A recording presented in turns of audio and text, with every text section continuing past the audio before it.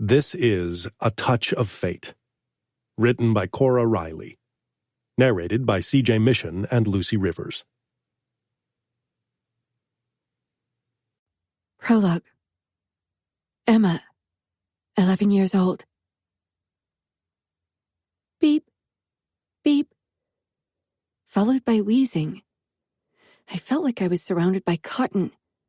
My body was numb, almost like that one time I touched the glass of our fireplace and burned my fingers. For days I hadn't felt anything in my fingertips. Now my entire body felt like that, not just my skin. A numbness existed in almost every layer of my limbs, a thick fog of nothingness I didn't understand. Beep, beep, whoosh. My hand felt heavy. I could feel that. It felt more substantial than the rest of me.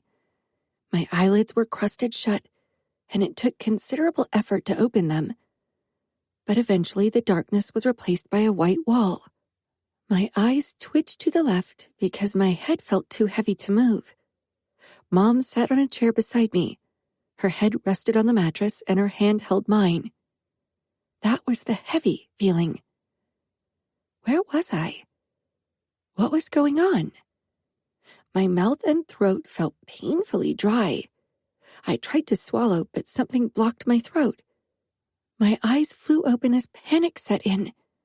I wanted to scream, but my mouth was blocked too. "Emma," Mom said. Our eyes met. Hers were filled with tears. I dragged my hand away from her, and even that movement was impossibly strenuous. I reached for my face, wanting to rip away whatever was stopping me from swallowing, from talking, from screaming. I touched a strange tube. Mom gripped my hand and gently pried it away. What was she doing? Why wasn't she helping me? "It's okay," she said. But her voice betrayed her words to be a lie. At the same time, she hit a button that started an alarm. It shrilled in my head, so painfully loud I wanted to cover my ears, but even that was impossible. A sound as unbearable as nails on chalkboard. The little hairs on my neck rose, and even that small muscle movement hurt. "This is your breathing tube, sweetheart. Don't touch it. The nurse will be here soon to take it out." I didn't understand what was going on. Nurse? My eyes took in my surroundings, the machine monitoring my heartbeat and pulse, the breathing machine, the drip. Mom squeezed my hand. "Shh," she murmured. "Everything will be okay." But even as she said it, she began crying. The door opened and a nurse came in, followed by Dad and my brother Danilo. All of them hurried to my side. The nurse began explaining what she'd do, but I barely listened. Dad stroked my hand, but his expression told me something bad had happened. And Danilo? His face twisted with pain, as if seeing me like this hurt him. His brown hair was completely disheveled, as if he'd repeatedly run his fingers through it, and his white shirt was crinkled. Crinkled. The situation was dire if Danilo didn't take care of his appearance.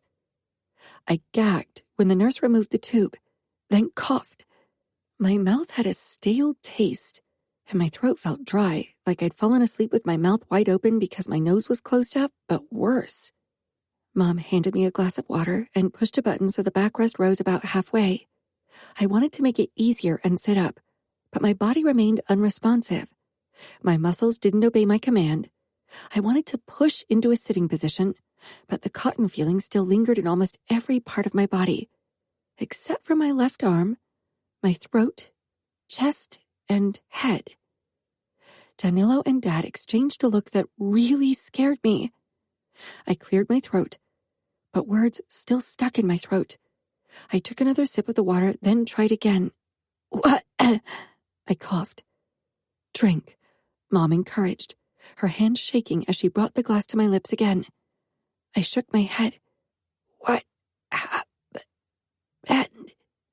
Something bad had happened, and nobody was telling me anything. Danilo finally stepped up to the bed while Dad sank down on the other chair with a shaky groan. He was ashen, and his brown hair looked as if it hadn't been washed in too long. Usually he was the one we visited in the hospital. He was the one Mom cried over. I frowned. Wasn't he in the hospital? I tried to remember, but my memories were murky.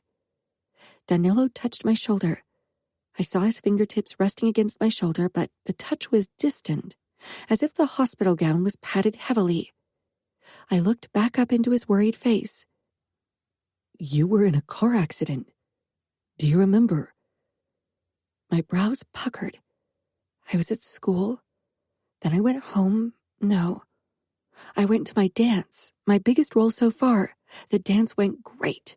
My bodyguard had taken me home because Mom had been in the hospital with Dad for his cancer surgery, and Danilo had to leave my play early. I blinked at Danilo, confused. Then I glanced at Dad.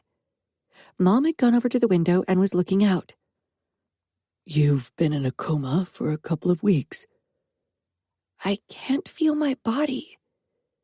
Dad closed his eyes, pinching the top of his nose. Danilo sank down in the chair that Mom had occupied before. He took my hand, but he didn't immediately start talking. When he did, his voice cracked several times. You had to be cut out of the car, Emma. It was really bad. You suffered some damage to your spinal cord. Can I dance again? I asked. I wasn't even sure why it was the first thing I asked. I'd sometimes wanted to quit dancing because our teacher was never happy with me. But now, the idea of quitting ripped a hole into my chest. Danilo shook his head. No. Nothing's set in stone, Mom said quickly. Danilo shook his head. It's unlikely she'll regain control of her legs again. Don't give her false hope, Mom. False hope?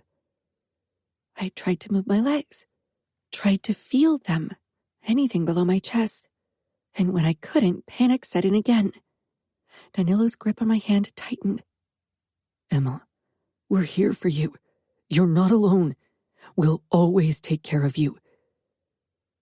I closed my eyes. If I could have moved my hands, I would have covered my ears too. I didn't want to hear or see anymore. I didn't even want to think. I just wanted to wake up from this nightmare and feel normal again. Chapter 1. Emma, 11 years old. I never walked without support again. Things got better, though, like Danilo had promised. Within the first week of waking from my coma, I was able to move my arms and the feeling returned to the upper part of my body. My arms felt weaker than before, but the doctors assured me they would regain their previous strength with training and as my body healed from the accident and surgeries. My lower body didn't recover the same way, no matter how much I wanted it to and how much Mom prayed. She always told me that it was temporary, and I believed her. I needed to believe her. Once I felt strong enough, Danilo and a nurse helped me into a wheelchair. Mom started crying when she saw me in it and left the room with a muttered excuse. I peered up at my brother, who held onto the handles, his expression like stone. His eyes met mine and he gave me a tight smile. I don't want to be in a wheelchair, Danilo. I want to walk like I used to. I will walk again, right? Danilo stared at me for a long time, a muscle in his jaw twitching, the only movement in his otherwise frozen face. The nurse glanced between him and me, her brows pulling together. She touched my arm, and I looked into her kind blue eyes. I know this is a lot to take in, Emma, and it's a little scary, but a wheelchair isn't your enemy. It'll help you go wherever you want. There are wheelchairs for every activity. They are lightweight and agile. You can play sports with them and do a quick U-turn. You will be faster than your brother if you get the right wheelchair. And if you prefer more support, you can even get an electric wheelchair. Then you can steer it with a single finger. Isn't that cool? I knew she was trying to cheer me up, to make my situation seem less daunting, but I didn't want to know anything about wheelchairs. I wanted my legs to carry me wherever I needed to go. She squeezed my shoulder with a compassionate smile. Once your arms are a little stronger, I'll bring you one of our lightest wheelchairs so you can get used to it, okay? I gave a tiny nod. The moment she was out of the room, I sent my brother a pleading look. I don't want to get used to a wheelchair, Danilo. I want my legs, please. Danilo walked around the chair and got on his haunches before me. He took my hands in his. I'll do everything I can, Emma, to help you. I'll look for therapies and doctors worldwide who can help you. But I want you prepared. I want you to learn how to use a wheelchair, and I'll buy you the best wheelchairs until you find one you like. I looked away from him. Why couldn't he lie like Mom did? Why couldn't he say that I would one day walk again? I had trouble moving the wheels. They seemed stuck. My fingers ached from trying to move them. This wheelchair wasn't easy to steer. It wasn't lightweight. It doesn't work! Tears of anger and frustration burned in my eyes after 10 minutes of trying to move the light wheelchair the nurse had brought me for practice. I think you accidentally engaged the brakes. She pulled a lever at the wheel, and I could move the wheelchair forward. But as I tried to move it past the bed, my wheel got stuck on one of the legs. I dropped my hands in my lap, pressing my lips together firmly. Danilo leaned against the windowsill and watched everything with a stoic expression. Mom couldn't bear seeing me in a wheelchair, so she had left for the canteen with her bodyguard. I need to go to the toilet, I said tonelessly. Would you like me or your brother to help you? Maybe it would be good if he learned how to assist you until you can do it without help. My eyes widened in horror, and Danilo straightened with a look of shock, torn out of the controlled calm he always displayed around me. He quickly masked it and nodded slowly. I shook my head. No, I don't want Danilo to help me. My voice broke. Maybe your mother. Danilo's mouth thinned. She won't be able to handle it, I said. Mom had to take care of Dad, which was already incredibly tough for her. The nurse seemed at a loss. Well, your family plans to take you home in a week, so we need to figure out how to help you. She looked at Danilo. Have you hired a private nurse for her? Danilo glowered. Our situation is special. We don't appreciate strangers in our home. Then you'll have to help her. Right now, she can't do it herself yet. Danilo walked toward me, but I shook my head. No! I didn't want my brother to help me undress so I could pee. I didn't want him to lift me on the toilet. I'd prefer to go back to having a catheter before I allowed him to help me. Danilo regarded me, but I could tell he wasn't sure what to do. My despair rose at seeing him helpless. My big, strong brother. I swallowed hard. I'll practice every day so I can do it myself. You go home in just a week unless your family changes their mind. Your body still has a lot of healing to do, Emma. She moved toward Danilo, and his expression became hard. Listen, I don't know anything about your world, but I know that your sister will need help in the beginning. Her body's been through a lot. Her scars need to heal inside and out. If she does too much too soon, it could set her back. Either you hire someone who will help her, or someone from your family needs to do it. There are ways to preserve modesty if that's a concern. She paused. And your sister needs a therapist. She needs to get grief counseling to come to terms with what she's lost. I swallowed hard. In our world, people didn't talk about going to therapy. Getting help for mental problems made you look weak. But at the moment, I felt weak, body and mind. Coming to terms with what I'd lost. Could I? Because sometimes it felt as if I'd lost too much to bear. My family will handle it, Danilo clipped. I tried to move the wheelchair back and finally got it unstuck. My progress toward the bathroom was slow, and my arms and hands tired quickly. The parts of my body that I could feel ached, despite the pain medication. Once inside the bathroom, I froze. I didn't have the strength to hoist myself out of the wheelchair and onto the toilet seat. I couldn't even undress the lower part of my body without help yet. I would have to lift my hips to remove the sweatpants and panties, and that simply wasn't an option. Yet. Danilo came in. I fought the urge to send him away, about lost my fight against the tears of frustration and shame. He stepped up to me and touched my shoulder. "What can I do?" His voice oozed utter control, but I could see the strain around his eyes. "If you grab me under the arms and lift me, I can try to push my pants down." The nurses had always done it, so I wasn't entirely sure if I could do it myself. "Then you'll have to put me down on the toilet." I closed my eyes, hating every moment of this. "Will I hurt her?" Danilo asked the nurse. "I'll take a look, but it's been 5 weeks since her surgeries, so everything should be fine as long as you move slowly and carefully." I opened my eyes to find Danilo looking at my face with a look of utter concern. He grabbed me under the armpits and lifted me a few inches from the wheelchair. It hurt, mostly in my hips and shoulders, but I stifled a noise.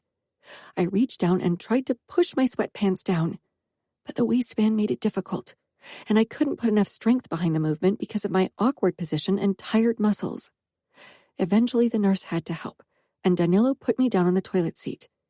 They both left, but it took me several minutes before I could finally let loose. I didn't immediately call for Danilo when I was done.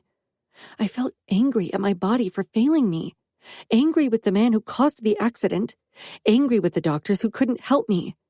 But overwhelmingly, I felt utterly heartbroken and sad. Nothing would ever be like I was used to. How could a therapist change any of it? Would they make me forget reality? "Emma," Danilo called. "Come in." My voice was small, and tears had started streaming down my cheeks. I didn't look up as Danilo came in. His shoes appeared in my line of vision. He gripped me and hoisted me up.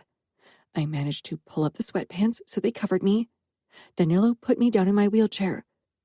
I moved toward the wash basin and managed to turn the water on while Danilo watched me. I cleaned my hands, then leaned back in the chair. "Progress," the nurse said with a smile. I didn't return the smile. Eventually, she left. Danilo pushed me back into the bedroom, then crouched before me again. "Emma, you are strong. Soon you'll be able to do this alone. But as long as you can't, I don't mind helping you. Okay?" I looked into his eyes and gave a small nod. 4 weeks after I had woken up from my coma, I returned home against the recommendation of the doctors. They thought I should go to a rehabilitation clinic, but Danilo and Dad didn't think they could guarantee my protection there. So all of my therapy sessions would either take place at home or Danilo would take me there. When I finally came home, some feeling had returned to my legs. In the beginning, it was mainly as a tingling, similar to the sensation of feeling returning to your limbs after falling asleep, only that my legs didn't wake up, and the tingling felt more like a bothersome prickling. Despite the sleepless nights that this insistent prickling caused at first, it was better than the numbness of the first few days and weeks. Entirely numb areas remained like my toes, and my calves only signaled a sort of dull pressure when I put my weight on them, or something very heavy rested on them. Apart from that, they didn't register touch. My home didn't feel like a home anymore, because I couldn't even reach my bedroom on the upper floor without someone carrying me there. I couldn't use the toilet without help because there weren't handles yet. The sinks were too high for me sitting in the wheelchair. The list was long. Apparently, Mom didn't want the house to be made accessible because that would equal accepting that I would have to use a wheelchair forever. Dad was already too poorly to bother getting involved in the argument, but a week after my return, Danilo lost it. "As underboss of this city, my word is law, Mother, for you and everyone else. And I made the decision to turn this house into a place where Emma feels welcome. Tomorrow, craftsmen will arrive and start their work." Mom was stunned into silence, and I felt relieved. The past few days had been a string of things I couldn't do because I couldn't reach them with my wheelchair. It had made me feel left out and helpless, even more so than in the hospital. Once the elevator was installed and everything else was made accessible, I could move around the house without constant help. Everything still took a long time, and the shelves remained out of my reach, but I felt like I had regained a tiny bit of my freedom. Of course, Mom or Danilo was always home, but I felt a little more like my old self. Every day, someone came over to do physical therapy and massages with me, and eventually even a therapist visited to help me cope. Despite Danila's aversion to strangers in the house, the outfit simply didn't have someone who specialized in helping someone with my type of spinal injury. They were the only people I saw, except for bodyguards, my family, and the doctors. Danilo wanted me out of the public eye until I felt stronger. Sometimes I wondered if my mental state was the only reason I spent my days at home. I didn't know how much of my condition was public knowledge. Many of my friends had written in the first few weeks after I woke up, but it soon became obvious that curiosity was the reason, not true concern or friendship. Eventually, when I didn't reveal more of my condition, most of them stopped writing. Only my closest friend, Georgia, remained from my group of friends in Indianapolis. She, however, treated me as if nothing had happened. When she visited me the first time, 2 weeks after my release from the hospital, Danilo hadn't allowed her to see me sooner. She walked straight past my concerned brother and hugged me tightly, as if nothing had changed. Her mane of curly red hair tickled my face. She pulled back and smiled at me, then looked at the electric wheelchair in one corner of the foyer. I almost never used it. "Can I try it? I want to know how it is for you." She grimaced, then tilted her head, her blue eyes flickering with worry. "Was that rude? My mother said I should be careful not to be rude, but we've been friends forever. I mean, you know how I am." I burst out laughing for the first time since my accident. "You are you, Georgia, and I don't want you to act any different." Georgia sank down on the electric wheelchair, her tongue wedged between her lips as she tried to figure out how it worked. I preferred the agility of my manual wheelchair. Danilo stood a few steps from us. He hovered a lot during the day, which meant he had to work at night. I wasn't sure when he ever got sleep. Georgia let out a little screech when the wheelchair suddenly surged forward, and she almost collided with my brother. He cocked an eyebrow at her. I laughed again. The sound felt foreign, and my ribs actually ached.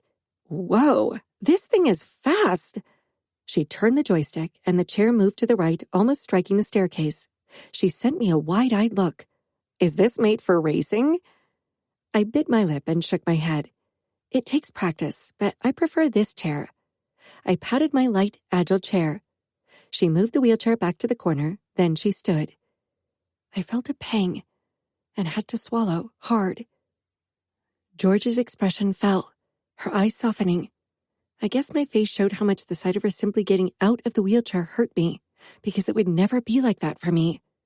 My physical therapist had promised me we would work with leg braces as soon as my body allowed it, but he had also been very clear that with the damage my spinal cord had sustained, the chances of me walking without support ever again were almost nil. "I'm sorry." I shook my head. She had nothing to be sorry for. "You made me laugh for the first time in weeks." Georgia came over to me. "I thought we could watch a movie and eat popcorn." I nodded, so we moved upstairs to my room in the new elevator. Danilo finally left us alone. We usually watched movies on my bed. Georgia plopped down as usual, then sat up with an uncertain expression. "Or do you prefer to sit on the sofa?" She motioned to the sofa off to the side. I hadn't used it since my accident. The TV could be turned either way. "No," I said, then wheeled closer to the bed. I arrested the brakes. I still had trouble getting from the wheelchair into bed, even if it was a new, lower model. Georgia watched me as I tried to hoist myself into bed. After 3 tries, I finally managed to land my butt in bed. I used my arms to scoop backward until my back hit the headboard. Then I leaned back and had to take a deep breath. My body ached, and I felt tired from this short movement. Georgia held the remote in her hand, but hadn't turned on the TV yet. "If you ever want to talk, I'm here." I nodded.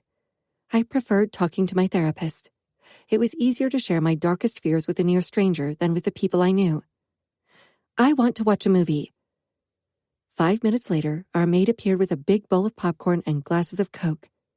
As Georgia and I watched the movie, shoulder against shoulder, I felt like the old Emma, for the first time since waking from the coma. One day, a few months after the accident, when it became clear that I'd never dance again, Mom threw away all my ballet clothes. I only knew because she hadn't properly closed the drawer where I kept my leotards, and when I checked, I found it empty. I checked the other drawers with my ballet clothes, but they too were empty. Everything had disappeared without a word, without an explanation. But I knew it was Mom. She'd sometimes mentioned how much I had to miss ballet and that I'd certainly be able to do it again soon. She'd probably been more devastated about the end of my ballet career than me. Still, I felt sorrow as I stared at the empty drawer. It symbolized another part of my old life I'd lost, another door that ultimately closed for me. I'd enjoyed ballet, the grace and discipline, the costumes, the music. But it hadn't been my dream until it had been taken from me.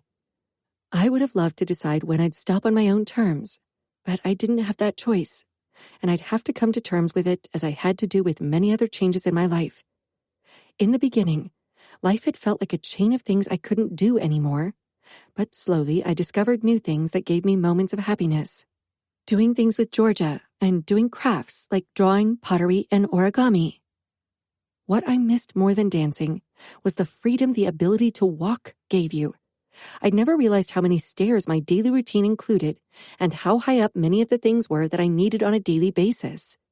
The first time I'd entered the kitchen to grab a glass of water after my return home, I had been unable to reach the cupboard and had been left staring at it until our cook came in and helped me. After that, she put glasses into a low cupboard so I could get them. It wasn't the last time I couldn't reach something. My family and I had to adapt to my new abilities. Step by step, our home turned into a place where I could do many things independently. But I knew that if I ever attended social gatherings again, things would be a new challenge. About 2.5 months after my accident, I got the first taste of what life with a disability meant in our antiquated traditional world. And this event almost let other people's inability to cope with my disability become the way I also handled it. I had been engaged to the eldest son of the Cincinnati underboss since I was only 4 years old. Federico and I had only met a couple of times, and I had never given our bond more than a fleeting thought. Marriage was still a distant concept, and I really didn't care all that much about boys yet. When Federico's father came to visit without his son, I immediately had a bad feeling. Danilo had told me to stay upstairs, but I had been utterly sheltered since my accident, and I finally wanted to get a glimpse of the outside world, even if it was only through brief small talk with Federico's father. Danilo's eyes strayed to me as I emerged from the elevator when Federico's father entered.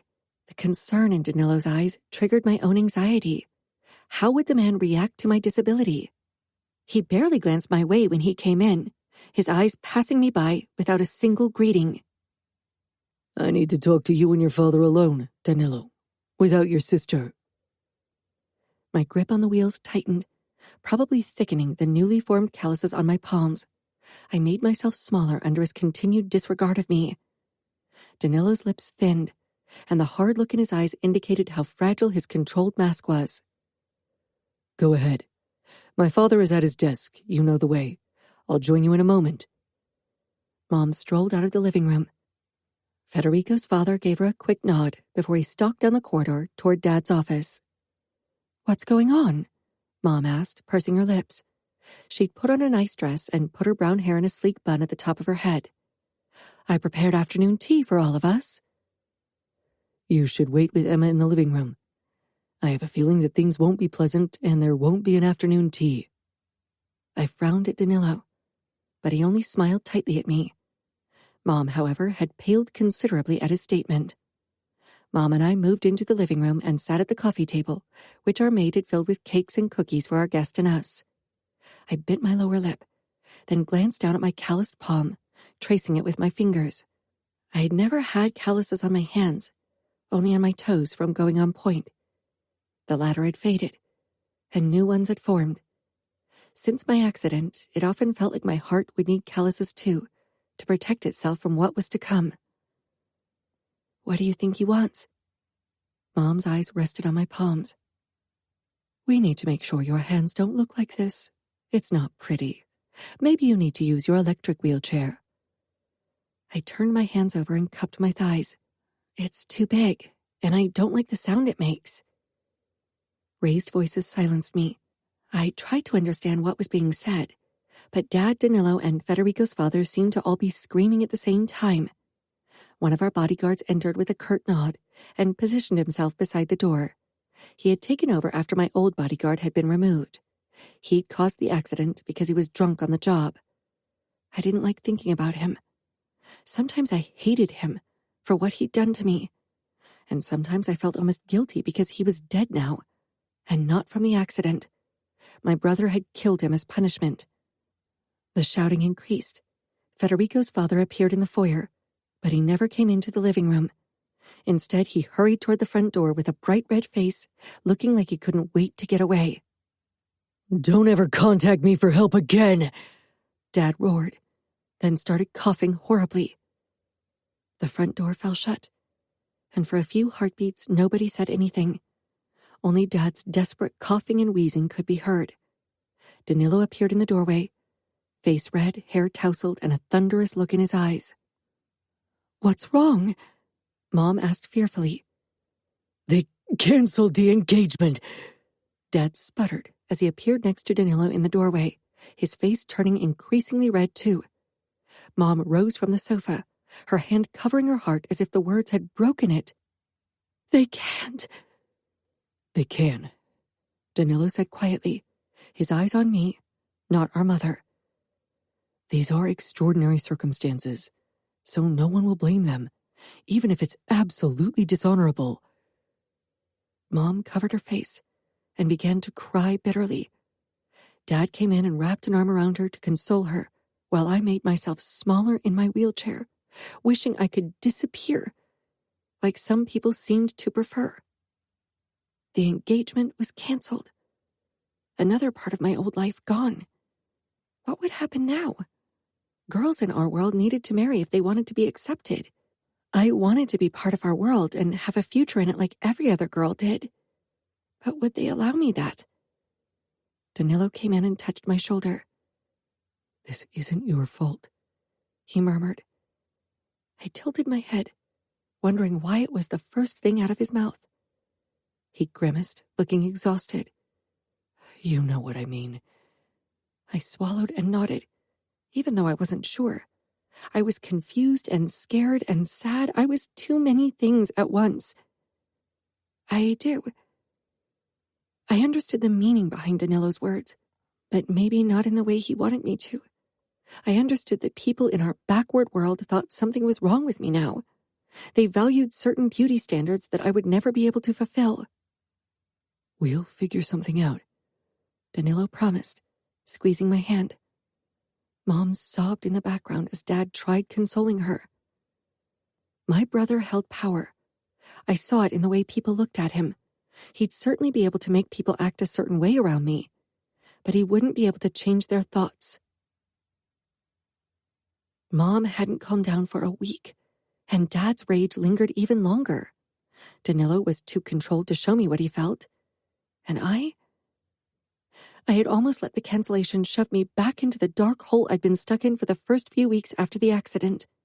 Even my therapist couldn't change it.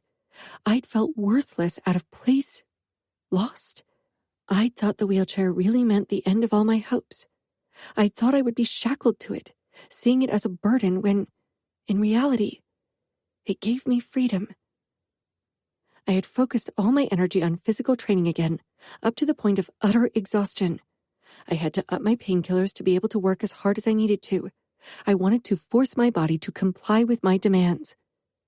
After several months of intensive training, my legs could hold me up for a few seconds if I held on to something.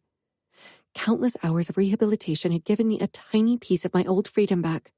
But over time, I also realized that no matter what I did or how hard I trained, I wouldn't walk without support like I used to.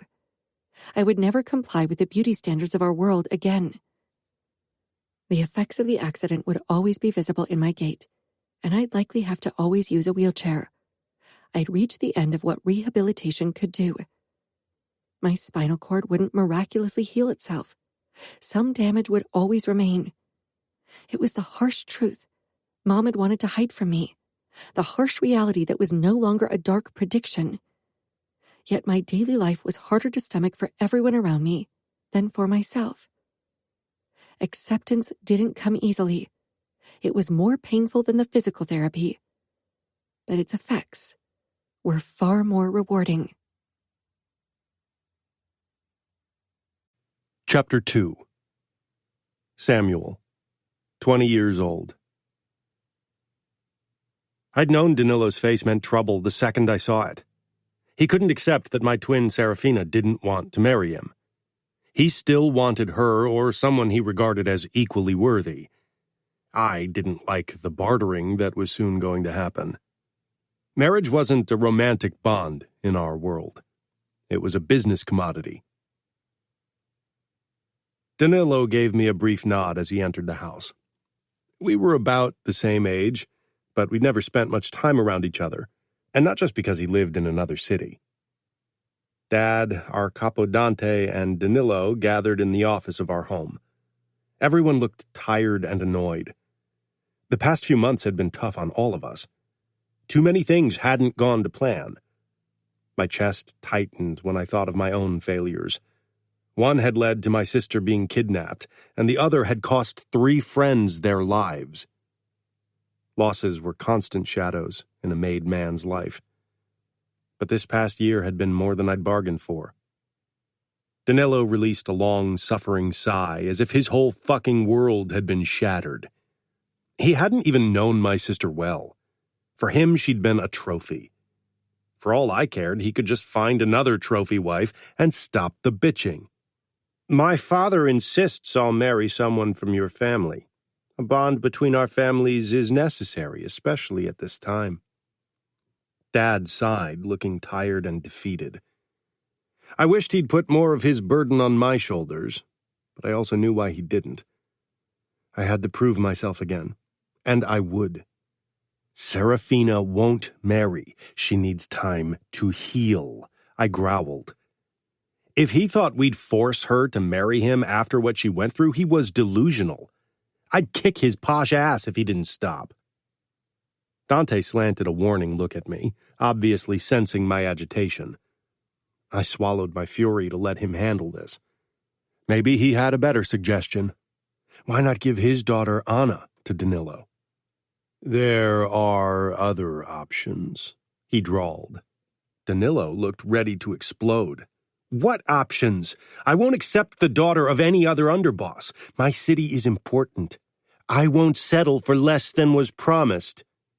Dante scowled, blue eyes flashing with anger. Watch your tone, Danilo. I realize this is a difficult situation, but I expect respect nonetheless. My pulse was racing with pure fury, and it wasn't easy to hold back. Too much anger had gathered in me in the past few months. You can't have Fina. You can't have Anna either, Dante said. You need my support in this war. You need a strong family at your back. Is that a threat? That's a fact, Dante.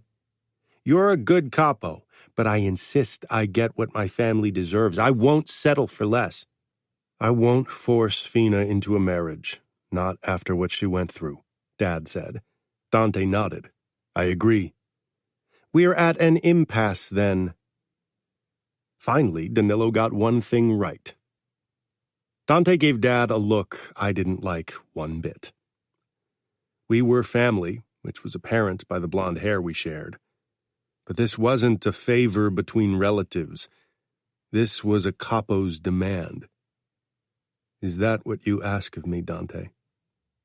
Pietro, if we follow the rules, Danilo could demand to marry Serafina. They were engaged. I will give you Sophia, Dad said after a moment. I balled my hands to fists, unable to believe what was happening. Maybe I should have seen it coming. She's what, 11? Danilo asked in distaste. 12 in April, I muttered. What were we doing here? I'm 10 years older than her. I was promised a wife now. You'll be busy with this war and establishing your reign over Indianapolis. A later wedding should be of advantage for you, Dante said. Danilo? Dante asked when he didn't react. I have one condition. I straightened. I could tell that whatever Danilo asked of us would be too much, but at this point we didn't have many options other than going into an open conflict with his family, which Dad didn't want. "What condition?" Dante asked. Danilo looked at me, and I almost laughed. What did he want now? "He marries my sister Emma," Danilo said. Surprise washed over me, though I should have expected it. "She's in a wheelchair, yes, which is why nobody of worth wants her. My sister deserves only the best, and you are the heir to Minneapolis. If you all want this bond, Samuel is going to marry my sister, and then I'll marry Sophia." Emma was around my sister's age. I only knew who she was because of her wheelchair and the dishonorable story with Cincinnati. Many people in our world didn't consider her good marriage material.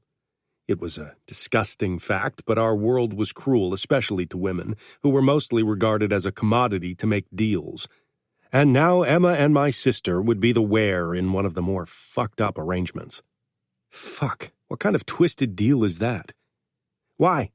Your father has been testing the waters for possible brides, and my sister is a Mancini. She's a good match.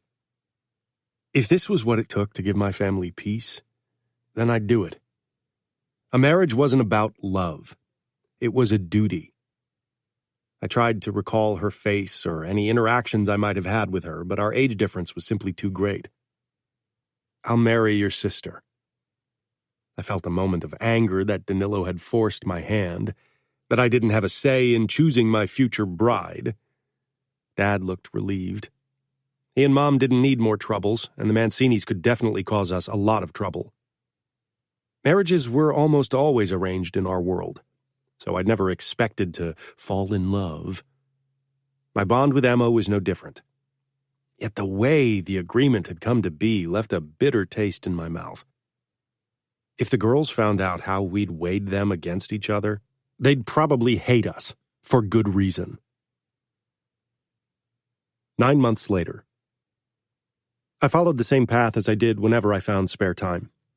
Today, on the first anniversary of their deaths, the weight resting on my shoulders felt heavier than on the previous days. The family crypts of my friends were all in the same cemetery, and only a few steps from each other. I always began with Arlo, then moved on to Enea before I finally reached Domenico's last resting place, a small house made from white marble and closed by cast-iron gates that harbored generations of Domenico's family. He was by far the youngest to have found his rest here. Considering his death, I doubted it was peaceful. The gate creaked when I opened it and stepped into the dark inside of the crypt. Dankness and dust crawled into my nose. Several grave lights cast their eerie reddish light on the slots in the walls where the bones of Domenico's ancestors rested, and he too would eventually find his last rest in one of them.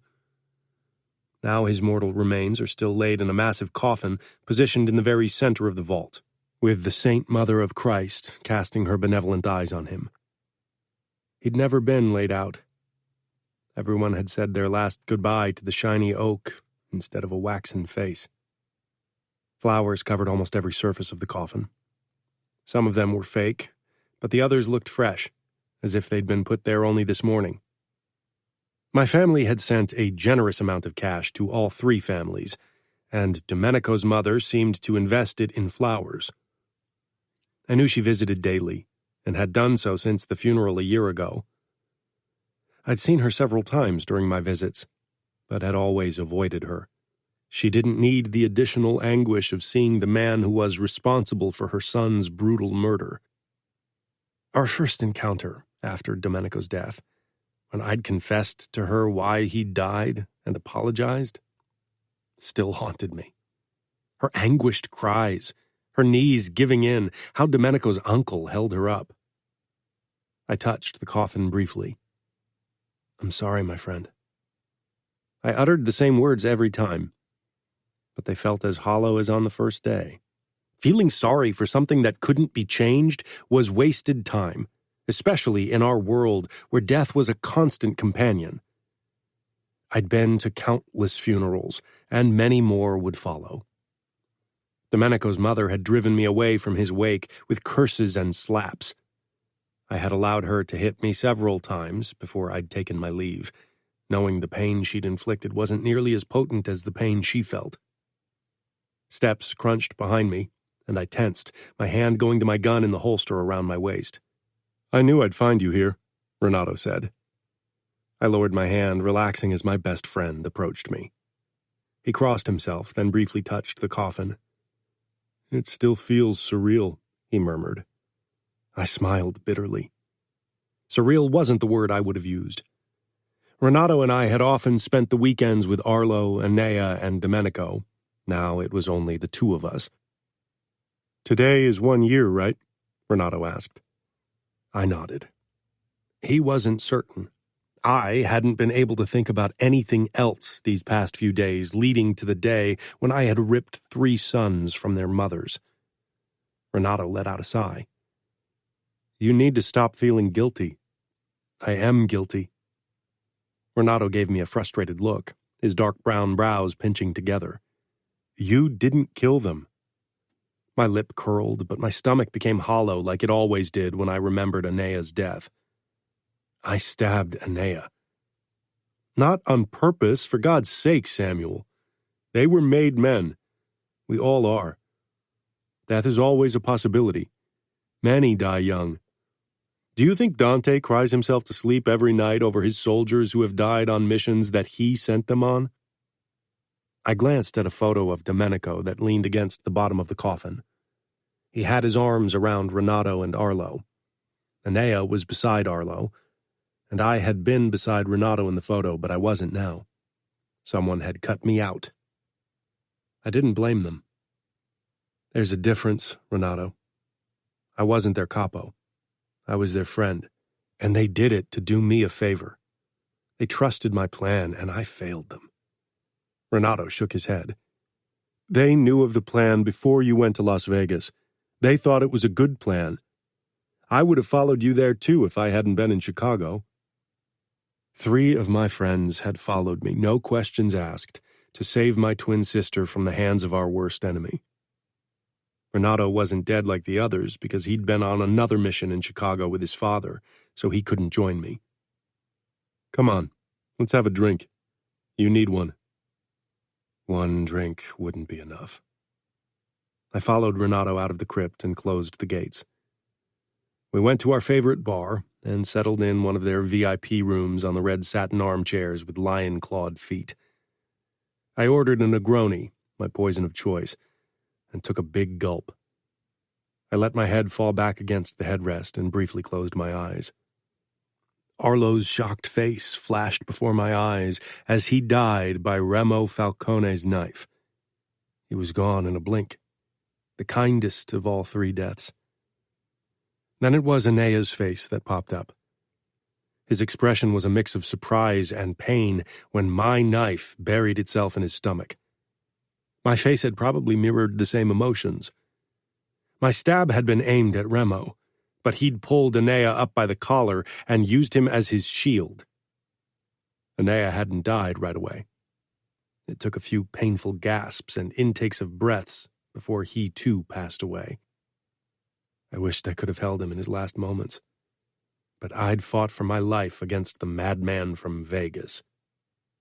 And the last one, Domenico's face, materialized before my closed eyelids like a grotesque wax figure from a horror cabinet. Even in death, his face had been twisted with agony from hours of torture by the hand of the Falcones. Most of my nightmares revolved around him. I'd been witness to torture before, had been tortured myself, and rarely any of it replayed in my dreams. But seeing a friend being tortured to death because he wanted to help me? Fuck. That haunted me every night. And sometimes by day, too. I doubted that would get better, even as the years passed. My foolish plan had robbed my friends of the chance to ever marry, to grow old, to have a family. And had it brought me Serafina back?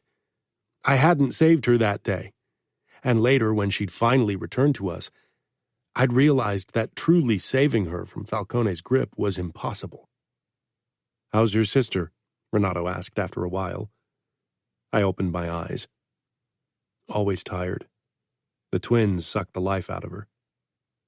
Renato shook his head. "Still can't believe she kept them." It was a topic we'd discussed plenty of times before. I nodded, but didn't say anything. I didn't want to think of Remo Falcone's offspring, not on a day when I mourned the friends he'd killed. It was difficult because they looked exactly like him, and nothing like Fina, who had blonde hair and blue eyes like me. "I'm going to marry Danilo Mancini's sister," I said casually. The agreement had happened 9 months ago, but I'd kept it to myself so far. Renato sat up straight in his chair, his brows shooting up. "Wheelchair girl?" I scowled. "Emma Mancini is her name, and I expect you to treat her with the necessary respect, considering she's my future wife." "Sure, but how did this happen?" Renato opened his arms, palms pointing my way, demanding an explanation. "It's a deal between Danilo and my family." "Don't tell me that happened back when Sofia was promised to him." I took another sip from my drink before I nodded. Renato leaned forward and shoved my knee hard, so I almost spilled my Negroni. "Why the fuck didn't you tell me before?" "Too much going on. It didn't seem important at the time." Renato scoffed. "Not important? You're talking about the woman you have to spend the rest of your life with." "It's still a while before I can marry her." I shrugged. Renato mimicked my shrug with a pissed expression. He shook his head and sank back against the headrest. "Really?" He shook his head again. "Fuck, that's hard." I raised an eyebrow. "Come on, you could have married anyone, and you get the girl who Cincinnati left at the altar." "They canceled the engagement, Renato. There's a difference." "They canceled the engagement because she's in a wheelchair, Samuel." "That was dishonorable and tasteless," I muttered. I can't see why her being in a wheelchair gave them the right to cancel the engagement. Yet most people got it, and would probably have done the same if their only son had been promised to the girl. "I won't leave her at the altar," I said matter-of-factly. I didn't know anything about Emma, except that Sophia liked her very much and that she was apparently very kind. "Sometimes you're too honorable for your own good."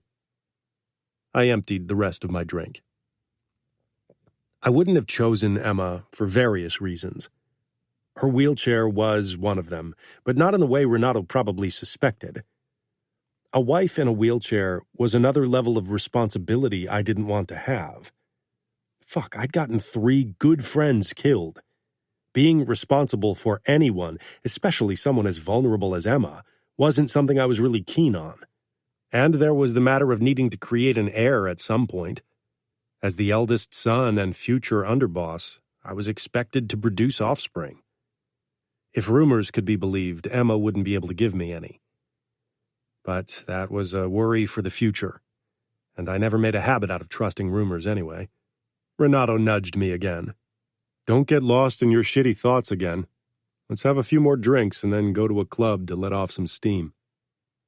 Getting shitface sounded like a good plan. Chapter 3. Emma, 14 years old. "You look marvelous," Georgia crooned. I bit my lip, feeling really pretty in the dress I'd picked for her brother's wedding. It was one of the few social gatherings I'd attended since my accident. The last time had been Dad's funeral.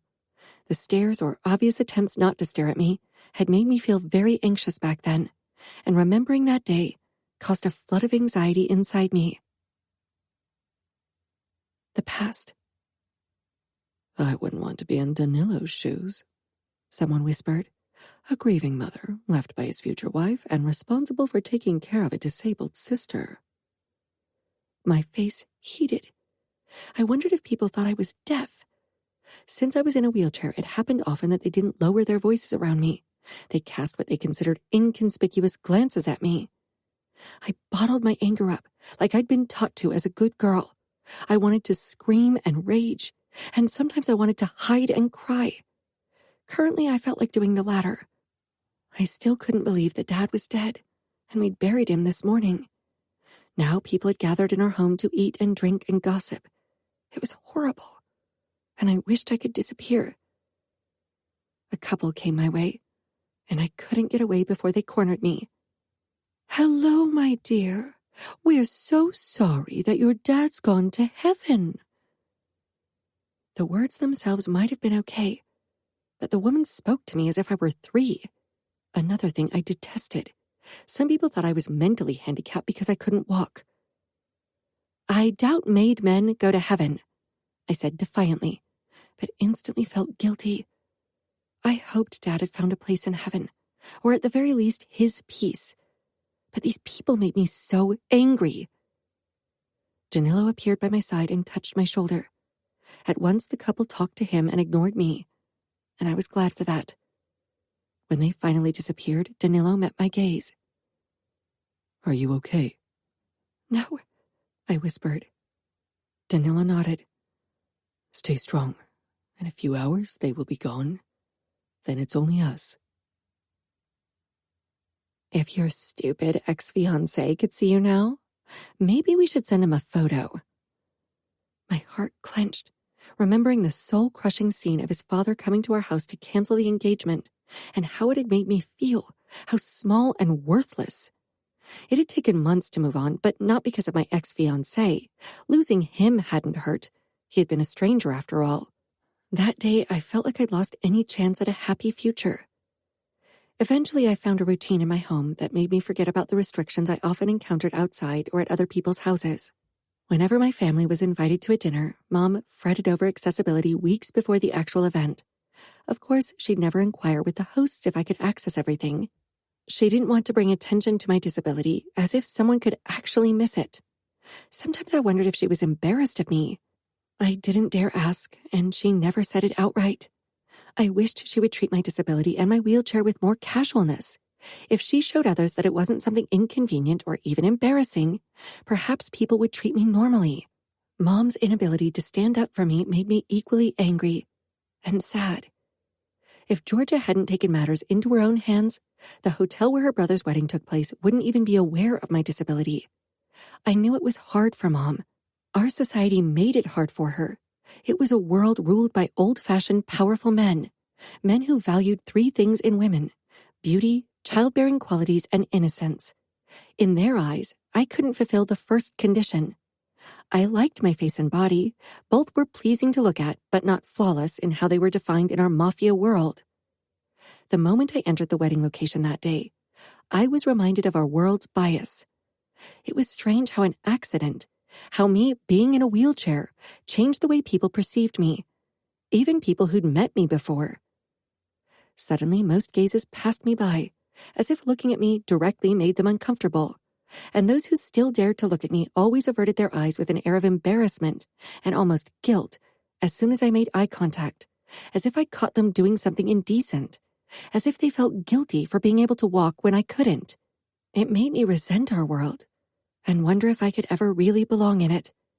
That they were looking wasn't indecent, but I could imagine that their thoughts made them feel guilty and unable to return my gaze. I wasn't stupid, and despite what some people might think, I wasn't deaf either. I heard them whisper loudly about what a shame it was that a beautiful girl like me was in a wheelchair. They made it sound as if me being in a wheelchair had stolen my beauty from me. Even at 14 years old, the enormity of their judgment already hit me hard. In a world where women were solely judged by their beauty and their childbearing qualities, I was regarded as less beautiful than a girl who could walk freely on her own legs.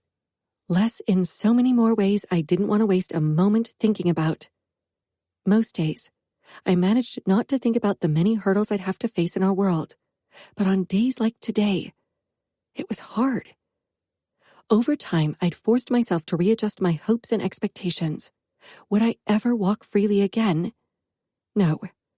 Would I marry? Probably not. Today, as I watched the married couple do their first dance, sorrow and wistfulness hit me full force, and I allowed myself to feel both for the duration of the dance. I had erased hopes of my own wedding from my mind as much as it was possible. The moment the dance floor opened for everyone, Georgia was ushered toward her brother to dance with him.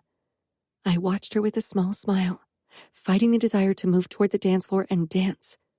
Georgia and I had full-fledged dance-offs at home, but I had never danced in my wheelchair in public. Would you prefer to leave? Danilo murmured. I quickly shook my head. I wanted to be part of our world. I wouldn't hide. Georgia met my gaze across the room and motioned for me to come her way. My eyes widened. By now the music had switched to fast pop songs. When I didn't follow her invitation, she hurried toward me with a grin and held out her hand. Let's dance! I let her pull me along toward a corner of the dance floor. Then she released me and began to jump and twirl to the music. I could see people watch her with raised eyebrows over her display of careless joy. Georgia was curvy, too curvy by our beauty standards, but it didn't stop her from enjoying herself. Emboldened by her confidence, I moved my wheelchair to the music until everyone else faded into the background. I'd carve out my own bubble of happiness. Emma, 16 years old. Danilo was tense. Tenser than usual, that was. Since Dad's death, he'd constantly been on edge. I still remembered a more easygoing Danilo, but that had been way before Dad's death, before his fiancée had been kidnapped and then later run off with her kidnapper. We moved into an accessible executive suite in the best hotel in Minneapolis a day before my brother's engagement. The view over the Mississippi River and the city was spectacular. The hotel had 2 bigger suites, but they weren't accessible, so we chose this one, and it offered enough space for us. Danilo had to sleep on a sofa bed because the suite only had 1 bedroom. The carpet was very fluffy, which made moving along with my wheelchair a bit strenuous and gave my arms a good workout. Danilo's face was hard, almost foreboding. Not the face of someone excited about his engagement, his second engagement, this time to Sophia, his ex-fiancée's little sister. She was only a month older than me. I really liked Sophia. She was kind, and she still talked to me like she did before my accident. Are you excited? I asked him. He looked up from his phone, where he'd no doubt been checking work emails. Excited? He asked. I rolled my eyes with a teasing smile. About your engagement. Danilo shook his head. I don't see why I should be. This is my second engagement, and I'm only concerned about making it to the wedding this time. I hoped he didn't share his thoughts with Sophia. She struck me as an emotional person who seemed quite happy about her bond to my brother. I would be excited if this was the day before my engagement. Danilo put down his phone, reluctance passing across his face. That's what I wanted to talk to you about. I wheeled closer. My sentiments toward an engagement that's probably never going to happen? The moment the bitter words left my mouth, I wanted to slap myself. I didn't like when I turned bitter. That Cincinnati had broken our family's promise that we'd marry had stung. And my options were slim, but my happiness didn't depend on marriage. At least, I tried to tell myself this as often as possible, especially now that I was at an age when most other girls were already promised. Sweet 16. I wasn't sure who'd invented that term, but they'd probably never heard the jibing comments of older female relatives who made 16 sound like the tipping point before you turned rotten and absolutely unmarriageable. I often felt left out. When girls my age talked about how guys checked them out, I always felt a pang. I'd had boys give me flirty looks before, but they hadn't been part of our world, where everyone just seemed to look at my wheelchair and not the person inside. It frustrated me, but I wasn't sure how to change people's perception. No, Danilo said slowly. He stood and squatted before me like he often did when we had something unpleasant to discuss. I narrowed my eyes, wondering what was going on. The Miones and I came to an understanding. Okay, I said slowly. Sophia was a Mione, but I didn't understand his strange behavior if this was about his engagement to Sophia. Danilo met my gaze and took my hands. Now I was really concerned. Pietro, Samuel, and I agreed that you would marry Samuel. Samuel Mione. future underboss. Ice Prince. I had only talked to him once, and the memory washed over me like an icy flood. Samuel and his father attended Dad's funeral like all underbosses of the outfit. Samuel stood out from the crowd with his blue eyes, blonde hair, and tall frame. Many girls fancied him. Now he looked tired, with dark shadows under his eyes and a haunted expression on his face. Ever since his sister had run off to join the Camorra, he'd looked like that. It must have been hard for him. He and his father shook hands with Danilo before they turned to me. My condolences, Samuel said, meeting my gaze. He was one of the very few who looked me in the eyes. Most people seemed uncomfortable to do so, either because of my grief or my wheelchair. In most cases, it was probably a combination of the two. Thank you, I said softly. I considered telling him I was sorry about his sister, but I wasn't sure if that was a good idea. Danilo always got grumpy when I mentioned her, and I had a feeling Samuel felt even worse, considering it was his twin. Samuel nodded, then returned his gaze to Danilo. The tension between them was palpable. It had definitely gotten much worse in the past year, but Danilo didn't want to talk about it. I stared at my brother in the present. My heart began pounding, my ears closing off, my throat feeling tight. Samuel was a good catch, a great catch. Most people in our cruel Mafia world would even go as far as to say he was too good a catch for me. Sometimes I caught myself mimicking those horrible thoughts, not because I believed that I was worth less because of my wheelchair, but because the people in our world believed so. Women were judged by their, if possible, flawless beauty. To think of a disabled woman as beautiful wasn't heard of. People's sight reduced itself to the device supporting me, not the body it held. It wasn't my job to make them see reason. Even as a child, I'd heard and understood the whispers when Cincinnati had broken off things.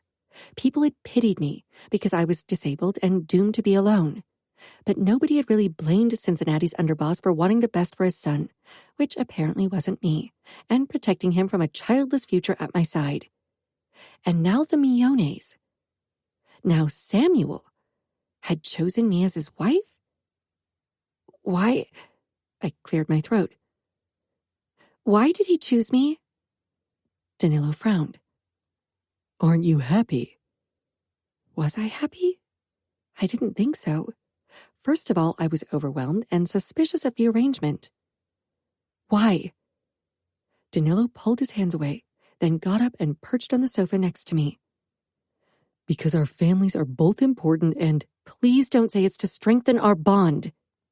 His mouth twitched in a ghost smile that was gone before it could really manifest. It's one reason, of course. It's always been done this way. You know that.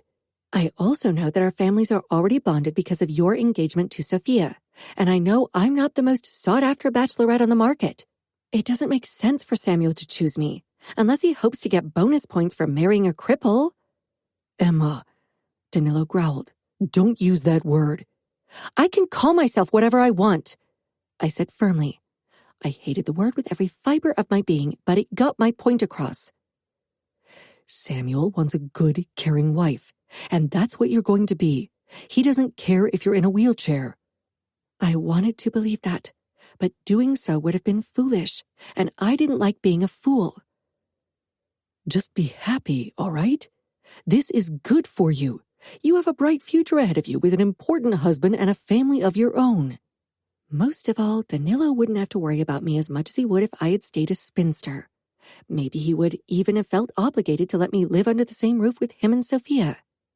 It was better this way, definitely for Danilo, and for me too. Annoyed, I wheeled back until I could turn around. I need some water. I'll get it myself, I said and moved toward the small kitchen area of the suite. I opened the minibar and took out one of the tiny San Pellegrino bottles.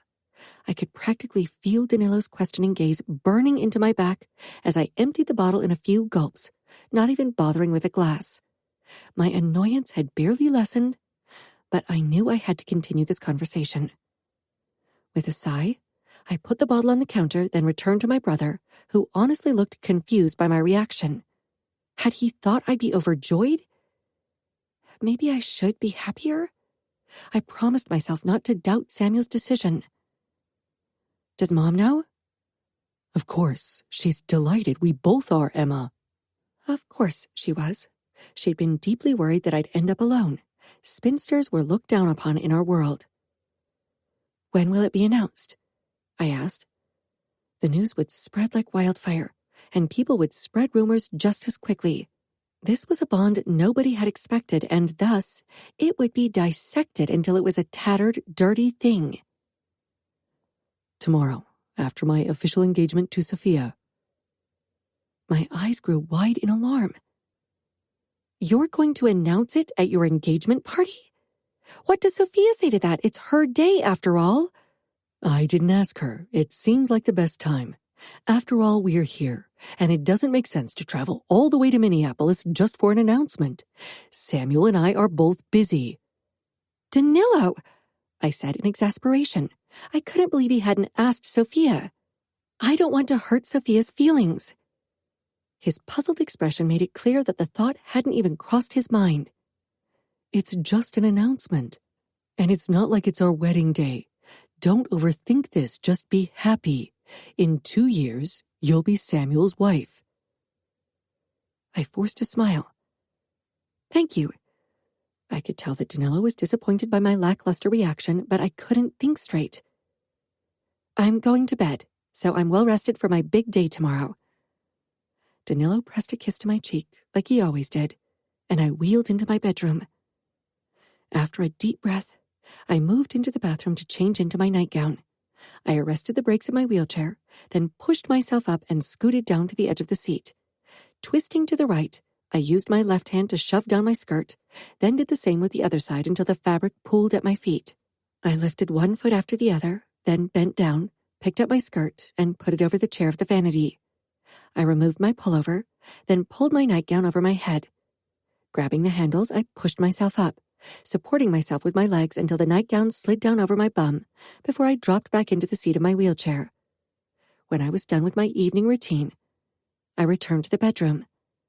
The mattress was softer than what I was used to from home, so my hand sank in when I tried to slide from my wheelchair into the bed, almost causing me to slip down. I caught myself and released a sigh. Traveling days were always hard on my body and mind. For one, they gave me anxiety, and I always felt drained physically, too, in the evening of such a day, so my legs were less capable of supporting my weight. Once I lay in the dark, I couldn't fall asleep for hours. My thoughts kept revolving around Samuel. I couldn't deny it. He would have been my top choice if I could have chosen a husband from the available bachelors. I didn't mind that he was 8 years older. I actually preferred it. Maybe it was because of my accident, but I was more mature than boys and even girls my age.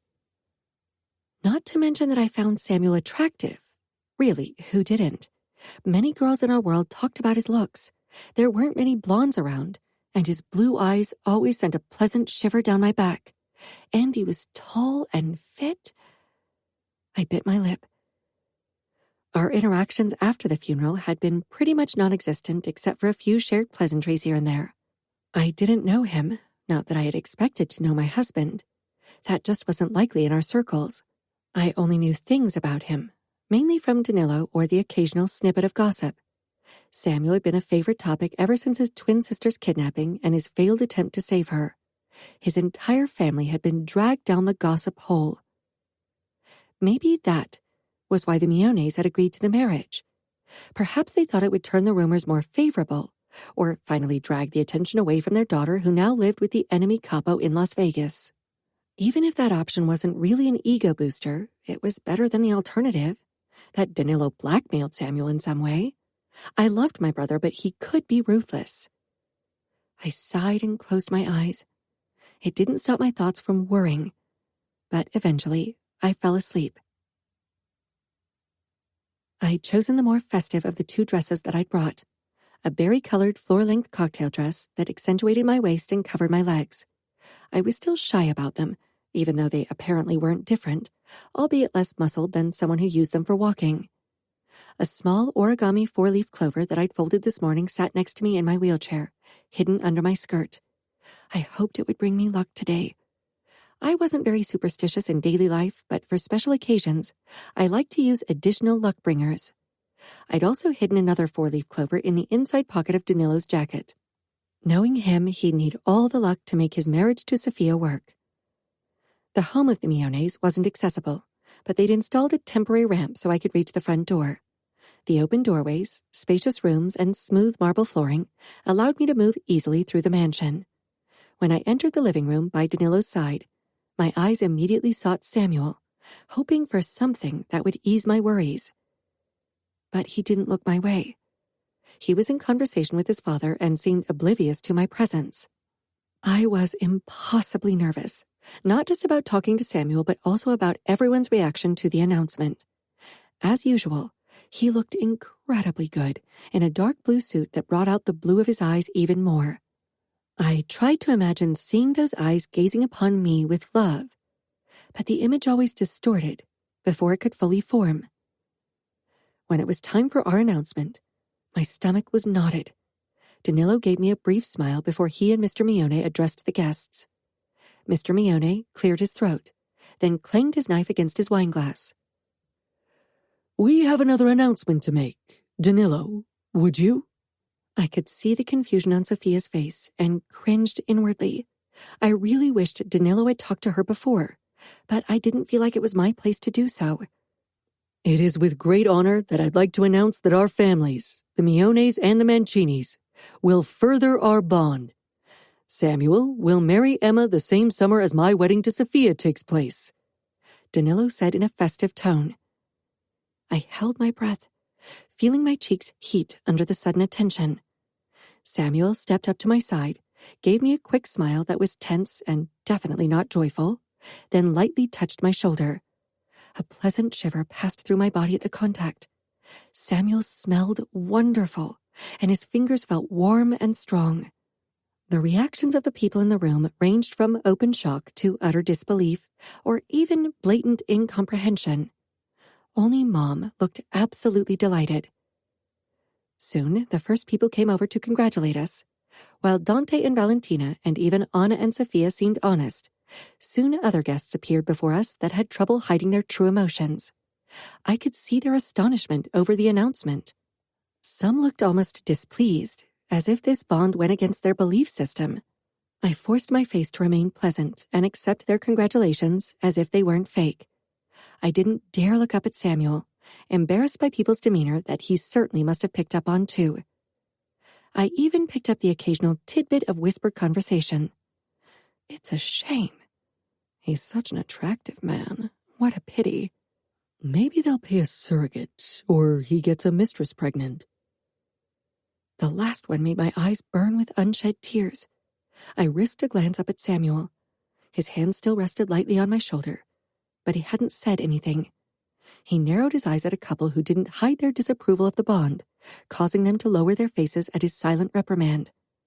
It made me feel a bit better. He leveled his gaze on me. His expression was emotionless and completely controlled. Are you all right? He asked quietly. Of course, I said quickly. I didn't want him to think I was soft and breakable, even if I often felt that way in moments like this. He gave a terse nod, his eyes slanting to the next couple of congratulators. The Miones approached us when the attention shifted back to Sophia and Danilo. They smiled at me, but while Ines looked genuinely happy, Pietro seemed more restrained. Congratulations, Ines said, and bent down to kiss my cheek and hug me lightly. She was a woman who still turned many heads with her shiny blonde hair and elegant appearance. Thank you, Mrs. Mione, I said softly. Please, call me Inez. We'll be family in 2 years. I flushed and nodded. Pietro shook my hand. I hadn't really expected a hug from him. I knew him as a restrained man. Call me Pietro. Thank you, I said again. I wasn't sure what else to say. I still hadn't processed what had happened. Inez gave Samuel a warm smile, but I also caught a hint of worry in her eyes. Was it because of me? I hear you're part of an organization that raises money to help other people with disabilities, Inez asked. I was surprised she knew. I never talked about it, mainly because people didn't show any interest in my life after my accident. I nodded. Yes, we also created a support group for made men with disabilities. Pietro and Samuel exchanged a look that made it clear they thought it unnecessary. Many men were too proud to consider seeking help for any problem, but quite a few made men lost limbs, their vision, or the ability to walk or hear. It was a dangerous life, after all, and many considered themselves less of a man when they were disabled in some way. Suicide wasn't uncommon among men after such a tragedy. Some still favored death over what they considered a not worthy life. As a young woman, it was difficult to make an impact on these men, but we had a pastor who led the meetings. Inez and I chatted a bit more about my charity work before she and Pietro went over to Dante and his wife again, leaving me alone with Samuel once more. I gave him a hesitant smile, wishing I could talk to him as easily as I'd talked to his mom, but with him, I was completely tongue-tied. My thoughts just kept revolving around how the engagement came to be. Maybe he'd tell me one day. Though, I wasn't sure my heart could take it. Chapter 4. Emma. After several moments of awkward silence between Samuel and me, he asked in a polite voice, Do you need anything? His twin sister had always been called the Ice Princess, but he was certainly an ice prince, as gorgeous and cold as one. His question was probably innocent, but I couldn't help but think that he wouldn't have worded it that way if I weren't disabled. Maybe he would have asked if I wanted a drink, or if he could bring me anything, but asking if I needed anything made it sound like I couldn't get it myself. No, I'm fine. Another couple came our way. I quickly plastered a smile on my face. When the attention and fake congratulations got too much, I headed for the restroom. Luckily, there was one on the ground floor, as there wasn't an elevator in the house. I could only hope that it would offer enough space for my wheelchair. I opened the door. It was a spacious bathroom, but even so, my wheelchair wouldn't fit inside. To my relief, the distance between the door and the toilet wasn't too long, and there was the wash basin and the door handle I could hold on to, so I should be fine. I briefly considered asking Danilo to help me with the wheelchair, but he'd been in conversation with Dante and Mr. Mione, and I didn't want to ask for help in front of so many people. Do you need help? Samuel asked, making me gasp. I hadn't heard him approach, but he stood a few steps behind me in the lobby, regarding me with a frown. Samuel was the last person I wanted help from. I didn't want him to think he had to become my caregiver, which he probably already did, because that wasn't the case. I could do things on my own, even if it sometimes took a bit longer than it would for others. The only thing stopping me from being completely independent was inaccessible local conditions. I quickly shook my head, my cheeks flushing. Samuel's brows pulled together, and I wanted nothing more than to bolt. Part of me wanted to scream in frustration. Mrs. Mione appeared behind her son, and now I really wished the ground would swallow me. I hoped no more people would join them. Let me have a word with Emma, okay? She said to Samuel, who nodded and returned to the living room, probably relieved that he wouldn't have to deal with me. People who weren't used to being around people with disabilities often acted awkward around us. I still remembered how awkward Danilo had treated me in the beginning for lack of knowing any better, and out of a feeling of helplessness. And now, he knew exactly when I needed help and what to do to make things easier for me. Mrs. Mione smiled kindly. She was a breathtakingly gorgeous woman with natural elegance that few possessed. I'm sorry we don't have a more accessible bathroom. I shrugged with a small smile. Few people do. Don't worry. I knew that not every place I'd visit in the future would be accessible. It was something I took into consideration. When we visited other houses, I often didn't drink anything before or during the trip to avoid having to use the bathroom, but I'd been too nervous today. Mrs. Mione came toward me, peering into the bathroom thoughtfully. Do you want me to push you in? And then I could help you. I can go in myself, but it would be great if you could remove the wheelchair so I can close the door. I'll call you once I'm done and need it again. Of course, she said, but I could hear the hint of hesitation in her voice. People were always worried about doing something wrong. I wheeled into the bathroom, then gripped the washstand, which was a solid marble surface on a wooden table. It could hold my weight easily. When I pulled myself out of the wheelchair to stand, I noticed Mrs. Mione's surprise. Many people thought that me using a wheelchair meant I couldn't use my legs at all. I rarely bothered to explain the details of my condition to them. Most people preferred to remain in their prejudiced bubble anyway. Mrs. Mione waited until I stood safely before she removed the wheelchair and closed the door. After I was done and had washed my hands, I called her again. She carefully opened the door and peeked in, as if she worried that I might not be decent. I gave her a smile and returned to my wheelchair, wishing my mind would come up with something to say to stop the embarrassing silence. Mrs. Mione backed away to give me room to exit the bathroom. "Thank you for your help, Mrs. Mione." She shook her head and gently touched my shoulder. "I told you to call me Inez. Hearing that name makes me think of my mother-in-law, and I'm glad I could help you." I didn't like to ask for help, but in instances like this, I was glad I hadn't refused her. Her eyes moved to something on the ground, and she bent down, picking up the small origami clover I must have dropped. She regarded it curiously, then peered up at me. "Is this yours?" "Yes, I crafted it this morning for a little extra luck." "Wow, you did this. It's gorgeous." I smiled. "Thank you. This is an easier piece. I started the hobby shortly after my father's death. I needed something to keep busy, and pottery turned out to be too much of a mess for our housekeeper." "You'll have to show me one day." "Of course, Mrs. Mione." Inez raised her eyebrows.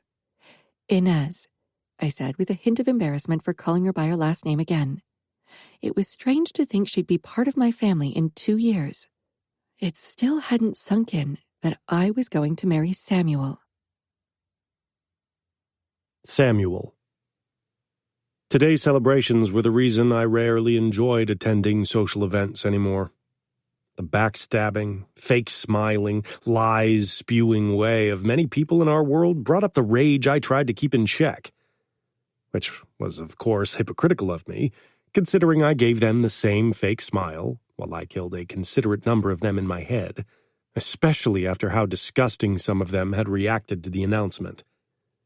I went out into our backyard after I'd left Emma with my mother in front of the guest bathroom. The moment I was outside, I took a deep breath. I'd kept up my pleasant mask inside, especially with all the other underbosses in attendance. Well, not all of them. Cincinnati hadn't been invited. Danilo had insisted they stay away after what they did to Emma. I didn't really care about their attendance. A hand touched my shoulder, and I tensed briefly before Dad came into view. He lit up a cigarette and took a deep drag before he stared up at the darkening sky and blew out the smoke. "Don't let Mom see you." "She'll smell it on me. She always does," he said with a small smile. "Once life's less stressful, I'll give it up." "When's that ever going to be the case?" "One day," Dad said, then chuckled as if he'd made a good joke. "Did you want to be alone?" I shrugged. I had wanted to be alone, but Dad knew when to be silent. His presence hardly ever bothered me. "I don't mind." Dad regarded me from the side. "A wife has to make you feel at home. Everything else is fleeting, but that feeling of coming home whenever you see someone, that's what matters. I told you I'm okay with the marriage. Emma is a pretty girl, and I'm sure she and I will get along." I gritted my teeth. "But I have a bad track record with people who depend on me, and she's more dependent than others." "Nobody could have protected your sister and your friends. They were made men. They could take care of themselves." I nodded. "I should go back. I don't want to leave Emma alone." It was a surprising thought, but I definitely felt protective of her. I turned and went back inside. Emma was talking to Anna and Sophia, so I decided to go to Renato instead, who was talking to the future underboss of Columbus, Cosmo. I nodded at them both. Renato clapped my shoulder. "This came as a surprise," Cosmo said. I could see the curiosity in his eyes. If he thought I'd give him any details about why the arrangement came to be, he hadn't paid much attention to my reputation. "I prefer to keep my cards close to my chest." Renato smirked. A noble thing. He kept on droning on, but I mostly ignored him. The verdict over our engagement was pretty clear. People didn't understand or even openly disapproved. I didn't care. But even now I could see how uncomfortable Emma felt. "She doesn't look like she feels as if she hit the jackpot with you," Renato murmured. Everyone thought Emma should be ecstatic about this bond, a bond that saved her in many people's eyes, but Renato was right. True delight definitely wasn't visible on her face. If this was because of people's tasteless whispers or because she didn't want to marry me, I couldn't tell. I was 8 years older than her. Maybe that was an issue. I strode over to her. "Do you have a moment?" "Of course," Emma said, her cheeks turning red as she followed me. I led her out onto the patio of our backyard. People would still be able to see us, but not hear us. Emma peered up at me with an uncertain smile. I sat on one of the chairs so we'd be at eye level.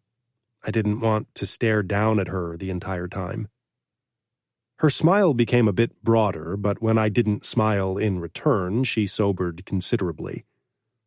I glanced out over our vast backyard, wondering what I was doing.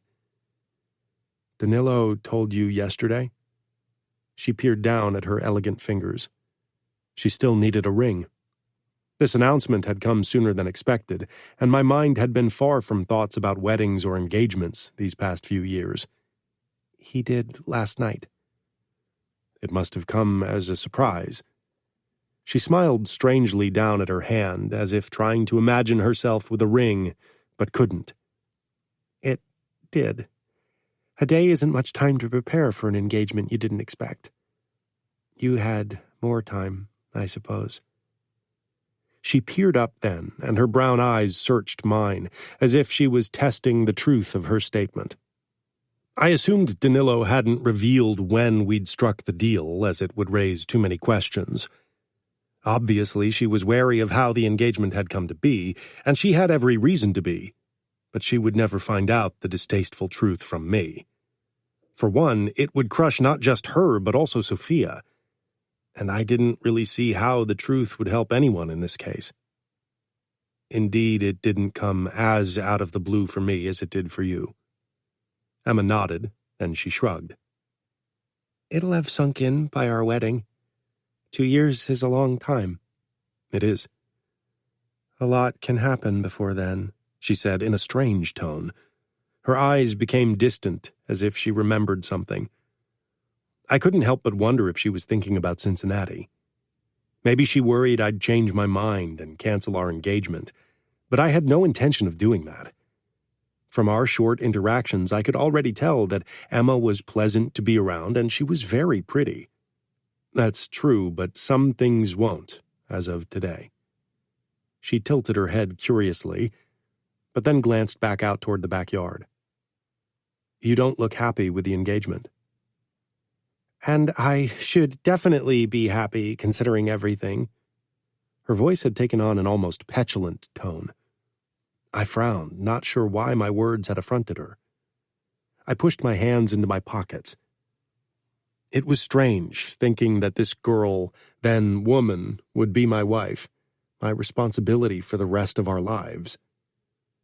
I'd grown up with a strong sense of protection toward my twin sister, but she was gone, part of which was my fault. I wasn't sure how I felt about being responsible for Emma.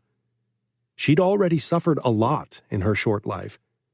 Her tragic accident and her father's death. Being married to me wouldn't be the blessing and gift so many people believed it to be.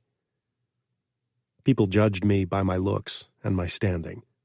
They saw the shiny outside, not the abyss beneath the misleading outer layer. "Are you?"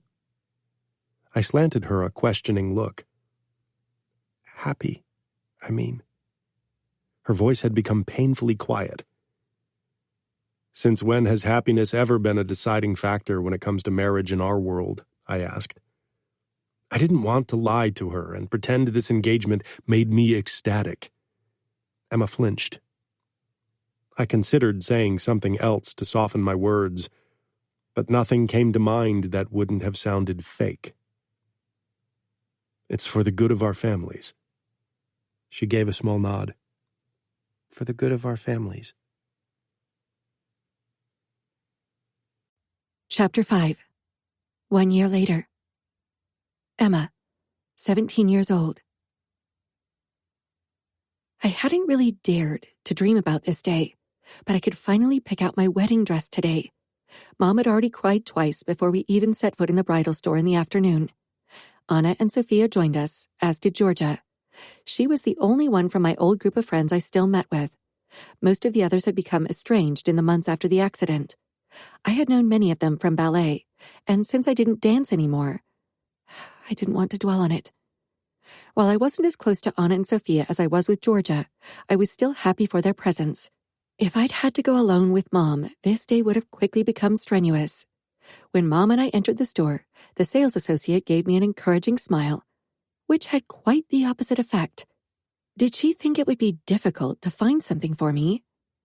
Luckily, Sophia and Anna were already there, perched on a plush white sofa and having champagne. Anna got up first, dressed in a plaid miniskirt and over-knee boots, and came over to hug me. "I'm so excited for you." I grinned, then motioned at her glass. "They ditched the drinking age for you." Anna gave me a coy smile, her blue eyes twinkling with mischief as she tossed her sleek brown hair over her shoulder. "I'm resourceful." She turned to the small side table and filled 2 more glasses with champagne while Sophia hugged me. I almost asked her how things were going with her wedding planning, but I had a feeling that wasn't the best topic right now. Things between her and Danilo seemed to be tense for whatever reason. Anna handed me a champagne flute. "Here, have a sip." Mom's eyes widened in alarm when she stepped in, followed by the sales associate. I wasn't sure what they'd had to discuss behind closed doors. Mom had probably done a pre-selection of wedding gowns. If I let her, she'd tell me what to wear down to my underwear. Anna strode toward Mom and handed her the remaining flute with a conspiratorial smile. "We must celebrate today, don't you think, Mrs. Mancini?" Mom was immediately lost to Anna's charming ways. Sophia rolled her eyes to the heavens and exchanged a look with Anna before we all clinked glasses. I took a sip from the bubbly liquid and felt a buzz spread through my body. I had been allowed to drink alcohol only twice before, so my body reacted immediately. But I was glad for the pleasant warmth and the way it soothed my nerves. "Your friend Georgia's still missing, right?" Anna asked as she plopped back down on the sofa and threw one elegant leg over the other. I felt a brief pang, but immediately shoved the notion aside. "That girl has her priorities wrong," Mom clipped. "She's probably still having breakfast." Heat traveled up my throat on Georgia's behalf. I was about to say something when Georgia stumbled in, a couple of minutes late, looking flushed and her long red hair all over the place. Her older brother gave me a brief nod before he disappeared without a word. She gave me a big grin and hugged me. "She could be such a pretty girl if she just lost all that extra weight," Mom whispered. I gave her a warning look. "Mom?" I hated when people said I would be pretty if I wasn't in a wheelchair, and Mom did exactly the same with Georgia now. Georgia was curvy, definitely more curvy than was deemed acceptable in our world. Women were supposed to have a model figure, and I didn't mean plus-sized models that slowly conquered the runways. Our world still only regarded skinny women as beautiful.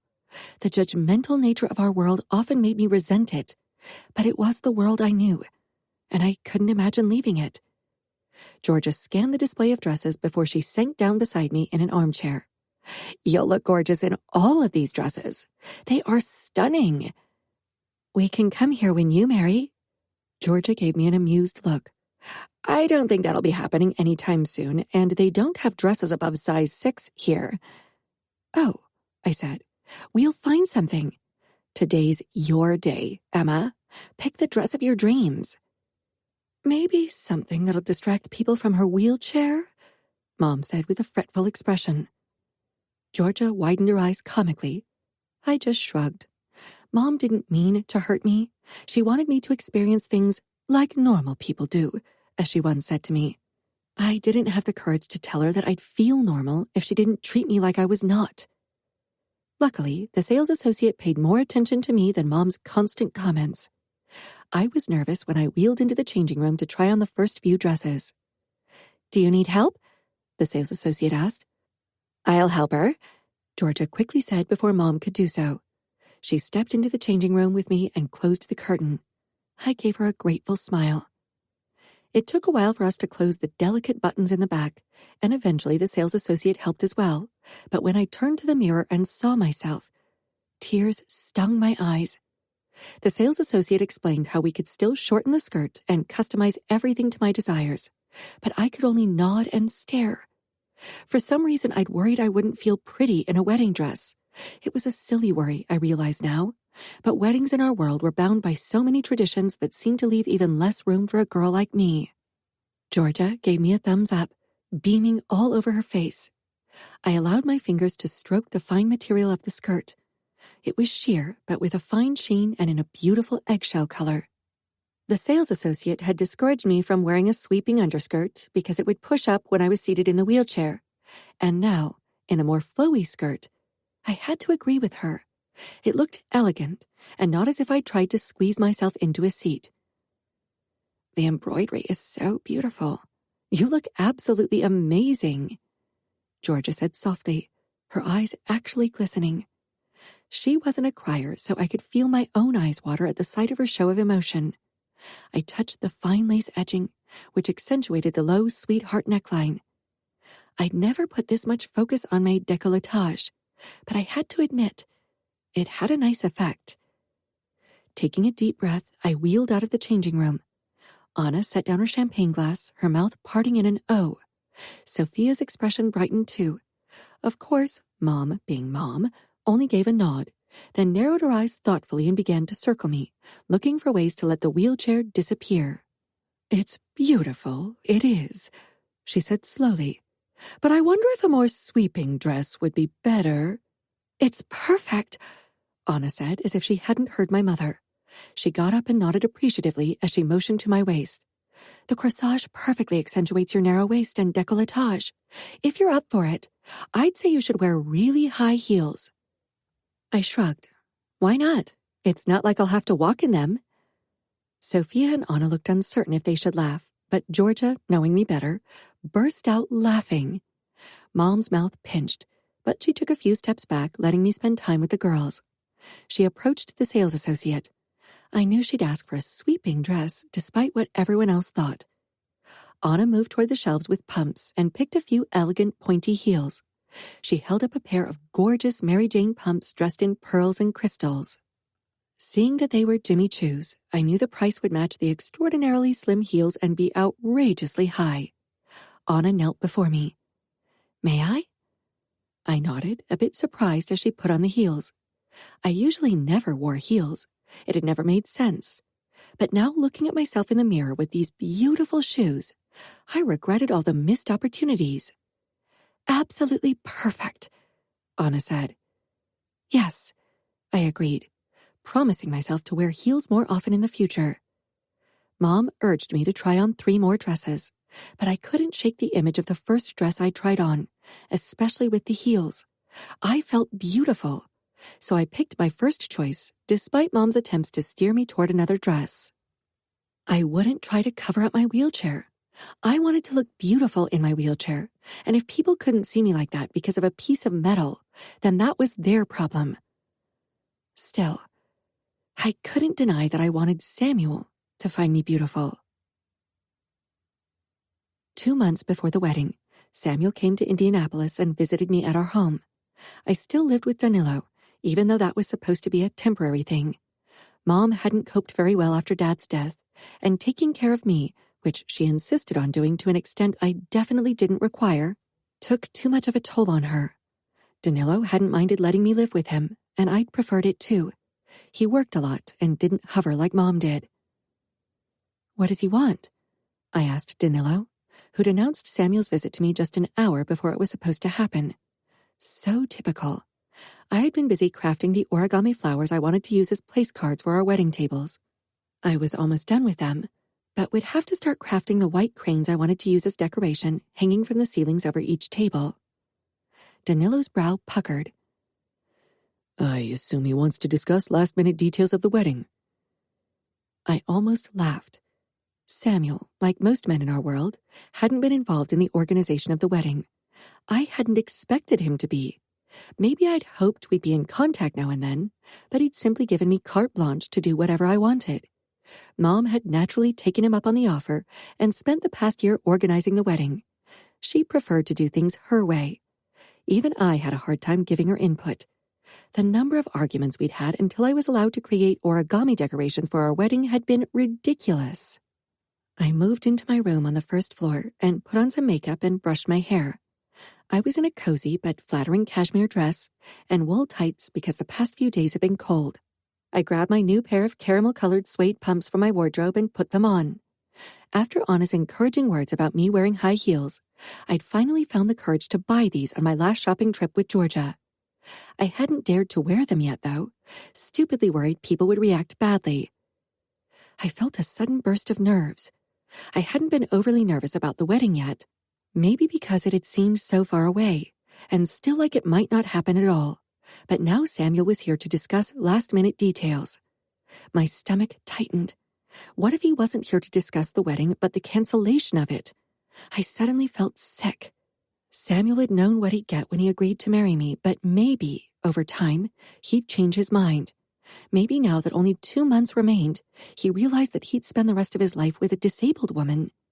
I hated that the thought even crossed my mind, but Samuel and I didn't know each other. Nothing bound us except for the promise between our families. I didn't know what he thought of me. I knew what most people in our world thought of our bond, though, and it wasn't very favorable. I went into this bond completely blind, and so did he. Maybe he, like so many people, thought the wheelchair defined me, and my every waking moment revolved around my disability. I took a deep breath. I was being overdramatic. Samuel wouldn't come to visit to tell me the wedding was canceled. He'd talked to my brother as the master of our family, and Danilo would have warned me, and probably raged like a madman if that were the case. The bell rang. I'd spent too much time fretting over things that were unlikely to happen. Since my accident, I often felt anxious when I encountered a new situation. I shook my head. Everything would be all right. After a glance in the mirror to make sure I looked presentable, I left my room. When I wheeled into the foyer, Samuel and Danilo were shaking hands. Their expressions were tense, which would have renewed my worries if I didn't know that these two weren't friends, and thus all of their encounters lacked enthusiastic greetings. They'd argued often in the past, even if I wasn't aware of the details. Maybe it was bound to happen because each man was marrying the other's sister. Samuel glanced my way, and his smile became less tense, but it was still far from joyful or warm. He looked like the perfect ice prince in his beige coat, white dress shirt, and beige dress pants. I smiled, but it felt just as tense as the atmosphere in the lobby. Good afternoon, Emma, Samuel said with a small nod. I had to give it to him. He didn't look at my wheelchair in that awkward way some people did, but neither did he ignore it completely as if it offended him. His gaze slid lower to my heels, and a hint of surprise crossed his face before he focused his attention back on my face. Good afternoon, I said quietly, my cheeks hot. Suddenly I wished I hadn't worn the heels or, better yet, not bought them at all. You came here to talk about the wedding? Danilo inquired in a tone that bordered on rude. I don't have much time. I'm returning to Minneapolis early in the morning. Samuel trailed off. Let's go into the living room. We can discuss everything there, Danilo said. Danilo went ahead toward the living room, leaving Samuel and me behind. I wanted to say something clever, or at least mildly entertaining, but with Samuel's blue eyes trained on my face, I couldn't come up with anything. He motioned in the direction of the living room. After you. Thank you, I said and moved ahead. I could tell he was slowing his steps to stay behind me as his walk was usually more brisk, but I appreciated this small gesture. However, I wanted to see his expression, even if it was hard to read. At least it gave me a little something. Danilo settled on an armchair and I stopped next to him. Samuel removed his jacket and put it over the armrest of the sofa, then sank down on it. I had to resist the urge to stare. The dress shirt really looked great on his tall, muscled frame. What is it you want to discuss? Danilo asked, tearing me from my thoughts. I'm in the process of renovating the house Emma and I will live in, and I wanted Emma's input on certain design aspects to make sure she would feel at home. My eyes widened in utter surprise. Of course I'd known we'd move in together, but until now it had been a distant concept. Now it suddenly became very real, and I had to admit I was incredibly touched that Samuel had thought about ways to make the house accessible for me. If it's a 2-story house, then you need to install an elevator so she can reach the upper floor. There's a lot to keep in mind, ramps into the backyard and out of the front door. I glanced between them, growing increasingly frustrated over their discussing things as if I weren't present. An elevator would be good, I said firmly, causing both men to look my way. Samuel's unwavering attention drove heat into my cheeks, but I returned his gaze. A floor-level shower, wider doors, a lower kitchen counter and sinks, handles beside the toilet. I trailed off. Then, because I didn't want him to think of all the difficulties my disability might cause him, I added, once the house is accessible, I can live a completely independent and normal life. Samuel nodded. It'll be done. Maybe you should ask for help from an architect who has experience with this, I suggested. Do you know someone? Samuel asked, surprising me. Not in Minneapolis, no, but I could ask around. I'll handle it, Samuel said firmly. Don't worry. Danilo's phone buzzed and he got up. Excuse me for a moment. His eyes cut to me, asking if it was okay. I'll be fine, I told him with my expression, and he left. The moment he was out of the room, I became acutely aware that now it was up to me to talk to Samuel. I gave him a nervous smile. I couldn't read his expression as he regarded me. Only 2 more months, I said for lack of anything else to say, and flushed. Our last conversation had felt strained, and Samuel's words back then had only confirmed my suspicion that he wasn't too happy about our bond.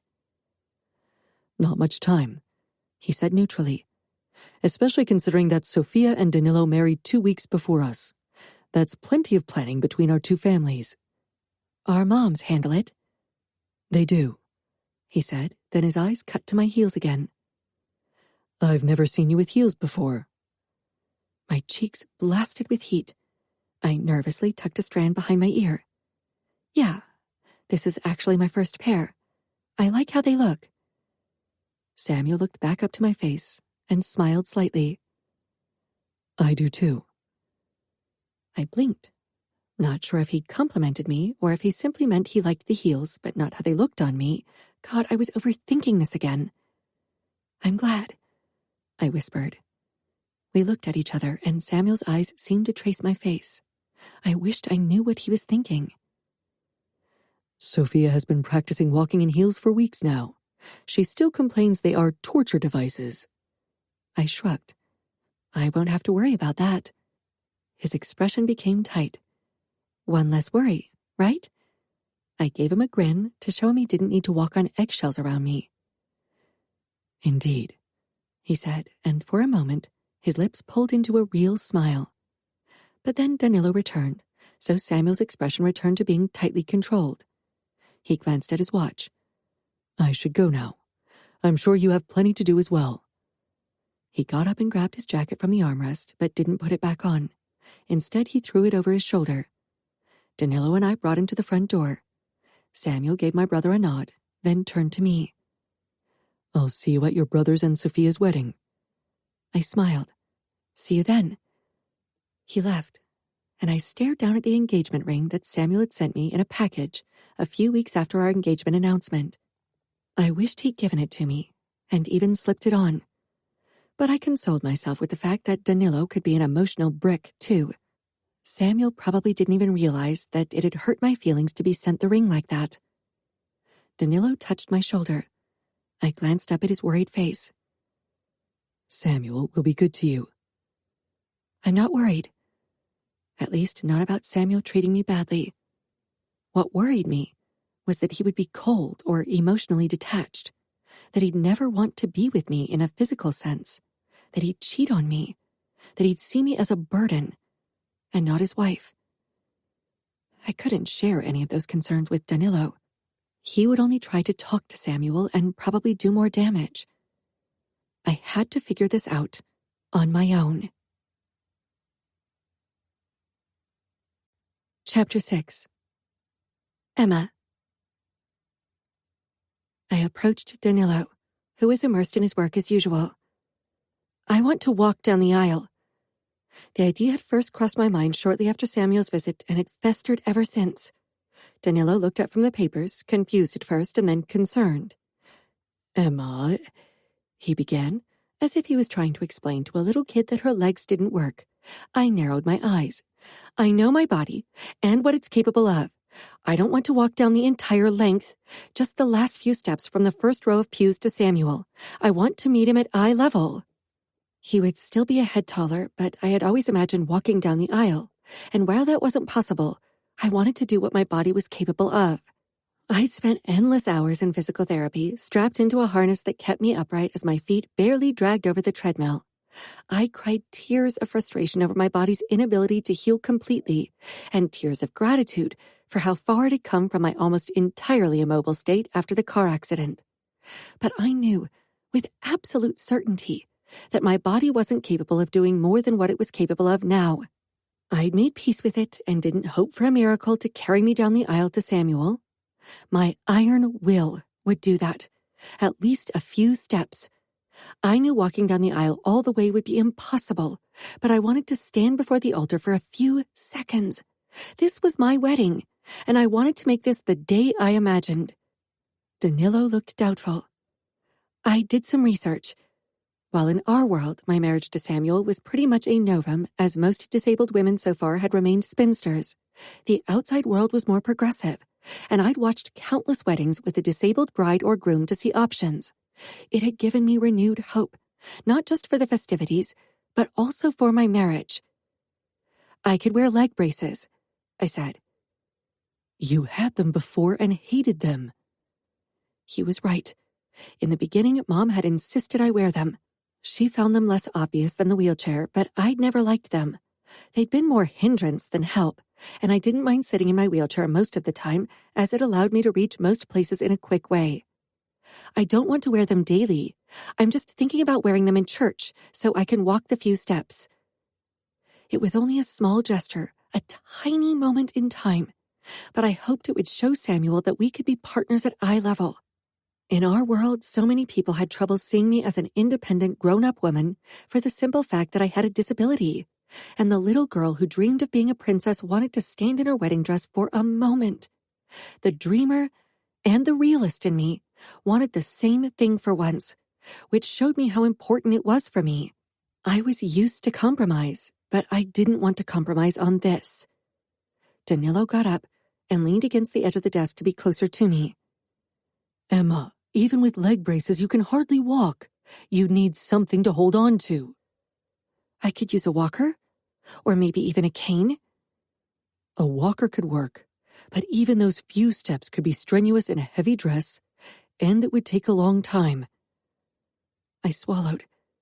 Danilo wasn't trying to hurt me or be unkind. He was simply analyzing the situation in his usual manner. I still have 6 weeks. I could train daily with an evening gown to simulate my wedding dress. Danilo sighed. We need to talk to Mom first. She's planned every second of that day in detail. Your plans will change the timing. I stifled a smile. Of course, Danilo wanted to be as accurate as possible. His expression remained stern and worried. Can you ask her to come over to dinner today? Danilo sighed but picked up his phone. I gave him a big smile. Don't get excited yet. You know Mom. Danilo was proven right when I told Mom about my plan. Her eyes widened as if I'd suggested walking naked into church. A walking frame would ruin your outfit. If a wheelchair doesn't ruin my outfit, I doubt a walker does, I said teasingly. But Mom wasn't in the mood for jokes. Not that she was ever in the mood to joke about my wheelchair. For her, it was always dead serious. We could wrap the walker in white silk and decorate it with flowers, I added. Mom pursed her lips. That could work. She paused, and I knew I wouldn't like her next words. But Emma, You have 2 minutes for the walk down the aisle. That's the length of the music piece I've picked for your entry. With your wheelchair, you can easily stay in the time frame, but if you try to walk, it'll take longer, yes, but I'll only walk a few steps. That takes maybe 2 minutes longer. Mom shook her head. Getting out of your wheelchair, smoothing your dress, taking the walking frame, and then walking a few steps, that could take 3 to 5 minutes. I looked down at my hands. I know. You can't make people wait. They'll be bored and it'll be awkward for them. You know how it is. I know, I muttered. We don't want to bother them with the sight of my disabled body for too long, lest they feel uncomfortable. Mom glanced at Danilo, as if she hoped he'd come to her help, but he was watching me closely. My face probably gave away how close to tears I was. I had grown used to my wheelchair. I could do almost anything I wanted with it. But for my wedding day, I just wished I could walk down a small part of the aisle, even if it was at a snail's pace. Emma, Mom said softly, think about Samuel. I pressed my lips together. You're right. He's the groom. It matters what he thinks. But it should matter what the bride wants, too. My voice cracked at the end. I'll talk to Samuel, Danilo said. I shook my head. I want to be present. Call him and put him on speakerphone. I didn't want Danilo to blackmail Samuel. Danilo looked reluctant, but he dialed Samuel's number. Yes, Samuel asked in a clipped voice. Evening, Samuel. I'm here with my mother and Emma, and we want to discuss the wedding with you. All right, Samuel said slowly. I could hear the rustling of paper in the background. He was probably busy. What is it? I would like to walk down the last part of the aisle with the help of a walker, I said quickly before Danilo or Mom could talk for me. And I wanted to make sure you are aware of my plans. Is that possible? Samuel asked with a hint of surprise. I can't walk without support, I said. I'm very slow and would need a walker, like I said. It could very well take 5 minutes. People would have to wait a long time. Mom butted in. We understand if you don't want that. Silence. Anger and frustration swelled in me. Mom always worried so much about what other people thought, but she rarely stopped to think what I wanted. They can wait for the bride on her wedding day. I don't see a problem. We can cut short the congratulations afterward. They are a drag, anyway, Samuel said, as if it wasn't a big deal, when it meant the world to me. I bit my lip to stifle a smile at Mom's stunned expression. That's it? Samuel asked after a moment, sounding as if he was already busy with something else. His curt manner didn't even bother me today. I was just happy that his reaction showed Mom that my wishes were relevant. It was only 3 days until the wedding. Georgia sat in the first row of the church to stop the time. I was grateful that she took the time to help me. In the beginning, Mom had been there as well, but her presence had been more discouraging than anything else. Now that Danilo was married to Sophia, I spent every day with Mom, and it made me anxious. You did it. Faster than last time. I nodded and smiled proudly as I sank down in the wheelchair. I'm getting used to the dress. I was grateful for what my body had done today. I had ditched the leg braces very early on in our practice and only used a walker. Maybe Danilo could even lead you a few steps. Then you wouldn't have to use the walker. I don't think that would work. He'd have to support most of my weight. Georgia stepped to my left side and held out her arm. Let's try it. I held onto it and pulled myself into a standing position. My body ached. I wouldn't be able to practice much more today, but I channeled all of my remaining power so we could practice a few more times, this time without the walker. Danilo was much stronger than Georgia, so the chances were high that he could steady me even more. Georgia spent the night with us. Her brother had work to do, and her mother lived most of the year in Italy, having abandoned Georgia with her brother and his wife. Are you excited? Georgia asked as we settled on my bed after dinner to watch a movie. Nervous, I admitted. Georgia tilted her head.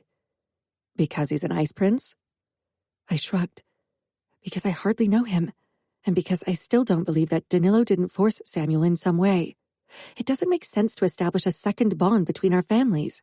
It doesn't accomplish anything. Maybe you should just leave it be. Even if there was some kind of deal between your brother and Samuel, that doesn't mean your marriage can't be real. I mean, it could be worse. He's hot at least.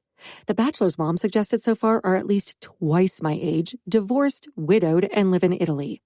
I don't want to move, and I don't want to settle. Mom wants someone who can finance her luxurious lifestyle, and apparently only old fools are willing to do that for me. I huffed. You are beautiful, inside and out.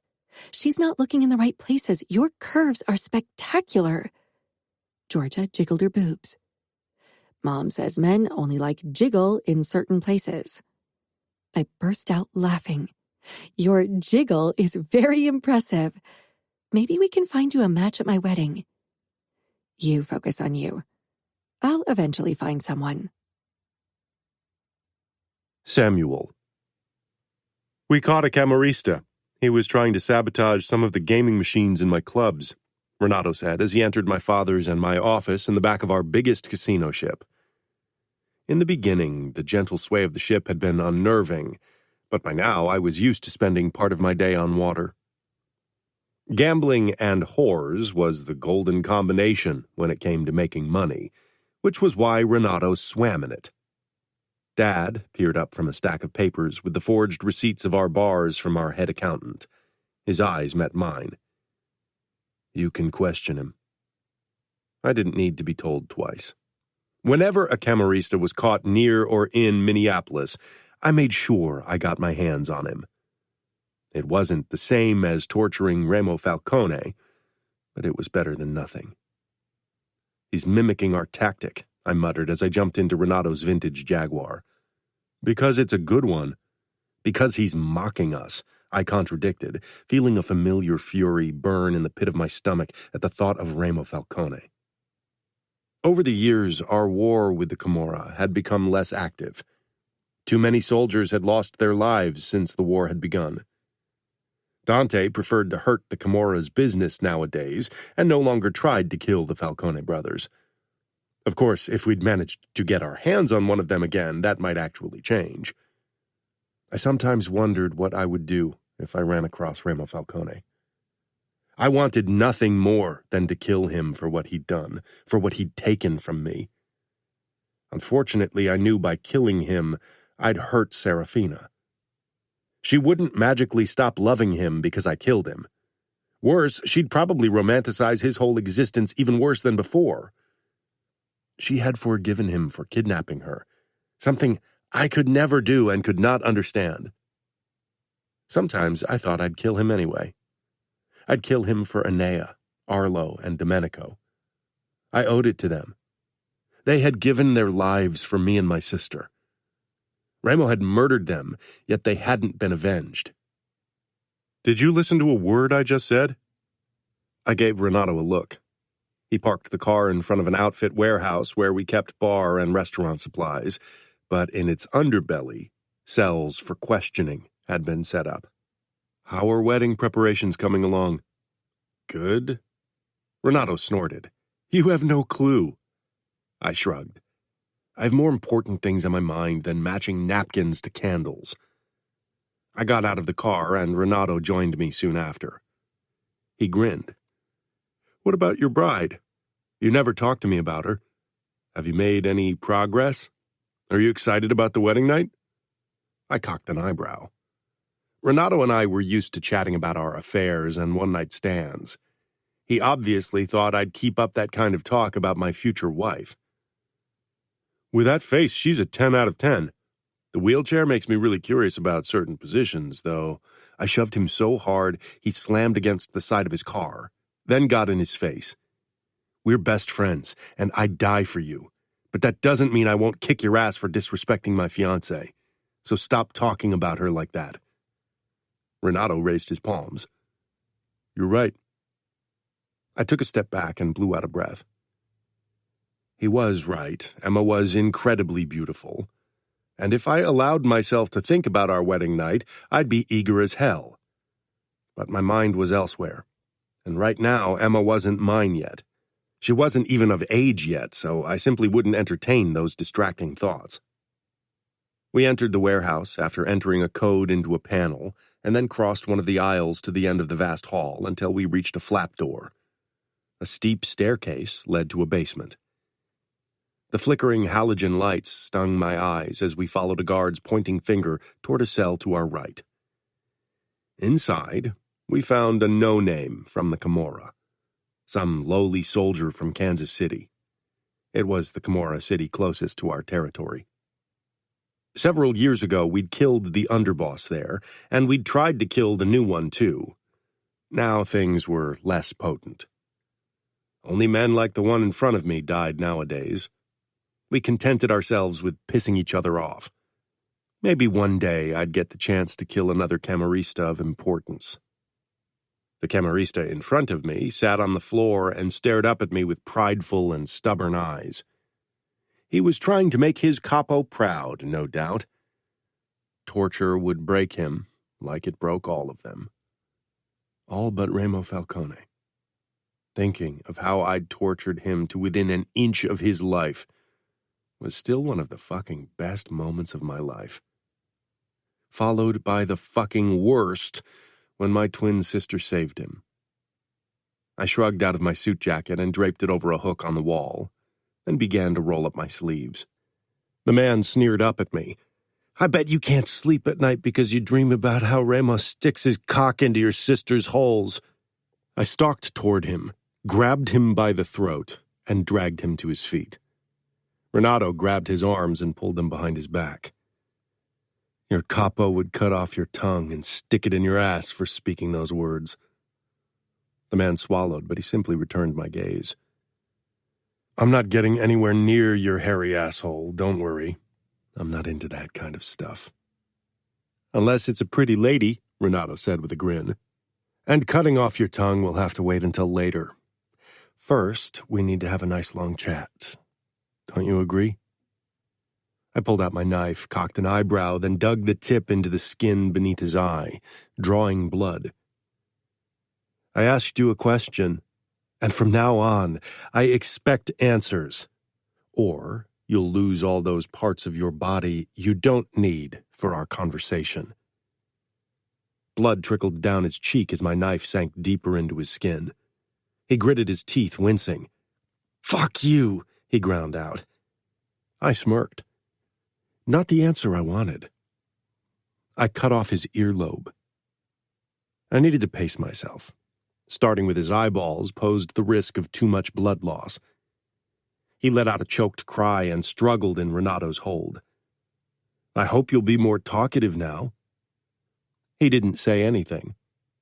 I tossed the earlobe to the ground and picked up my phone, calling one of the guards. "Bring the rats." The eyes of the Camarista filled with disgust and panic. The guard dropped off a transport box with 3 rats. I opened it, then tossed the earlobe to the ground. Immediately, a fight between the 3 rats broke out over the piece of meat. They hadn't been fed since yesterday and hadn't had any protein in several days. I gave our captive a pleasant smile. "They're very hungry. I'm sure they won't mind if you keep up your muteness." One of the rats scuttled over to us and climbed up the man's leg. He began to freak out, trying to shake her off, his eyes going wide in disgust. Maybe this one didn't get fed yesterday either, I mused, when the rat reached our captive's shoulder and tried to reach the bleeding ear. "Our Piferaio Magico trained them well," Renato said with a laugh. He was referring to one of our guards who bred and trained rats, which was why we called him the Pied Piper of Hamlin. Father had been reluctant to use rats for torture in the beginning, as he found it tasteless, but now he saw their value. 3 hours later, the rats were well fed, and the Camarista was near death. His breathing was labored as I knelt beside him to end his miserable life in an act of mercy. "Your sister is sucking Remo's dick every day. Maybe once he grows tired of her, he'll kidnap your wife. Teach her how to suck dick." My fingers around the knife tightened, my pulse racing in my veins. I shoved to my feet. Let the rats have him. It'll take a few hours for him to bleed to death. They like their meat fresh. I walked out of the cell, followed by Renato, who locked the door. Want to grab a drink? I pulled a flask from my jacket and took a sip of vodka. I have a drink with me, but I'd be up for a few more. Chapter 7. Samuel. Emma looked breathtaking in her wedding dress.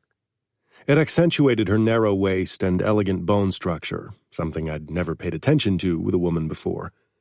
Her brown hair hung in shiny curls down her shoulders and was adorned with pearls.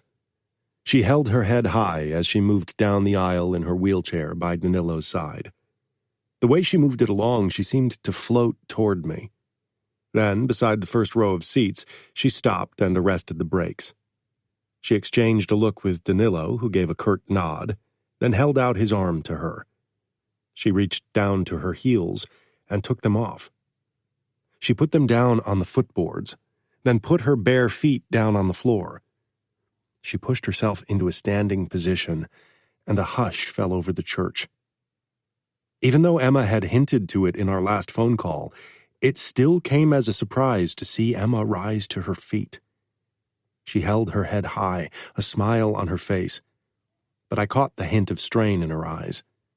This wasn't easy for her, but she took Danilo's arm, then slowly put a leg forward.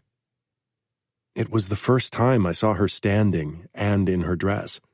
The effect was spectacular. I held out my arm for her to hold on to, and her fingers dug into my forearm.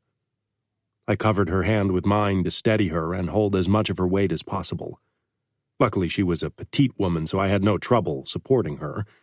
She gave me a small, grateful smile. It was admirable how she fought for what she wanted. Together, we faced the priest. Her chest heaved from the obvious effort of standing. It drew my attention to the enticing neckline of her wedding dress.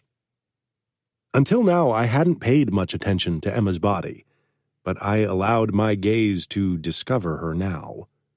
She was elegant, with high cheekbones and an almost fairy-like aura. Danilo and Renato positioned chairs behind us, and I helped Emma sit on one of them before I took my seat beside her. Emma kept her eyes on the priest throughout the ceremony, but I kept glancing her way. The priest seemed to talk forever, but eventually it was time for the vows.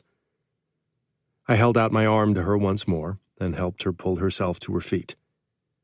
Her fingers shook as we exchanged the rings, making me feel very protective of my young wife. You may kiss the bride. I put one hand on her waist, steadying her even more. I could tell that she was reaching the end of her strength.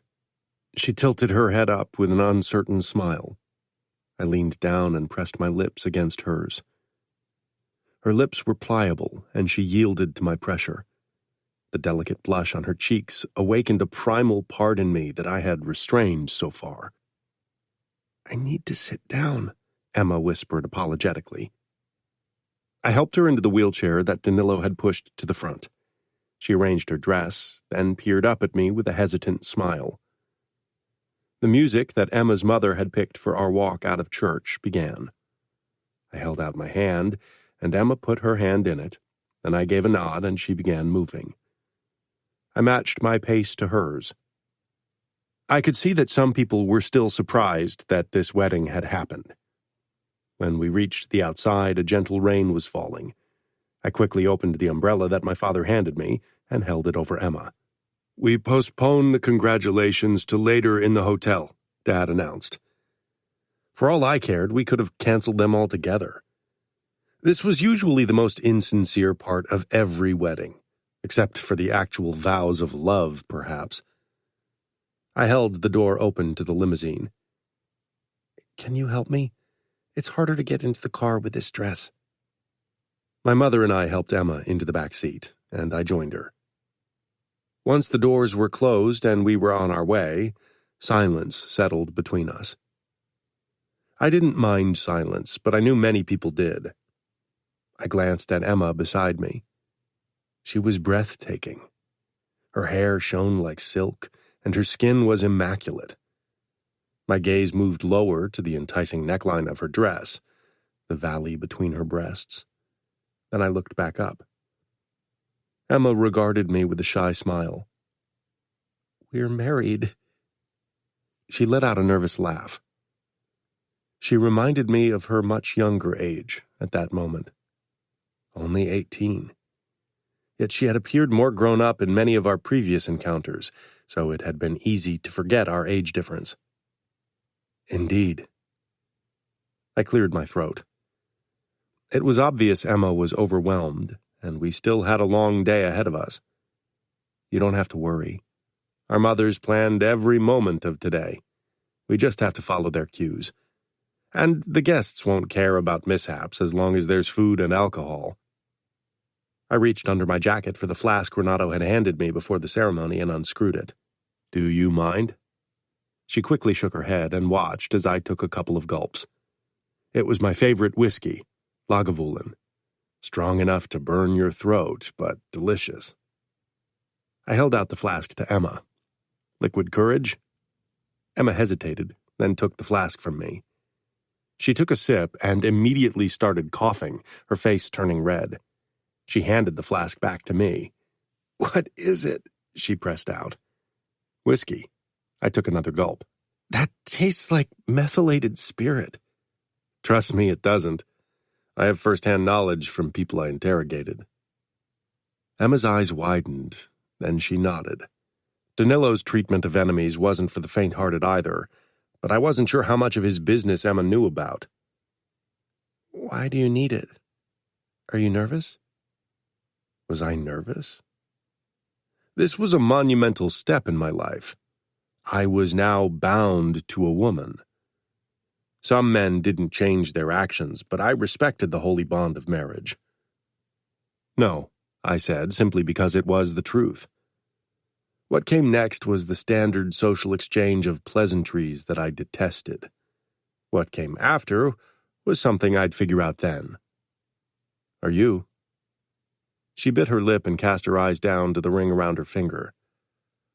"I have been nervous since I found out I was promised to you." I frowned. Her reaction to our bond had been lackluster from the start. Some people wondered why, but I had never really expected Emma to be overjoyed. "Why?" She looked out the window, obviously unsure how much to share. "You won't offend me. Even your brother hasn't succeeded in a while." Emma let out a choked laugh and turned back to me. "I don't understand why you two detest each other so much. You aren't so different."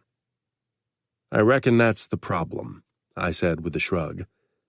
Though I didn't really think that Danilo and I were really very much alike. We were alphas. That was the only thing we had in common. But you're avoiding my question. Why were you nervous when you found out we were promised? Would you have preferred to marry someone else or not at all?" "No, neither," she said and blushed. "You're older and more experienced in many regards, so that's definitely a factor." I could tell that wasn't the entire truth. "That's not a disadvantage," I said in a low voice. I could have said more, but I didn't feel we were quite there yet. I wasn't sure how to handle her. She looked down at her hands with a thoughtful expression. "You're very aloof. I worry it'll be hard to break through your shell." I wasn't sure I wanted her to succeed. She wished for this deep sort of connection, and whenever I saw my parents share a moment, I too wished for it. But this level of intimacy brought risks. "We're there." Emma glanced my way as if she was hoping for an answer, but I didn't want to give her false hope. Emma. My eyes took in the ivy-covered front of the Van Delton mansion we'd picked as our wedding venue. It was the best hotel in Minneapolis, though Samuel had merely agreed, but not really been involved in the decision-making. My heart filled with joy at the sight of the facade made of pink Sioux quartzite. It was a place I expected to find in the French countryside or in England, but not in downtown Minneapolis. I'd fallen in love with the venue the moment Inez had sent me photos of it, and I'd convinced my mother to agree, even if there was a limit of 175 guests in the ballroom. The driver took my wheelchair out of the trunk, and Samuel helped me sit down. I tilted my head up, allowing myself to take in the impressive building. The rain had stopped, which was fortunate, considering we wanted to take wedding photos in the garden. Samuel pushed me down the pathway that led to the gardens. Our photographer waited for us beside a gazebo.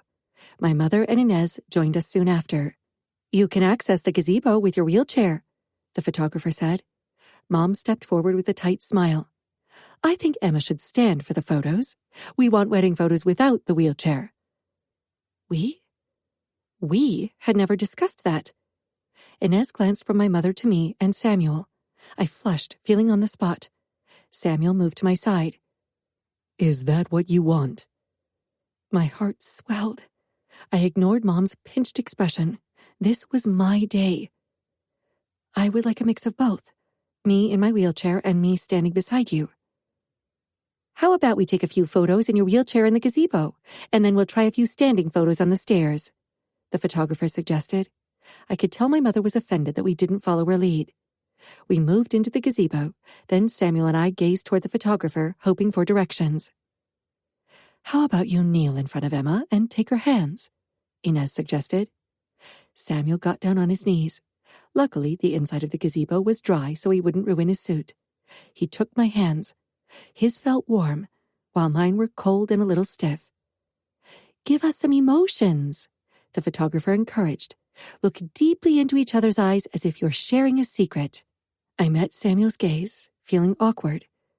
How were we supposed to convey emotions that weren't there? I was attracted to Samuel, maybe even had a little crush on him, but I didn't love him, and he definitely didn't have any feelings for me. This was an arranged marriage, not blissful love. Samuel's features softened in a smile, but it was still a very restrained expression, and my own face felt very tense. "More emotions," the photographer said as she took several photos. Samuel glared. "Do your job. This isn't helping." She snapped her lips shut and continued taking photos. Samuel looked down at my hands, which were still in his. "Your hands are icy. We should hurry to get you inside." He looked up with concern in his eyes. "It's not very cold. It's summer." It was a cool day for me, but my cold hands were from nerves, not because I was freezing.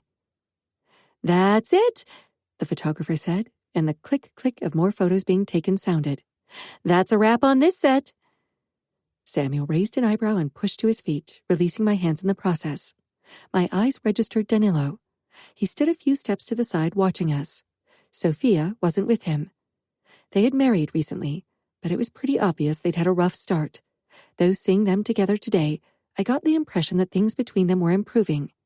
Danilo didn't share these things with me, and I wasn't close enough to Sophia yet to ask her about it. Not to mention that I'd feel awkward doing so as Danilo's sister. Danilo gave me a tight smile before his hard gaze settled on Samuel, who returned it with an unimpressed expression. "The stairs next," the photographer said and moved ahead. Samuel pushed me toward the base of the stairs. I arrested the brakes and pushed myself into a standing position. I realized I was still in my heels and couldn't keep my balance on them. Danilo stepped forward as if to catch me, but Samuel grabbed my arm before he could and steadied me with a hand on my waist. "I need to get out of my heels," I explained, embarrassed. I sank down and quickly slipped off my heels before I stood again. Samuel helped me reach one of the upper stairs and positioned himself beside me. Inez fanned out my wedding dress so it cascaded down the steps. I was a bit nervous standing on stairs as it allowed less room for stumbling. Samuel gripped my hands. "I'll catch you if you fall." I couldn't help but smile at his romantic-sounding declaration. "That's very romantic of you," I teased. Samuel chuckled. "I'm going to be honest. Being romantic isn't my forte. At all." "You're the Ice Prince," he scoffed.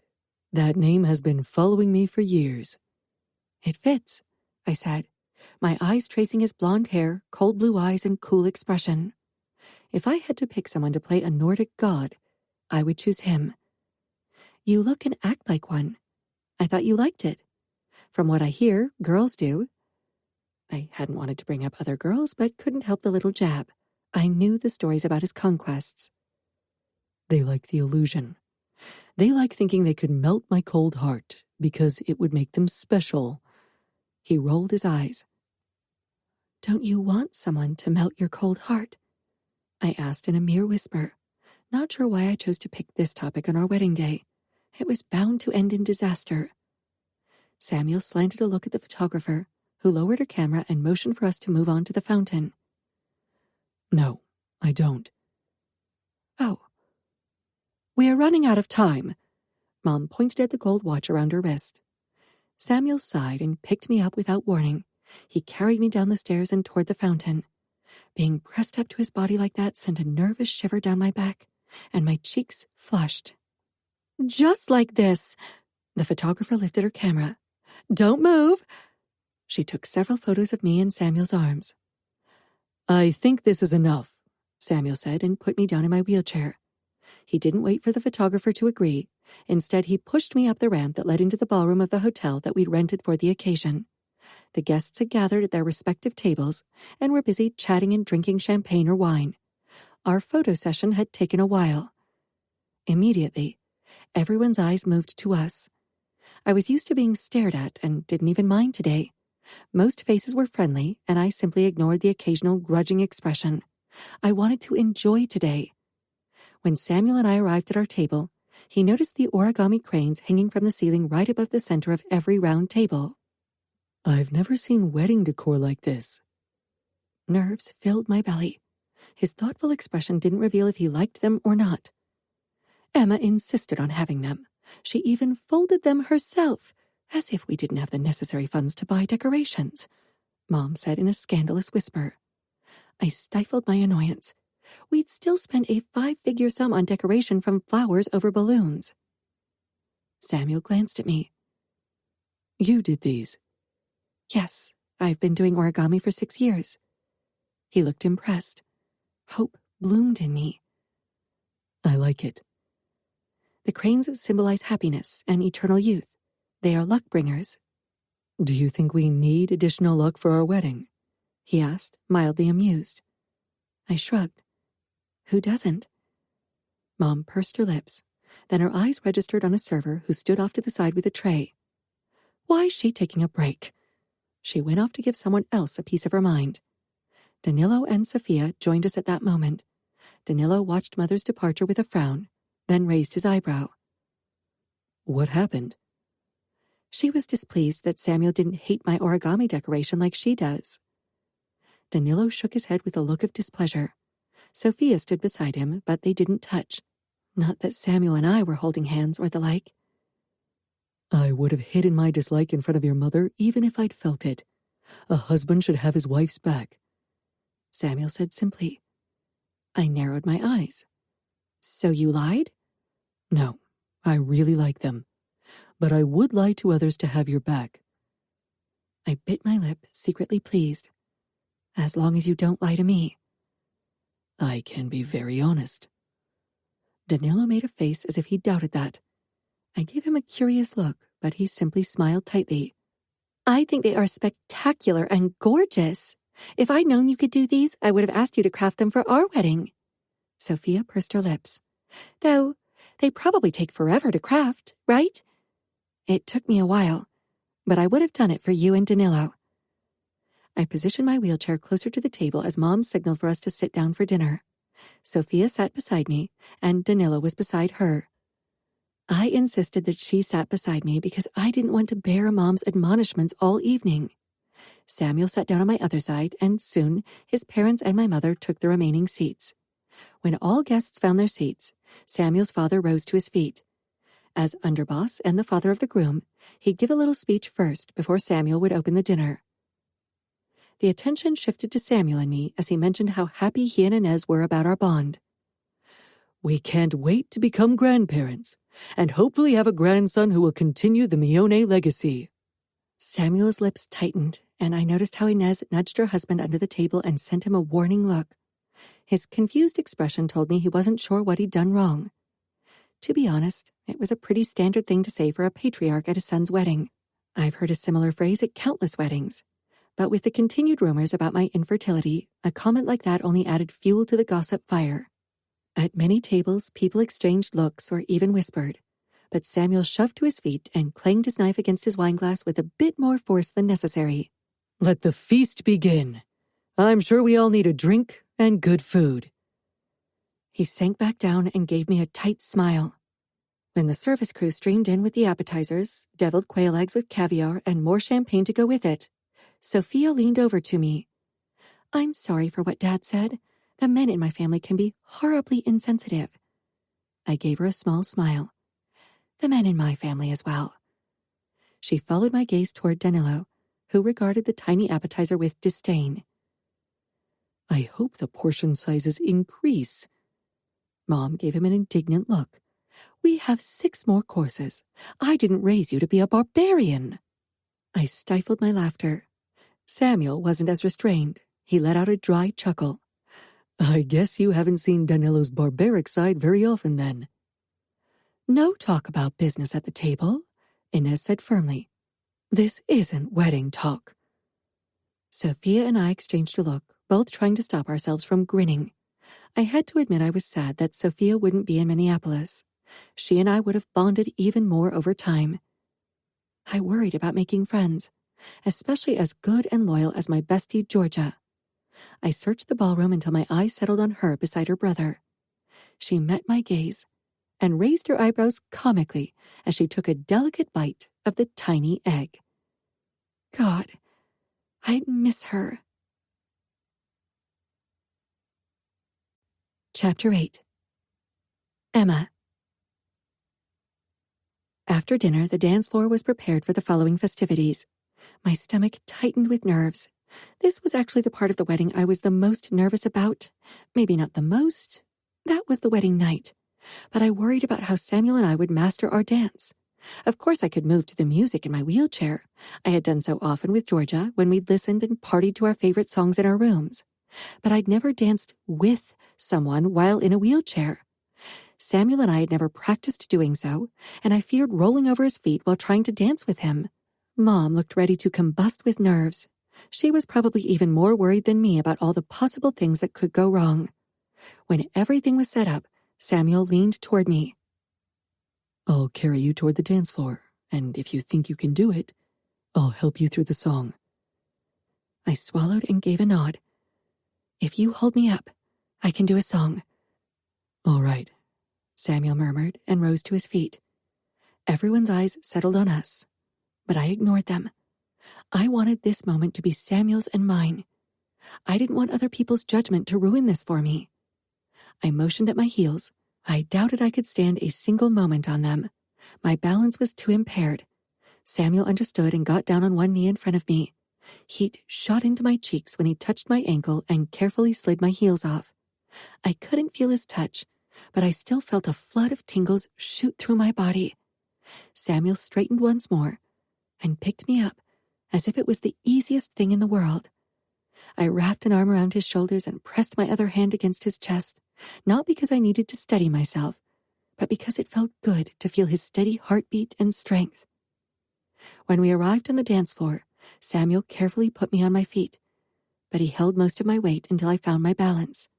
Yet even then, he still firmly held on to my waist. ready? He asked in a low voice, his blue eyes locking on mine. A low murmur had picked up among the guests, but I still didn't look. I only had eyes for Samuel, my husband. It was still difficult to wrap my mind around the fact that I was a married woman now. Yes. My heartbeat was racing, and my mouth was becoming increasingly dry. Samuel gave a sign to the band, and they played the first notes of the slow waltz. I danced the waltz often before, but never like this, not once since my accident. Samuel began swaying lightly to the music, and I did the same. For a moment I was sure my legs would slip away, but Samuel tightened his hold around my waist. We swayed to the music for a long time, my hands resting on Samuel's strong shoulders. Samuel held my waist. From the outside, it probably looked as if he was simply touching me, but his hands were the reason I could stay upright for so long. My fingers clutched his shoulders, and his hands supported me. He carried most of my weight as we danced. I didn't mind that we couldn't do a waltz. This back and forth swaying was more than I dared to hope for, and it filled my heart with so much joy and gratefulness. I had trouble keeping the grin off my face despite the strain I felt in my legs. I peered up and gave Samuel another grateful smile. His expression, as usual, was emotionless, controlled, and on the verge of brooding. "Am I getting too heavy?" I asked with a hint of worry. I was much smaller than Samuel, and he looked and felt really strong, but I imagined it wasn't easy to dance with so much additional weight. He gave me a small smile. "I can handle it. Don't worry about me." My eyebrows rose, and my expression became teasing. "So you're saying I'm heavy?" I flushed, surprised by my own courage. "I didn't, and I won't. I learned a lesson or two about the traps men can walk into in a marriage by watching my parents. To some questions, there are only wrong answers." The song ended, and before I could say something, Danilo took over from Samuel. I had to admit I missed being in Samuel's arms, even if his touch was still foreign. After the dance with my brother, he brought me back to my wheelchair. I wished I could keep dancing. It always made me happy. Maybe one day I would dance as a hobby again. Samuel appeared at the table, dropping his sister Sophia off. She and Danilo took off for another dance, and I watched them with longing. Samuel cleared his throat, drawing my gaze up to his face. He held out his hand. "Would you give me the honor of another dance?" I bit my lip, nervously glancing around as I felt the gazes of the people at the surrounding tables on us. One dance had been expected, but this definitely caught the attention of several people. I put my hand in Samuel's, then whispered, "I'd like to dance in my wheelchair." Samuel nodded slowly, but I could see the questions in his expression. I, too, wasn't sure how slow dancing with someone would work. He led me toward the dance floor. We stayed at the edge so I wouldn't roll over any feet. I had never tried a waltz since my accident. Samuel's cool and resolute expression gave me confidence, so I extended my arms so he could clasp my hands. "Let me know if I do it wrong." I gave him a nervous smile. "I wouldn't know. It's the first time I've done a waltz like this." He nodded again, appearing even more determined. He pushed me back, then pulled me closer again, back and forth, until I felt confident to release one of his hands and do a twirl. I giggled when I managed to avoid rolling over his feet. I had to pay for my overconfidence a moment later, or rather Samuel had to pay for it, as I rolled over his toes during another twirl. "I'm sorry," I exclaimed with a brief flash of discomfort on his face. "I'm used to living on the edge," he said in such a humorless tone that I couldn't stop a flood of giggles from bursting out. Samuel's mouth briefly twitched into a smile, and my worries over how this day would go evaporated. Our eyes met. "Thank you." Samuel. "What for?" I asked. Emma looked at me as if I'd given her a great gift. I hope she wasn't thanking me for marrying her, because she'd soon realize I wasn't the fucking catch everyone made me out to be. "For dancing with me like this," she said with a small laugh, as if it should have been obvious. Her eyes sparkled with happiness, and all I could think about was how she could still be such a positive person after all the shit that had been thrown at her. Hearing her carefree giggles had given me a burst of positivity I hadn't felt in forever. "You're my wife. You deserve as many wedding dances as you desire. For all the shit you'll have to put up with while being married to me." The song drew to an end, but I didn't stop moving back and forth with Emma, and when the next song began, she tried another twirl. When she didn't roll over my feet this time, she looked immensely pleased with herself. "How are your toes?" I gave her a small smile. "Don't worry about me, that was nothing. I can tolerate a lot of pain, and this is far less painful than the social chit-chat at these gatherings." Her eyebrows rose and her expression became teasing. "So, you prefer me rolling over your feet to talking to me?" She flushed. I'd always only seen Emma's quiet and shy side, so I too was surprised. Not unpleasantly, though. If she wasn't quite as breakable, that would make things easier for me. Today, her personality had shown through several times. I don't. Talking to you has been surprisingly pleasant so far. Do you say it because you learned that lesson from watching your parents' marriage, or because it's true? It's true, but said lessons definitely play a part, too. She giggled, then bit her lip, looking away. After a moment, she cast her gaze back up, watching me through her long lashes. I can't wait to see what lessons you learned. A dirty joke lay on the tip of my tongue, but I swallowed it at the last moment. For some reason, I was unsure how to handle Emma when it came to the bedroom. We'd never breached the subject of sex for multiple reasons. It had felt inappropriate for a long time due to her age. She was 8 years younger, damn it. Plus, we rarely talked alone. And for some reason, it felt as if I was taking advantage of her. Her disability made her seem so vulnerable that making advances on her felt like I was using her. Why are you frowning? She asked, worry filling her beautiful face. It's nothing, I clipped. Of course. She became tense, and I wanted to kick myself. I'd have to figure this shit out by tonight. Maybe it would be best if I just talked to her, even if it embarrassed her. I could hardly talk to Danilo about this, even though he was the one who knew her best. The thought of his enraged face if I did talk about the wedding night cheered me up considerably. Let's enjoy another dance, I suggested, and her hand relaxed in mine once again. After that dance, Danilo took over again, giving me another hard look. He should know that I was immune to it by now. Despite my desire to return to the table for a glass of wine, it was my turn to dance with my mother next. Her eyes were glassy when she took Emma's place. She hadn't always been this emotional in public, and she was still mostly a very controlled woman, but since losing my twin sister, she seemed to savor every moment she got to celebrate with Sophia and me all the more. She gave me a half-embarrassed smile. You two look really sweet together. I hope the photographer took many photos of you. I'm sure she did. You'll have plenty of images to fawn over. Mom gave me a reproachful look. I gave her the smile that always appeased her.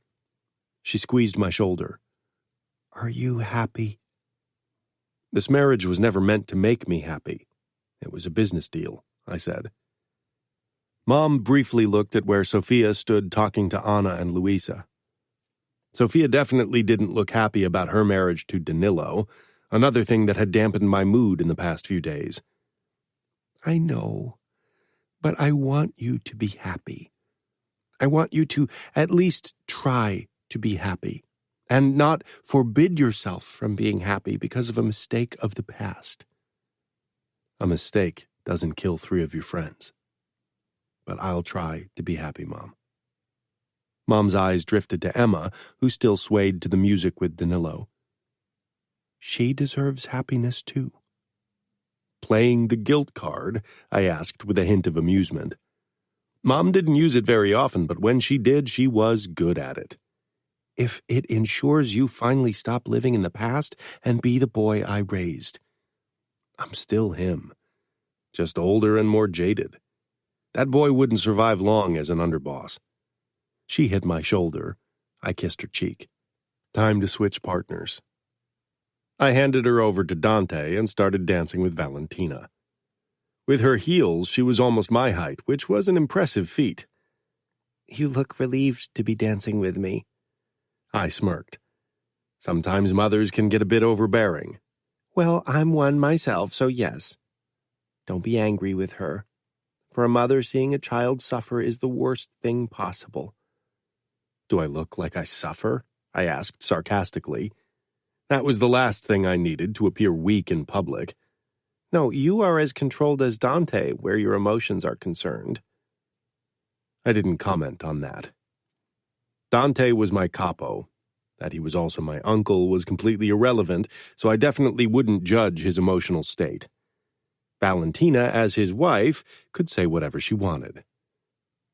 Luckily, Valentina didn't try to talk about feelings after that. Eventually, I could escape the dance floor. Emma was in conversation with Sophia, Anna, and a red-headed girl I didn't know at our table, so I went over to the bar to grab a drink.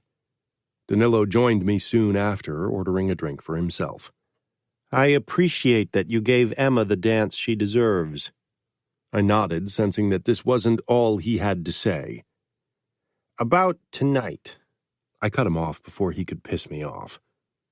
His bringing up the subject of our wedding night was definitely nothing I would tolerate, even if I'd previously entertained the thought.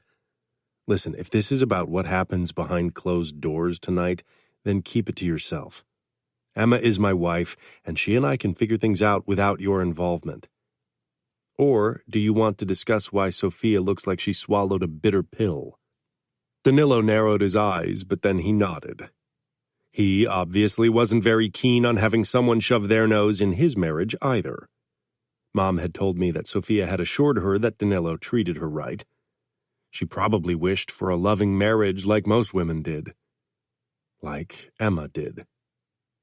Renato joined us, carrying 2 glasses filled generously with red wine. "Negro Amaro," he said as he handed one glass to me. Danilo raised an eyebrow.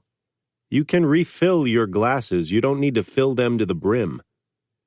Renato took a hefty gulp from his wine, emptying it by half. "Thanks for the tip." I took a few gulps from my wine as well. The effects of the spirit in my flask had already faded, and I hadn't found time to get it out again yet. "That busty redhead makes me dream about a tit job," Renato muttered, his eyes on the curvy girl talking to Emma, Anna, and Sophia. I sent him a look that said, "Shut up."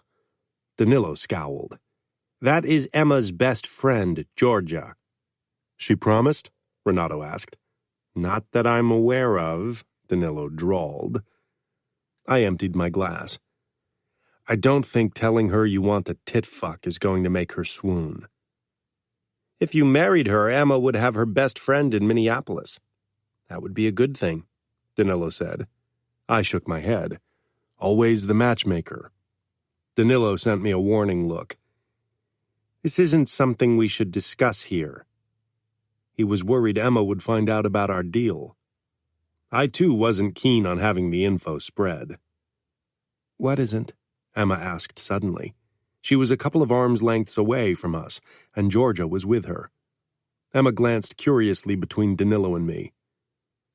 "Business," Danilo said with a tight smile.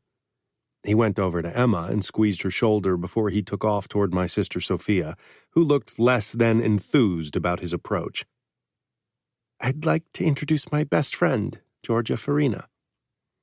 I dipped my head in greeting, trying not to stare at her low neckline. If Renato hadn't spewed nonsense with the tit fuck, that wouldn't have been a problem. "Nice to meet you. You're always welcome to visit Minneapolis. My family and I will make sure you're safe." Georgia smiled brightly, but the smile dulled when she noticed Renato's less-than-proper leer. He was practically glued to her chest. I nudged his side. "Please meet my friend Renato." He tore his gaze up to nod at Emma before he smiled his most charming smile at Georgia. I hoped he didn't think he could ruin my wedding by making advances on this girl. "Pleasure," he said in a way that made me want to kick his stupid ass. Georgia made a face as if she got a whiff of something nasty. Emma blinked, then gave me an uncertain look. Nice to meet you, Renato." She met Georgia's gaze, and something passed between them I had no clue about. "We should head back to Anna and Sophia," Emma said, and gave me a questioning look. "So much for making a good first impression," I muttered. Georgia liked what she saw. "I'm talking about Emma. You're my best friend. It would be nice if my wife didn't hate you." Renato scoffed. "She's your wife. She has to accept whoever you're friends with, Samuel. You make the rules." I need another drink. "That's what I'm talking about. Come on, I have a bottle of bourbon in my jacket." After a couple of shots of bourbon, I felt much more relaxed. I knew I couldn't get drunk at my wedding, but it took a lot of alcohol for me to show actual signs of intoxication. I was glad for my ability to hold my liquor when Dante, Valentina, and my parents joined me after Renato and I had almost emptied the bottle. Renato quickly excused himself, as he definitely showed signs of having drunk too much. "Where's your lovely wife?" Valentina asked with a smile. Dante had a hand on her lower back and regarded her with obvious appreciation. My father had an arm around Mom's waist. Both couples obviously loved each other, despite their arranged marriages. But I wasn't foolish enough to believe that happened with most marriages. They were lucky. Considering fate's way of screwing me over in the past, I doubted luck would be on my side in my marriage to Emma. I searched the room until I found Emma in conversation with Georgia near the bar. She was drinking a glass of white wine. "She's busy with her friend." "Maybe you should go over to her now," Mom suggested. "Ines," Dad said in a low voice, "I'm sure Emma and Samuel can handle their marriage." Dante exchanged a mildly amused look with me. I felt half tempted to ask him how he had built a solid marriage with Valentina, considering he was as emotionally withdrawn as me. "She's on her own now," Mom said. My gaze locked on Emma, who was moving toward the doors, and went out of the room unaccompanied. I considered following her, but I didn't want her to feel watched. She could handle herself. I didn't want her to think I considered her not capable. She's probably heading to the bathroom. I doubt she wants my company there. Mom sent me a reproachful look, but I was immune to it by now. When Emma hadn't returned 15 minutes later, I got a bad feeling. I kept glancing at the doors. "Why don't you go to your wife? Dante and I will chat some more with your parents," Valentina said with a knowing smile. Dante gave a curt nod. "Tonight is only about you and your wife." I gave them a tight smile and headed for the doors. I couldn't explain it, but I just felt particularly protective of Emma. Maybe it was because she seemed more vulnerable in her wheelchair. Any kind of weakness always drew in the worst characters of our world, and plenty of horrid people were at this gathering today. I followed my instinct and went toward the restrooms in the adjoining hallway. The moment I turned the corner, I spotted Emma, and she wasn't alone. One of the guests, a distant relative whose name I'd never bothered to keep in my mind, stood in front of her. His wide stance and the way he bent over with his hand pressed against the wall right over Emma's head pissed me off right away. My pulse began pounding. "Maybe you need help," he said, and I hesitated, wondering if I let my irrational overprotectiveness get the better of me. But he leaned farther down as if he was about to lift her, despite Emma shaking her head. What the fuck? He was definitely not being helpful. The asshole was making a move on her, on my wife. I got a glimpse of Emma's face. Her face turned red and she looked uncomfortable.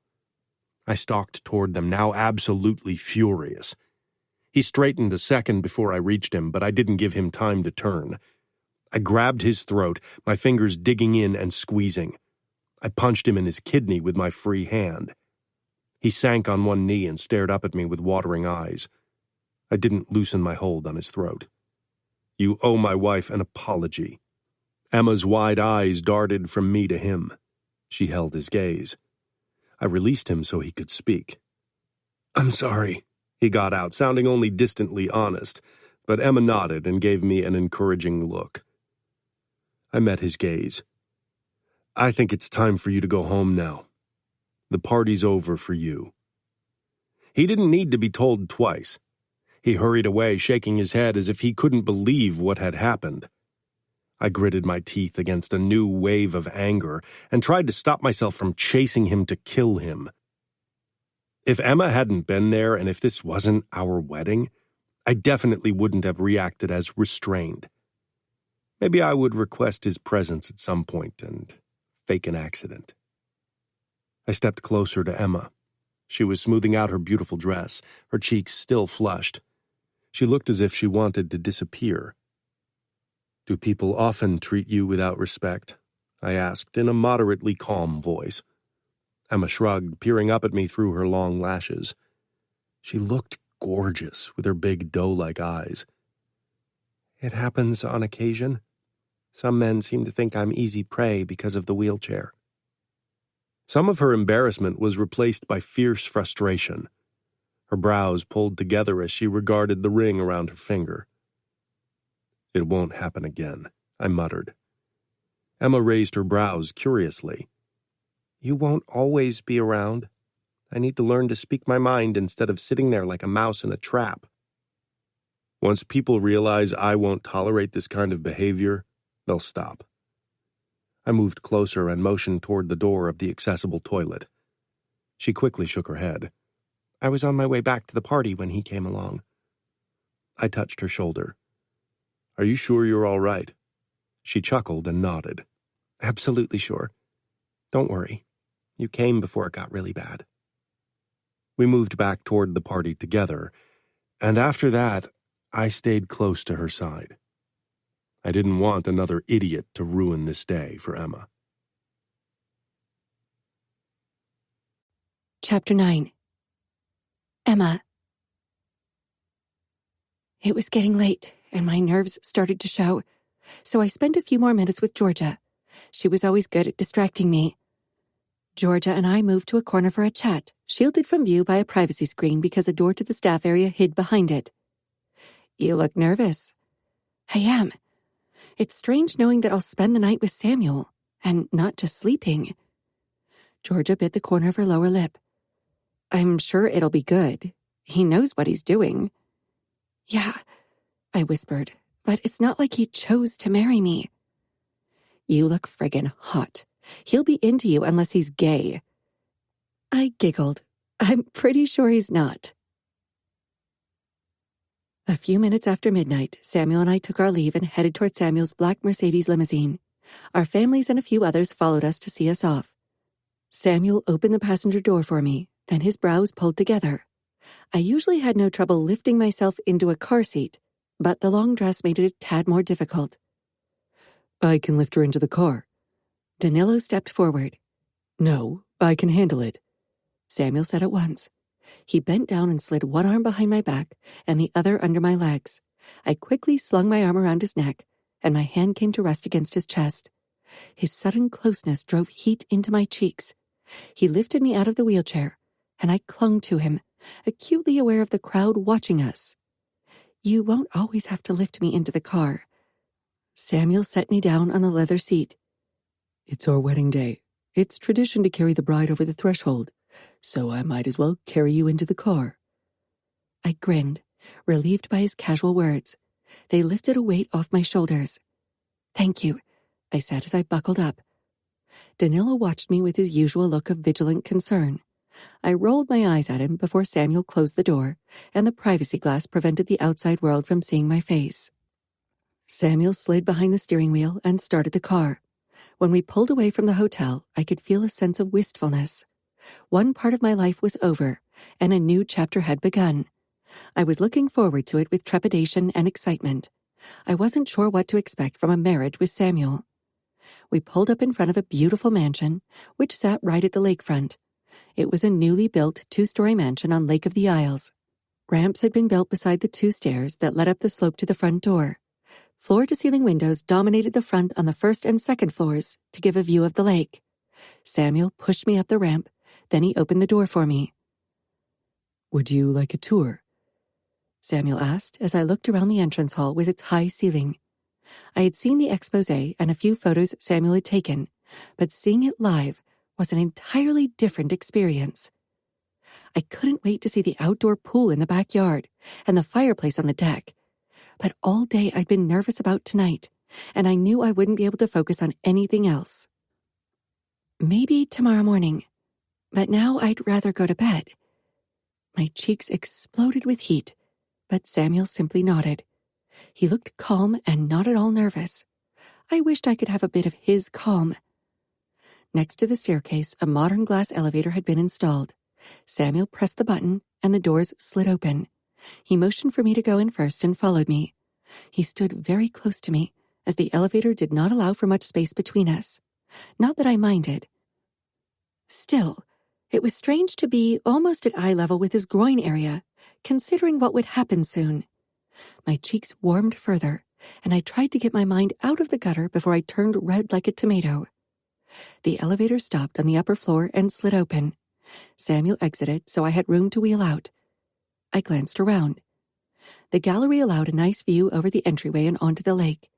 Even in the dark, I could tell the view was spectacular. This could become a true home. I glanced up at Samuel, who waited patiently beside me to look out the window.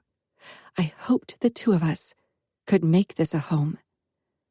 He gave me a small smile, but it was so hard to read his eyes. He seemed so controlled, almost disinterested. Didn't our wedding night make him nervous at all? I gave him a smile in turn and glanced past him to indicate that we could move on. "The primary bedroom is over there," he said, leading me toward the first door on the left. He opened the door for me, and I moved inside. The walls were painted dark blue, and a beautiful light gray herringbone parquet covered the floor. A chandelier hung over the wide king-sized bed with its silver bedding. The soft light from the chandelier immediately relaxed me. After finishing my first quick assessment, I stopped in the middle, unsure what to do and where to go. To the bathroom, but the dress was closed by dozens of tiny buttons I wouldn't even be capable of opening myself. Samuel closed the door before he faced me. He looked magnificent in his dark blue tuxedo. He had blonde hair and stunning blue eyes, with wide shoulders and strong arms. I tore my gaze away and lowered it to my hands, which fumbled with my purse. Silence cloaked us like a heavy drape, settling itself like a suffocating weight on my heart until my throat tightened and embarrassment crowded my chest. I should let him off easily and tell him I was tired. I didn't want him to sleep with me because he felt obligated when he didn't desire me. "Is it okay if I go to the bathroom to wash my face and freshen up?" "Of course," Samuel said, and the tight note in his voice made me look up. His brows were drawn together as he regarded me, maybe wondering if he needed to help me. With that intense look, he seemed even less approachable, like there was no way I could ever crash through the walls he had built as a high-ranking made man. The thought that he might worry about having to assist me to go to the toilet drove shame into my cheeks. I rolled my wheelchair into the bathroom, but didn't close the door and continued until I was in front of the sink. The bathroom was incredibly spacious, so I had more than enough room to move around. The shower was accessible with a wide door that allowed easy access and handles so I could pull myself up, and one of the counters was lower, so I could easily see my reflection even when seated in my wheelchair. Samuel followed me and leaned against the doorframe. His scrutiny made me nervous, but at the same time, I wanted to show him that I wasn't as helpless as he worried. I arrested the brakes of my wheelchair, then slid my legs to the floor and carefully pushed myself to my feet. Samuel rocked forward as if he thought I would fall, but I gripped the edge of the counter to steady myself and straightened. His eyes trailed along my body, and I realized he was checking me out in my wedding dress. I couldn't read his expression, but I hoped he liked what he saw. I loved the dress, loved how I looked in it. I went through my evening routine, cleaning my face and brushing my teeth, while Samuel stood in the doorway. I wished he'd at least say something. When I was done, I paused and peered toward my husband in the mirror. Our gazes locked, and the intensity in his halted my breath. I swallowed, not sure what to do. At that moment, it seemed impossible that only 8 years separated us. 8 years, and a lifetime of experiences.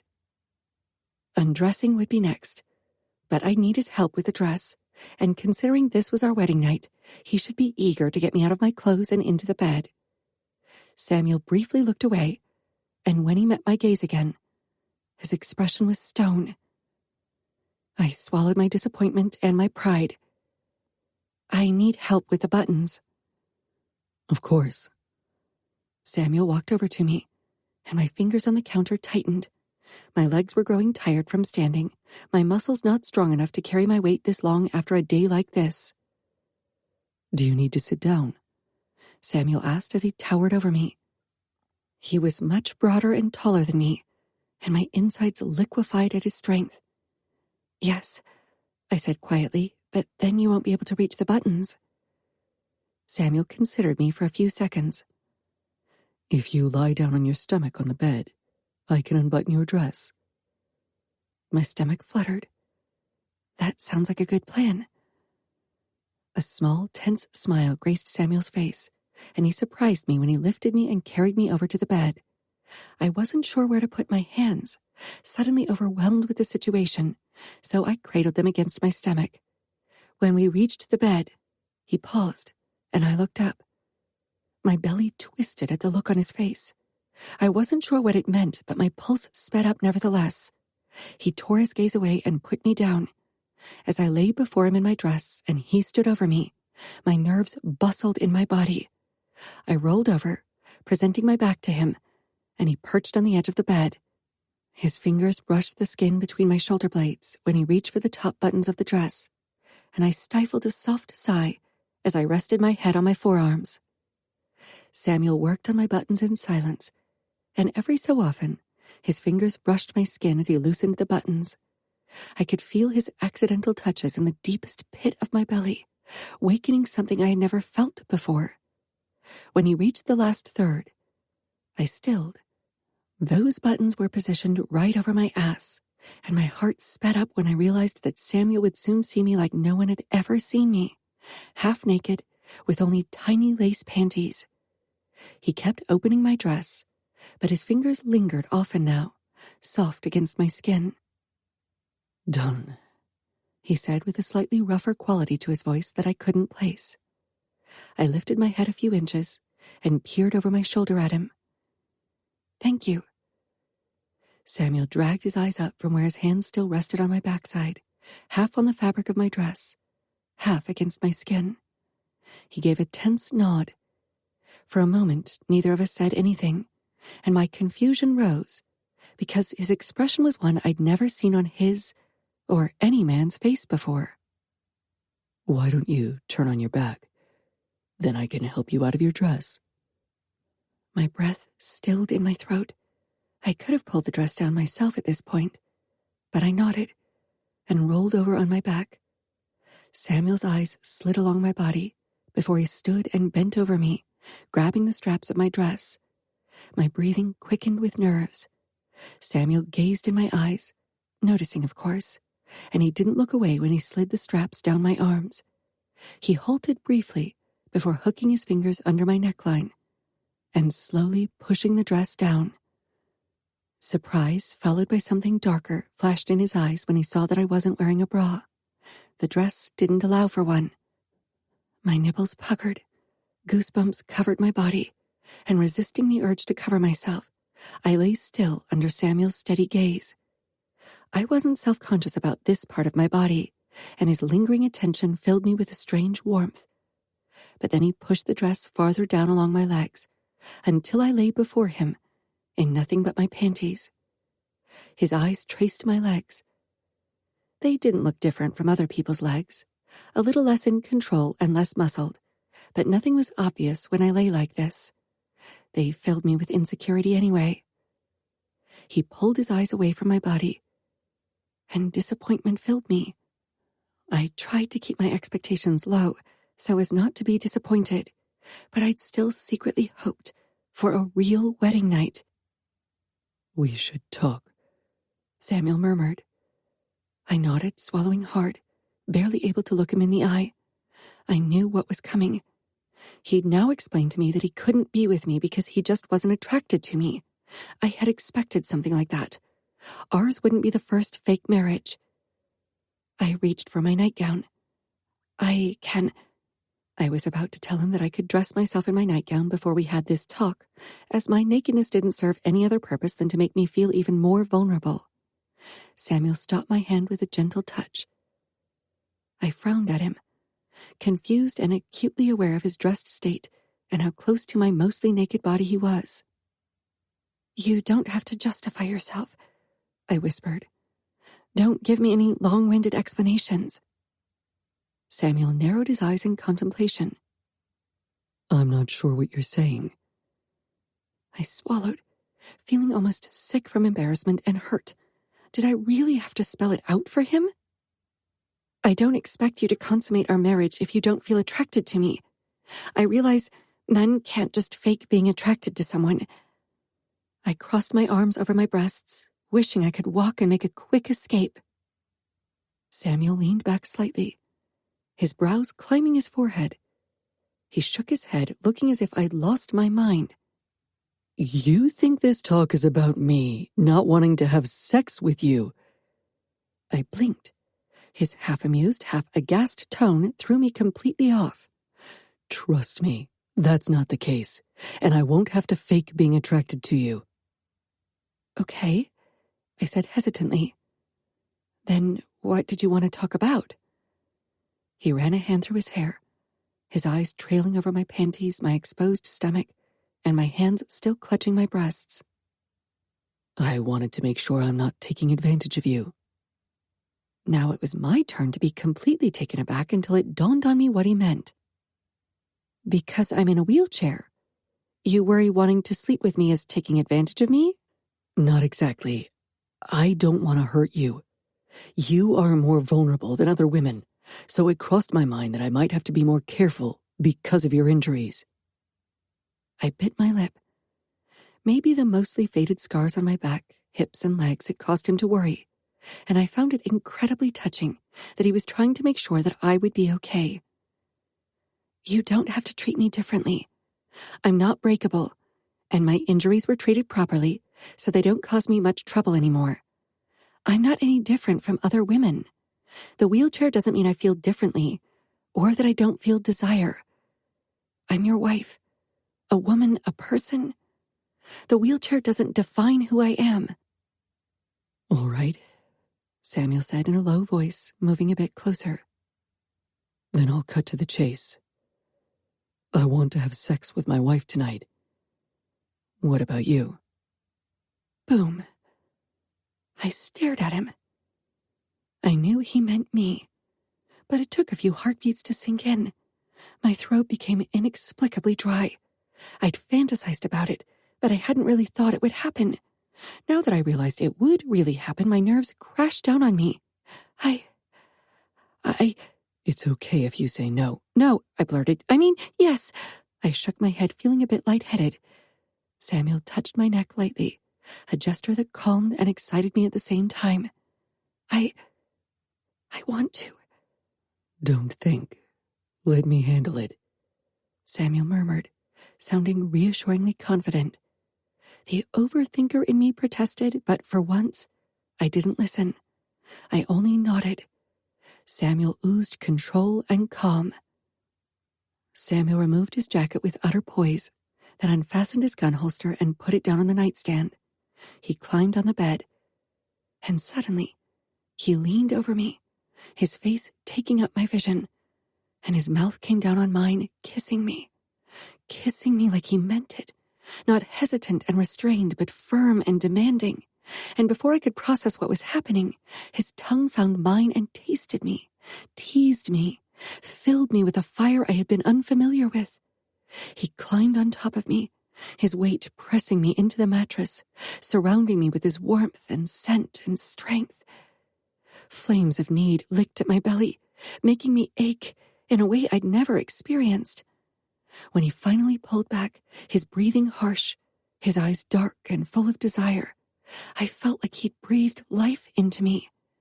He looked at me like I was the most desirable woman on this planet. His hand brushed my shoulder before moving to my ribcage and my hands, which were still pressed against my breasts. He looked me in the eyes as he pulled one hand, then the other away, laying me bare. I swallowed, my breath shaky. You can say no anytime, he rasped. I didn't say anything. I didn't think I could get a word out of my tight throat. I was so nervous and excited like never before. His gaze slid lower, down to my puckered nipples, and then his thumb stroked the underside of my breast. The touch was light and gentle as his fingers traced the curve of my breasts almost reverently. He lifted his head, and his blue eyes searched mine. Did he think I'd stop him? Even if I was nervous, even if I wasn't sure I was ready for what he wanted, I was too high on the look of hunger on his face to leave it unfulfilled. I stared back at him, my tongue too heavy to speak the actual words, to tell him I wanted this. I wanted him. But he must have seen it in my face, probably from years of experience with countless women.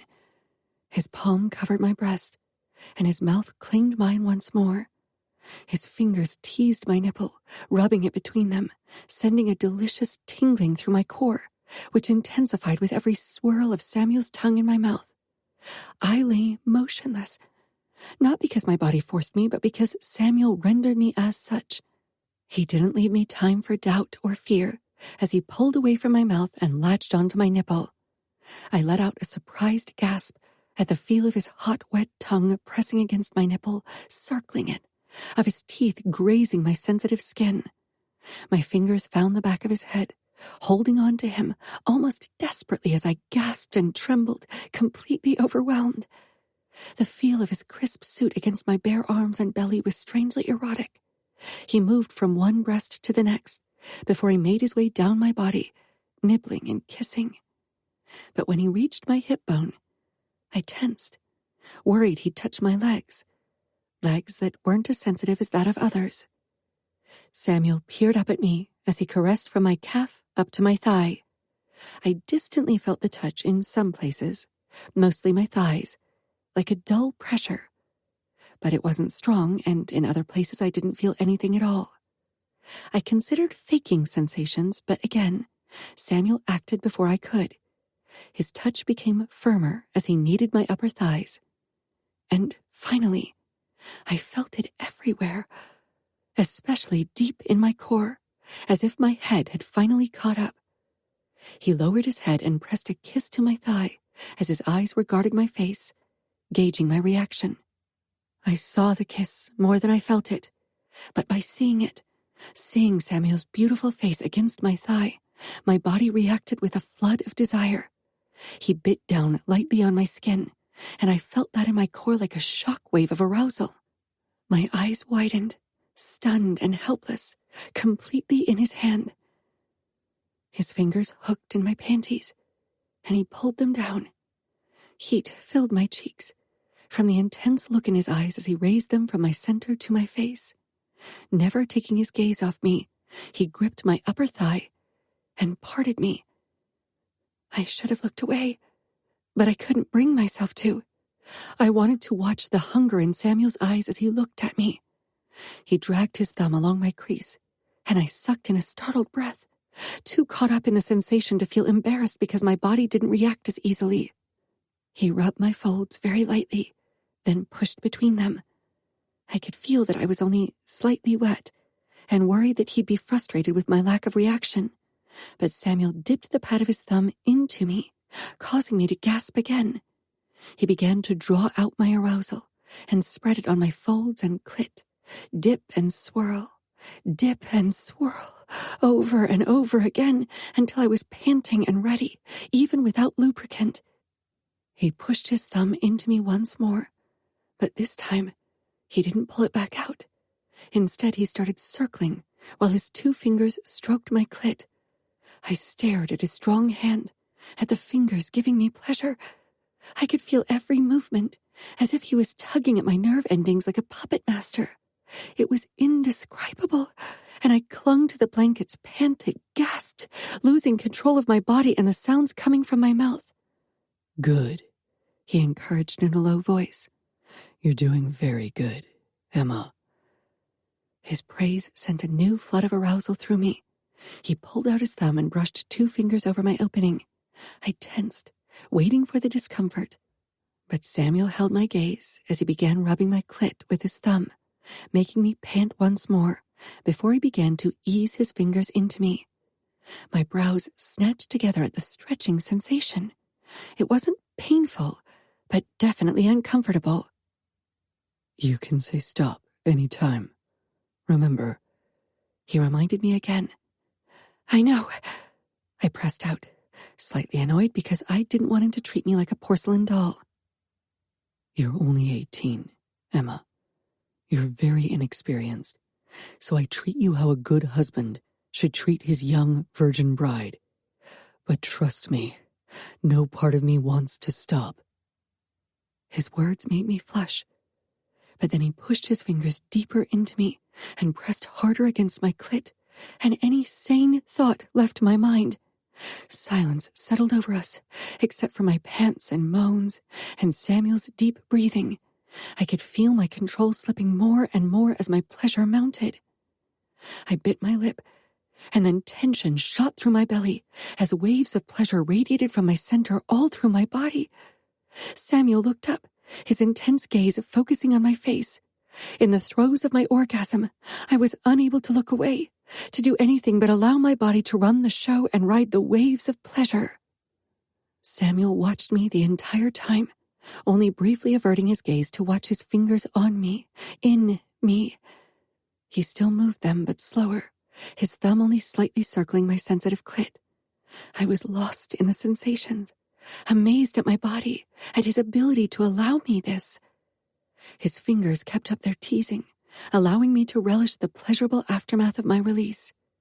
Then he pushed off me, straightening to his full impressive height, and started undressing. My eyes followed his progress, terrified and excited, as he shed one piece of clothing after the other, until he stood before me completely naked. I exhaled when I caught sight of his erection, exhilarated that I had done this to him, but at the same time scared of having him in me. He was so much bigger than 2 fingers, which had already been uncomfortable. Sleeping with someone, with him, had always been such an abstract concept. For a long time, I hadn't thought it would happen to me at all. I'd never felt more woman than I did at this moment, strangely empowered by my body's reaction. Samuel climbed back on the bed. Is this what you want? What I wanted. My body wanted every part of Samuel, and had never felt a desire more potent. My head wanted love and affection, wanted the fantasy version of how a first time was supposed to be. I wasn't a dreamer. Yes, I breathed out, half tempted to ask him the same question. He gave a curt nod before he pushed my legs apart so he could settle between them. His actions were very effective, considerate and kind, but they weren't affectionate. I shut my head down, knowing full well these thoughts weren't going to help. He lowered himself to his elbows. My breaths came faster, and my heart thundered in my chest when I felt a light pressure. This was it. Samuel held my gaze and brushed his lips across mine in a surprising act of gentleness before he started to push in. I clung to his back and gasped against his mouth from pain this time. I forced myself to relax. Fighting the pain would only make it worse. I knew all about pain, and this was nothing in comparison. His expression became strained as he entered me slowly, then paused when he was inside me. I shivered, trying to get used to the intense stretching sensation. Samuel looked at my face, then did the first light thrust. I winced, my breath hitching. He kept moving very slowly, his eyes on me. Maybe I should have been embarrassed by his continuous gaze, but he was so calm and confident that it helped with my own nerves. His thrusts soon became harder, faster, and the twinge turned into a throbbing pain, but I kissed him and held back the whimpers because this was a moment I'd waited for. Maybe I was still trying to prove everyone who thought I couldn't lead a normal life wrong. He came with a groan and a shudder, and I felt him release into me, felt his twitch and his muscles softening. For a moment, he remained in me, on me, but then he rolled off, his chest heaving. I turned my head toward him, my breath coming in short, stunned exhales as the reality of what just happened set in. He'd claimed me, and had enjoyed it from the look of it. I could have laughed and cried from joy, despite the throbbing between my thighs. I wanted to scream at the people who thought this marriage would never come to be. Samuel closed his eyes with a sigh, and I allowed myself to trace his body with my eyes. His wide chest, his ripped stomach, narrow waist, and the trimmed dark blonde hair around his half-erect cock. His thighs and erection were smeared with my blood, causing me to flush. I wanted to touch him with a despaired longing I was entirely unfamiliar with. But he didn't feel like mine to touch yet. I was his, by law, by tradition, and because he claimed me as such. But he didn't feel like mine. I wondered if he ever would. Chapter 10. Samuel. Pleasure hummed dully in my body. When I'd caught my breath, I sat up. I needed to clean up. The proof of Emma's innocence stained my legs and the sheets. I could feel her eyes on me. When I met her gaze, she flushed and smiled shyly. "Are you okay?" I asked, my voice still rough with lust. Emma hadn't been very vocal about her pain, but looking at my cock and her thighs, I couldn't imagine she hadn't been in pain. Maybe I should have been more careful, but a primal part had taken control, spurred on by the knowledge that I was the first to claim her. She gave a small nod. She was a beautiful girl, a beautiful woman, now my wife. I wished fate hadn't shackled her to me. So much darkness lay in her past, and I carried too much darkness for it not to stain her future. She reminded me of a deer in the headlights as she lay beside me, still gloriously naked, her skin flushed from what we'd done. She was gorgeous, and my desire had run the show the moment I'd seen her half-naked body. "Do you need anything?" She sat up with a wince, her eyes taking in her smeared thighs. "I need to wash myself." "I'm going to take a shower. I can take you with me." Surprise crossed her face. She gave a small nod and smiled gratefully. Then her expression changed. "I can shower by myself." "I know, but we might as well do it together."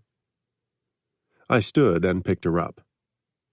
To my surprise, my body was already asking for more. But I ignored its call and carried Emma into the bathroom and stepped into the shower with her. I tried to turn on the water, but needed my hands to hold her up. "Let me," she said, and turned the shower on. The first spray of water was ice cold, as it always took a few seconds before it warmed up. I had spent only a couple of nights in the place to look for possible improvements before we moved in together, but that was one thing I'd learned quickly. Emma sucked in a sharp breath, her fingers clamping around my bicep as her wide eyes met mine. I chuckled at her shock. She relaxed when the water finally turned warm and pursed her lips. "You could have warned me," she said with a small, coy smile. "Who would have thought that a bit of cold water would make you scream louder than sex with me?" Her lips fell open. I hadn't intended to show my true personality to Emma so shortly after our wedding, but keeping up a front in private was hard work, and I was exhausted from all the fake pleasantries of the day. I could tell that she misunderstood my comment from the shock and worry in her eyes. I smirked and bent closer. "I didn't mean from pain, Emma. I'm not into that. Nothing is better than a scream in pleasure." "Oh." Her cheeks became an even darker shade of red. I angled our bodies so the water reached her thighs and could wash away the blood there. "You can set me down. That way I can clean up." I slowly put her down, but kept a steadying hand on her waist. She held my arm as she began to lather herself with my shower gel, an herby scent that helped me wake up in the morning. She hissed when she washed herself between her legs. "What is this?" she asked, with a curious look up at me. I grimaced. "This gives you a fresh kick." She quickly washed off the remaining foam, and watching her fingers clean her pussy sent a flood of blood straight to my cock. She noticed my gaze and flushed a bright red. I looked away and washed my face, forcing my thoughts away from Emma's naked body. Tomorrow, our families would have lunch together, and afterward, there'd hopefully be some time to discuss new ways to destroy the Falcones' empire. Too much time had already been wasted on wedding planning, ours and Danilo's to my sister. It was time to return our focus to business. "Are you done?" I asked her with a sideways glance, trying to stay on track and not lose myself in her beauty again. "Yes," she said, quieter than before. I wasn't sure what caused her sudden mood swing. I stepped out of the shower and slung a towel around my waist before I grabbed one for Emma and wrapped it around her shoulders, tugging her in. She peered up at me, her expressive brown eyes locking on mine. She was a woman who had so much love to give. One look at her told me that and more. She hoped what we had could turn into a loving marriage. Emma was lovable. If I allowed it, I could see myself falling for her one day. But for that to happen, I would have to let her in. I would have to let her see the darkness of the past, the darkness I still carried with me. Could she bear the heavy guilt I carried? Most days it was too heavy even for my shoulders. I released her shoulders, my expression closing off. "We should sleep now." She gave me a tight smile. "I need to get ready. Give me a moment." I left the bathroom. I put on pajama bottoms, then waited for Emma to emerge. I wasn't sure if she'd need my help, if she even wanted it. Emma was used to handling things alone. The door opened, and Emma appeared holding the doorframe to steady herself. She wore a gold silk nightgown and had her long hair braided so it fell over her shoulder. "Can you bring me my wheelchair?" I pushed it over to her. "I could carry you again." "I don't want to impose on your kindness." Emma was definitely colder than before. Maybe she realized that a bond built on mutual respect was better than hoping for love. "I'm your husband. It's my job to be kind to you." Her face became even more closed off. I realized my choice of words had been less than clever. I rolled the wheelchair over to her. She lowered herself into her wheelchair and moved it toward the bed. Then she engaged the brake and stood. She climbed into bed. I joined her. She turned to me with a stubborn gleam in her eyes. "I'm not a job. I have worked too hard for my independence to be an obligation to anyone." I frowned. "I never called you an obligation," and I realized my choice of words was inapt. I was referencing our wedding vows. It's my duty as your husband to treat you well and take care of you. As is my duty. This isn't a one-way street. I know, but I have a feeling you're better at being kind and taking care of people than I am. I'm better at ruining lives. She pursed her lips, questions filling her eyes. Thankfully, she didn't voice them. We both can do our best. This is only the beginning of our marriage. We'll have a lot of time to figure this out together. Emma. I woke to the sound of gentle breathing. At once, the memories of last night filtered through my sleepy brain, and I had to stifle a smile. When I opened my eyes, the room was still mostly dark because the curtains were drawn. I blinked and turned my head toward the sound of breathing. Samuel lay with his muscled back turned to me. The blanket pulled around his hip, allowing me to take him in. 3 names were tattooed on his back. It was the position where his heart was. For a moment I worried they were names of women he'd perhaps dated over the years, though it seemed strange to keep a list of previous lovers. Not to mention that I knew from the gossip mill that Samuel had been with more than 3 women, but none of them for long enough to warrant a permanent place for their name on his skin. When I scanned the names, relief settled in me. Enea, Domenico, and Arlo must have been friends who died over the years. As a made man, death was always a close companion. Several scars covered his back, reminding me that he, too, had gotten close to death before. I knew he'd been captured by the Cora when he'd tried to save his twin. He stirred suddenly and turned around. I tried to pretend I had been waking up too and not staring at him. His blonde hair was tousled from sleep. He looked cute and not as distant as usual. I resisted the urge to touch him, even though I really wanted to. "Morning," I said with a hesitant smile. What was I supposed to talk about? Was Samuel a morning person? Or did he prefer silence because he was a grump? Do you need help? Samuel asked, his voice still rough from sleep. He motioned to my wheelchair beside the bed. I gave him a tight smile. "No, thank you. I'm fine." He thought I required constant support. I didn't want to blame him for his misconception. Many people who'd never lived with a disabled person felt they needed constant help. Some people actually did, but I could get through my daily routine with minimal support. The only thing I usually needed help with were things on the upper shelves. He sat up. "The names on your back, are they of dead friends?" Samuel's face hardened, a shadow of the past flitting through his eyes. Of friends who died because of me. My lips parted in surprise. I could tell it was a topic Samuel didn't want to talk about. I nodded and stopped myself from asking more questions. Maybe I'd ask Danilo about them. He definitely knew the details about Samuel's past, especially his rescue mission. But Danilo, too, didn't like talking about it, as it marked the year in which he'd lost his fiancée to Remo Falcone. Maybe one day, Samuel would feel comfortable enough with me to share the full story. "I'll freshen up and get dressed. Will we have breakfast together?" Sure, I took the day off. I got into my wheelchair, acutely aware that Samuel watched my every move. The tension in his upper body and the keen attentiveness in his expression made it clear he was ready to leap out of bed and assist me should I require his help. It was kind of sweet, but also frustrating. I didn't want to become someone he had to care for, at least not beyond what a husband did for his wife. I smoothed out my nightgown and resolutely gripped the wheels before I moved toward the bathroom. The door was closed, and I had to angle my wheelchair to the side to push it open. Samuel climbed to his feet, obviously thinking he needed to open the door for me. I sent him another smile before I disappeared inside the bathroom. The moment I stopped in front of the sink, Samuel appeared in the doorway. I had to stifle my laughter, though I also felt a little like screaming.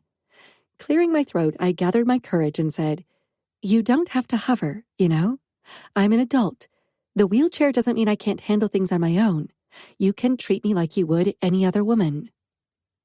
I cringed at my last words. Samuel frowned. You are my wife, and I want to take care of you. "That's really nice, and I appreciate it, but unless I ask for help, I can do it on my own." Samuel nodded. Still, I wasn't sure if it had really gotten through to him. Maybe he'd actually need to see me handle things to believe I could. Mobsters could be stubborn and overprotective. I had to admit a part of me was pleased that Samuel took our marriage serious enough to want to make good on his promise. But I also knew I'd get frustrated very quickly if he treated me like a child. I wanted to be a partner on equal footing, which was hard enough in our traditional world.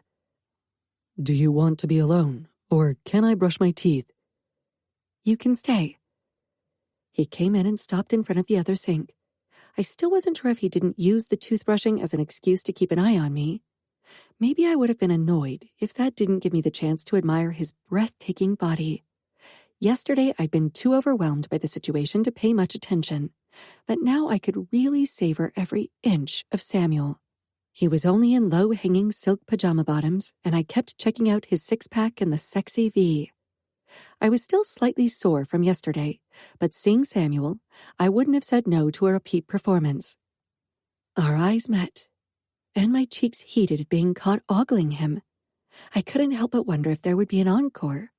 Maybe Samuel had only done his duty last night and wouldn't try to sleep with me again. Perhaps he'd pick a mistress to fulfill his bodily needs. Maybe he already had one. I wasn't naive. It wasn't uncommon for men in our world to have a mistress, especially if they were as good-looking and powerful as Samuel. I'd felt sexy last night.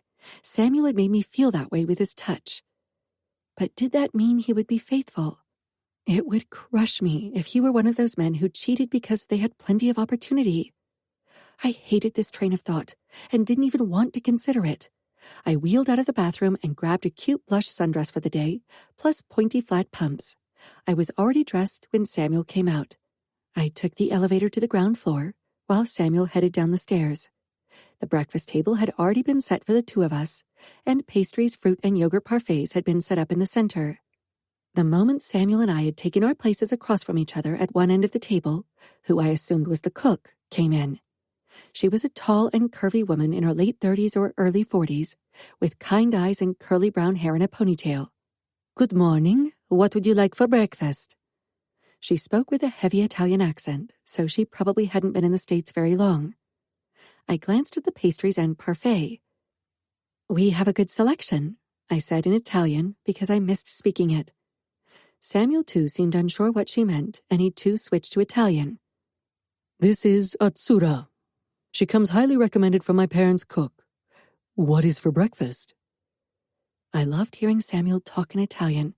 We'd mostly talked in English so far, but I decided I found his voice even sexier in Italian. "I can prepare whatever you like. If you prefer American style, I can make egg dishes, waffles, pancakes." I grabbed a maritozzo, a traditional Italian sweet bun filled with cream. I personally prefer a cornetto, brioche, or maritozzo for breakfast, and of course a cappuccino. Atsura gave an approving nod. I hesitated. I didn't want to be nosy, but I was really curious. "Where are you from?" We'll return to the story soon. But for now, let the music help you slow down and feel present. This free audiobook is made with care.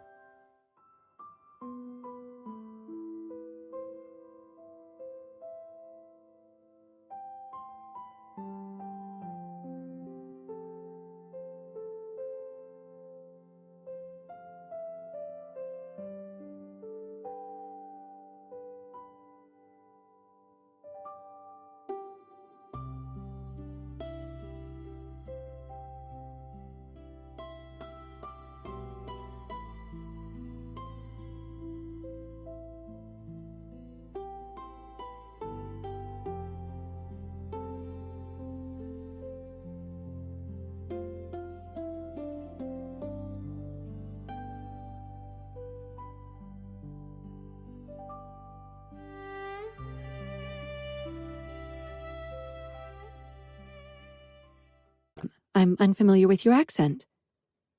"I was born in a very small village in the Maremma region." "Why did you come here?" My son wanted to move here to join the outfit. I'm a widow and only have him, so I came along. It's been 2 years.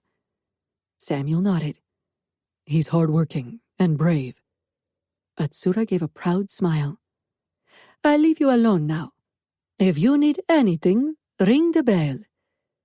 She turned and moved out, giving us privacy. I knew she meant well.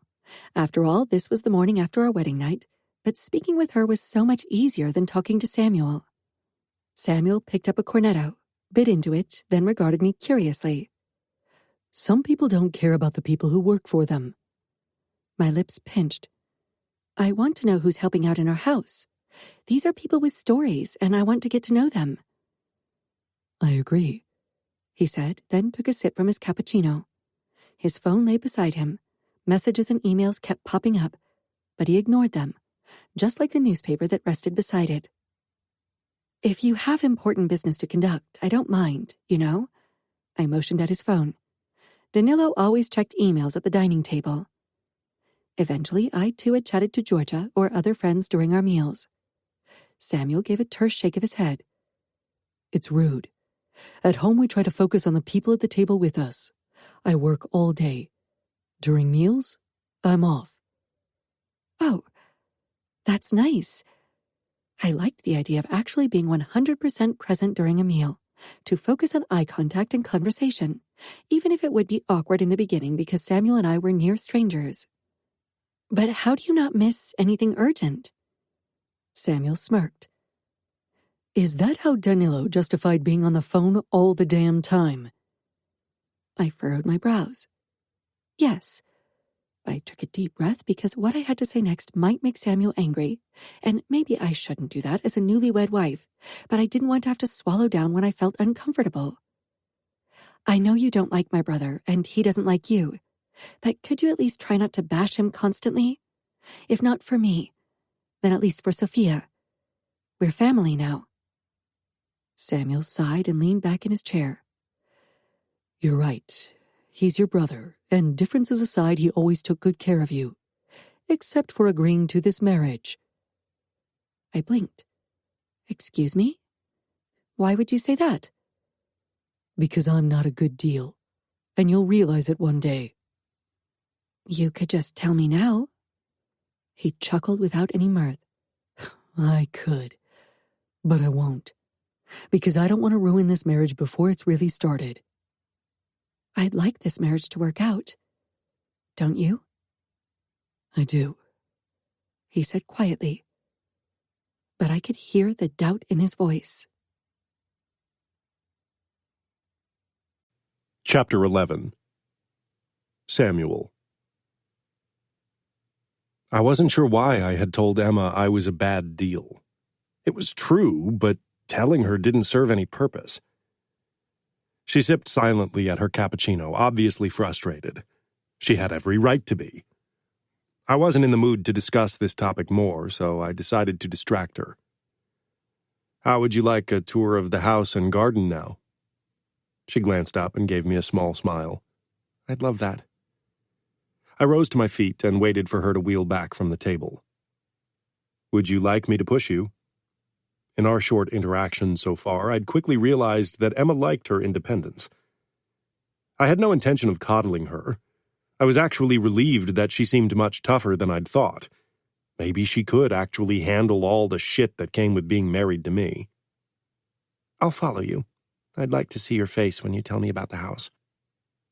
Last night was only the third night I spent here, so I don't know that much more about its hidden corners than you do. She tilted her head. You bought the house a while ago. Why didn't you move sooner? I could have lied. Could have told her my father preferred to have me close for business reasons. But the truth was simple. It might seem odd, but I prefer company. Living alone in a house hadn't really seemed appealing to me. I had all the freedom I wanted at my parents' house, so I stayed. Emma nodded. That makes sense. You have a hard job, so having family at home afterward is important. I nodded. After tough days, I'd often have a drink with Dad in the office. You can rely on me, Samuel. I won't ever break your trust. She flushed. As usual, Emma looked lovely, sweet, and sexy. I motioned to the window front. Let's start with the view from the porch. I strode toward the double doors and swung them open. The view over the lake was spectacular. Emma rolled out and her entire face lit up. She pointed at the wide but narrow fireplace in front of two comfy deck chairs. It's gas, but it's cozy. I turned it on with a remote, and the flames flickered up at once. In bright daylight, it wasn't as nice as in the dark. You still enjoy swimming? I asked. I remembered from our trip to the Cavallero mansion 2 years ago that she'd been ecstatic about swimming in the lake there. I had only been there to guard my sister Sophia back then, and had hardly talked to Emma at all. Maybe I should have made an effort. Yes, I went to an indoor swimming pool once a week when I still lived in Indianapolis. I hope I can find a good place to swim here. I have a small surprise, I said, and led Emma through the dining area, followed by the vast living area with a wood fireplace, to the wide double doors on the back of the mansion, overlooking the sprawling backyard. I opened those doors, and Emma's eyes widened in utter shock as they took in the big swimming pool a few steps below the terrace. A ramp had been installed, so Emma could easily move down to that level. That isn't a small surprise, it's huge, she said. She reached for my hand and squeezed, her eyes emotional. For being such a bad deal, you're doing lots of thoughtful things. It's misleading. I cleared my throat. It's nothing. She shook her head and released me, then moved down the ramp to take a closer look at the pool. I wish I could take a dip right away. It's still 2 hours before our families arrive. Plenty of time. Not if I have to shower, then style my hair afterward and put on fresh makeup. I made a clueless face. Emma giggled and allowed her eyes to take in the rest of the garden. An immaculate lawn, a few perfectly round bushes, a paved path, and a few flower beds with white flowers. I can't wait to have a garden that's being lived in, played in. This looks like an exhibition garden. For a moment, longing reflected on Emma's face, but then she turned to me with a smile. Can you show me the rest? Even the kitchen? I nodded and led her back inside. We ended our tour in the kitchen, where Atsura was busy cooking up a feast for lunch. I took a deep breath, taking in the delicious scents. Emma did the same and let out a sigh. That smells delicious. What is it? Atsura pointed at the pots. As primi, tortelli al ragu will be served. Emma wheeled closer to the stove. What's the filling? On the counter, freshly made tortellini were lined up. Ricotta and spinach. Could I try the meat sauce? Of course.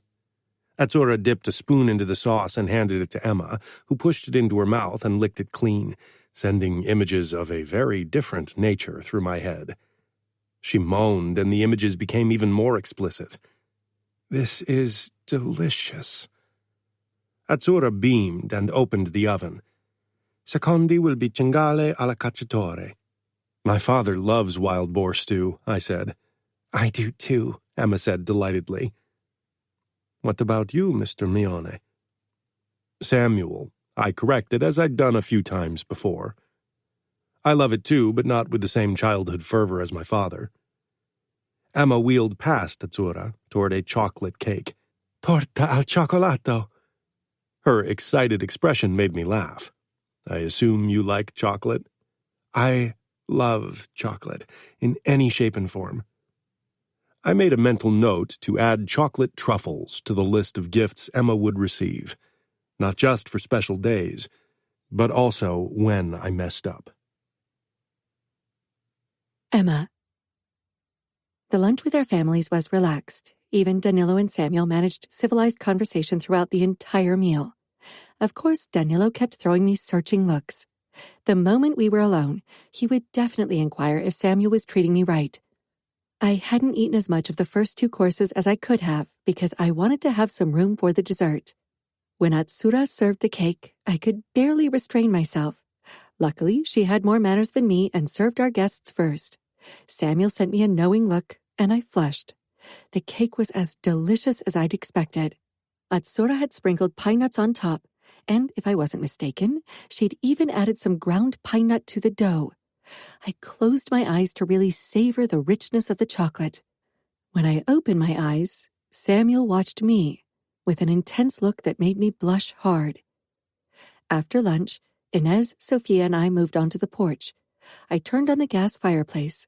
We looked out over the lake and allowed the silence to settle around us for a few minutes. The men had retreated to Samuel's office, a big room with a desk, cozy leather couches, and a fireplace, to discuss business and probably have a drink. Atsura came out. Would you like something to drink? Could you ask my husband to make me a hanky-panky? I'm sure Samuel has everything it needs in his office. My eyebrows shot up. I had a very different image in mind when I thought about hanky-panky. Atsura nodded, then glanced at us. Amaretto sour for me. Samuel can make it, Sophia said without missing a beat, despite Inez's curious look.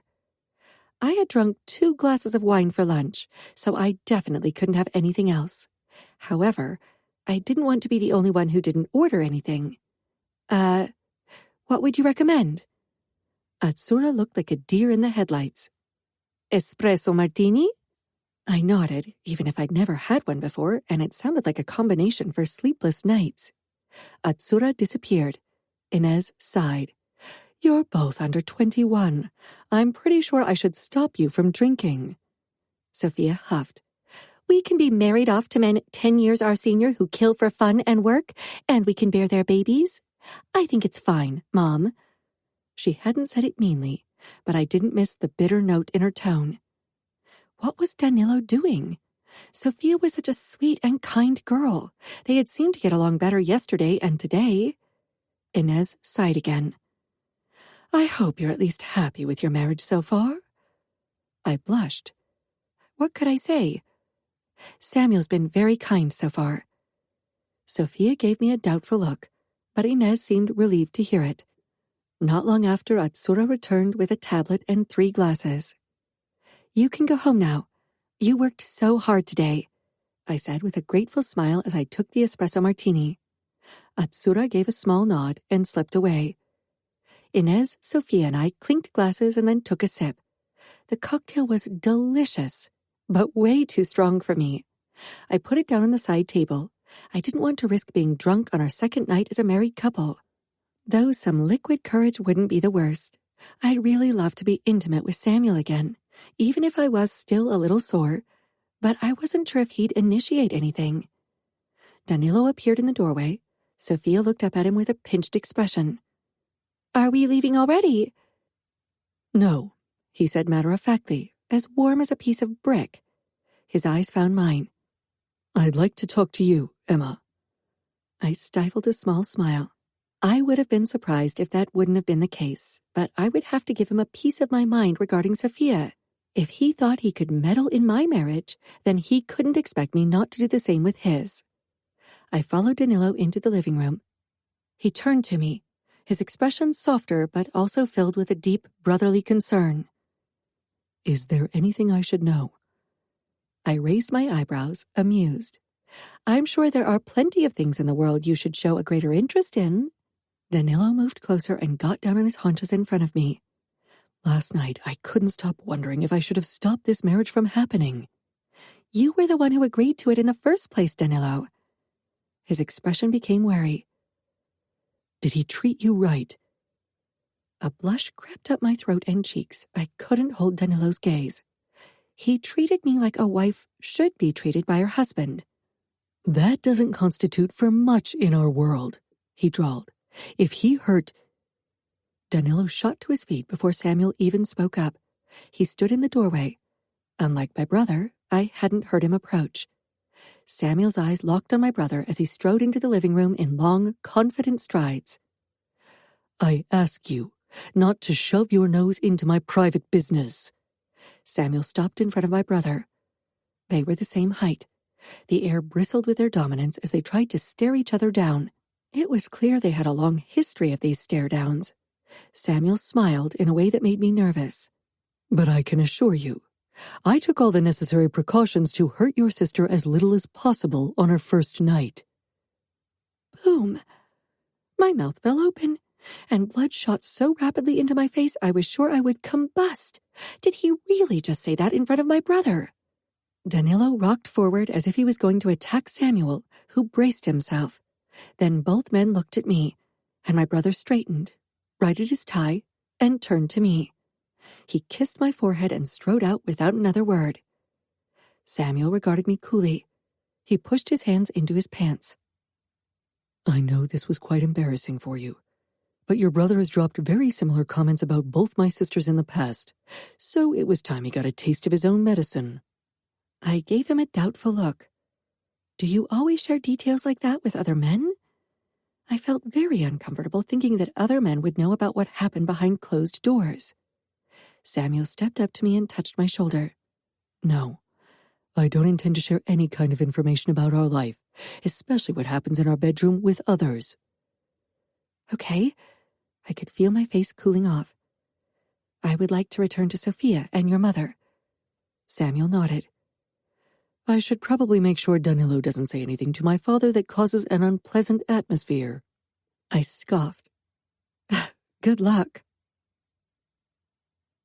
Once our families took their leave, Samuel joined me on the porch in front of the fireplace. The lights from the other houses reflected on the surface of the lake like doors to another sphere. Samuel had a tumbler with a generous amount of a dark amber spirit in his hand. I could still feel the gentle buzz from the wine and that one sip of the espresso martini, but Samuel obviously could tolerate far more alcohol. He had drunk 4 glasses of wine for dinner, plus whatever Danilo, Pietro, and he had consumed in the office, which likely hadn't been little, and now the tumbler. I had to admit I worried how well his body tolerated the amount of alcohol. It indicated that it had a lot of practice. Danilo said he and Sophia will return to Indianapolis tomorrow. I nodded. Danilo told me. I'd hoped he'd spend a few more days here with me to make the transition easier. Georgia had already returned to Indianapolis early in the morning because her brother needed to get back, and now my brother, the last link to my old life, will follow tomorrow. Samuel regarded me with a thoughtful expression over his glass. Will you be okay? Yes, I said firmly, I would be. I just need to adjust to my new life. Whatever you need, tell me. I'll have a bodyguard in the house whenever I'm not present. I'll introduce you tomorrow morning before I leave for work. So soon? I didn't voice my thoughts. Maybe I shouldn't have been surprised. This wasn't a dramatic love story where the protagonist couldn't bear the idea of being separated. I hope he won't hover. I don't like to be watched, I said. He's very good at what he does. He'll spend most of the time in the staff room beside the kitchen, unless you require his assistance. Samuel glanced at his watch, an elegant dark blue Patek Philippe Aquanaut. I should probably head to bed. I have an early meeting at 8 because of a shipment of slot machines. I stifled a yawn. It was already 11, and I was usually an early riser, which meant I went to bed around 10 at the latest. I'll come with you. Samuel downed his drink and pushed to his feet. He motioned for me to go first, so I moved toward the doors, which he then held open for me. Thank you. Samuel was being very considerate and polite, and that was nice in a way, but at the same time it emphasized that we were still strangers. This didn't feel like a married couple going to bed together. None of the lightheartedness, banter, and intimacy a normal marriage entailed. When we arrived in the bedroom, my eyes involuntarily moved to the bed and what had happened last night. I'd felt empowered and womanly. It had been a far better first time than I'd ever dared hope for, and now I wished for more. Samuel cleared his throat, his gaze intent as it settled on me. Go ahead. Get ready first. I moved into the bathroom and changed into another off-white silk nightgown with lace trimming, then returned to the bedroom. Samuel checked his phone in the middle of the room, his brows furrowed. His shirt was unbuttoned, revealing his muscled upper body and the line of dark blonde hair disappearing in his pants. His belt hung loosely around his waist, and the top button of his pants was open. I wished I were brave enough to go to him and unzip his pants, brave enough to show Samuel what I wanted. Samuel didn't notice my entrance immediately. He was immersed in his phone, but eventually he looked up and pushed his phone in his pants. He gave me a distracted smile and brushed past me into the bathroom. I wheeled toward the bed and frowned when I spotted his phone on the nightstand. He had 2 phones. Worry and suspicion filled me. I wanted to come up with an innocent explanation. Many people had a business phone and one for their private life, but Samuel was a made man and future underboss. Business was closely interwoven with his private life. There was no clear line separating the two. I tried not to let my imagination run rampant, but a nagging voice suggested Samuel used a second phone for a mistress. It wasn't uncommon for men in our world to have a mistress. Many of them were there before the marriage. I could only imagine what my mother would say if I suggested Samuel had an affair. She'd implore me to turn a blind eye to it and be happy for this good catch. I took a deep breath and hoisted myself into the bed. I had half a mind to call Georgia, but I didn't want to wake her with unfounded suspicions, and Samuel could return any moment. I could simply ask Samuel. Samuel emerged from the bathroom at that moment, but instead of coming to the bed right away, he walked toward the walk-in closet and put something in the pocket of the jacket he would wear tomorrow. My belly tightened. When Samuel finally climbed into bed, I couldn't bring myself to confront him. Instead, I gave him a shaky smile. He hesitated, as if he wanted to say something, but then he returned my smile. Sleep well. Again, he hesitated. He turned off the light and rolled over, so he faced away from me. I swallowed hard, agitated. My stomach churned as if I'd eaten too much and topped it off with soda. As expected, we fell asleep on our respective sides of the bed without any physical contact. I wasn't sure when I actually fell asleep. My mind kept obsessing over Samuel's second phone. I had to find out what it was about. I couldn't confront Samuel if I didn't have any hints. And even then... Chapter 12. Emma. Samuel's alarm woke me. He got up before I had even managed to open my eyes. Being an early bird was definitely harder after I had wine. I sat up and quickly slid into my wheelchair. Samuel disappeared into the bathroom and closed the door. With a cautious glance at the closed door, I hurried toward the walk-in closet. Samuel's taupe jacket hung from a coat stand. I reached up and fumbled for the pocket. When I felt something solid, I tried to reach in. I pushed myself up and finally managed to grip the phone. I listened closely. The water in the bathroom was still running. I stared at the screen.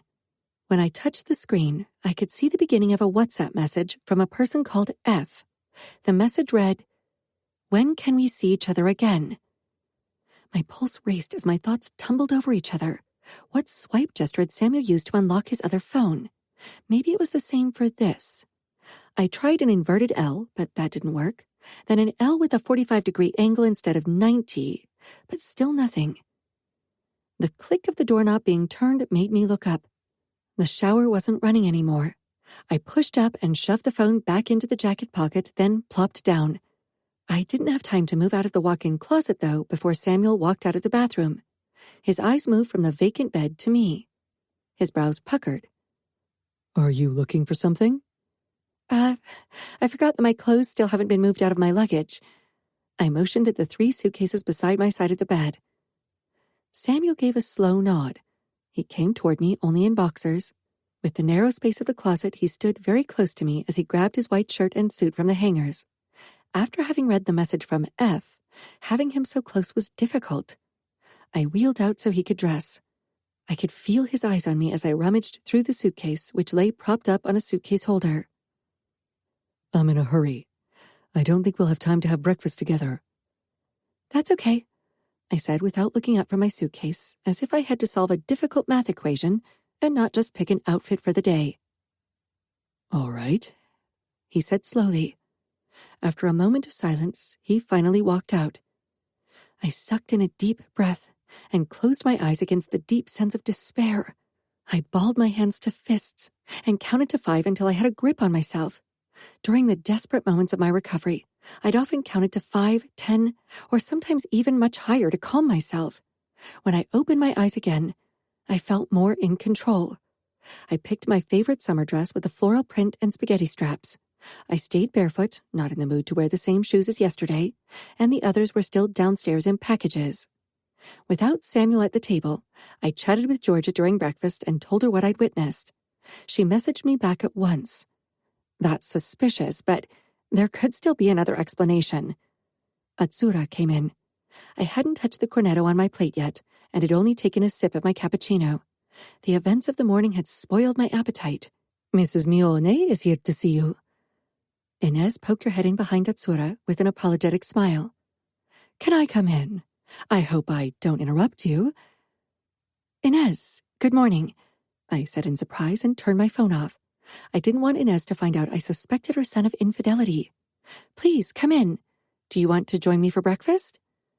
Inez came over and kissed my cheeks in greeting before she sank down across from me in Samuel's place. I only had a fruit salad. She eyed the assortment of pastries. Oh well. She picked up a cornetto and smiled as she took a bite. Did Samuel ask you to come over to keep an eye on me because he worried I can't be alone? I motioned at the wheelchair. Inez smiled, a hint of embarrassment playing across her face. He called me this morning and asked if I could come over to help you put your clothes into the closet. That's all? She let out a laugh. He's worried because this is a new house for you and you don't know anyone yet. I'm used to spending lots of time on my own in a house. I can handle it, especially because Samuel made sure the house is accessible. Don't be mad at him. I'm sure he'll soon see that you can handle the situation. I definitely wasn't mad at Samuel for trying to help. I was mad because of his second phone. I nodded. Don't worry, I'm not. We don't know each other very well yet. He'll soon realize that I'm more than capable of handling myself and more. Oh, I don't doubt it. Inez chuckled. Which is why I asked the priest in our community if you can help. We have a sort of self-help group for made men and their families with disabilities that our priest leads. Thank you. If you give me his contact information, I'll try to be useful as soon as possible. After breakfast, Inez and I moved on to the bedroom. I realized I still hadn't seen my bodyguard. Because Samuel had left so abruptly in the morning, he didn't introduce me to him. My shoes and most of my bags are still down in the lobby in boxes, I said when we entered the bedroom together. I could ask Leo, your bodyguard, if you want. Have you met him yet? No, I said, sparing Inez the details of my morning. Let me give him a call. She picked up her phone and gave him instructions on where to find the boxes. She ended the call. He was Sophia's bodyguard before she married your brother. Samuel thought it was a good idea to have him become your personal bodyguard, and I agree. He's very discreet, professional, and vigilant. Let me give you his number. Samuel's head is always at work. It might be a while before he remembers to give you the details you need to really thrive here. He had his head with a certain F, too. I tried to push the thought aside because it was ruining my day. There wasn't anything I could do about it now. Inez put a hand on my shoulder. Are you not feeling well? I'm just a little tired. I didn't sleep all that well. A knock on the door interrupted our conversation. Come in, Inez and I said at the same time. She gave me an apologetic smile and stepped into the background. This is your home. I'm sorry. I sent her a smile to show her it was okay.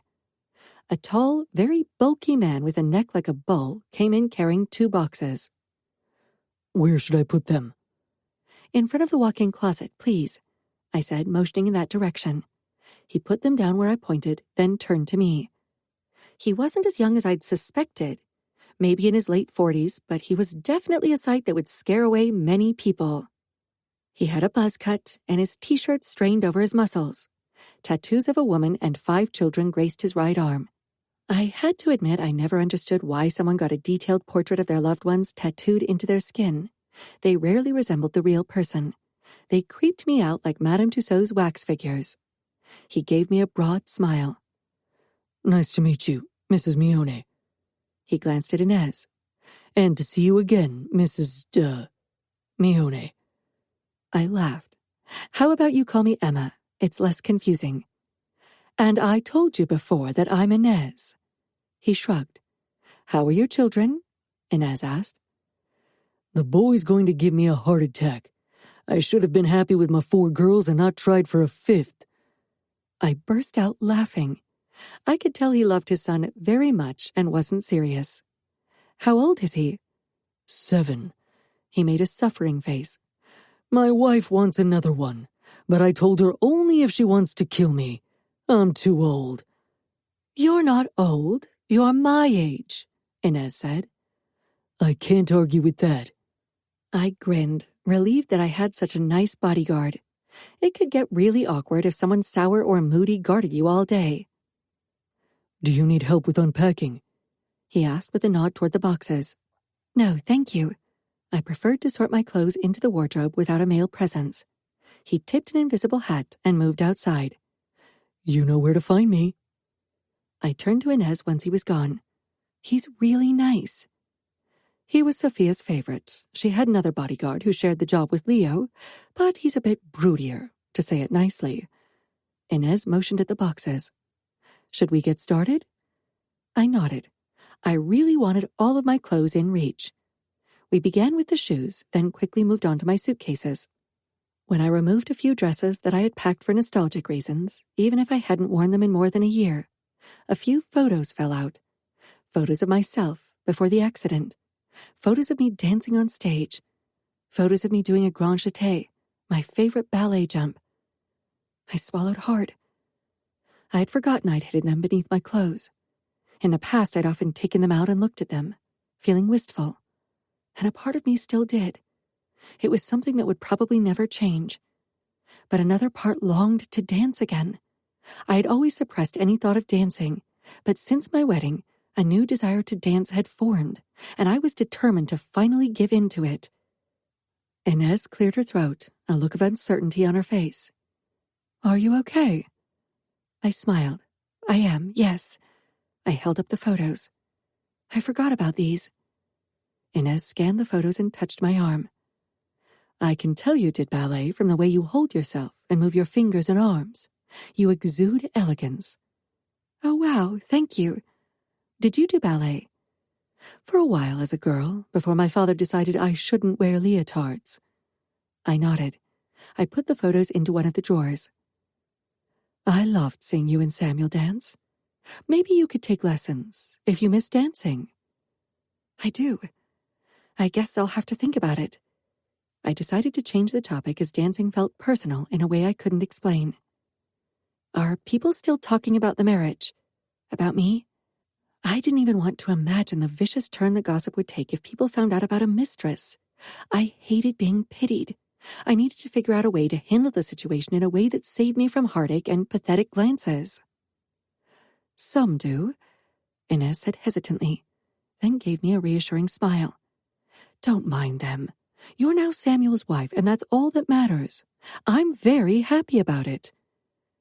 I tilted my head, trying to gauge if Inez really meant it. She was a kind woman, but she was also raised in the Mafia, and tolerating people who weren't perfect by our society's standards wasn't our world's forte. That's very sweet of you to say. Inez put down a scarf she was about to put on a higher shelf for my winter wardrobe. I'm being serious, Emma. I'm going to be very open. I was concerned in the beginning. Samuel's had a few tough years with his sister being kidnapped and some of his friends dying, and just the overall conflict with the Camorra. I wanted a strong but caring woman at his side. People needed to stop thinking my wheelchair made me weak in any way. If anything, my struggles have made me stronger. I was fairly sure I could handle almost anything. I opened my mouth to tell her that my wheelchair didn't mean I wasn't strong and caring, but she raised a palm to stop me and continued. I don't know you very well, but what I've seen so far convinced me that you can be that woman for Samuel. I'll do my best to be a good wife, if he lets me. Inez smiled bitterly. He can be stubborn and withdrawn. He, like his father, prefer to swallow their problems until they just burst out of them. I hope he'll be a good husband. I know he has it in him, but sometimes he's his own worst enemy. I was surprised by Inez's openness, but at the same time relieved that she didn't see Samuel as some sort of saint. Inez opened the last suitcase and a heap of lingerie fell out. They were mostly new. I had bought them with Samuel in mind, though I really enjoyed wearing sexy underwear for my own well-being too. No reason to be embarrassed, Inez said and picked up my underwear, then put it in the drawer I had picked for it. We finished unpacking in the early afternoon and had coffee together. Would you mind if I take a dip in your pool? We don't have one, and it's been too long since I've swum. Of course I don't mind. You can have one of my bikinis. I was glad that Inez wanted to spend a bit more time with me. Maybe she could sense that I longed for company today. I really liked her, which was a relief. While Inez swam a few rows in the pool, I researched things to do in Minneapolis, apart from the charity work I wanted to begin as soon as possible. I stumbled upon an inclusive dance studio that had several dance courses for people with disabilities, or, as they put it, differently abled. I loved the term. Everything from breakdance over jazz dance, standard dances to ballet. I felt a deep ache inside me, not necessarily for ballet, but for dancing, for moving my body in rhythm with music. It was a public studio, so I wasn't sure how happy Samuel would be if I went there. I wasn't sure I even wanted to tell him about it. Maybe I could just ask Leo to take me there and pretend he was my husband, though Samuel probably wouldn't be impressed by such a move. I'd simply discuss my plans with him tonight after asking him about F. My belly constricted with nerves just thinking about that confrontation. When Inez returned to the porch after taking a shower, once again perfectly dressed in a skirt and short-sleeved blouse, she sank down beside me. It's getting late. I should leave so you can have a nice evening with Samuel. I wasn't so sure about the nice part, but I definitely needed to be alone with Samuel. My phone beeped with a text from Samuel telling me that he'd be late, and I should eat without him. Samuel's working late. Her face pinched in disapproval. Would you like me to stay? Are you sure? What about your husband? I'll send him a message. He had a business lunch anyway. I'm sure he won't mind. Eating with Inez was nice, but my mind kept drifting to Samuel and what he was doing. Inez hadn't mentioned her husband working late, but wouldn't he if things were so busy? I didn't want to be the jealous bride, but I wondered if Samuel was with another woman with that F. The whispers of other people finally got to me, their assumption that a man like Samuel would have a mistress in a marriage with someone like me, as if I was incapable of fulfilling his needs. And even if that were the case, that didn't mean the vows of fidelity were void. I needed to know. The chances of getting an honest answer probably weren't too high, but maybe his reaction would give him away. When Samuel finally came home late at night, he looked surprised when I was still up and waiting for him in the bedroom. I put down the book I'd been reading and looked at him. My bravado dwindled seeing his eyes. I hated conflict, and this early on in our marriage I could do lasting damage, but I needed to speak my mind or I'd go insane. Are you all right? Samuel asked as he opened his cuffs. For some reason the movement made me long for his touch, for what we had on our wedding night. The muscles in his forearms flexed, and I could hardly look away. It would have been easier to keep watching him and duck away from the questions tingling on my tongue. I cleared my throat. You agreed to marry me. Samuel's brows drew together. He was obviously unsure where I was going with this. I myself wasn't sure how to speak my mind. Maybe I'm not what some people in our world consider a good catch, and perhaps some people even believe I can't be a good wife. But I'm just as capable as any other woman. I also expect to be treated with respect, and for me, that includes faithfulness or, at the very least, honesty. If you are with someone else, I want to know. Chapter 13. Emma. Maybe this would mark the end of our marriage before it had even really begun. My mouth turned dry when the last words left my mouth. Samuel dropped his hands from their task of unbuttoning his shirt. What makes you think I would be with another woman? He asked quietly, his gaze so intent I had trouble not looking away. I felt inexplicably stupid blaming his possible infidelity on my wheelchair, especially since I'd been the one who told him it wasn't as big a deal as many people thought. Maybe he saw it, because his frown deepened, becoming almost foreboding. Of course, that only made him more attractive. Samuel was a man who always looked good, and sometimes he looked completely breathtaking. My parents have been married for 30 years. My father taught me that loyalty and faithfulness are the key to a marriage. I wouldn't dishonor you by cheating on you, Emma. There isn't another woman, and there won't be. I swallowed. I could tell he was being serious. Actually, he seemed almost angry that I dared to accuse him at all. But what about F? Was he really that good a liar? If that were the case, our marriage would be doomed. I blushed at my next words, feeling ashamed for my actions. You have 2 phones, and this morning an F told you she misses you. Samuel's face became stone, as cold and as unrelenting, but the look of disappointment and anger in his eyes was worse. You spied on me? I swallowed hard. You hid your second phone from me, and the message from F popped up on your screen. He stared off to the side, his gaze distant as if he was contemplating what to tell me. You don't trust me.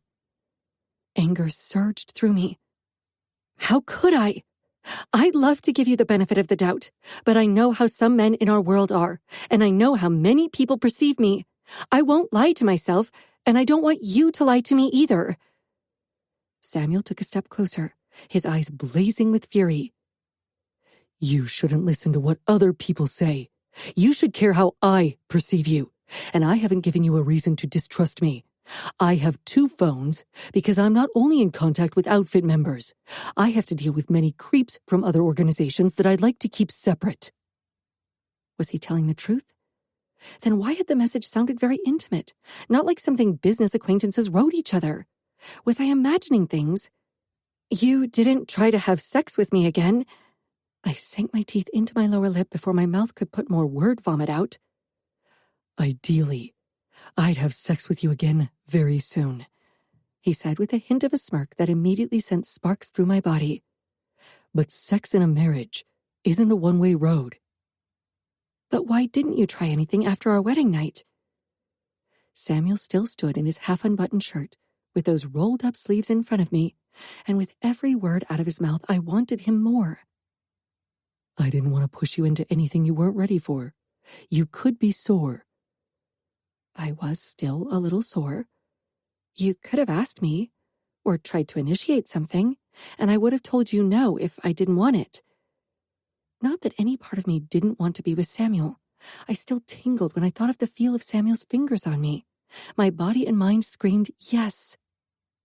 You could have initiated things, Samuel suggested, as if it were the easiest thing in the world, and to him, it probably was. I didn't often think about our age gap, but the 8.5 years he had on me meant he'd had sex for a long time. Most guys in our world began at 14 or 15, so he'd been sexually active for 12 years. A new wave of nerves filled me. My cheeks burned fiercely. I fumbled with the covers. If I had more experience, maybe I would have. That was a lie. My fear of being rejected by him would have been too great. Our bond was still too fresh for me to be anywhere near being confident enough for a move like that. But you have at least 12 years of experience on me. You have probably slept with more women than I have shoes in my wardrobe. Samuel cocked an eyebrow. Damn him for looking like a woman's dream. His gaze flitted to the rows of shoes lined up on the open shelves in the walk-in wardrobe, and his answering smirk made anger and desire battle in my insides. I tried to remember how many shoes were on display. Since Anna had told me I looked good in heels, I'd gone on a few unhealthy shopping sprees. You need to buy more shoes, he said with a chuckle. I stared at him indignantly, but at the same time the banter did strange things to my belly. Don't tempt me. So what about the matter at hand? Why didn't you approach me? Like you said, you are the innocent part in our bond, and some might say I was being considerate by not demanding anything from you. There's a difference between demanding and initiating, I said firmly. I don't know you very well. I wasn't sure if you would have had the backbone to say no. For some reason, his voice had become lower over the course of our conversation. Oh, I said. I hadn't seen it from his angle yet. That makes sense, but I would prefer it if you'd take the initiative for now. Samuel stepped closer to the bed. The top buttons of his shirt were open and gave me a very distracting view of his chest. I don't have a problem with that, as long as you want to have sex with me. I want to, I whispered, despite the heat crawling up my throat. Samuel loosened his tie, never taking his eyes off me. Good, he murmured. He leaned over me, cupped my face, and kissed me. His kiss tasted of whiskey or brandy, I couldn't tell, and was gentle at first, but soon became more demanding. My body responded immediately. My core tightened, and an insistent tingling started between my legs. Samuel shoved back the covers and climbed between my thighs. His erection pressed against my core when he stretched out on top of me. His kiss, just like the first time, set my body aflame, and the feel of his weight between my legs. I couldn't get enough of it, especially the pressure of his length exactly where I needed it. Samuel rocked against me lightly while he kissed me, and the friction was almost enough to make me come. I hadn't even realized how much our conversation had already turned me on. I hesitantly slid one hand into his hair and put the other on his back. Samuel let up kissing me. I'm yours. You can touch me however you want. I let out a choked breath. Mine. It still seemed impossible. Samuel kissed my throat, one of his hands slipping under my nightgown up my side until he cupped my breast. When my nipple puckered against his palm, he rocked his erection against my core again, and I moaned against his mouth. I wanted more. So much more. I'd have never thought that a simple touch could ignite me with so much desire. Samuel. When I heard Emma's soft moan, my cock jerked inside my pants, making me aware that I still had too many clothes on. But this was about Emma, about showing her how good I could make her feel if only she let me. She writhed on the mattress as I teased her nipples. She wanted more. Her body sent a clear message.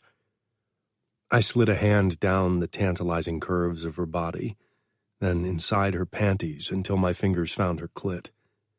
She was so wet. My fingertips slipped over her button, tearing another moan from her lips. She squeezed her eyes shut as if she was trying to keep herself in check. I pressed my lips against her ear. Don't hold back. In our bedroom, there's no need for shame or restraint. I want all of you. She met my gaze, surprise and wonder in her eyes. Her skin was flushed, and her lips parted as I began to rub small circles on her nub. I kissed her, needing to taste her plump lips. You're close, I rasped between kisses as her breathing became more labored. She didn't react, only clung to my shoulder, focusing on my chest. I would ask you if you like it, but this... I slid one finger over her opening, which was slick with arousal. She blushed, and a small, strange sound escaped her lips. She bit her lip, the desire in her eyes flickering up. What do you want? I rasped. Her gaze flitted to my finger once more. Inside you? I was going to lose my mind any second. My cock was ready to bust out of my pants. She gave a small nod, uncertainty and embarrassment crowding her face, as if it were a bad thing to want my finger inside her when it turned me on. I brushed my lips over her throat and moved them down until I cupped her nipple. My fingers found her entrance once more, and I slowly eased a finger inside.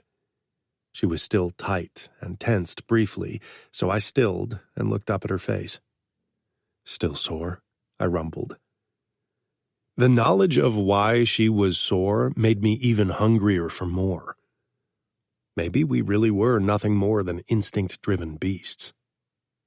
A bit, but I don't want you to stop, she admitted with a small smile. Oh, I have no intention to stop. Not until you come all over my fingers and cock. Her eyes widened slightly, then fluttered shut. She moaned when I pushed my finger deeper into her pussy and began to curl it slightly while my thumb brushed her clit. I regarded her attentively while my finger pumped in and out, trying to gauge when she'd be ready for another finger and my cock. I could tell that the deeper, slower sensation of my finger stroking along her sensitive opening really turned her on. The scent of her arousal reached my nose, calling to a primal part to finally claim her again. But I didn't want to rush things. Emma was still very inexperienced and obviously sore. I couldn't just stick it in. I had all the time in the world as I fingered her.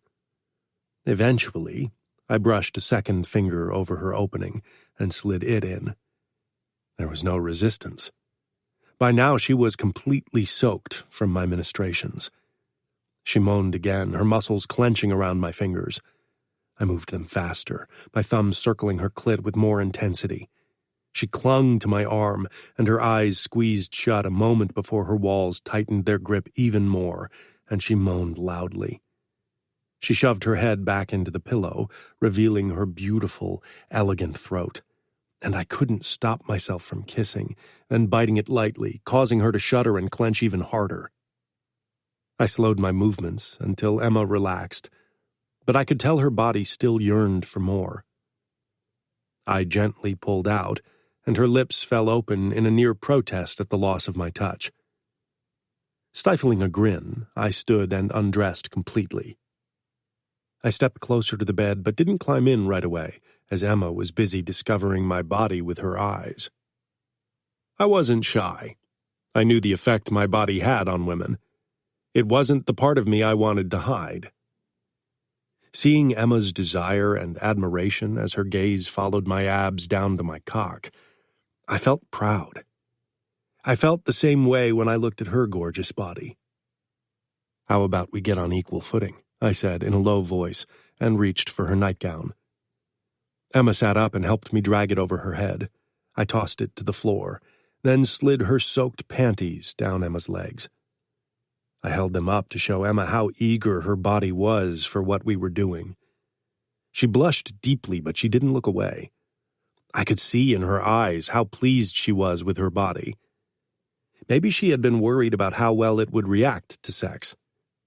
She had worried for nothing. I dropped the tiny thing on the floor as well. I climbed back on the bed and knelt before her. I ran my fingernails up and down over her legs with more pressure than I would usually use to see her reaction. When I got close to her pussy, her lips parted in a moan, so I focused my ministrations there. I massaged her inner thighs for a while, but my cock was ready to explode. I gripped her ankles and lifted her legs to my shoulders, then looked at her. Okay? She gave a quick nod, obviously a bit overwhelmed by the situation. I moved even closer until my knees touched the back of her thighs and my tip brushed her pussy lips. Soon it glistened with her arousal. I rubbed my tip over her clit slowly before I dipped between her folds. My tip brushed over her opening, but instead of entering, I moved back up until my now glistening tip pressed against her clit. I could tell Emma was close to bursting. I leaned over her and guided my cock to her opening. My eyes on hers, I pushed in slowly. Her walls gripped my cock so tightly, I gritted my teeth against the intense need to spill my cum. I'd fuck Emma senseless first, and get another orgasm from her before my cock could shoot its load. When I was almost all the way in, I paused to allow Emma to catch her breath and her body to adapt to my cock. This new position allowed a deeper penetration that might be too much for her second time, so I wanted to give her time to adjust. I grabbed her ankles once more and kissed one, then the other, causing Emma to give me a surprised smile. "Ready?" I asked, my voice so low and scratchy I wasn't sure Emma could even understand me. She gave a small nod, anticipation filling her face. I sank all the way into her slowly, giving her more time to adjust to my size. She winced, still tight. She closed her eyes briefly, and I waited for her to be comfortable for me to move, even if it killed me. I wanted nothing more than to slam into her, to let my body take control and override my mind. Emma opened her eyes and gave a small nod. I didn't need more encouragement. I pulled all the way out and moved back in. Soon I established a slow rhythm that had Emma panting, her fingers pressing against my chest.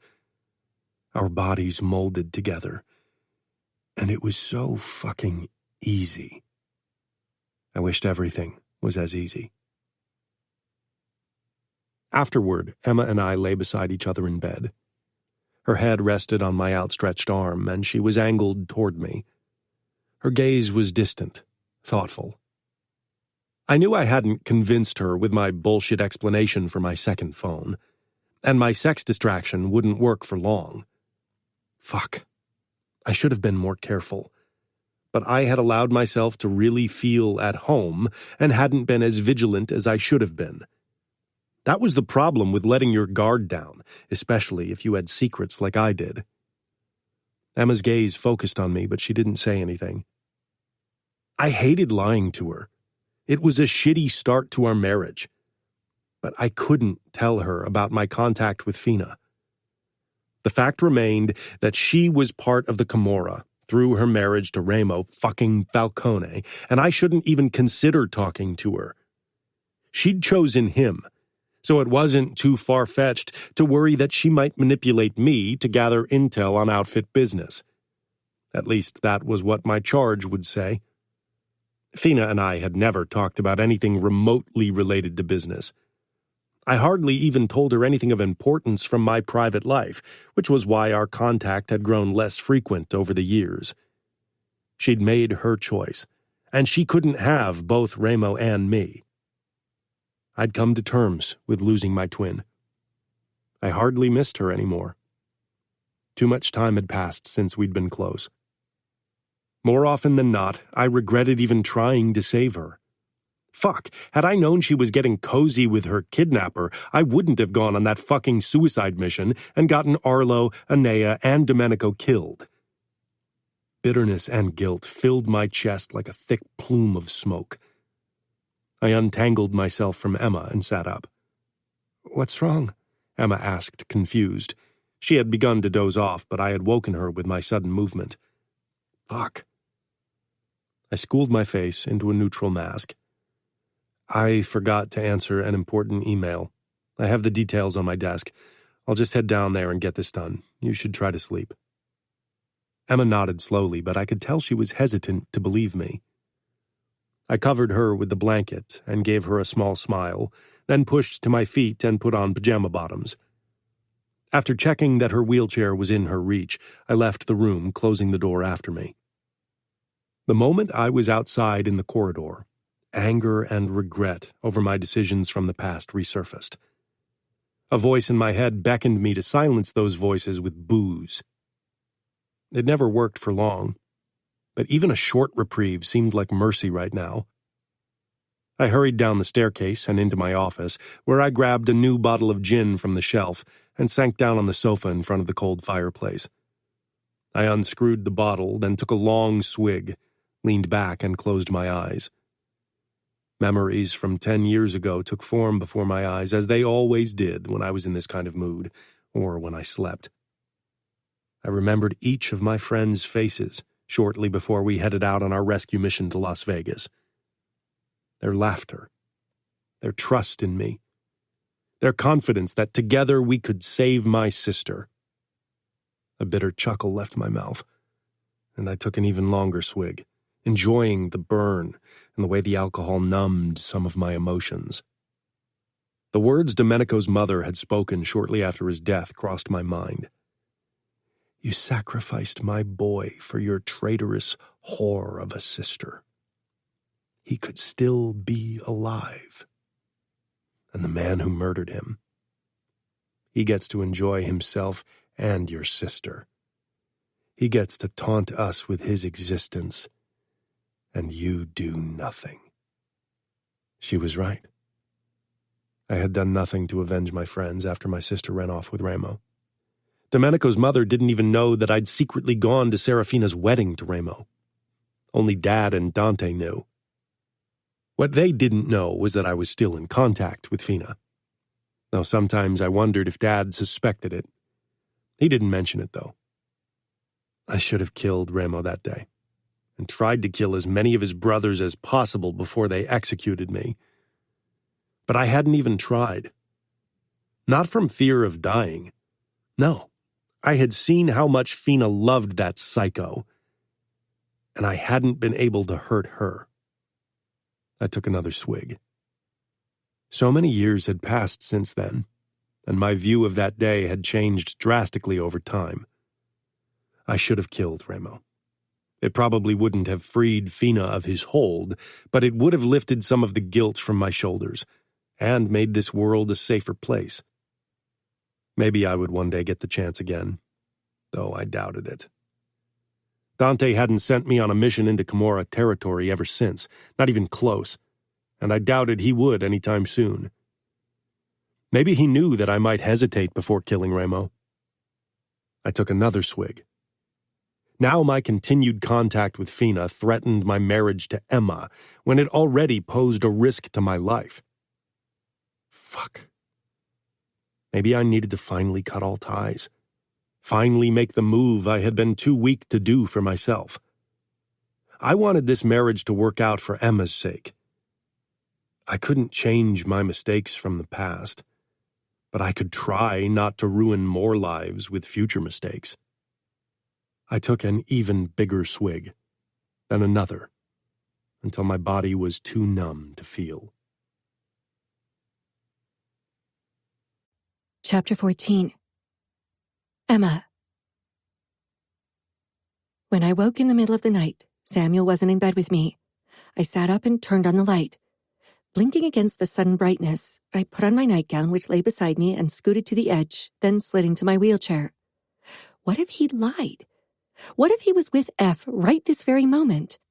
I shook my head and moved toward the elevator in the hallway, then let it take me downstairs. It was dark except for a sliver of light coming from Samuel's office at the end of the hallway, branching off the entryway. I followed the light. The door was ajar, but it was silent behind it. Swallowing, I nudged the door with my hand, and it swung inward. I wheeled inside, then stopped when I spotted Samuel on the couch, his head tilted to the side, his expression softer than usual in sleep. It couldn't be comfortable for him to sleep like this. I moved closer and noticed the almost empty bottle of gin beside Samuel on the sofa. How much had he drunk? I got even closer, and the intense smell of alcohol hit me. Considering how deeply Samuel slept despite being a made man and trained to be vigilant, I feared he'd drunk most of the liquor tonight. Why? Because I'd accused him of cheating? Because I was right. Samuel didn't strike me as someone who would let that bring him to his knees. But how well did I really know my husband? His phone must have dropped to the floor. It lay beside his naked foot on the hardwood floor. It was his second phone. Supposedly his phone for unsavory characters. Keeping my eyes on Samuel, I bent forward, trying not to make a sound, and reached for the phone. Should I really spy on him again after his reaction yesterday? With my fingertips against the phone, I hesitated. Samuel wanted me to trust him, but his actions made it difficult. Why did he go down here to get drunk? A battle raged inside me. I hated being like this, so distrusting. I wanted to believe Samuel, but his secrecy and all the words that our society had put in my head were messing with me. I hated it. My fingers curled around the phone when Samuel stirred. I jerked up, dropping the phone. Samuel leaped up, pulling his knife, his eyes harsh until they settled on me. I was frozen in shock. Slowly, he sank back down and lowered his gun. Fuck, Emma. I could have hurt you. Why did you sneak up on me? He put the gun back down where it had rested beside him on the sofa. I didn't have to be sneaky. You were completely out of it. My eyes darted to the bottle of gin on the sofa. Samuel's expression hardened. I sometimes have trouble sleeping, so I take sleeping pills. My eyebrows rose. Maybe he had taken sleeping pills too, but the alcohol alone would probably have knocked him out too. Why didn't you come back to bed? I was worried. I'm not used to someone controlling my every step. I swallowed and gave a terse nod. With a strained smile, I gripped my wheels and reversed. You're right. I have no right to impose on you. Anger and disappointment battled inside me. I had on occasion found Danilo asleep at his desk as well. Never drunk, though, and he'd always appreciated it when I'd woken him so he could actually find a restful sleep in his bed. Samuel released a low breath, raking his fingers through his hair. That came out harsher than intended. He stood, then looked around until his eyes settled on his phone on the floor. He picked it up, then leveled his eyes on me with a hint of suspicion. I held his gaze, not giving away anything. I'm coming to bed now. If that's what you want, I said, still with that same tight smile, and left the room. Samuel appeared beside me as I waited for the elevator door to slide open. His fingers cupped my shoulder lightly as we entered together. I tilted my head up. He looked exhausted and still not 100% himself. He was surprisingly steady on his feet, though. Maybe he hadn't drunk as much as I thought. His eyes met mine. I told you, I'm not the catch everyone makes me out to be. I pursed my lips. This could easily be rectified. Just don't get angry when I'm worried about you. And tell me the truth about F. You have no reason to worry, Emma. I've been a made man for many years. The shit I've done and seen has hardened me. I nodded, but I wasn't convinced. Made men thought they were immune to feelings, but I knew how good their masks were. Samuel went to the bathroom while I stretched out in our bed. I could hear water running, followed by the electric toothbrush. When Samuel emerged, his hair was wet at the front, and he looked alert. He slipped under the covers. The scent of alcohol was almost entirely gone and replaced by the eucalyptus note of his toothpaste. He put his head down on the cushion, staring up at the ceiling. He didn't look tired at all. It was 4 a.m, and I doubted his sleep had been sound before now, but I didn't think he'd go back to sleep. You look wide awake. He chuckled. I am. His eyes searched my face. You should try to sleep. I'll stay here until you have fallen asleep if you want. I closed my eyes, but could tell that I was too agitated to sleep now. I sighed and opened my eyes again, finding Samuel's gaze on me. Can't sleep. I shook my head. I'm an early riser. Not this early, but 5 o'clock in the summer, so it's too late for my body to fall asleep again. But we went to bed late. Samuel reminded me, and my face heated, thinking of our encounter yesterday. Samuel's gaze traced my heated cheeks, his lips twitching. We could both get up. I'd love to swim a few lengths in the pool. Samuel sat up with a nod and raised his arms in a slow stretch over his head. My eyes trailed over his strong arms and muscled chest, feeling a familiar warmth settle in the depth of my core. I looked away and cleared my throat. I think I'll join you, Samuel said. It'll banish the last of my tiredness. Samuel went ahead after changing into his swim trunks. I had to find my bikini first, but then followed him downstairs. The air outside was still cool as the sun hadn't risen yet. Samuel had turned on the pool lights, letting the water appear a fluorescent turquoise.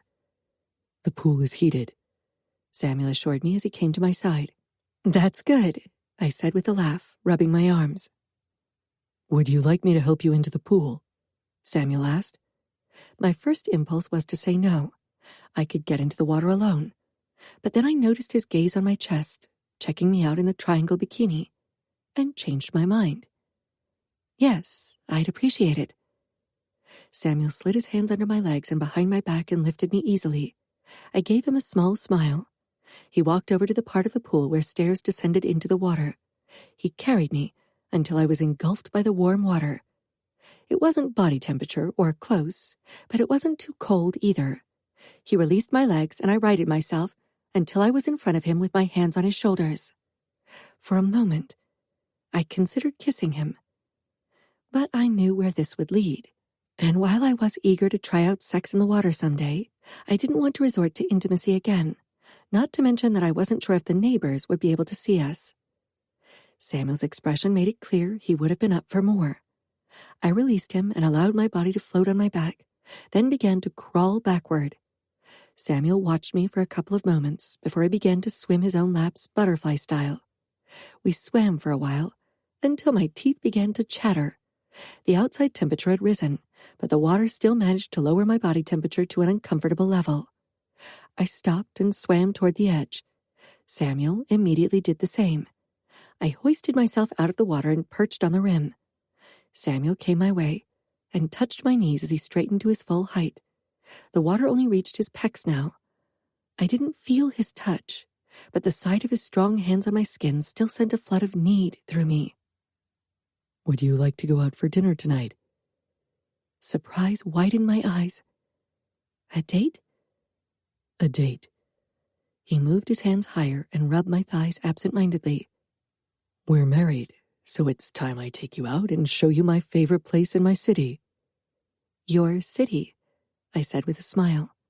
His father still seemed fit, so I wondered when Samuel was supposed to take over. My father and I rule together, even if he's officially underboss. Where are we going tonight? I had to admit I was a bit nervous about going out in public so soon after our marriage. I wasn't sure how well trained the press was in Minneapolis, but people would definitely stare at us. Our marriage had made waves, even in the outside world. It's a small Italian restaurant. Renato's grandparents own it. My family and I have eaten there often for as long as I can remember, and I used to play in the kitchen with Renato when we were young kids. That's how our friendship developed. He's quite a character. Samuel chuckled. He's loyal and trustworthy. I am too, you know. Samuel sighed. He lowered his hands from my legs and stepped back. I have trust issues. Because of his sister? I had only heard the rumors of how she'd saved Remo Falcone from the outfit, but only Danilo, Samuel, his dad, and Dante knew the full truth. It's okay. A hint of guilt filled me when I remembered how I'd wanted to check his phone again tonight. Would you like me to carry you out? Samuel asked. I shook my head. Can you give me a towel? Samuel got out of the pool and took one of the fluffy towels that rested on one of the sun chairs. He draped it over my shoulders, then he picked me up and put me down in the sun chair. I peered up at him, and he surprised me with a heated kiss. He pulled back after a moment with a tight smile. I shouldn't start something I can't finish. He looked at his watch, then sighed. I blew out a little breath, trying to gather my wits about me. I glanced up at the surrounding houses. The pool was mostly hidden from view by hedgerows, but I still worried about people catching a glimpse. Samuel positioned himself in front of me. Nobody can see anything now. I opened my bikini top and tugged it away, then dropped it beside me on the lounge chair. Samuel's eyes practically devoured me as my nipples hardened even more in the light wind. I leaned back and tugged my bottoms down so I could really dry myself. Fuck, Emma. I really wish I had more time. His voice sent a shiver down my back. He shoved down his swim trunks, revealing his erection. I was at eye level with it, and I could have leaned forward and taken him in my mouth. My face heated. Where had that thought come from? Samuel grabbed the towel and wrapped it around his waist. I cleared my throat and wrapped my own towel tighter around my body. It was funny that I had thought the physical aspect would be a problem in our marriage. That obviously wasn't going to be the case. Building trust and an emotional base would be much harder. Samuel. Renato and I stepped into the newest whorehouse of the outfit. It was our most sophisticated with whores that were referred to as models and who looked like they might actually be one, at least in catalogs or ads, not the Paris Fashion Week. Renato motioned around. What do you think? Half-moon-shaped dark green leather booths offered privacy thanks to the satin curtains that could be closed completely. In alcoves over the booths, fake Roman statues added to the exclusive appearance. Dark wood panels covered the front of the bar and the lower part of the walls, with golden wallpaper on the upper part. A door behind the bar opened, and a tall woman with red hair and a purple jumpsuit stepped out. She was in her early 40s and was responsible for picking out girls for Renato's whorehouses. He owned 5 in total and had been managing them as captain under my rule since his father had stepped back from managing the brothels after a stroke. She strode purposefully over to us, and Renato's mouth pulled into a leer. I released a sigh. Samuel, Autumn said with a charming smile before she turned to Renato and allowed her smile to become more sultry. She leaned forward and pressed a lingering kiss to his cheek, leaving a lipstick stain on his skin. Those two had been fuck buddies since Autumn made Renato a man 13 years ago. He had a strange bond with her, even if he fucked other women all the time. Samuel wants a tour so he can approve of this project, Renato said, pride ringing in his voice. Autumn touched his shoulder. Everything's ready. I picked 3 more models. I'm sure you'll approve. Lead the way, I told her. She moved ahead, swaying her hips. Renato smirked, then we followed her into the backstage area where the models could serve their customers whatever they wanted. At the very end of the long hallway was the lounge room where the women could change clothes and put on makeup. When we stepped inside, 25 women turned their heads toward us. Most were in their early 20s, and only a few were in their 30s. There was something for every appetite. I assumed they were only dressed in skimpy underwear so I could evaluate them, though that was really Renato's job. He tested every whore before she started working for him. Autumn moved past the women as if she owned the place herself, then pointed at the last 3 women. These are our newest additions. Would you like to test them now, Renato? Renato scanned the busty, dark-skinned woman, then a petite Asian woman, and a tall blonde woman. What about you, Samuel? Would you like to test any of these ladies? Their talents are extraordinary. I sent him a scowl that shut him up. I'm sure our customers will appreciate it. Renato shrugged. I turned on my heel and left. Renato followed me and stopped me with a hand on my shoulder. So you are adamant about the fidelity thing. I glowered at him. I am. Considering your father will hand over the captain title to your brother if you aren't married before your 30th birthday, you should consider the fidelity thing, too. Renato's expression darkened briefly. I have thought about it. I cocked an eyebrow. Renato has been fucking so many whores and other women over the years, he was notorious even in our circles. I certainly hadn't lived like a monk, but I'd never reached the level of man-whorehood that Renato had. It had caused him trouble finding a wife. My father won't budge. He insists I marry someone from a conservative family. I thought none of them wanted to give you their daughters. Renato shrugged. Not from Minneapolis, and not from Chicago, but I might have found someone. Who? Apparently, George's family is very pious and strictly Catholic, as conservative as they come. No, Renato, what are you up to now? Let's just say I made a deal with Georgia Farina, and she's willing to become my wife. Now I just need you to put in a good word for me with her brother and mother. I closed my eyes. She's Emma's best friend. That's good for Emma, right? I don't know, not if Georgia cries her eyes out over your man-whore ways every day.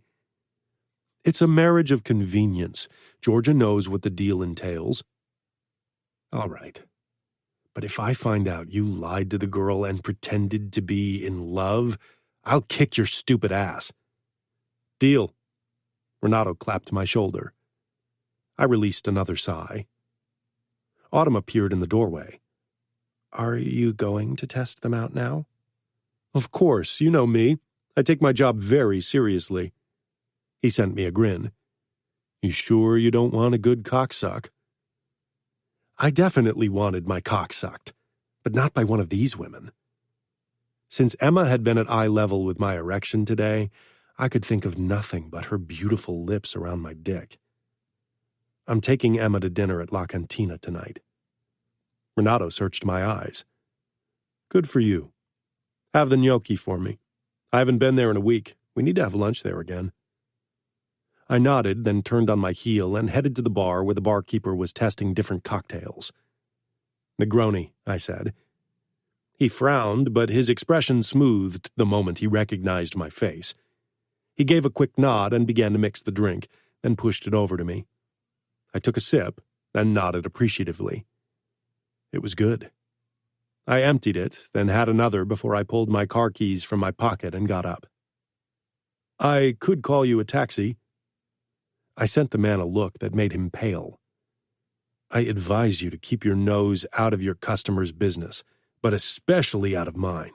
I make the rules in this city. I strode away, pissed off. Chapter 15. Samuel. My mood had marginally improved when I entered our mansion. The moment I spotted Emma coming out of the elevator, my anger evaporated. She wore a copper silk dress with thin spaghetti straps and a plunging neckline. A high slit revealed her slender leg and black pumps. I shut the door and blew out a breath. Wow. Emma blushed and gave me a happy smile. I wasn't sure what kind of place this was. Cantina sounded more rustic, and they don't have a website, but I read a few reviews that it's become the Italian restaurant of the city, so I wanted to be safe. Better overdressed than underdressed, right? Nerves shone on her face. I nodded and stalked toward her. You look beautiful. I was worried you had changed your mind. I glanced at my watch. I was 15 minutes late. I should have called. I'm not used to someone waiting for me. My mother had stopped when I'd grown increasingly annoyed over the years. You're here, and I'm excited. She paused. And nervous. I took her hand. Why? I know people will talk. They always do. But they better get used to us making public appearances because I intend to show you off more often. Emma's smile widened. Come on.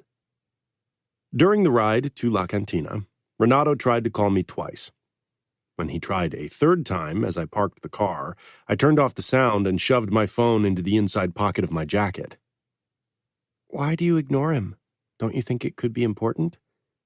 I glanced at Emma. He probably only wants to know if I put in a good word for him with George's brother yet. Emma's mouth fell open. He wants to marry her? Georgia didn't even like him. I chuckled. Well, that may be, but apparently they struck a deal. Emma shook her head. Why? I don't know why Georgia wants to marry Renato, but he needs a bride from a conservative family by the time he turns 30, or he'll lose his position as captain. That's horrible.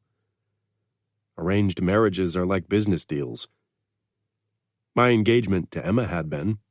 A quid pro quo that Emma wouldn't be fond of if she found out. Emma bit her lip and nodded slowly. Will you put in a good word for him? I will. Will he be good to her? I looked out of the windshield. Renato is my friend. He's not violent toward women, but he won't be faithful. I spared her the details of his whore-testing ways. Emma looked down at her lap. I'll have to warn Georgia. I nodded. You should. But it seems they both need that marriage. I motioned toward the restaurant. We should go in. I just opened the door for Emma when a car pulled up with spinning tires. I pulled my gun, but relaxed when I recognized Renato's car. He got out of the car.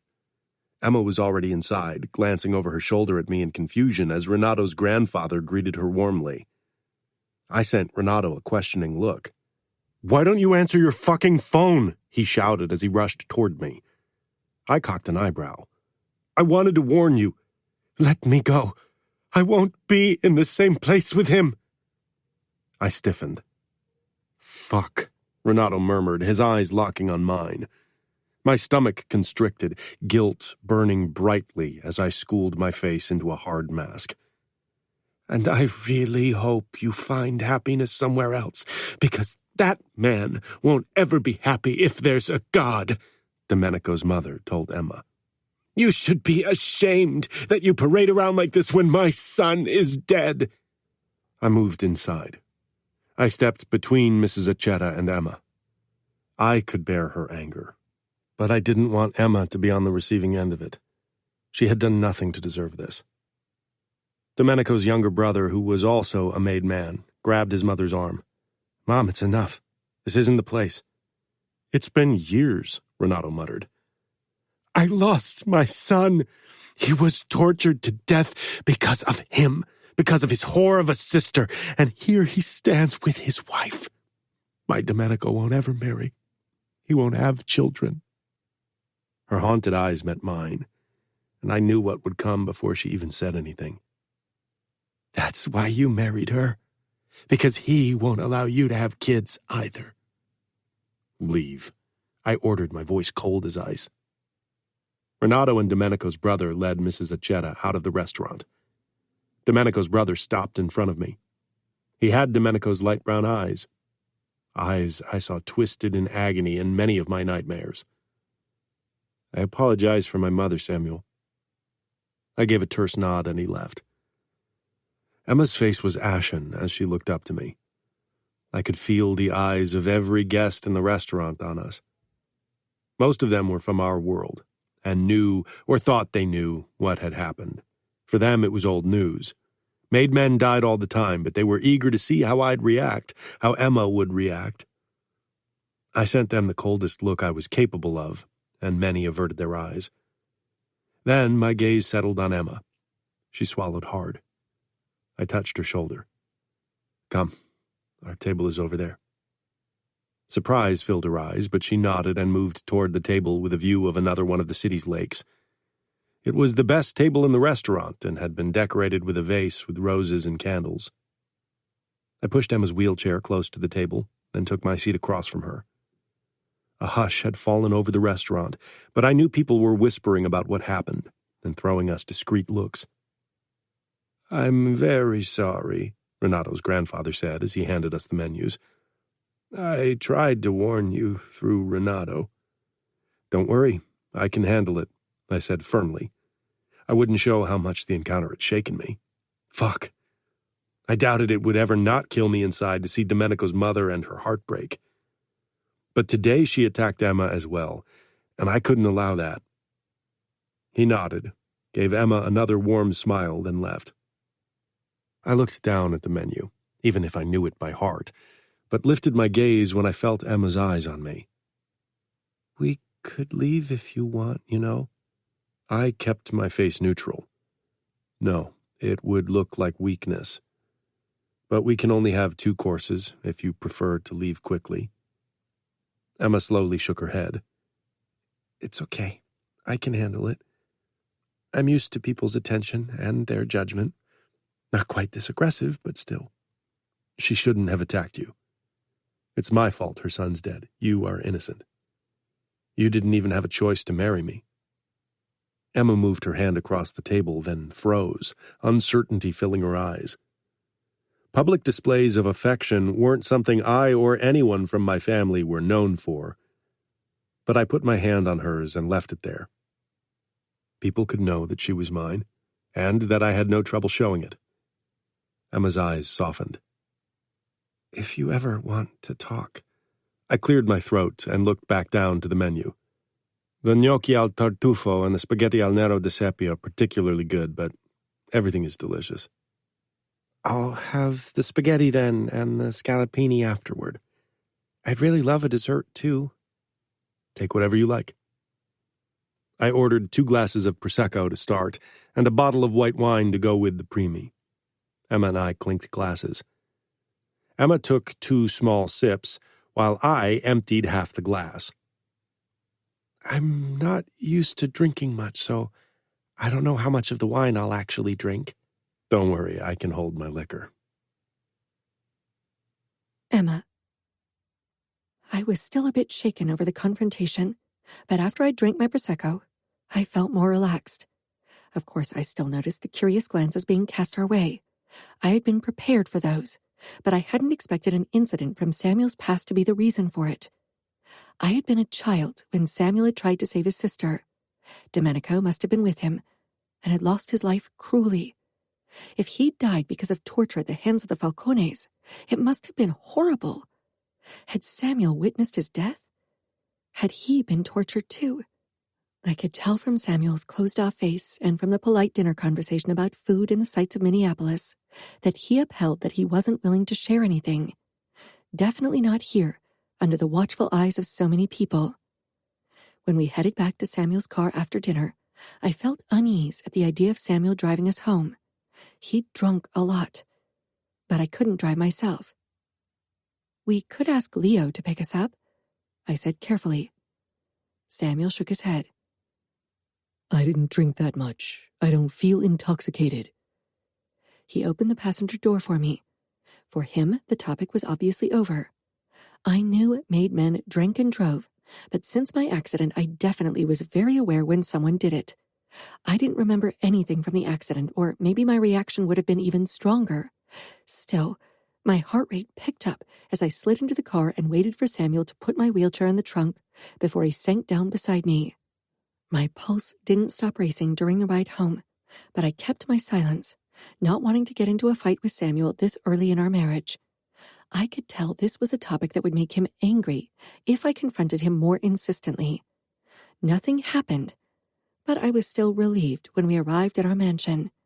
I told you I'm not drunk, Samuel said with a hint of annoyance before he got out of the car. He must have sensed my tension throughout the ride. When he opened my door for me, I quickly gripped the handle of my wheelchair before Samuel could lift me and hoisted myself into it.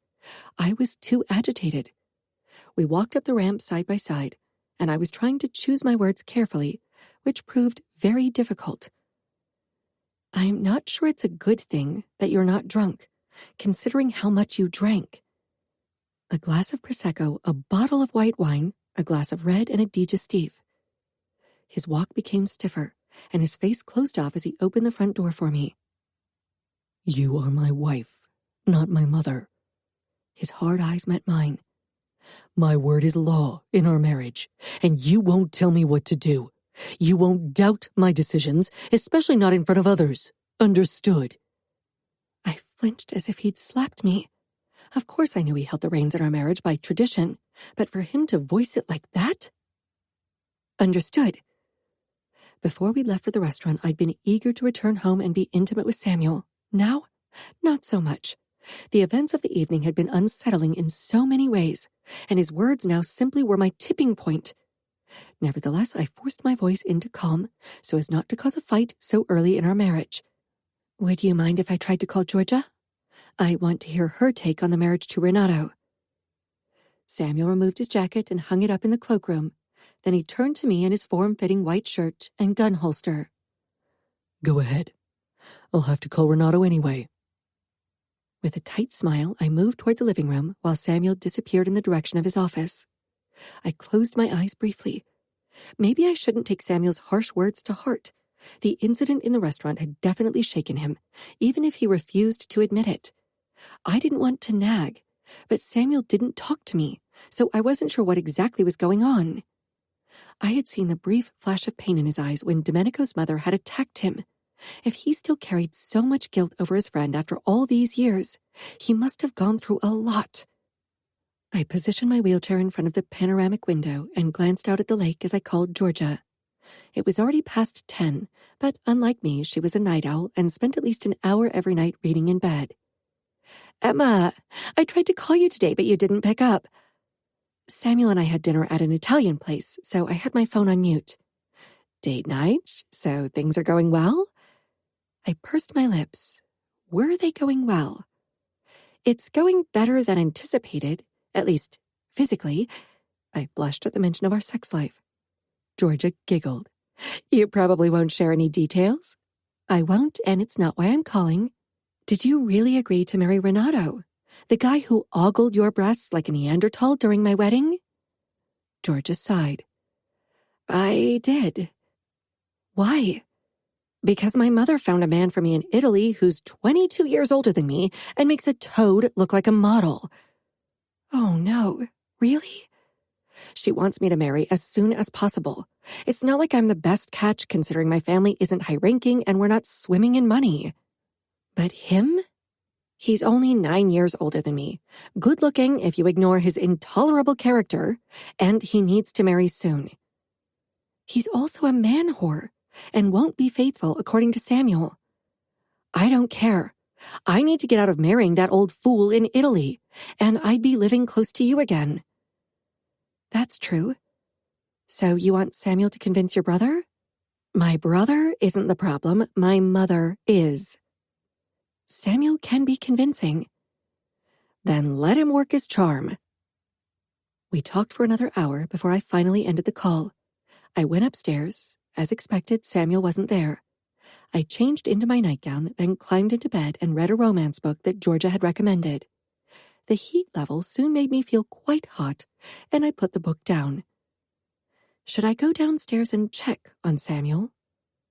Remembering his words about his command being law, I decided to stay where I was. I had a feeling if I pushed too hard right now, he would close himself off even more. If that was even possible. Chapter 16. Emma. I woke to an empty bed the next day. It was 7, later than my usual wake-up time, and the explanation why Samuel wasn't still in bed, but one look at his side made me doubt he had slept here at all. Maybe he had fallen asleep in his office again. Sighing, I got ready for the day. I hadn't yet heard from Inez regarding the self-help group for made men, so I decided to spend the day shopping. Samuel's comment about my shoes still hung in my head, and maybe a little out of spite, I had every intention to buy a couple more heels for my collection. I hadn't chatted with Anna since the wedding, so maybe I'd use my shopping spree to send her a couple of pictures of my planned purchases and ask for her professional advice. She was the outfit's fashionista after all. Once I was dressed for the day, I moved downstairs and had breakfast, then asked Leo to take me shopping.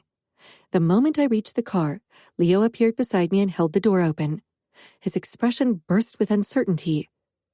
Should I help you? He gestured from me to the back seat. I smiled. No, thank you.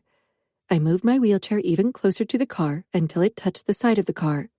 Danilo's car had quite a few scratches because of this. I engaged the brakes and grabbed the armrest of the door in the seat, then used my legs to push me out of my wheelchair and slide into the back seat. I disengaged the brakes and gave Leo instructions how to fold my wheelchair before I closed the door and waited for him to get into the car as well. I could tell that Leo was still very unsure how and if he was supposed to assist me, but I knew that was only a temporary thing until we found a routine. Luckily, Leo knew the best places from his years of being Sophia's and Inez's bodyguard. I felt strange spending the day shopping like a trophy wife. I'd never considered myself one, but today I definitely acted like one. Leo remained my shadow throughout the day and had lunch with me in a small restaurant that belonged to an outfit member, so he regarded it as safe. On our way back home to the mansion, I finally decided to give the dance studio a call and ask for a tryout session. I was giddy and nervous when I hung up. It had been a long time since I had dance lessons. Leo gave me a worried look through the rearview mirror. Is this outfit owned? I frowned. I doubted the outfit had any dance studios. I reckon the only dance studios the outfit would maintain are for exotic dance. He burst out laughing, but sobered quickly. Naturally, but if this isn't outfit owned, you need your husband's permission. I bit my lip. It wasn't new that I needed to ask for permission. Danilo had kept a very close eye on me, but Samuel switched between hot and cold so quickly that I wasn't sure how much of my daily life he really wanted to be involved in. You are right, I said quietly. Leo returned to the staff room and I decided to take a dip in the pool as it was a particularly warm summer day. After changing into my bikini and a bathrobe, I wheeled outside. Steps rang out, and Leo showed up on the terrace. I raised my eyebrows. Samuel made it very clear that I should be by your side the moment you are outside. I glanced around. Of course, even being in a garden posed the risk of someone shooting you, but I couldn't see how Leo could stop a bullet from hitting me. I had no intention to live my life in fear. I had survived to live. Then maybe a spot in the shade would be good, considering your suit, I said with a smile, as I moved toward the pool. Leo didn't move into the shade, nor did he sit. He had followed me, but didn't hover too closely. I arrested the brakes and shrugged out of my bathrobe so it bunched around my waist. Leo's eyes took in my triangle bikini top and exposed belly, and he immediately turned his back to me. I pressed my lips together to hold in laughter. I apologize. I sighed. There's nothing to apologize for. I'm in swimwear. It's like underwear. It's not something I should see without prior approval of your husband. I didn't say anything else. My words wouldn't convince Leo. As Samuel had said, his word was law, not just in our marriage. I set my feet down on the white stone and pushed out of the wheelchair, but steadied myself on the handle in the back. Leo turned and made a move as if to come to my side. I raised my free hand and he froze, and looked away again. I grabbed the railing that led down the stairs into the pool and slowly lowered myself into the water. Once I was fully immersed, I allowed myself to float. I loved the sensation. Leo moved to the side and sank down on a lounge chair. He checked our surroundings, very intent on ignoring me. After over an hour of swimming and floating, I felt hungry. It must have been close to dinner time by now, considering the way the sun stood low in the sky. I swam toward the ladder and began my slow ascent, my hands on the railing turning white from their grip. I was on the last step, about to put my foot onto the stone tile, but underestimated how slippery it would be, and I didn't have the necessary muscle tone to catch me. Before I could fall back into the water, arms wrapped around my waist and lifted me safely onto the ground. "Thank you," I said, flustered. Leo's alert eyes met mine. Then he released my waist like it burned and took my arm instead. But I was shaky on my feet, so he had no choice but to wrap an arm around my shoulder. I apologize for the touch, he said. Steps sounded, and Samuel appeared on the terrace, dressed in suit pants and a white shirt. His eyes narrowed on Leo. I advise you to reevaluate your hand placement. Leo looked pained. I have to steady her. Samuel was at our side and took my bodyguard's place. He immediately lifted me into his arms, which meant his clothes were soaked completely, but he didn't seem to mind. He regarded Leo intensely. She fell, Leo said. You protected her. I just want to make sure you use moments like this not for accidental improper touches that would result in a very unpleasant reaction on my part. I won't. It took every ounce of control I had not to say something, but if I undermined Samuel's power in front of his soldier, he would be angry. I'll take over now. Leo gave me a small nod, then strode away. Samuel's gaze finally settled on me. Are you okay? I stumbled, but didn't fall. Leo caught me before I could make impact. I'm fine. He did his job. He didn't act in a way that made you feel uncomfortable. No, he touched me as little as possible, but he had to study me. He avoided looking anywhere near me. Once he saw I was only in a bikini. He was very careful not to risk your wrath. Samuel's mouth twitched, obviously pleased with his level of control over his men. Then his gaze dipped to my body still in his hold. It must have been difficult for him not to look. You look very beautiful in this little nothing. It covers all the important places, I argued. It wasn't even a thong bikini like Anna wore on occasion. It covers the places only I have a right to see. I rolled my eyes. Then I registered the see-through state of his shirt. You ruined your clothes. We should dry you. He carried me over to the towel cabinet, set me down with one arm firmly around my back, and took a towel.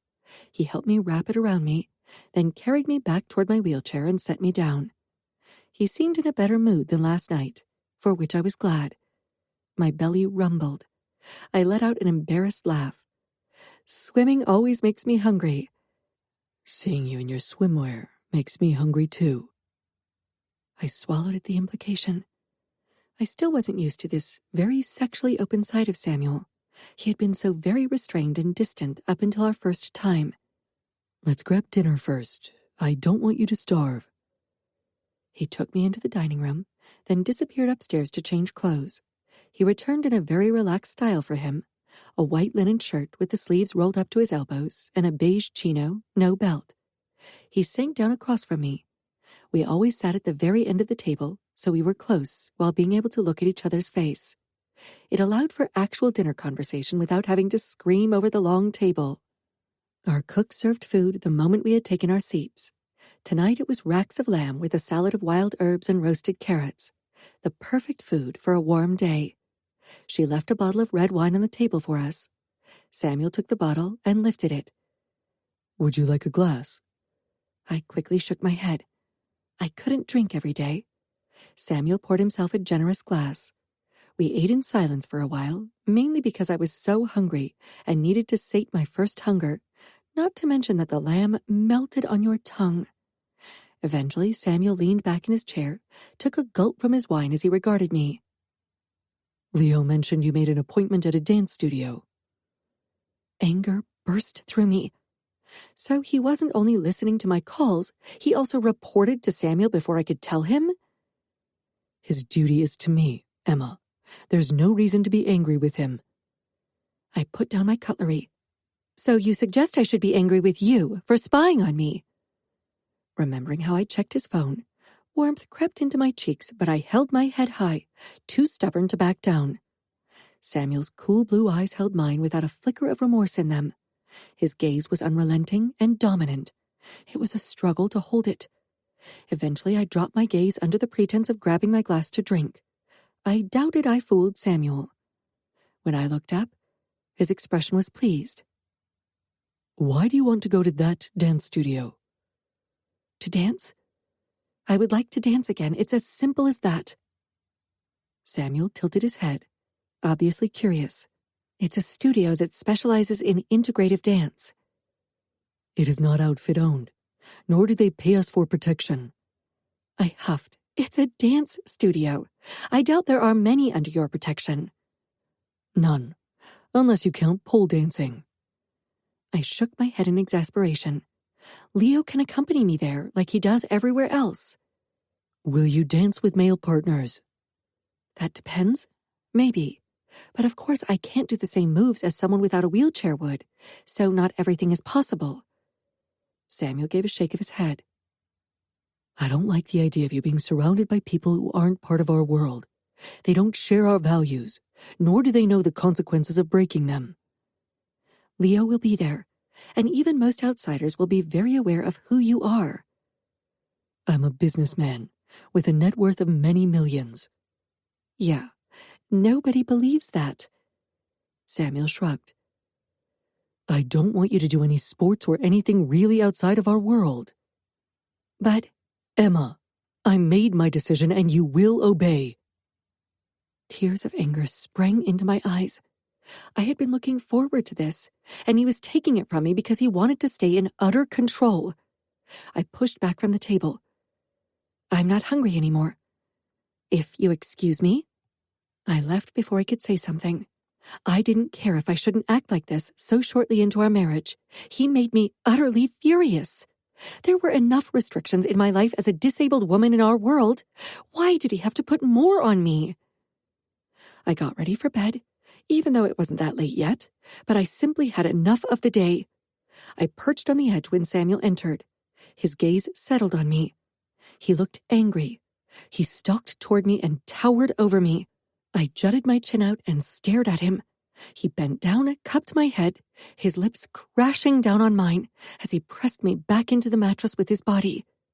I was utterly stunned by his actions, but kissed him back as his tongue plunged into my mouth. He pulled back slightly, his blonde brows in a deep frown. I don't think I like your temper. He kissed me again before I had a chance to say anything in return. His kiss robbed me of my ability to think, but I was still hurt and angry. I didn't want him to think I would just tolerate it all. His hand slid down my waist and under my nightgown. I brought my palms against his shoulders and pressed as hard as I could and tore my lips from his. No, stop. I don't want this. His fingers had reached my panties by now. His hungry gaze hit me.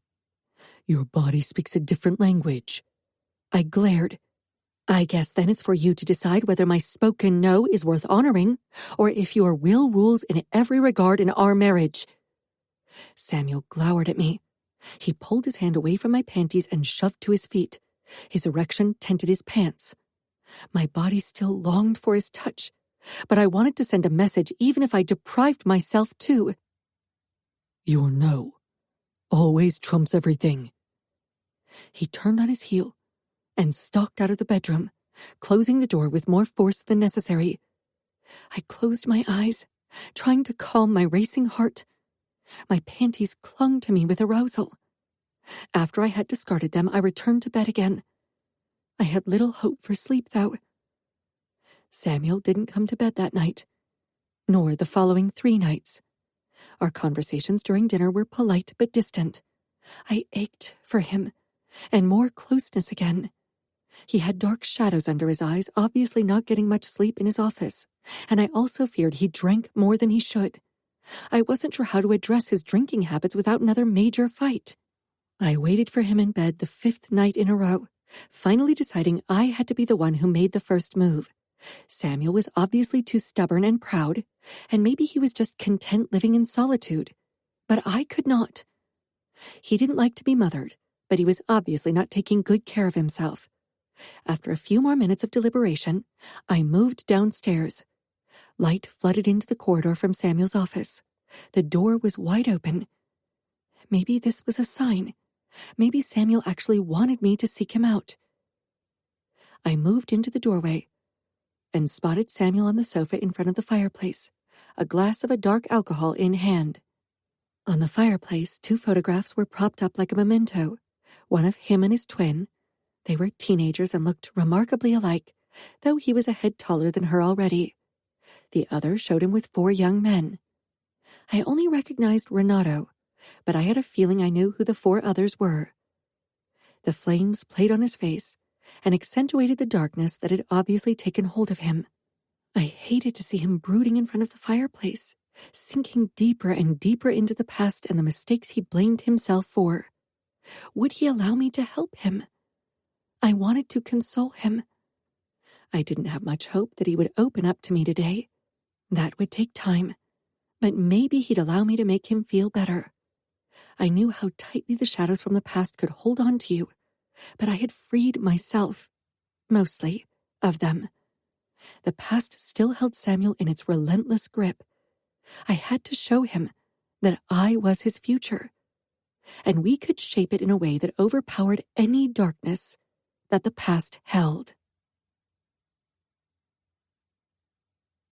Chapter 17.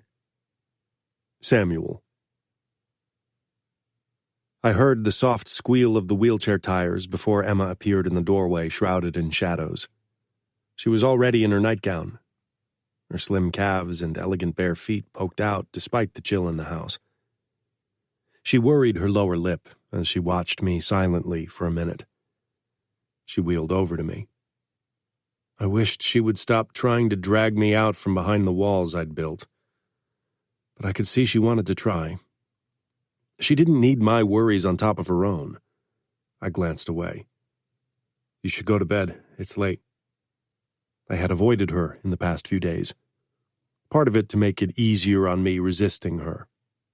My body called for her closeness. The other was my stubborn streak. I regretted my decision to forbid Emma from taking dance lessons, but admitting to it wasn't easy. "Won't you join me?" she asked in her clear, gentle voice. "I missed you these past few nights." It was a very vulnerable admittance, and one that surprised me. After she'd pushed me away, I had thought she would prefer a little distance too. I knew she was eager for my touch, had been that day too, but my father had been very clear in regard to certain lines even men with our power shouldn't cross. I can't sleep. I'll return to work once I'm done with my drink. Or rather, my drinks. On nights like this one, scotch was never enough. While Dante steered the outfit toward more political involvement in Chicago, the overall mood in my city was to stick to our traditions even more than ever.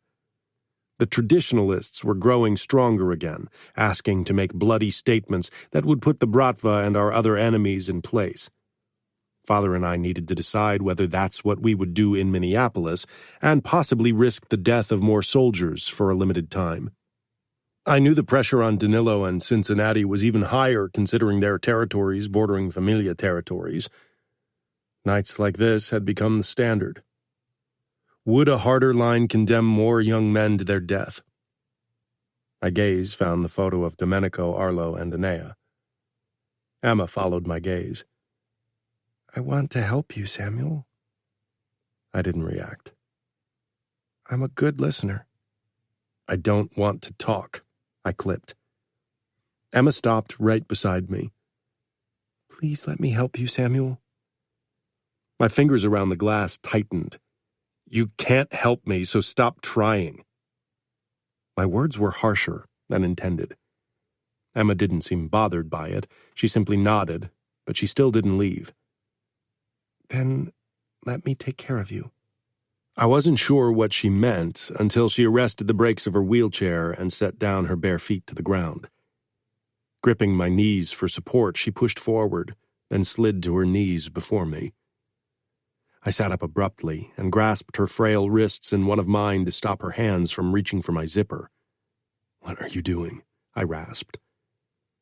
I'd dreamed about this, but I hadn't expected for Emma to make the first move. "I'm going to take care of you." Her fingers trembled slightly as she gripped my zipper. "Or don't you want me to?" The last part was said with a teasing smile that sent more blood down into my cock.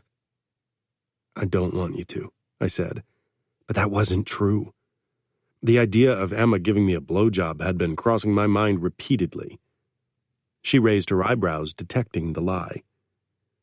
Emma could read me better than many others. Maybe it was a good thing in a marriage, but it also made it harder to hide all the baggage I was carrying. I shook my head with a sardonic smile, then I sighed. "I wasn't sure you wanted it. Are you sure?"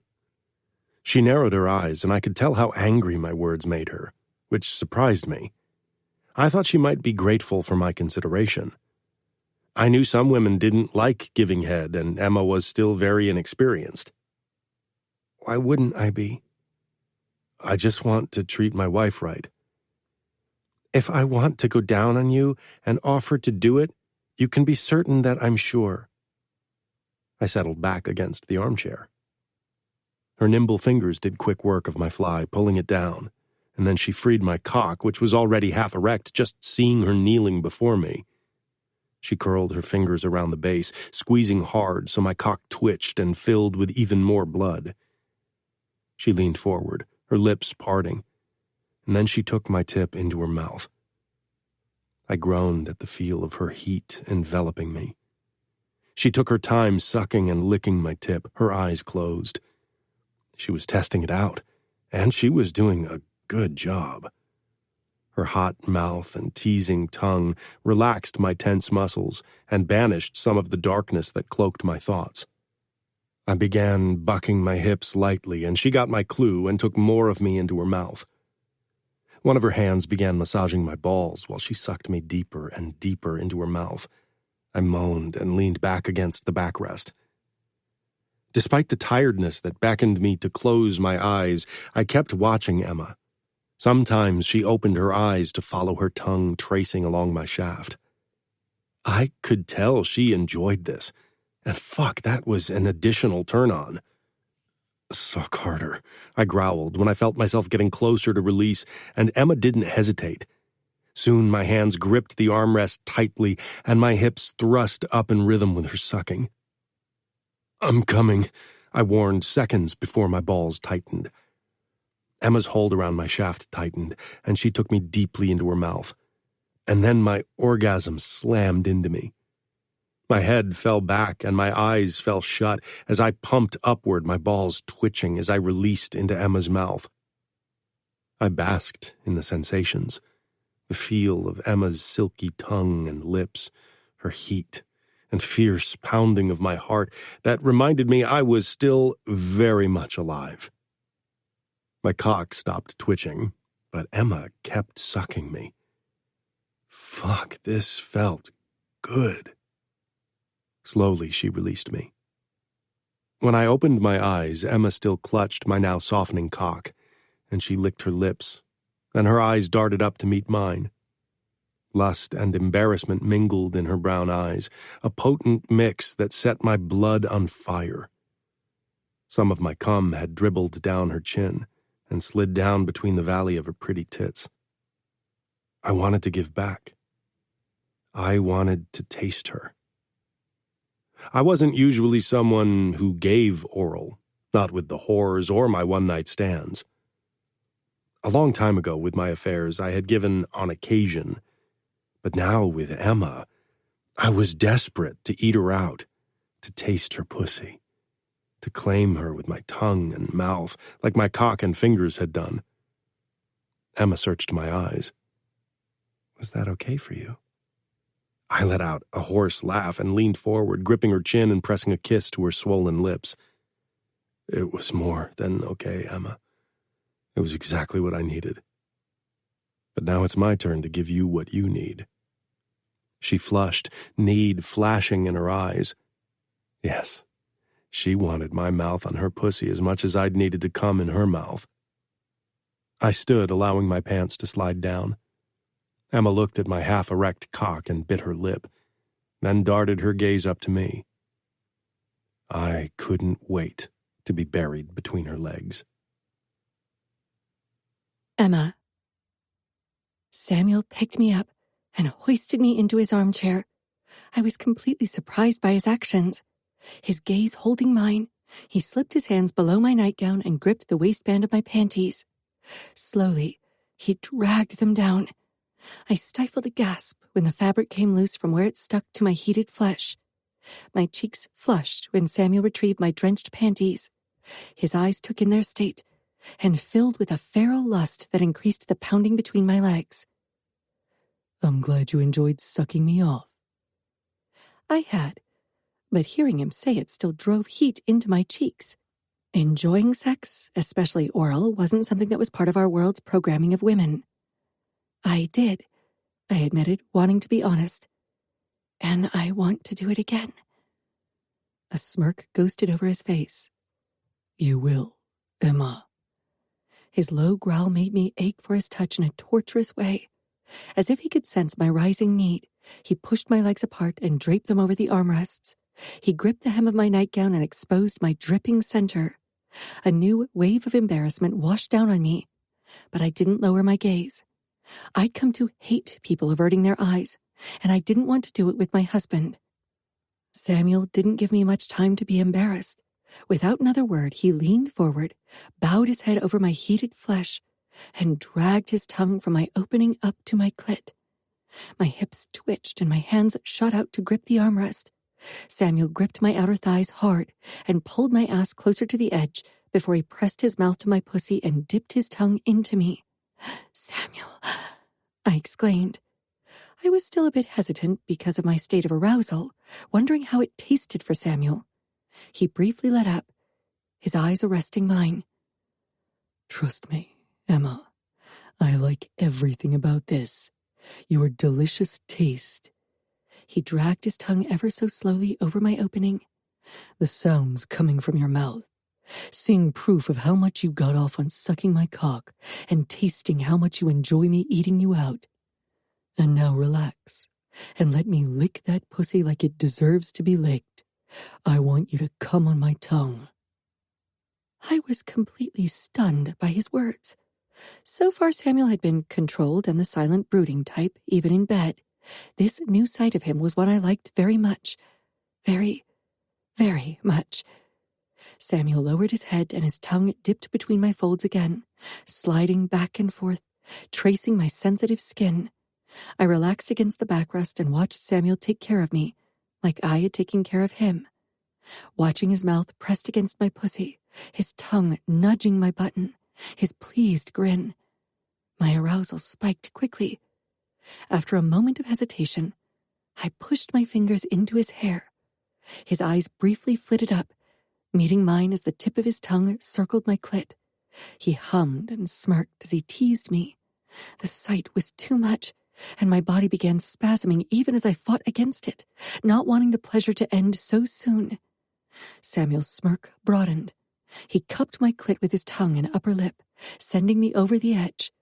My butt arched off the seat, propelling my pussy harder against Samuel's mouth, who took up the invitation and sucked harder. I cried out, my careful touch of his hair becoming a desperate tug that Samuel rewarded with another suck of my clit.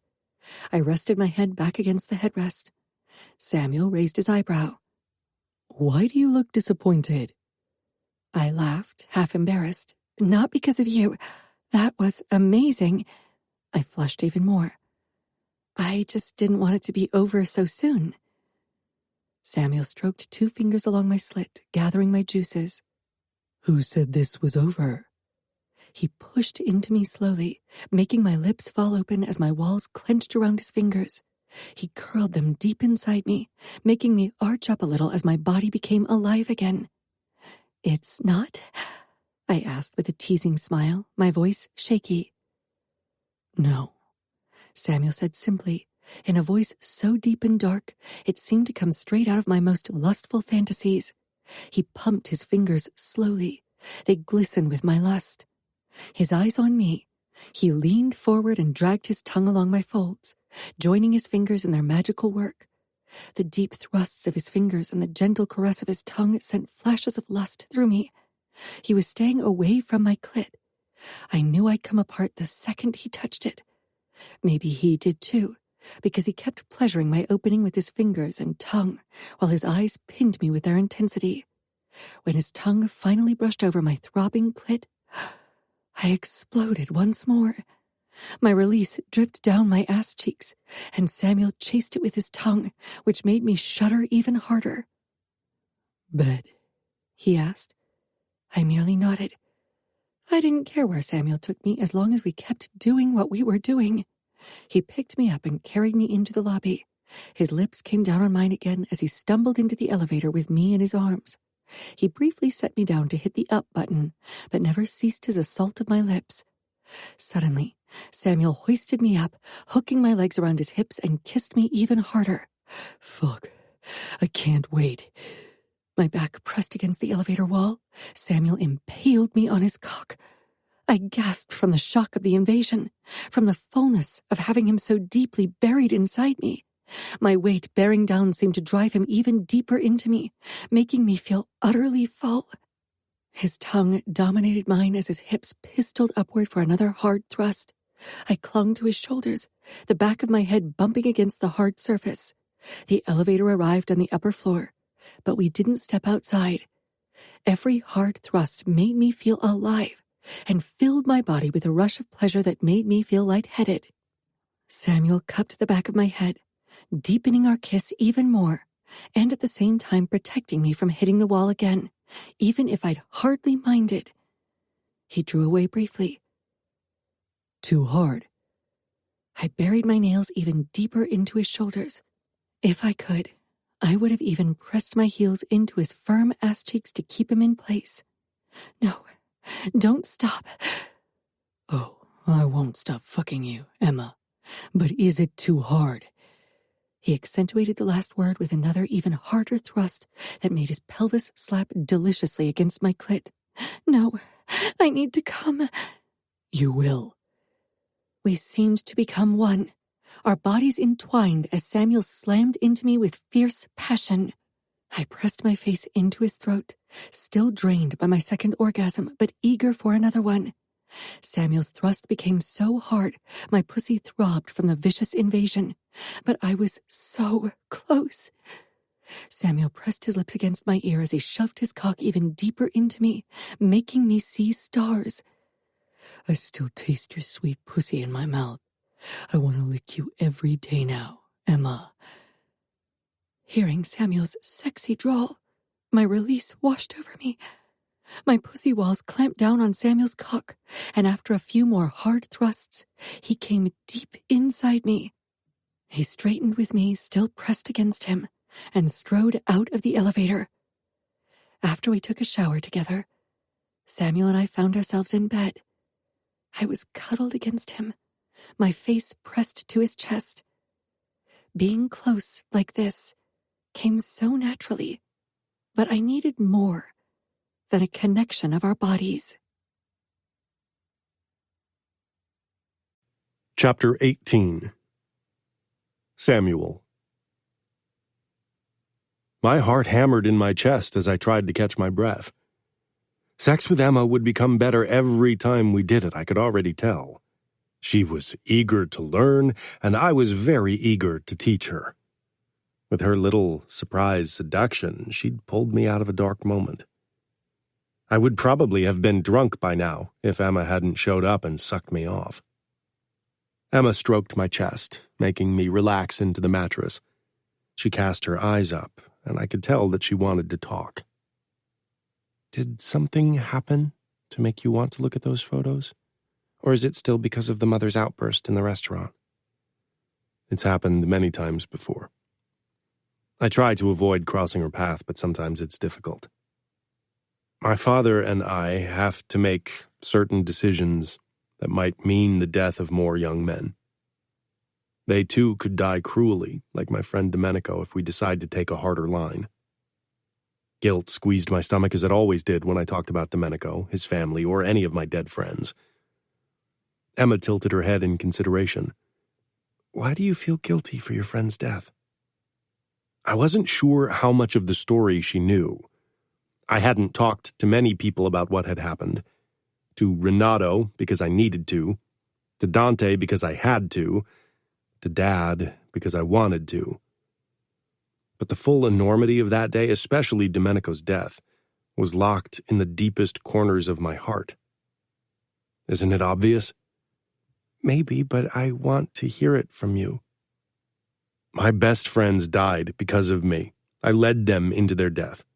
My plan was shitty. I should have known that I couldn't attack the Falcone mansion and get out alive. Not with only a handful of people. I would have needed an army, and even then, many people would have died. But I only had one thought: to save my sister. Nothing else mattered. I accepted the risk to my friends' lives. You wanted to save your twin, that's understandable. And you asked your friends for help, which is understandable as well. Don't you think they would have insisted on joining you even if you hadn't asked them? They were your best friends, after all. Probably, I admitted, but I asked them and didn't leave them a choice. They could have said no, Samuel. They could have said they didn't want to go against their capo. That way they wouldn't even have lost face by refusing your request. None of them would have ever said no. Would you have said no if one of them had asked you to save his sister from enemy territory? Of course not, I said. If Renato would ask me to save someone he cared about, I wouldn't hesitate. And I wouldn't have hesitated back then either. They knew what they were getting into. They were adults and made men. They weren't ignorant to what it meant to attack the Falcone mansion. Even I know what an attack on the Falcones means. But they chose to risk it for you. My heart felt heavy. I still carried that sense of guilt with me.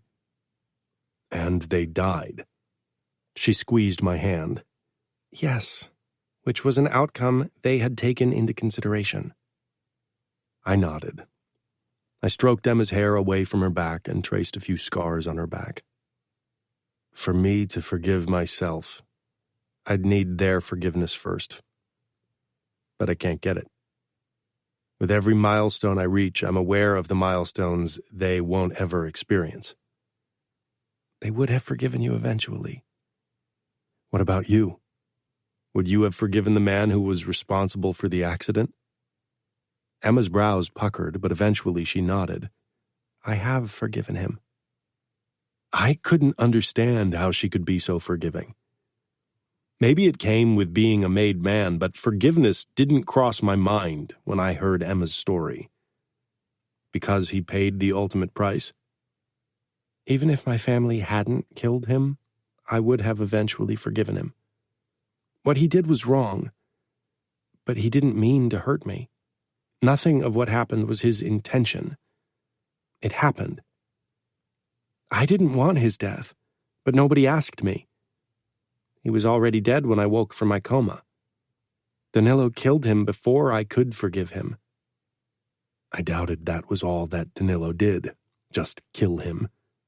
Knowing him, he'd probably made him suffer before. I would have done the same if someone had hurt Sophia or Fina like that. Fuck. I wanted nothing more than to hurt Ramo like that, and then kill him. You lost a lot because he drank and drove, I said merely. Remembering how I'd drank and drove today, and how I'd even done the same with Emma in a car with me, I wondered how Emma had felt. While I hadn't felt intoxicated, I knew that accidents were more likely to happen. I lost something, yes. But my life isn't less because of it. It's different. And I would have wanted him to get punished, but I would have forgiven him if he'd asked for forgiveness. She paused. But this is still different from your case. I didn't have a choice. I didn't even know he was drunk. But your friends went into the mission knowing the risks. I knew Emma was right. Sometimes I got close to making peace with myself. Emma pushed herself up and kissed me lightly. You should forgive yourself. I'll consider it, I said ironically. Maybe we can go to their graves together? If you share the burden of your guilt and grief, maybe it'll be easier to let go. My first instinct was to say no. I preferred to be alone at their graves. Renato was the only person I could tolerate there on occasion. But I actually liked the idea of having Emma's calming presence with me one day. Maybe not yet. We still weren't there yet. But she was definitely a person who I could imagine allowing this. I'll consider it. Emma snuggled closer to me, and I could sense her contentment. She wanted to help me to defeat my demons, and she was happy that I finally allowed her to try. Emma. I fell asleep in Samuel's arms and didn't wake until morning. When I did, Samuel was still in bed with me. I smiled and rolled closer to him. I was fairly sure Samuel would have spent the night in his office getting drunk if I hadn't taken the initiative.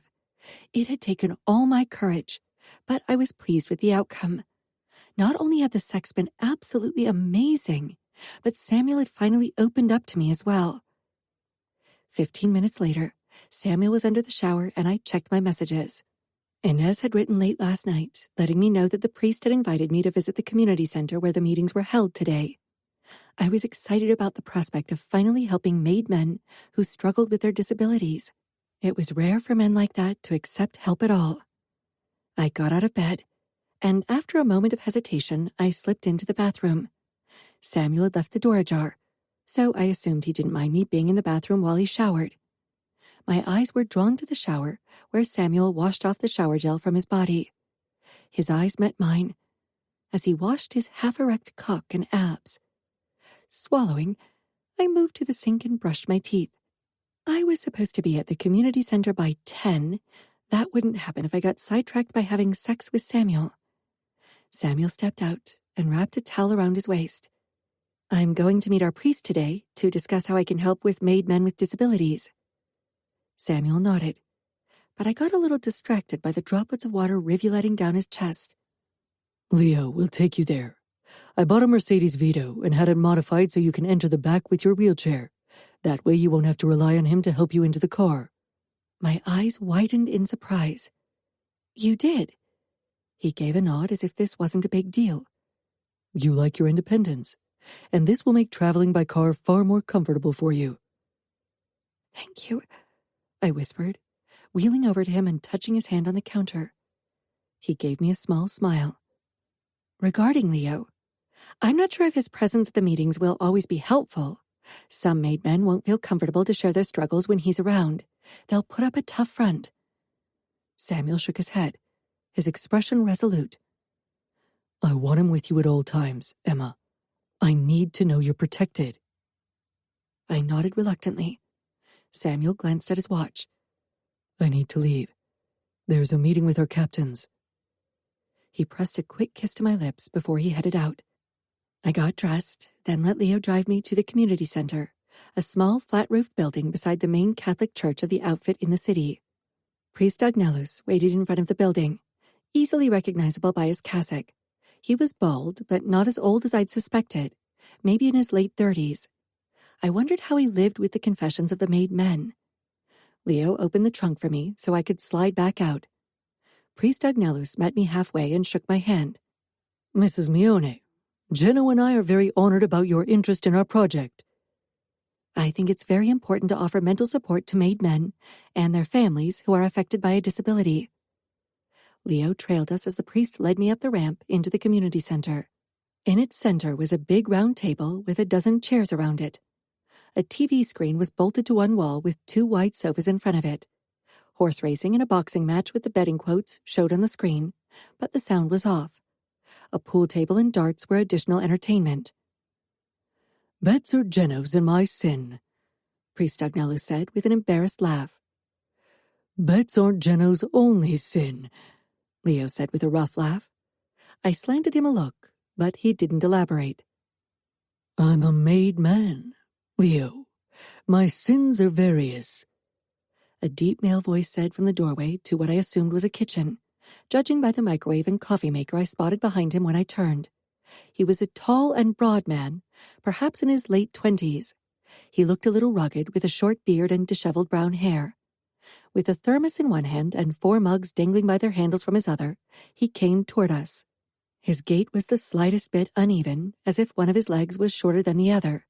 He set down everything on the table before he tilted his head in greeting. Mrs. Mione, we've heard a lot about you. Leo gave him a harsh look, then pulled up a chair at the table and sat down. He obviously had no intention of giving us privacy. I didn't want to discuss the matter in front of the 2 other men. Later, there would be time to ask him for a little distance.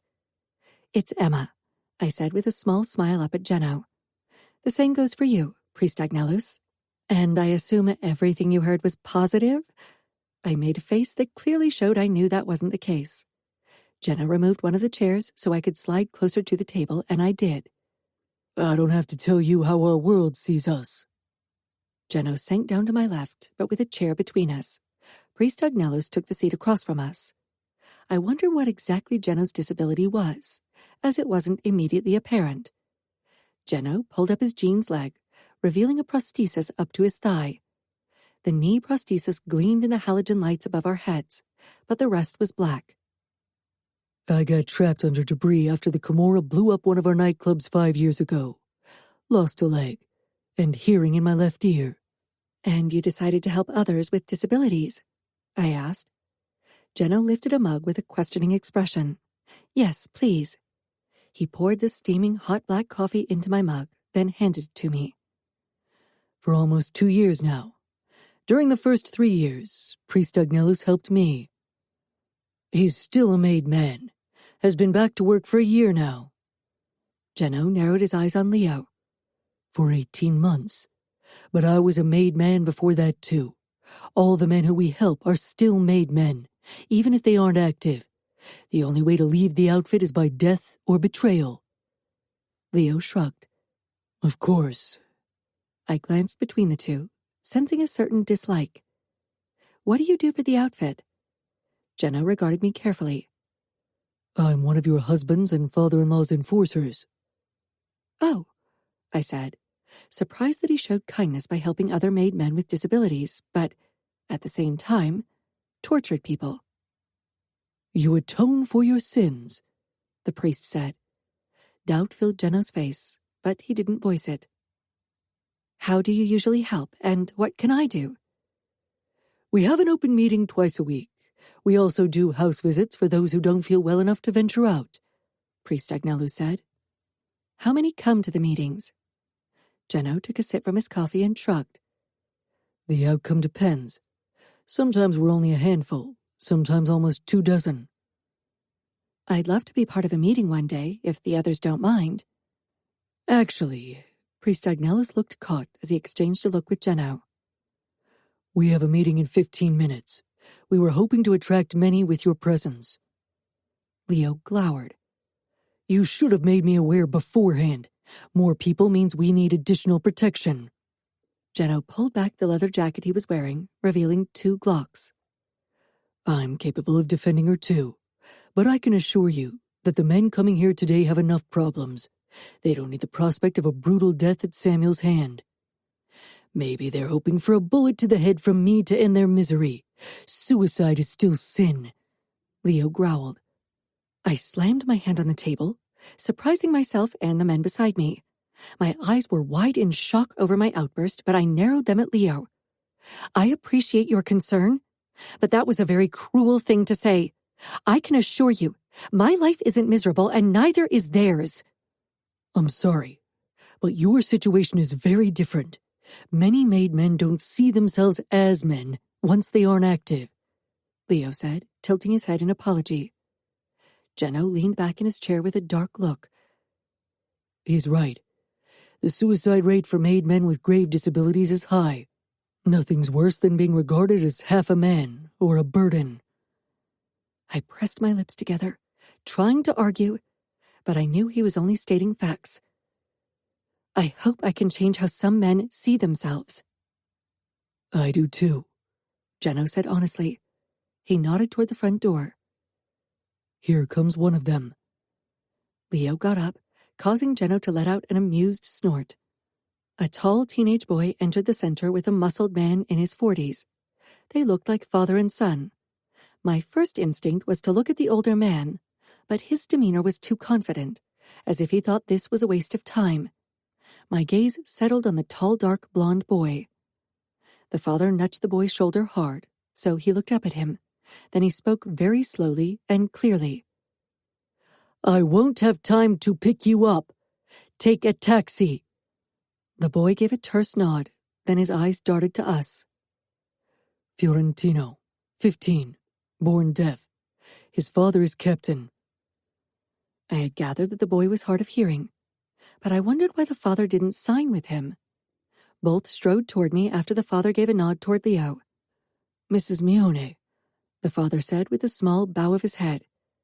It's a pleasure to meet you. He nodded toward his son. This is my son, Fiorentino. He can't hear. I smiled at both of them, then began to sign at the boy. His eyes keenly followed my hands. He definitely knew how to read sign language, but he didn't reply, only glanced at his father. I don't like it when he signs. It makes him look like an imbecile. That's a very rude name to call your son, It's just a form of communication. He gave me a tight smile that made it clear he didn't agree. You can't sign? I inquired after a moment of strange silence. No, he clipped. He glanced at his watch. I need to leave. He leveled his gaze on his son. Act as if you were a made man. Don't embarrass me. The boy nodded again. He didn't relax until his father was outside.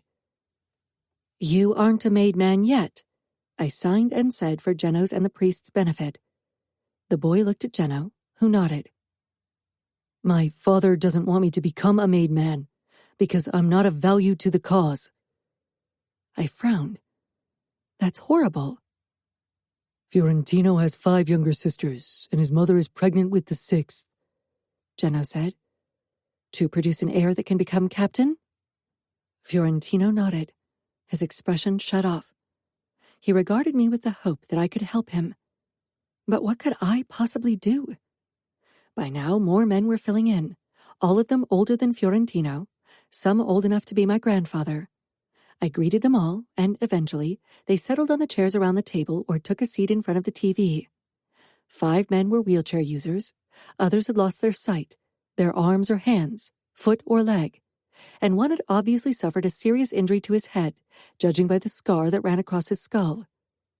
I talked to a few who seemed open to a conversation, and eventually stopped by Fiorentino's side, who was talking to Geno. They weren't signing, and I noticed that the boy had put in hearing aids. When I stopped beside them, they fell silent. Should we sign, or would you like to continue like this? I'm not very good at signing, Geno said with an embarrassed smile. Oh, all right. Should I sign and talk? I asked Fiorentino. He shook his head. Just talk. I can hear you if you don't talk too quietly. Why didn't you wear the hearing aid before? You wouldn't have to read your father's lips if you did. My father sees it as a sign of weakness. He doesn't want me to wear it in public. He prefers me to be silent and invisible. I had to stifle a rude comment about his father. Because your speech is slightly impaired. Fiorentino gave a tense nod. He should be proud of you, I said finally. Fiorentino wants to become a made man, Geno said. Have you talked to my husband or father-in-law? Fiorentino shook his head. My father would see it as a betrayal. He doesn't want me to become a made man because I can't do anything. I scanned the boy. He was tall, and he looked fit. I taught him how to fight. I still do. His father is okay with that so he can protect himself. I could talk to my husband. Is there anything you're particularly good at? I'm good with computers, hacking, coding, security systems. That sounds promising, I said, then fixed him with a stern look. Are you sure you want to become a made man? Right now, you're free. Fiorentino's expression turned fierce. I want to be part of the outfit. Nothing else. I'll put in a good word for you. Chapter 19. Samuel. Emma seemed filled with a new purpose when I came home for dinner that night. Leo had told me how she'd spent the day, so I knew she'd spent 3 hours at the community center. I went over to where she waited at the table for me and kissed her briefly before I took my seat across from her. She wore a flimsy top that revealed her slender shoulders and throat, and the enticing swell of her breasts. I wondered if she'd worn the same thing during the day. Before I'd even said a word, she asked, "Do you know Fiorentino?" I shook my head, racking my brain for that name. He definitely wasn't one of our men. "He's one of your captain's sons. He's hard of hearing." "He's the Greco heir." "Not if you ask his father." I sat back as our cook served us involtini and risotto, my favorite combination. I didn't have time to eat several courses every night. "The boy isn't part of the outfit." "But he wants to be." I could tell how agitated Emma was. Staying out of family business unless the situation was extremely dire was one of the top rules in our world. I know how you made men think about family business, Emma muttered, and I couldn't help but smirk. It's serious. He could be very valuable for the outfit. He's tall and strong. He can fight, how Gino assured me. Gino? I asked quietly. Leo had mentioned that they'd talked a lot. I doubted Emma was someone who would cheat, but my trust issues were hard to overcome. The person I'd trusted most, my own twin, had betrayed me to save the man who'd kidnapped her and killed my friends. That wasn't something you just moved on from. One of your enforcers, I know who he is. He'd shown admirable perseverance returning to his former position after his injury. Emma pursed her lips, then continued. He's good with computers. He could help the outfit with hacking and all that stuff. Fiorentino, not Gino, I assume. Yes, she said, sounding exasperated. It was quite entertaining. Why won't you induct him? His father asked us not to induct him. I remembered the conversation now. My father and I had talked to him without the son, and he'd assured us that his deafness would be too much of a risk for us and him.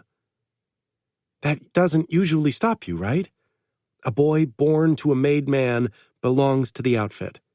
Or could I ask you not to induct a future son of ours? I regarded Emma curiously. We hadn't bridged the subject of kids yet, and I had no intention of discussing the topic now, nor did Emma from her look of regret over bringing it up. Of course our son will be part of the outfit. Then give Fiorentino the chance to be a made man too. I cocked an eyebrow at her demanding voice, though it was more endearing than insulting.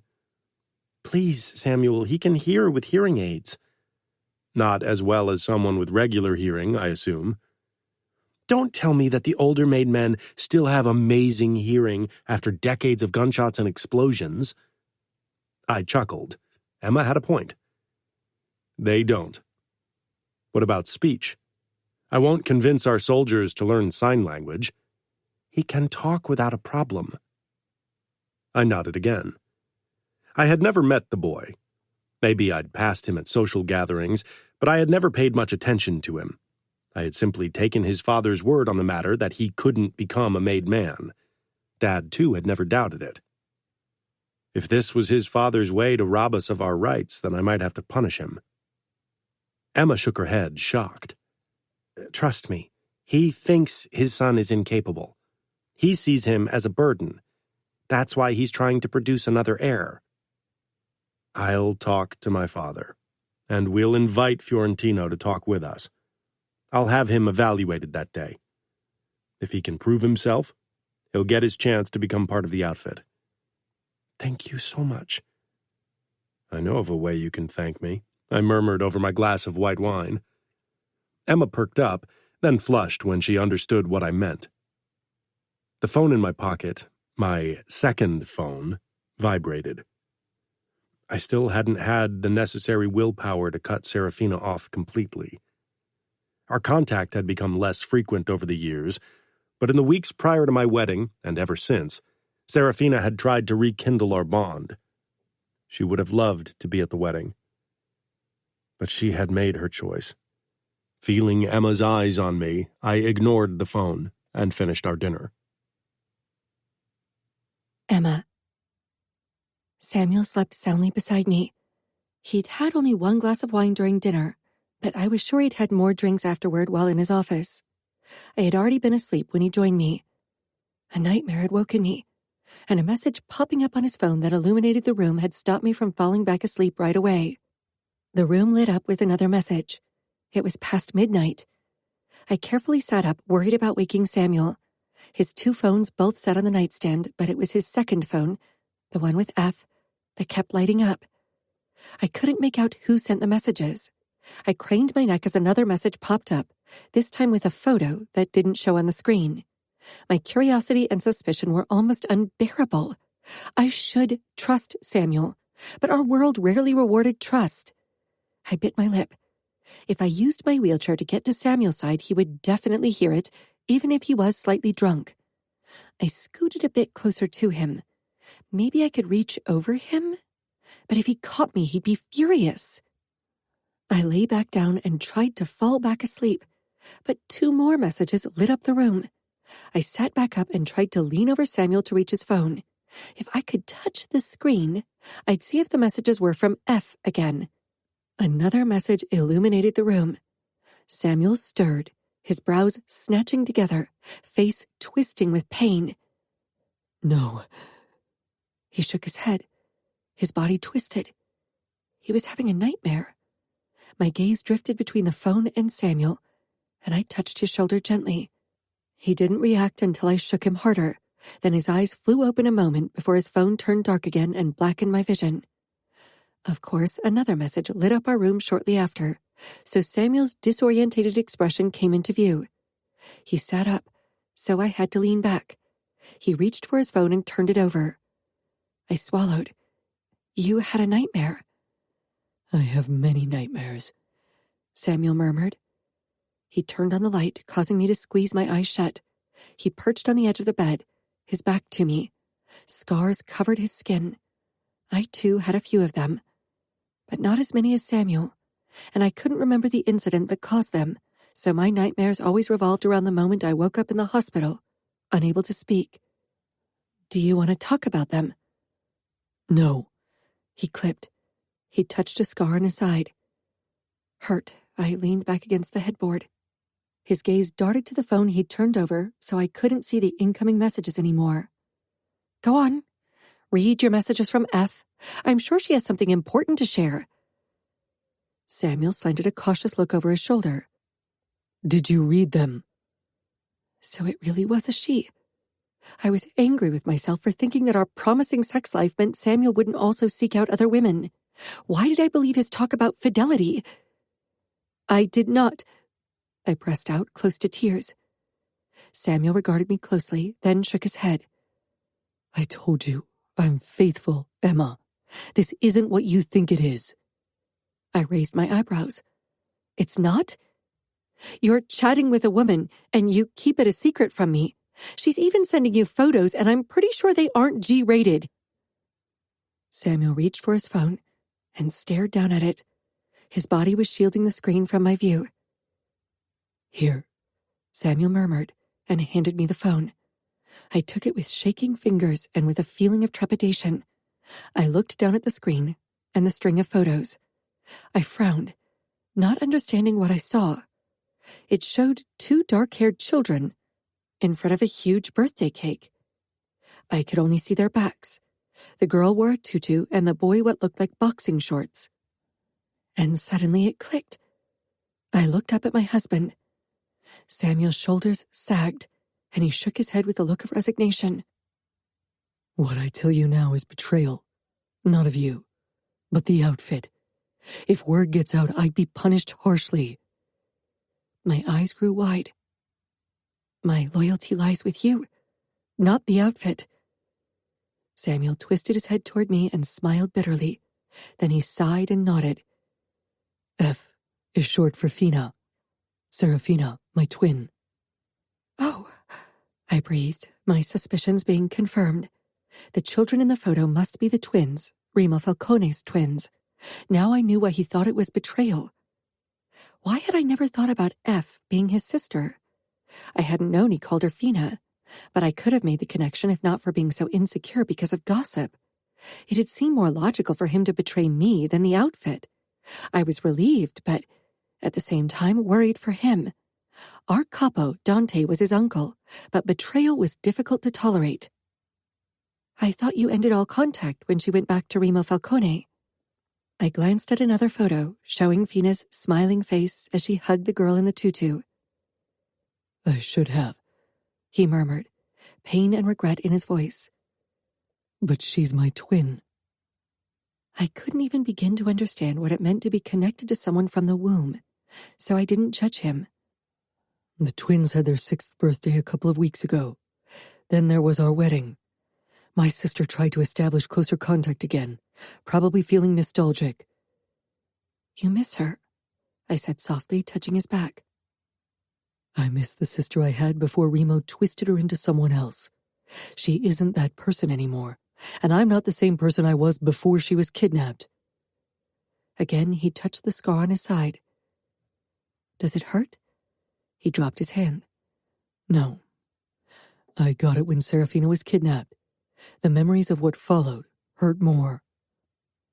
It was the most personal thing Samuel had ever shared with me, and it made me feel even worse for accusing him of cheating. I'm sorry for accusing you of cheating. I just thought... I trailed off, not sure how to say it. You just thought? He asked, his gaze boring into my eyes. You are a man who had many lovers before our marriage. I did, Samuel admitted, turning around to me. And I have no need for further conquests. What you said sounds like something your mother put in your head. She probably did, I muttered. I sighed, then narrowed my eyes. So you say because you had so many girls before marriage, you can be faithful now. By that logic, I'd have to go look for a lover considering my lack of experience. Samuel climbed back on the bed and cupped my face with a dominant smile. This world doesn't give girls the same freedoms as we get, and while this is certainly not a fair concept, I like that you are mine alone, and will always only be mine. He kissed me. Soon his kiss became more demanding, and we ended up having sex again. Afterward, I was snuggled up to him with my cheek pressed to his strong chest. Samuel had no trouble allowing this kind of closeness. His fingers were even stroking my arm gently, making me feel cared for and very drowsy.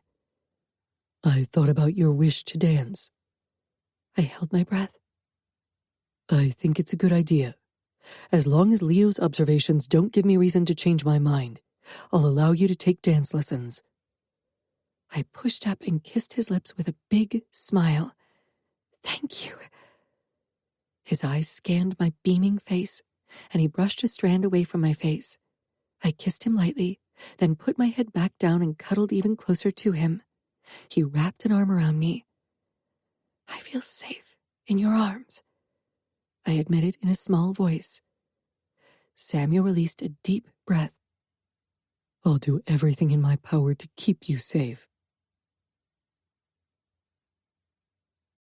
Chapter 20. Emma. The following day, I helped with another meeting at the community center. The dance studio couldn't offer me a tryout session so quickly after I'd canceled my last, so I had to wait 2 more days. During the meeting, I found out Samuel had indeed spoken with Fiorentino's father and made it clear they wanted his son to prove his worth. Fiorentino beamed as he told me, Tomorrow, Samuel and his father will oversee the first training of new initiates. What happens there? I asked curiously. Fiorentino seemed unsure what to share, and maybe he didn't know everything considering he wasn't yet inducted. There is fight training, knife fights, shootings, some questioning. I frowned. Questioning? Some light torture. Nothing an initiate that's been brought up in our world can't withstand. Fiorentino nodded. Was he prepared considering his father had never meant for him to become a made man? Geno sank down beside me on a chair, propping his elbows up on his legs. His father had to harden him. Even if he didn't become a made man, he needs to be able to keep the secrets he witnesses to protect his family. Will you be doing the questioning? He nodded. But not alone. Pietro and Samuel will definitely be involved. I swallowed, thinking of my husband and father-in-law torturing teenage boys. It's hard to imagine, I admitted. Geno let out a dry laugh, his eyes holding mine with mirth in them. Not for me. I only know the business side of your husband, so I can tell you he is very capable with a knife. How did that go hand in hand with Samuel's guilt over his friend Domenico's brutal death? It didn't make sense, but many rules in the Mafia didn't. Samuel strode in, Geno looked toward him, and his smile fell. He cleared his throat with a tense smile. I should really go. Oh, sure, I said, but he was already walking away. Samuel stopped by my side, then bent down and kissed me firmly, his hand cupping my head possessively. I frowned at him. Why did Geno run off so quickly when he saw you? Samuel's expression hardened. Because the look I sent him told him I didn't like him getting cozy with you. Samuel, I whispered in embarrassment. Why would you scare away the man who helps the same cause I want to help? This is important to me. What if he decides it's better not to have me involved because I mean trouble? He can't decide that. And because, Samuel drawled, his eyes boring into mine, he was checking out my wife. A laugh bubbled out of me. You're serious? I'm dead serious. I covered my eyes and giggled.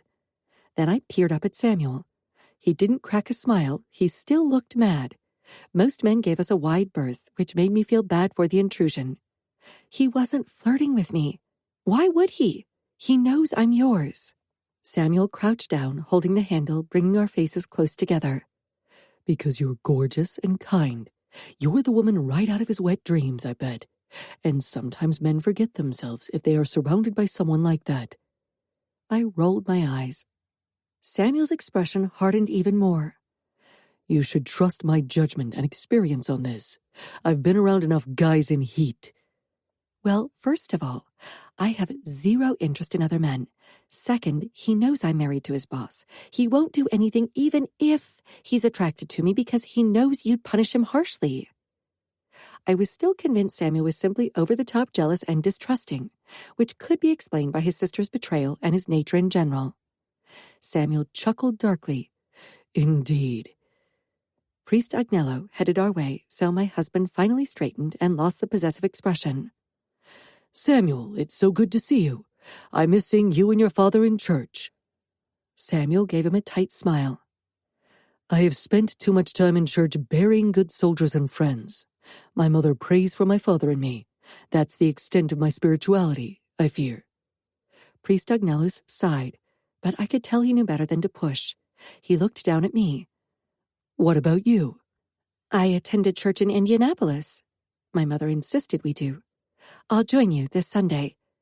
Samuel shook his head, and I was about to grow angry again. He couldn't possibly have anything against me being in church. I'm afraid you, Renato, and I will be flying to Indianapolis over the weekend to finalize a bond between him and your friend Georgia. My eyes grew wide with surprise and happiness. I missed Indianapolis. Not so much my mother, to my embarrassment, but definitely Georgia and Danilo.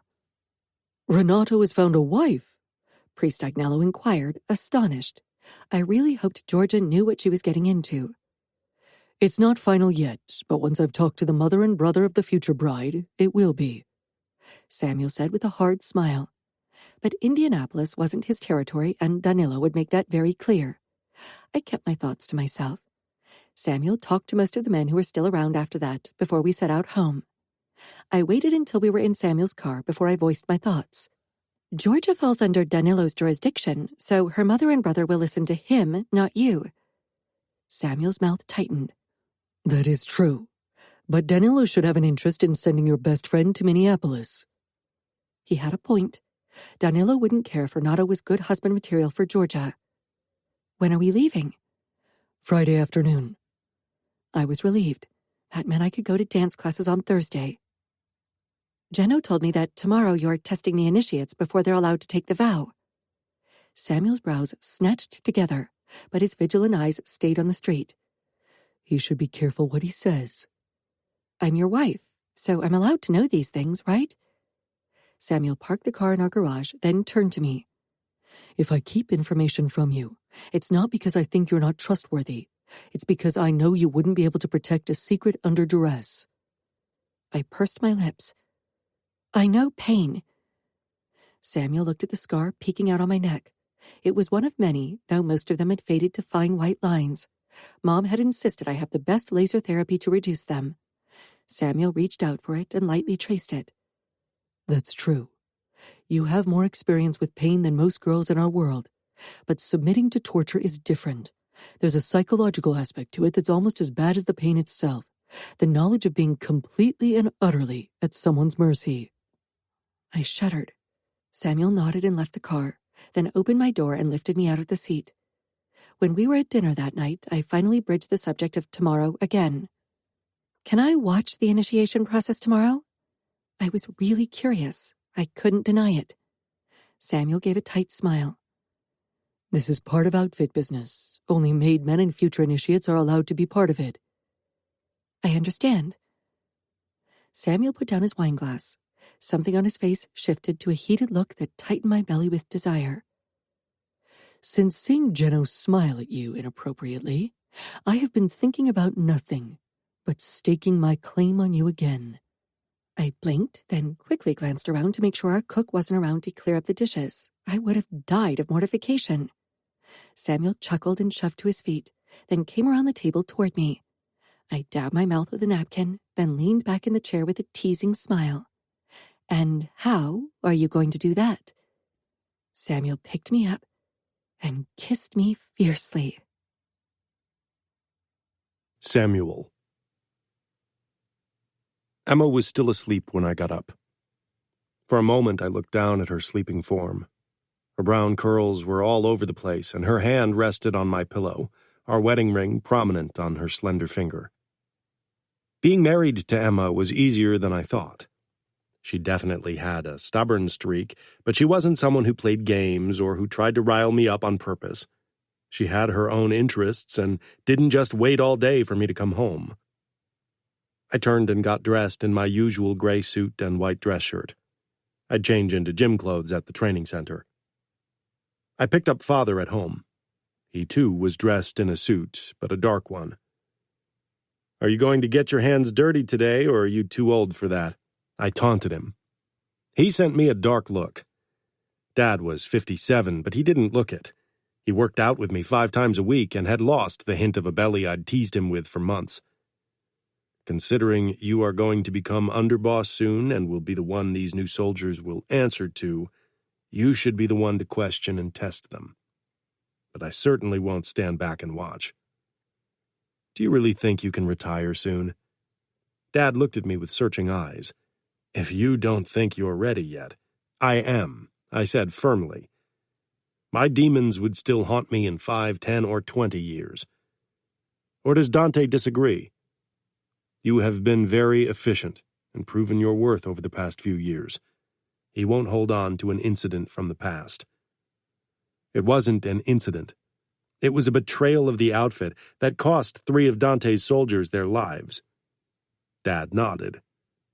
"Dante has his own skeletons in the closet." Dad had said it before, but never explained it. Feeling my curious gaze on him, he leaned back with a deep sigh. "I might not always be there. As long as Dante is your capo, you should have something in your hand." I parked in front of the square building that held our training center, then waited for Dad to continue. I was surprised by his words.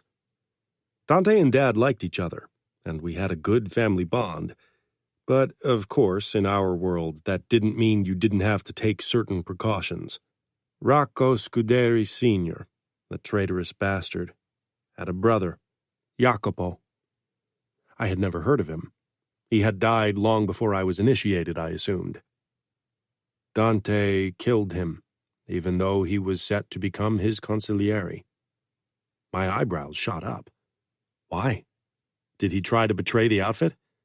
Oh, no. He was loyal to the bone, and as sadistic as they come. I gave my father a look.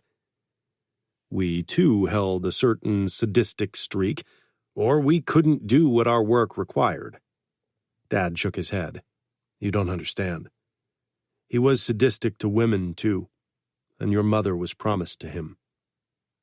Oh, I said, suddenly understanding. And Dante saved her from that fate. He did. And he convinced his old man to give your mother to me. But that means Dante's betrayal saved Mom and helped you, too. It did.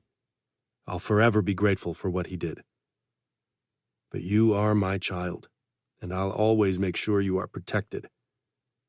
So I think it might be wise for you to learn more about Dante's past. Thanks, Dad. But I have no intention of bringing myself into another situation that requires blackmailing Dante. I wasn't even sure if that was still something I could blackmail him with. Dante's power was solidified, and the Scuderis didn't hold any power at the moment. We got out of the car and entered the vast building through the steel door. Inside, the hall was split into different areas, one for martial arts and box fights, one for knife technique, and one for shooting, though that one was separated by noise barriers. Then there was an area off to the side where recruits would be submitted to light torture to test their endurance. This was where a recruit failed on occasion. Most boys gathering in the hall for their evaluation today were 15 or 16, but I caught sight of a few who looked a bit younger. Sometimes poor families of Italian descent hoped to earn money that way, but they didn't know what price they had to pay first for money to start rolling in. A hush fell over the boys and our soldiers as my father and I strode through the hall toward the back of the hall, where lockers and benches were situated. There wasn't a privacy screen, and the three boys about to change out of their day clothes looked intimidated as my father and I stopped beside them. I gave them a nod. Then I shrugged out of my jacket and unbuttoned my shirt. Of course, I could feel many of the boys throw me curious glances as I undressed down to my briefs. My body was littered with scars, and I made sure I was ripped. Dad did the same routinely. He too carried the scars of a man his position accumulated over the years. When I was dressed in a t-shirt and sweatpants, I headed toward Gino and two more soldiers who would help with the testing today. I shook their hands, then motioned to the knife fight area. I'll start with the knife skills. I'll focus on shooting and questioning, Father said. Will you join the questioning later, too? Gino asked me. Of course, but first I'd like to get my heart rate up with some fighting. Gino chuckled. Torture doesn't have that effect on you after a while. No, I agreed. I moved toward the mats where the knife fights were about to take place. There were also a few puppets to see the throwing technique of the boys, but I would get them tired before they could prove their aim. It was harder to hit a target if you were out of breath.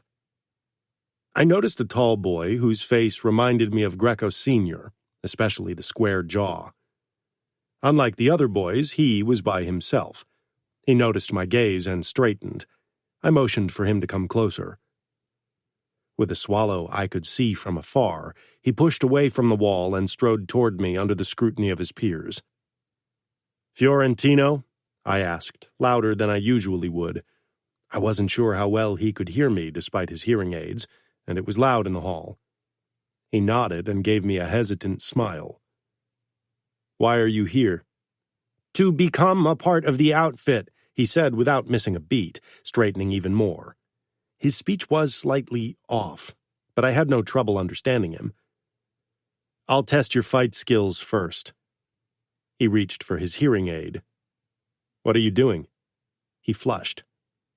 I want to take it off for the fight. I shook my head. If this was a real fight, you'd need your hearing as an additional help against the enemy. But it could fall off during fighting. Of course. But until then, let's use it to your advantage. The moment I began sparring with Fiorentino, it became apparent how determined and well-trained he was. There was definitely still room for improvement, but he was better than many of the other boys here today. I gave him a pleased nod as I pulled him to his feet after I'd thrown him to the ground.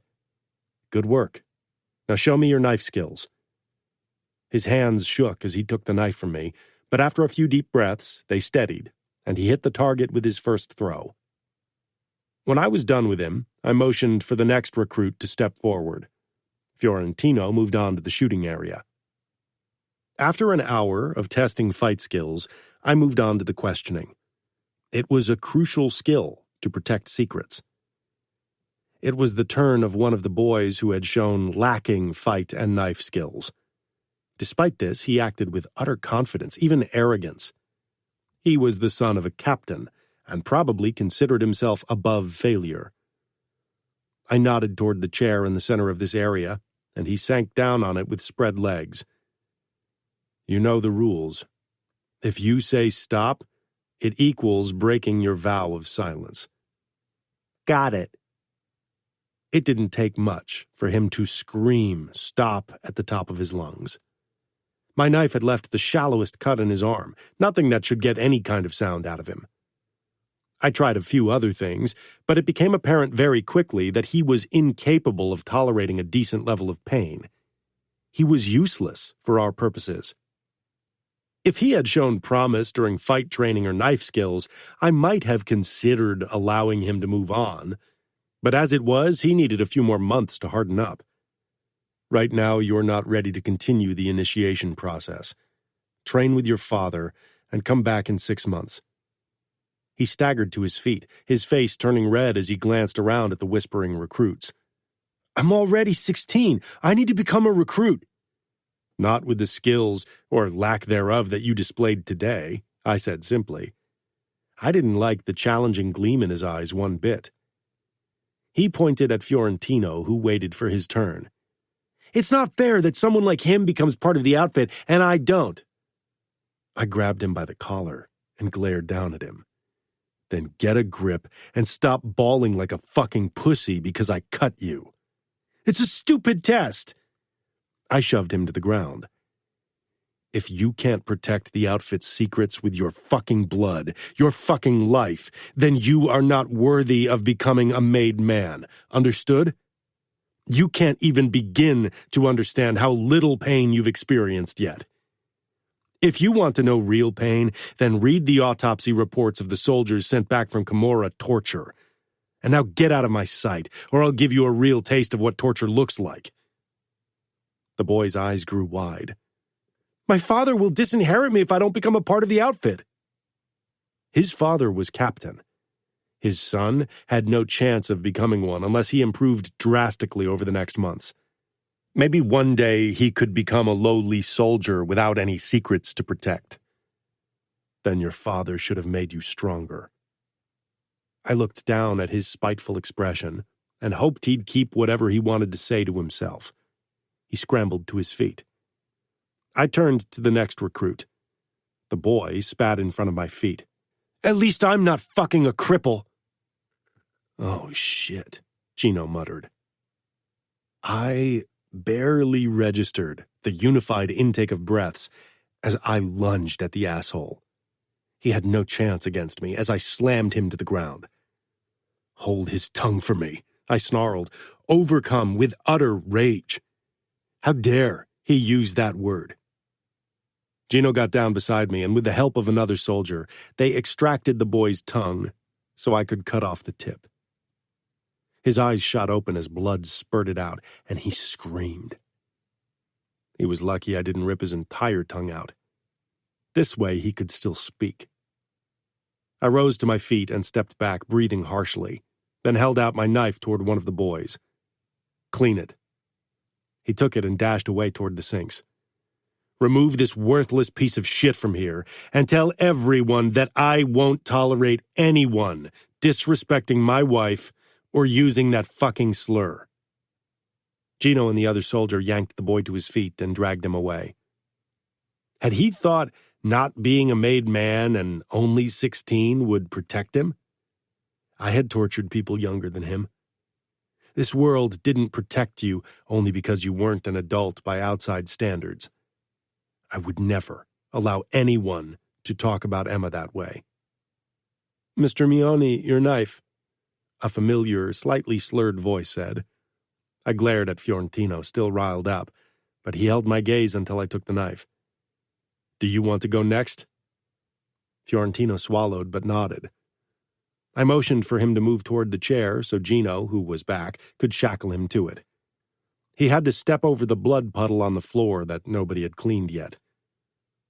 Dad stepped up to me, his expression unreadable. Do you want me to take over? Worried I'll hurt them too much? Dad regarded me closely. He didn't know I still had nightmares about Domenico. He stepped back. I'll return to the shooting range. I turned to Fiorentino. Unlike the asshole before him, he withstood the torture I subjected him to. After 2 more recruits, I excused myself and went to the changing area. I texted Renato and asked him if he had time to go out for drinks tonight. I fucking needed to get shit-faced. Then I told Emma I had too much work to do to be home for dinner. Dad joined me. If Emma asks Mom or you, I'm working late tonight. Dad's expression tightened with disapproval. But you're not. I'm heading out with Renato. I need to take my mind off things. In one of Renato's establishments? I'm faithful to Emma, Dad. No need for that disappointed voice. I'm not a boy. Are things going well? Dad asked quietly. I looked around with a frown. They are. Dad nodded, then returned to the recruits. I took a small flask from my gym bag, briefly hesitated when I remembered Emma's concern regarding my drinking habits, then took a few gulps from the vodka before I screwed the top back on and returned to the knife fight area. 2 recruits broke down under torture today, especially the first younger one. What a day. I knew my night would be filled with familiar horrors if I didn't manage to drink myself into a stupor. Chapter 21. Emma.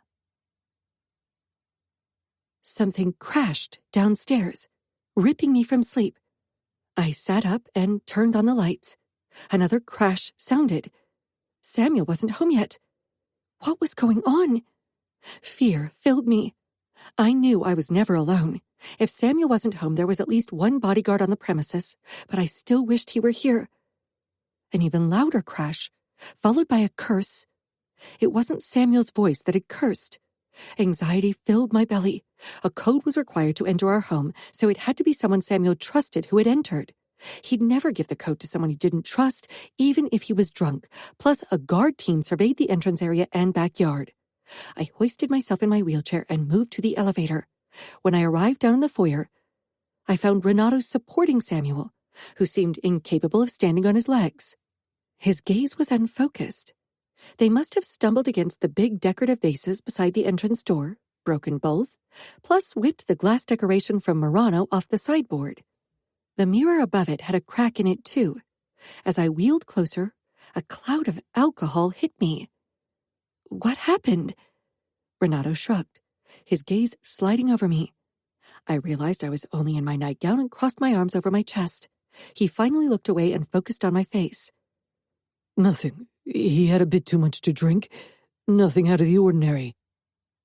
I gave him a disbelieving look, motioning at how Samuel hung in his grasp. This isn't normal. This isn't just a bit too much to drink. He's completely out of it. Renato took a step toward the staircase, obviously struggling with Samuel's weight. We had some fun. He can usually handle his liquor better. Because he had lots of practice. I pressed my lips together, trying to bottle up my anger. As a friend, you shouldn't let this happen. Renato scoffed, his eyes hard and mocking as they settled on me. He's an adult, a grown man. I won't tell him what to do, and neither should you. My mouth opened. Let's agree to disagree. Surprise crossed his face, then he shook his head. Luckily for us, he kept whatever crossed his mind to himself. Help me take Samuel upstairs, I said simply, and wheeled back into the elevator. Renato followed me without a word, still supporting Samuel, who seemed to have passed out completely by now. I'll go up first. All 3 of us won't fit inside. Once I was upstairs, I waited for the elevator to come up again. I didn't think you'd be like this, Renato said as he staggered out of the elevator. Like what? I asked as I led him to our bedroom and watched as he dropped Samuel unceremoniously onto the bed. Samuel didn't stir, and I was beginning to worry. He straightened and watched as I moved toward the bed. So opinionated and outspoken. I felt Samuel's throat for a pulse and relaxed when I found it. Because I'm a woman? Or a woman in a wheelchair? Renato gave me a caught smile, obviously realizing he'd overstepped his boundaries. Usually I wasn't this easily affronted. I'd heard too much to take other people's opinions of me to heart, but my worry for Samuel was making me a tad touchy. I'm worried about Samuel, I said simply. I didn't want to get into an argument with one of Samuel's best friends, maybe his only friend, as I'd never seen him with anyone else. Renato waved me off. He'll be fine. Just pop a couple of painkillers into his mouth and give him a strong coffee in the morning. Can you help me get him out of his clothes? Just let him sleep in them. That's what I do. I gritted my teeth, growing annoyed at how blasé he was. Was it a man thing, a made man thing? Or was I really overreacting? I didn't think so. All right. Thank you for getting him home. I'll handle it from here. I pulled Samuel's shoes off. Are you sure you don't need help? I've undressed him before, don't worry, I said, not even blushing. I was so frustrated with the situation. I felt helpless in a way I'd never experienced, not even when my body failed me after the accident, and I didn't know how to come to terms with it. Renato nodded, then he turned around and I heard him walk down the stairs. I took a deep breath. After his shoes were off, I got rid of his socks, then leaned over him to unbuckle his belt. Getting him out of his pants was far more difficult than anticipated. Samuel was tall and much heavier than me. I hoisted myself onto the bed, hoping for a better angle. After plenty of tugging, his pants still hung around his hips. I blew out my breath and decided to deal with his shirt for now. But without his help, I couldn't pull it off either. Tears of anger and frustration gathered in my eyes. I went to the bathroom in my wheelchair, pulled scissors from a drawer under the sink, and returned to Samuel. I began cutting away his shirt and the tank he wore beneath, then proceeded to destroy his pants in the same way. I hoped these weren't his favorite clothes, but maybe that would teach him a lesson not to drink so much, though I doubted Samuel was at a point where a lesson like that would stop him from drinking. We hadn't been married for very long, but I wasn't blind nor stupid. Samuel had a problem. I just wasn't quite sure yet how serious it was. I tugged the rags away and tossed them to the floor. Samuel didn't stir. I left him in his boxers. Because he lay on the covers, I couldn't even tuck him in. It wasn't very cold in the bedroom, so I simply left him as he was and awkwardly crawled under the covers, which were weighted down by Samuel. I extinguished the lights, but I was too agitated to fall asleep. My thoughts revolved around what I'd witnessed in the past 2 weeks. Samuel drank too much. He drank every day, especially when he was in a bad mood or stressed. I wasn't sure if I was overreacting. When could you call someone an alcoholic? Was there a universal rule? I couldn't ask anyone I knew, at least not from our families. But maybe I could ask Priest Agnello. Perhaps he had experience with made men who struggled with addiction, though I doubted many of them made their problem public, since it could cost them their standing and, depending on their addiction, even their lives. I had to make sure Priest Agnello didn't think Samuel was the reason for my interest. Considering Samuel's controlled and poised outward appearance, I doubted many people would suspect him. Still, I couldn't risk anything. Too much was at stake. Or was I overreacting? I had only gotten a small glimpse into Samuel's life. Maybe the past 2 weeks had been an exemption.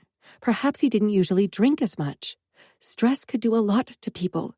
His life had changed drastically with our marriage as well.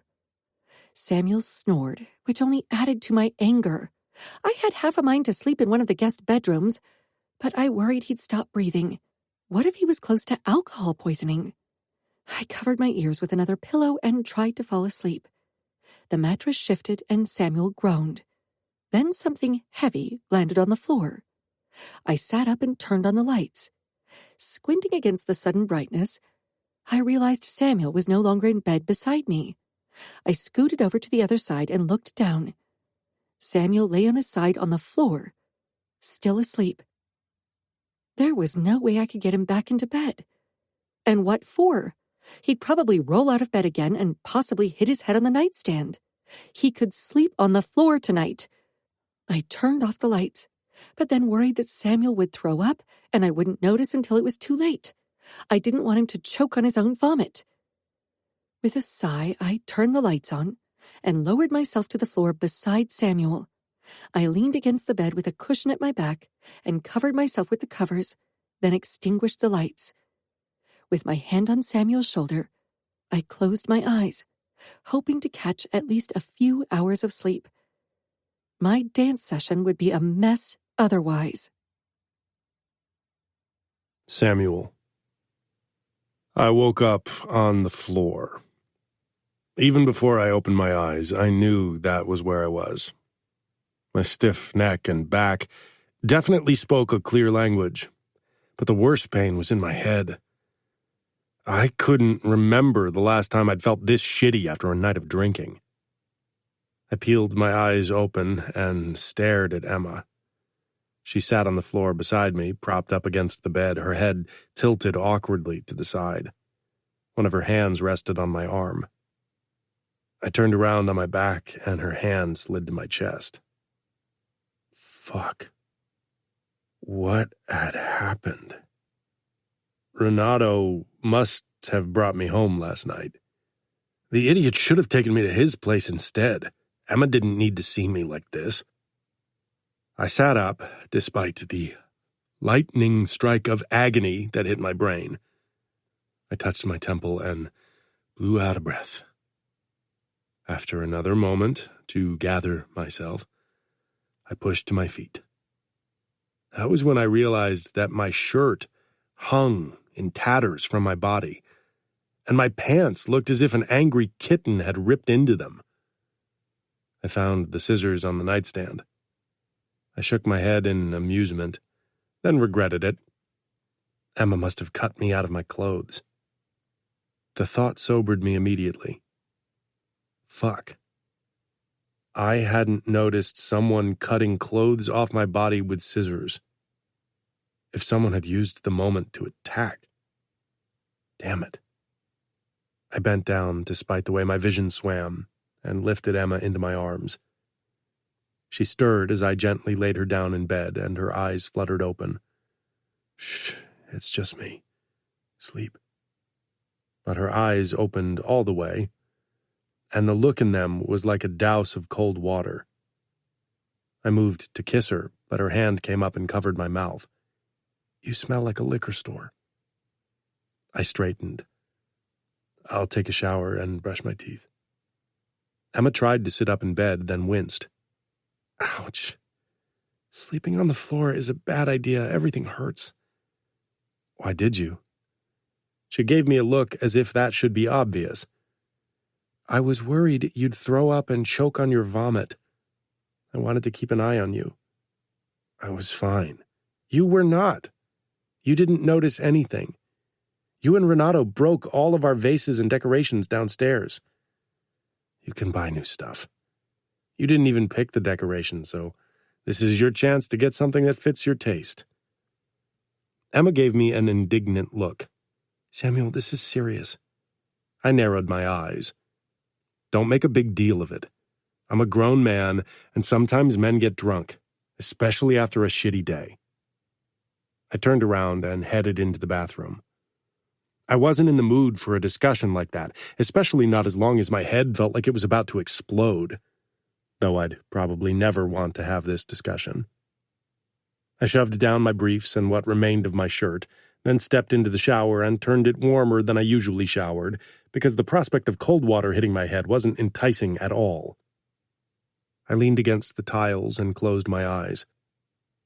After a couple of minutes, I could hear Emma enter the bathroom, then the sound of water in the sink, followed by the electric toothbrush and the occasional squeal of her wheels. I slowly opened my eyes and turned the water to as cold as I could bear, all the while watching Emma. She was focused on brushing her teeth, but I could tell she wasn't happy with the situation. I stepped out of the shower, rubbed my hair dry, then wrapped a towel around my waist before I joined Emma at the sink. She looked up at me, her eyes briefly lingering on the bruises on my upper body. A few of the recruits had managed to land hits, but nothing major. Why was yesterday shitty? She whispered. Her brown eyes searched mine with concern and tenderness. I sighed. I wasn't sure how much I wanted to share with Emma.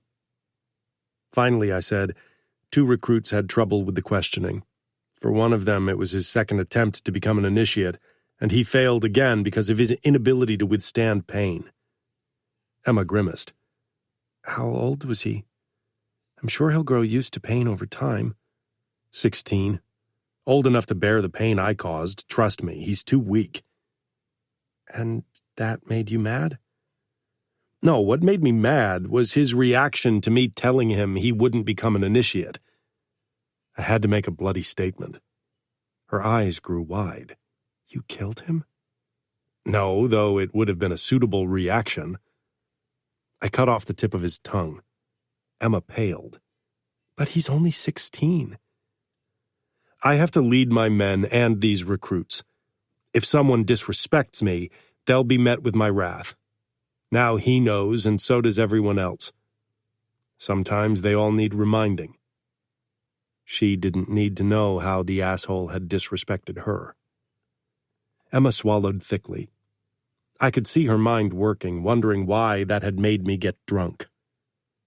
"Stop worrying," I told her, squeezing her shoulder. Emma nodded, but I could tell she was still not convinced. She needed to learn when to give up. On my way to a casino, Dante's number flashed on my screen. I gritted my teeth. I didn't think it was a coincidence that he called a day after I'd punished the boy. Had his father complained? I answered the call. "Dante, what do I owe your call?" "Good morning, Samuel. I just wanted to inquire about the state of things in Minneapolis." "Let me guess, you got a call from an angry captain yesterday because I punished his useless son?" Dante chuckled. "No, not quite.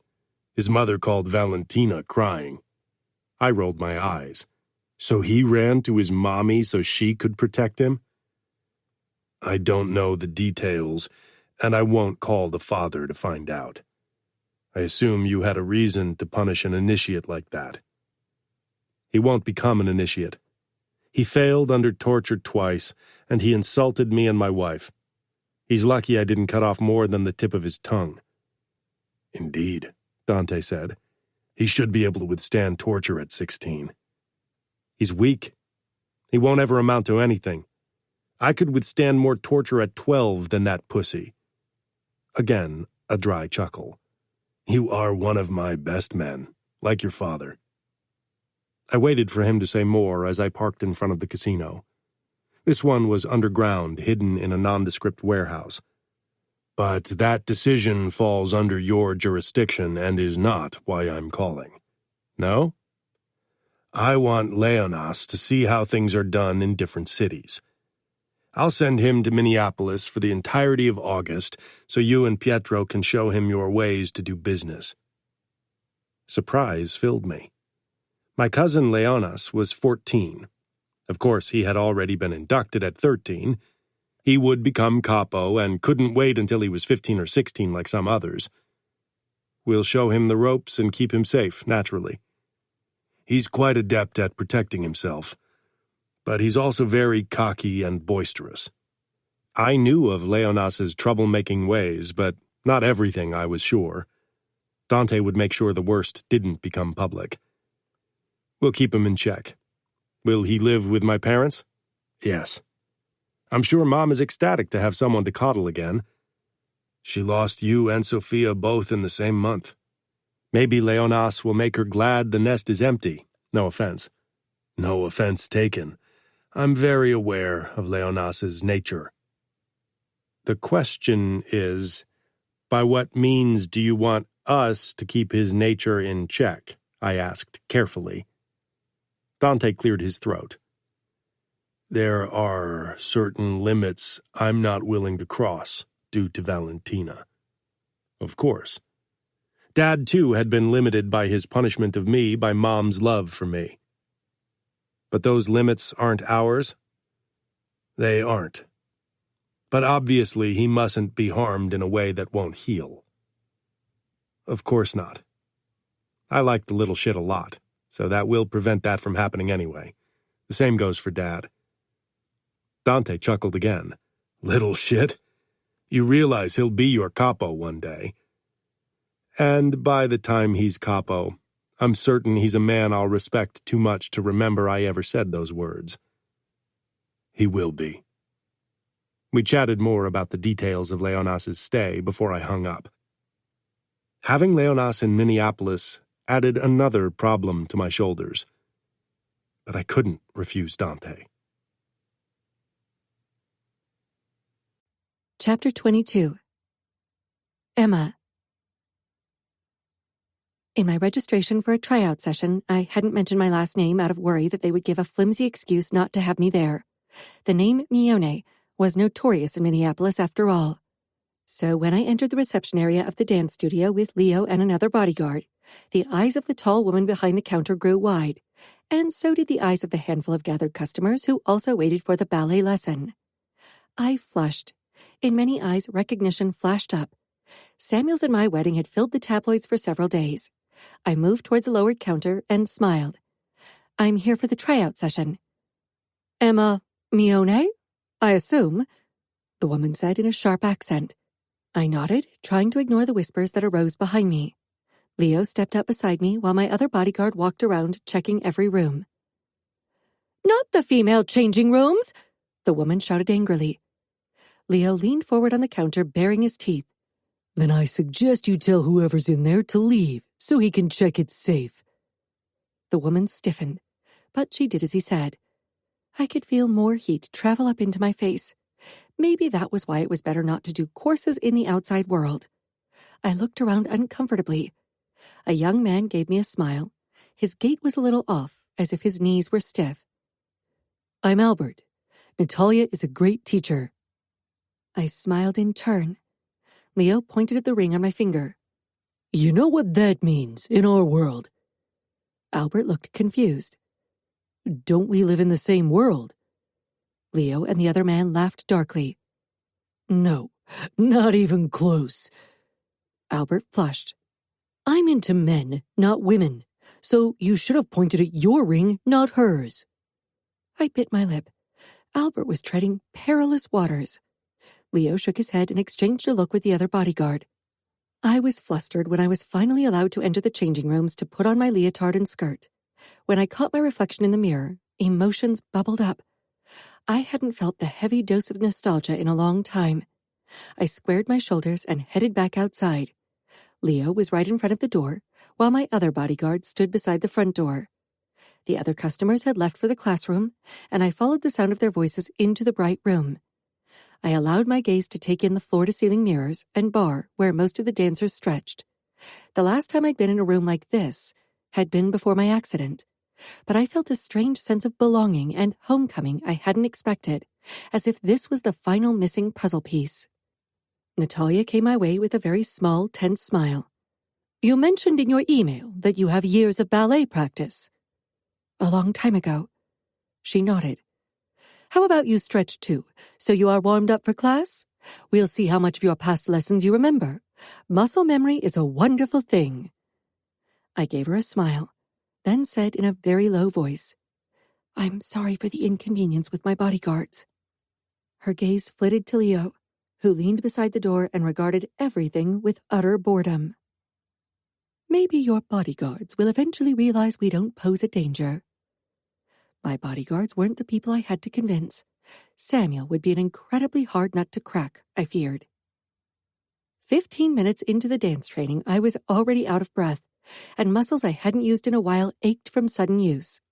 Even my arms, which I used frequently to lift out of my wheelchair, obviously needed time to get used to the intensity of training. Despite feeling out of shape, I felt a sense of right and of reuniting with a part of myself that had laid dormant. Now, as I let my wheelchair glide to the music, I realized that I truly missed dancing, and that it was still a part of me that I wanted to explore in this altered fashion. That night, when Samuel and I packed our bags for our trip to Indianapolis on the next day, I bridged the subject. Everyone's very friendly at the dance studio, and I would love to continue. Samuel looked up from his drawer with ties. Leo mentioned you seemed in your element, but the dance instructor wasn't too happy about their presence. I nodded. I think Leo's presence intimidated most of them. Don't you think having 2 bodyguards is overkill? I'm sure it would be fine if Leo stayed in his car in front of the studio. There's only one entrance. No, Samuel said, his voice brooking no argument. I opened my mouth, but he gave me a hard look. My sister was kidnapped right under my nose. If we'd had more bodyguards with us, that wouldn't have happened. But why would anyone kidnap me? Because you are my wife. You are Danilo's sister. There are 2 underbosses in your immediate family. It would make the Bratvas, the Familias, and the Comoras day to get their hands on you. You really think the Comora would try something like that again? And the Familia has never targeted women. I don't trust any of them. We once thought nobody would step as low as to attack a bride on her wedding day. I nodded slowly. No girl in the outfit would ever live that day down. Okay, if that's what it takes for me to keep dancing. It is. I decided not to push Samuel. I didn't want to risk that he would change his mind about me taking ballet lessons. The next afternoon, we took a private jet to Indianapolis with Renato in tow. He and Samuel spent most of the 1 hour and 45 minutes chatting quietly. Renato certainly looked like he could charm the pants off a girl. I still didn't like the idea of him marrying Georgia, even if that meant I would have my best friend in Minneapolis. I'd have to talk to Danilo and Georgia about this. Not that I thought I could change anyone's mind. This was probably already a done deal. I closed the rom-com I had been reading when we landed in Indianapolis, then peered out of the window at the familiar sight. I had lost count of the times I'd been at this airport. In the first few years after my accident, my mother had taken me to specialists all over the world in the hope of giving my legs their previous functionality back. I had been relieved when she'd finally given up. It had been a sort of closure I'd needed to really start feeling comfortable in my new skin. Samuel and Renato rose from their chairs and came toward me. Renato glanced at my book, then shook his head. A book like that is what makes life for men today difficult. Women expect too much. I pursed my lips. I'll tell Georgia to lower her expectations for you. Samuel chuckled at Renato's less than amused expression and clapped his shoulder. When Samuel, Renato, and I arrived at Danilo's mansion, I spotted Georgia's brother's car out front. I only felt a brief sense of homesickness when I moved toward the front door with Samuel by my side. Behave, Samuel muttered under his breath a moment before my brother opened the door. He definitely hadn't meant me. That he had to remind Renato of it rubbed me the wrong way. I had to talk to Georgia first, before any insane deals were struck. Danilo gave Samuel and Renato terse nods before he bent down and pressed a kiss to my cheek. I gave him a smile. Are you all right? He murmured as he scanned my face. I had trouble sleeping since Samuel came home stinking drunk, but of course I couldn't mention that to my brother. I am. Georgia and her brother are in the living room. I thought her mother wanted to come too, I asked. Her brother is the master of the house. He has the last word on her future, not her mother, Danilo said. I moved toward the living area, where I found Sophia in conversation with Georgia while her brother checked something on his phone. Georgia pushed to her feet and rushed toward me, hugging me tightly. I, too, had missed her, and only realized how much I did as I clung to her. I can't wait to live close to you, she whispered. I pulled back. Sophia had gotten up as well, and so had George's brother. I greeted him with a smile and Sophia with a hug. I hope my brother behaves himself.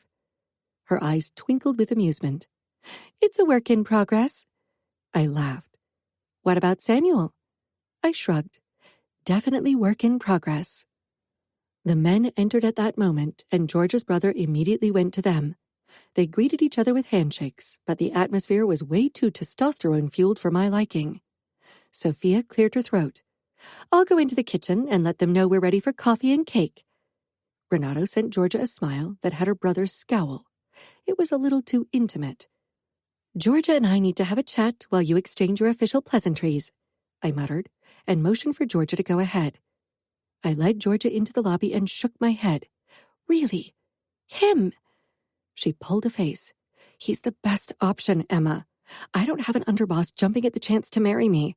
I'll be 18 soon. My mother is losing her patience with me, and so is my brother. They are ready to marry me off to that old bastard in Italy. He looks like a toad and is way too old. Just the thought of having to touch him. Georgia looked like she was about to be sick. Then she blew out a breath. Even if Renato is intolerable, as far as I can tell from our short encounters, he's at least quite good-looking, so I won't be repulsed if we have to consummate the marriage at some point. I nodded because I totally understood. You don't mind that it's a deal because you both are desperate? Georgia shook her head. Most arranged marriages are deals, right? I shrugged. But some deals were more tasteless than others. I still wondered why Samuel had agreed to marry me. That argument of strengthening the bond between our families was nonsense, that was for sure. Samuel mentioned that Renato isn't the faithful type. Georgia chuckled. He's a Casanova and way too sure of himself. He's cocky and annoying. He'll drive me up the wall. That doesn't make him sound like marriage material. He's not. But I picked him. Mom will be annoyed that she won't get her way, and I'll figure out a way to deal with Renato once we're married. I sighed. I'm just happy you live close to me. She grinned. See? That makes marrying him worth it. When Georgia and I returned to the living room, the men sat around the table and were already discussing wedding dates from the look of it. It looks like you'll become my wife, Georgia. Your brother showed me your doctor's statement that you're fertile, so let's hope you'll be pregnant with my heir by the time I turn 30. My lips curled in disgust. That was also part of the deal? Georgia had to give him an heir for him to inherit everything? I sent Georgia a disbelieving look. She gave me an embarrassed smile. That's a tasteless deal. It burst out of me. You're behaving like a pig. Renato scowled. I can't see how my deal with Georgia is any less tasteless than the deal between your brother and your husband that forced Samuel to marry you. My heart did a thud as I blinked at Renato. Sophia sent Danilo a look that made it clear she knew about the deal, and Samuel looked ready to murder his friend. Apparently everyone knew, except for me. It reminded me of how my mother had lied to me after my accident under the pretense of trying to protect me, when it had been just as much about protecting herself from the truth. This, too, felt like everyone had kept the details of the arrangement from me to avoid an unpleasant confrontation. Samuel. Fuck it. I scowled at Renato, who grimaced and gave me an apologetic look. Too late. Emma paled, looking like she was about to cry. Emma, Danilo and I said at the same time, but I stepped forward. Emma was my wife. It was more important that I cleared things up between us. Let's have a word, I told Emma and put a hand on her shoulder. She shied back from my touch, and I dropped my arm to my side. You can talk in my office, Danilo said quietly, and I'll have a chat with Renato. For all I cared, he could rip Renato a new one, even if Renato wasn't his soldier. Emma and I headed toward the office in utter silence. It was the first time I was allowed to be without Danilo in his office. I closed the door, then immediately turned to Emma, who looked like she was teetering on the edge of a breakdown. Renato is an idiot. He shouldn't have said anything. Emma fixed me with a hard look. Did he lie? You know that arranged marriages are always deals. She shook her head. You owe me the truth. What did Danilo do to make you marry me? I gritted my teeth. It was a long time ago. I'm glad I married you. What did he do?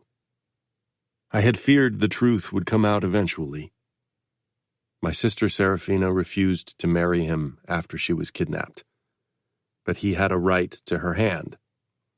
We wanted him to accept Sophia instead, so Serafina could heal from her ordeal. He said he would only agree to marry Sophia if I married you. I worried about what Emma would make out of this deal.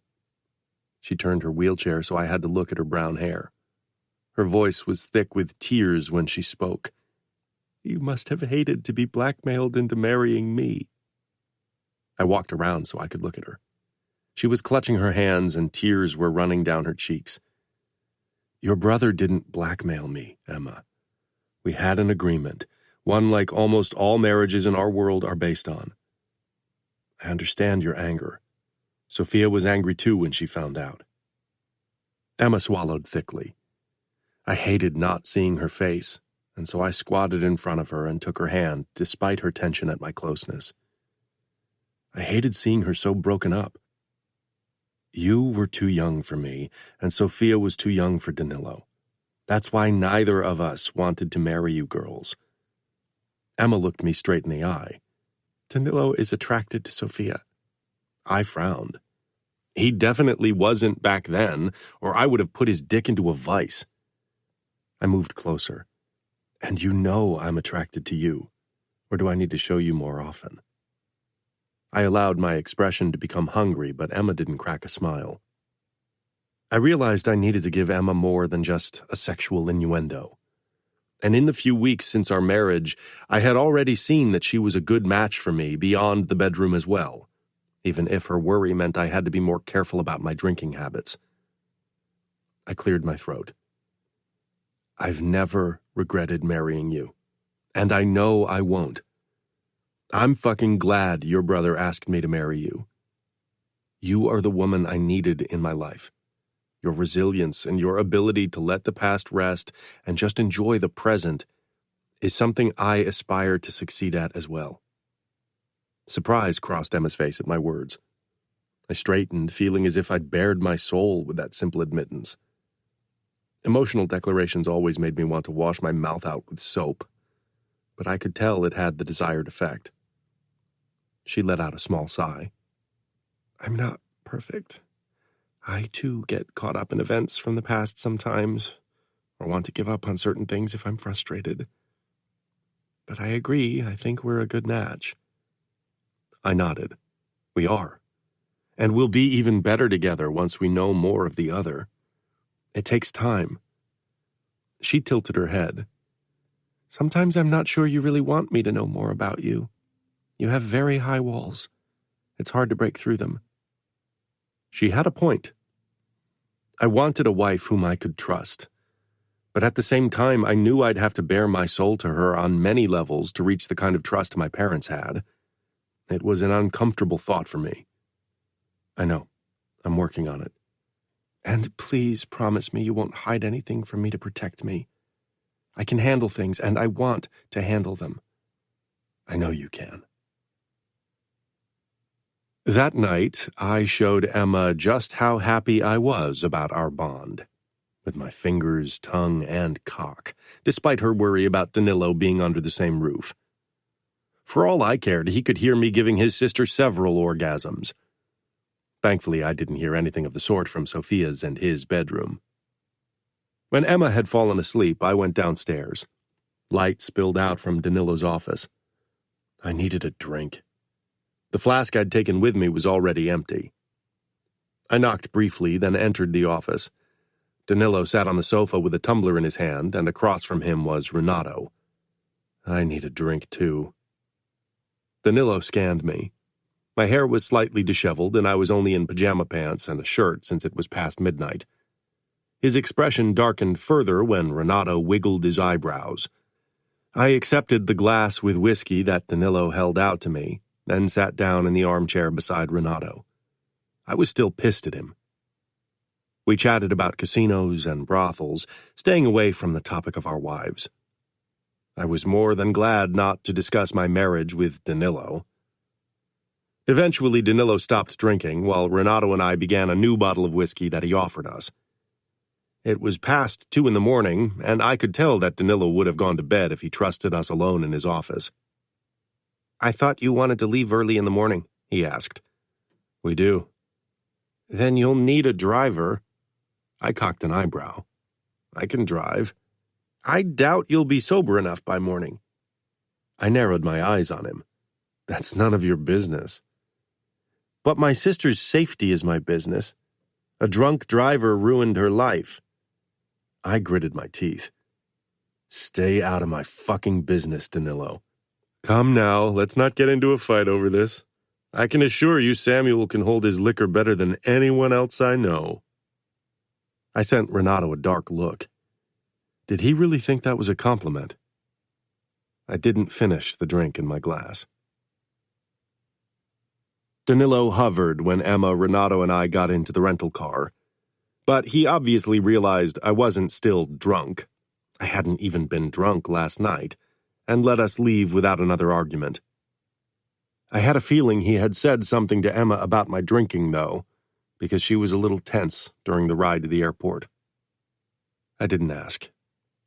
It wasn't a topic I wanted to discuss with her or anyone. Chapter 23. Samuel.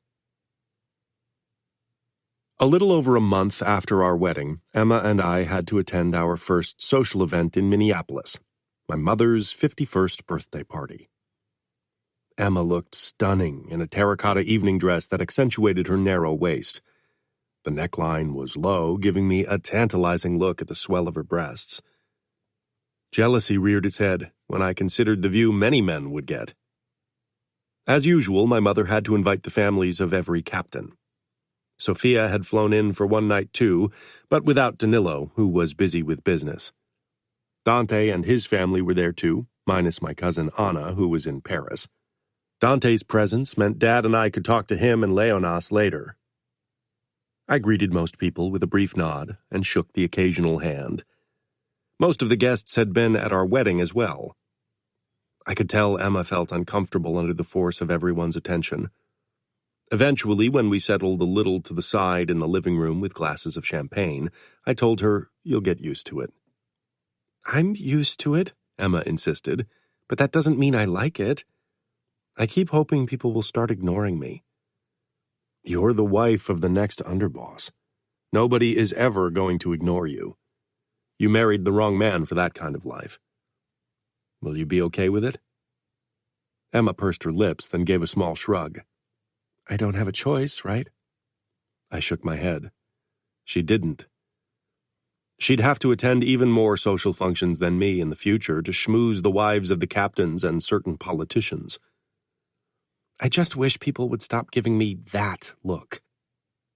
I let my gaze wander over the gathered guests, but people were careful to keep their faces neutral when they felt my eyes on them. Still, I caught the occasional look of doubt. "What look?" "Like I'm a liability," Emma muttered, her eyes full of indignation. I emptied my champagne. They are ignorant. Eventually, they'll realize they were wrong. When people looked at us, they pinpointed Emma as the weakness in our relationship because what people perceived as her flaw was apparent to the naked eye. My flaws were well hidden. One of my great-aunts, who was only invited because honor dictated it and not because my parents liked her, approached us with a benevolent smile. She stopped in front of us and supported her weight on her walking stick. She was probably around 90. "Samuel and his wife," she said with a too bright smile, but her eyes were like those of a hawk. "When can we expect offspring?" My mouth set in a tight line. Emma took a sip from her champagne, her expression pinching. "That's a very private question, Aunt," Dante said as he came up behind her. She clucked her tongue but excused herself with a tight smile. Valentina and Leonas joined us a moment later. Dante gave Emma a small smile before he turned to me. "How about we discuss Leonas's stay now?" "Business talk at your sister's birthday?" Valentina asked with a frown. Emma shrugged and rolled her eyes. "It's not a milestone birthday," I said. Mom had celebrated her 50th birthday with a huge party last year. "Excuse us," I told Emma and Valentina. I knew Valentina would keep Emma entertained until my mother could evade the chatty wives she was stuck with. Leonas gave me a bored look. "Samuel, Leonas," I returned in the same tone. Dante and I walked ahead toward Dad's office. I didn't see him anywhere. Maybe he was already waiting for us. Leonas trailed a few steps after us, letting his cool gaze scan the crowd, but nothing seemed to catch his interest. Knowing him, he preferred a very different kind of celebration, with pot, booze, and girls. As suspected, Dad was in his office, probably already tired of socializing. He greeted us with a new bottle of bourbon and handed glasses to Dante and me. Leonas scoffed. "Come on, Uncle Pietro. I'm a made man. I fuck girls, I kill, I torture, and you refuse to give me a drink like I'm a little kid?" Pietro looked at Dante, who had the last word on the matter. I didn't remember the first time I'd had a drink. Maybe after my first time when I was 14. "As with almost everything, it's a matter of moderation," Dante drawled with a hard look at Leonas. "Why would I want to fuck in moderation?" "You won't ever talk like that in front of your mother. She knows I'm not a virgin anymore. There are no virgins in the Mafia." I could tell he was riling up his father on purpose. I remembered times when I was like that too. "One drink," Dante clipped. Leonas winked at me. Dad handed him a tumbler, and we finally clinked glasses. "Woo!" Leonas exclaimed, letting out a hiss after downing the drink in one gulp. I could tell he would be a handful to keep in check. His teenage antics would undoubtedly drive me up the wall on more than one occasion. He and I stayed in the office when Dad and Dante left a little later. Leonas lifted his glass. I rolled my eyes and poured him a small sip. "When you take over from your father, will you change how things are handled?" he asked, suddenly dead serious and not sounding like a teenager at all. I cocked an eyebrow. "In what regard?" "The outfit has shown a lot of restraint over the years when we should have sought revenge, when we should have sent a bloody message." I didn't say anything. Some things aren't for me to decide, even once I'm underboss. That's the job of a capo. When I'm capo, our enemies will regret they ever underestimated us. I didn't think they underestimated us. They knew Dante had a more controlled approach to many things. Leonas's green eyes met mine. "I definitely won't stop you from getting revenge on the crazy fuckers in Las Vegas." My smile became hard. "We killed one of their underbosses." Leonas shook his head. "That's not enough. Don't tell me it's enough for what Ramo Falcone and his brothers did." It wasn't. But unless we did what he had done, I didn't see how it could ever be enough. "You are young. Until you're capo, your perspective will change." Leonas smirked. I wasn't looking forward to August. Another wedding to attend with Renato and Georgia's last-minute nuptials, becoming Leonas's babysitter, and worst of all, the anniversary of Arlo's, Enea's, and Domenico's death. Emma must have felt my darkening mood because she often regarded me in worry. I knew she wanted to help, but I didn't see how she could. I was taking over more and more tasks from my father every day to make the switch to me becoming underboss go as smoothly as possible. But that also meant the focus shifted more and more toward me, and as a result, also on Emma. Our life would remain in the spotlight for a while, especially with people wondering when, how, and if we'd ever have children. I wasn't too keen on becoming a father yet, not with the tasks ahead in the next couple of years. Emma and I had never discussed the matter of children or the prevention thereof. I hadn't ever used protection, so I couldn't help but wonder if Emma could conceive. We had only been married for 6 weeks, so it wasn't as if it was unusual, even without protection, that she wasn't pregnant. Still, I was reluctant to approach the subject of children with Emma. I didn't want to rip open certain wounds, but I also despised relying on the tasteless rumors making the rounds to build my knowledge. After dinner, I had gone to my office to check the documents our accountant had sent us for the dummy corporations we upheld to launder our drug money, but now I went in search of Emma to finally bridge the subject with her. I found her in the living room, huddled into a corner of the sofa with a book. Emma looked up from her book, her brows pulling together as she scanned my face. I gave her a tight smile and sank down on the sofa beside her. She watched me curiously. "Is something the matter?" "As you know, we're expected to have children," I said carefully. I was tired of the subtle and not-so-subtle comments from friends, soldiers, and distant relatives. My parents rarely bugged me with this, regarding our non-existent chances of having children. I wanted certainty. She put her book aside and leaned back, pursing her lips. "You want to discuss it now?" I couldn't determine the emotion in her voice, but she was not happy about the topic. "I think we should do it sooner rather than later. You never mentioned if the accident caused any injuries that would affect us having children, and whether we might need help becoming parents." She tilted her head, regarding me with a quiet intensity that almost made me squirm. "Of course, it's always good to be prepared, but what makes you think we need help?" The way she emphasized help made it clear she didn't like my choice of words. To be honest, I had never researched the matter and didn't know what exactly needed to be done in our case. "Emma," I said firmly, Despite the short time we were married, I knew she didn't like to be reduced to her wheelchair, but we needed to face the reality of the situation. I didn't have any detailed knowledge about the extent of the injuries she'd suffered in her accident, and I didn't trust Danilo or my mother-in-law to be honest with me. You know what I'm talking about. I do, she said with a small sigh. You think I'm infertile because I'm in a wheelchair, like so many rumors are suggesting, which is another reason I was labeled damaged goods. You could have asked me instead of believing the rumors. Emma calling herself damaged goods made my blood boil. Nobody had dared to call her that in my presence, or they would have suffered a similar fate as the useless recruit. She was right.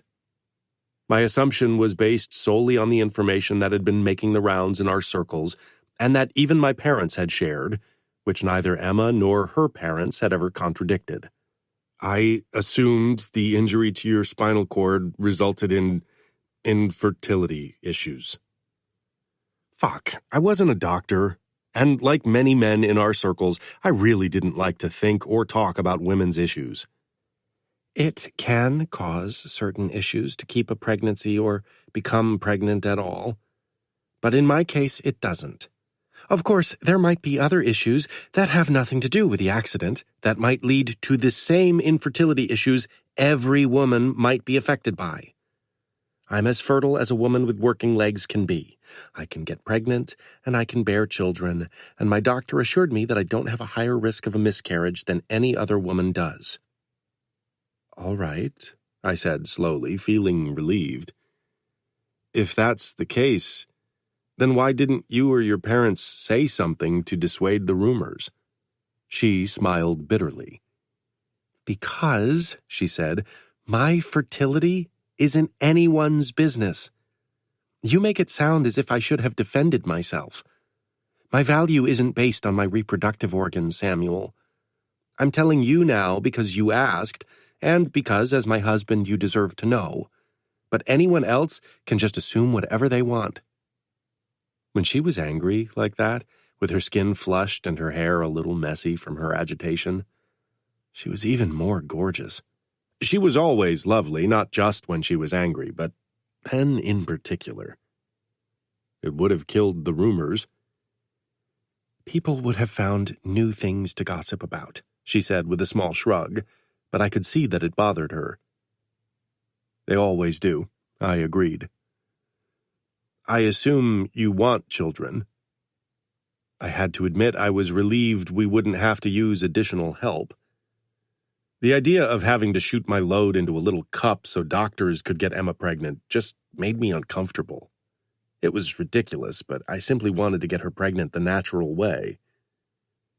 Her expression softened. I do.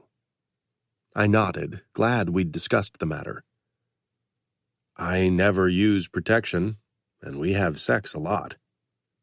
I couldn't stop the smirk from appearing on my face. Emma nodded. I'm taking the pill. I narrowed my eyes in thought. Shouldn't you have told me? Up until now, you didn't seem to be concerned about contraception. I assumed you didn't care. Why are you taking the pill? Do you feel too young to become a mother?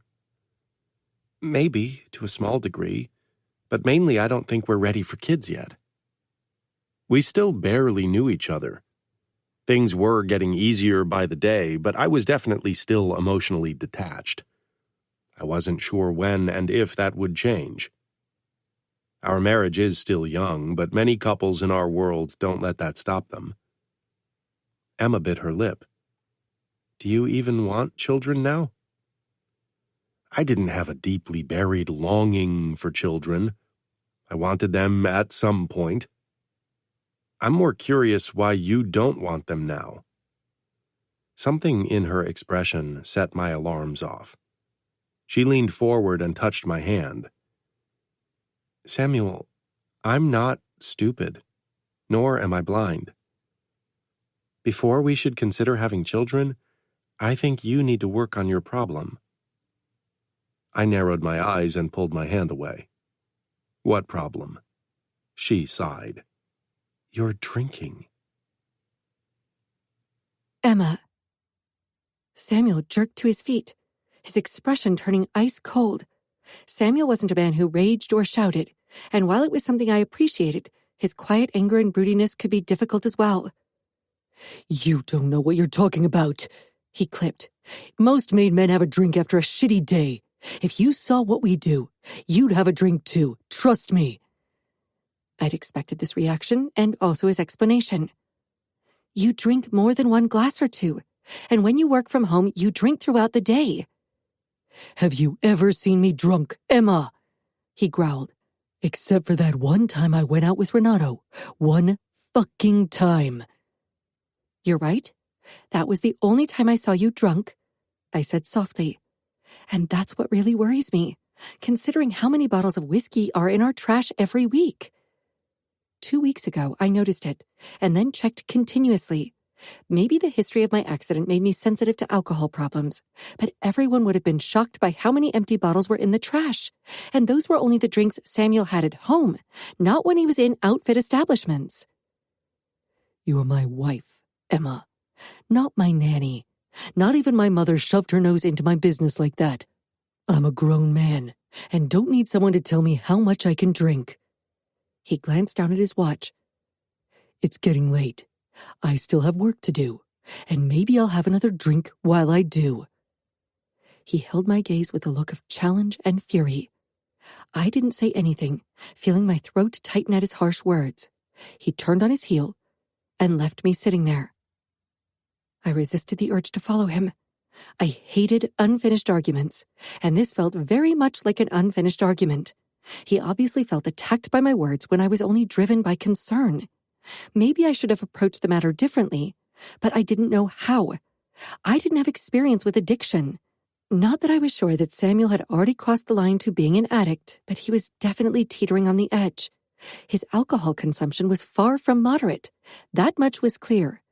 I wished I could talk about this with someone, but I absolutely trusted only a few people, Danilo and Georgia, but the former disliked Samuel, and the latter was busy with her last-minute wedding. I couldn't talk to Danilo because he would only confront Samuel in an attempt to protect me, which would only anger Samuel more, not to mention that he'd see it as a breach of trust. Maybe I could talk to Mom. She wasn't always easy, but maybe this was something she could help me with. She had led a happy marriage with Dad, after all.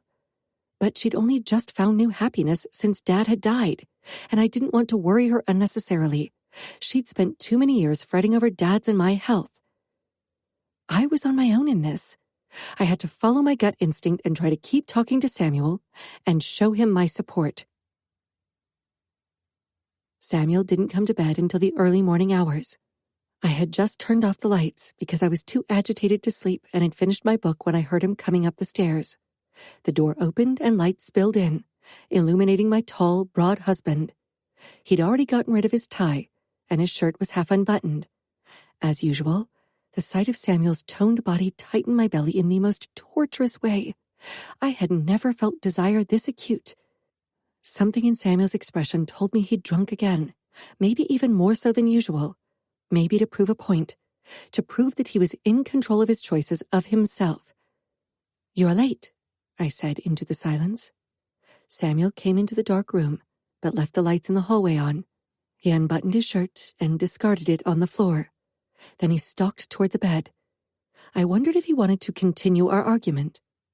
His pissed expression suggested it, but instead he bent over me, cupped the back of my head, and slammed his mouth down on mine.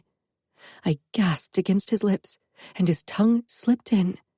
As expected, he tasted like the expensive whiskeys lining the shelves in his office. The taste was pleasant, a little smoky and sweet, but I still hated that he'd drunk to prove a point. His tongue teased mine, and soon sparks seemed to fill my body, and heat gathered between my legs. He dragged his lips away and tugged on my nightgown before he sucked my breast into his mouth. I gasped at the unexpected sensation. His motions were less inhibited, almost wild, as he licked and sucked at my breast, his teeth grazing my nipple several times. "Samuel," I got out in a shaky whisper. "Are you—" "I don't want to talk," he rasped. "I want to eat you and then fuck you." Maybe I should have stopped him, Solving our problems with sex seemed like a recipe for disaster, but I yearned for him. He slid down my body, shoved my panties down and my legs apart, and then he sucked my clit hard. I cried out, completely overwhelmed by the intensity of the sensation. He released my clit after another slightly softer tug and pushed his tongue into me. I gasped as he slammed his tongue into me hard and fast and spread me even wider open for better access.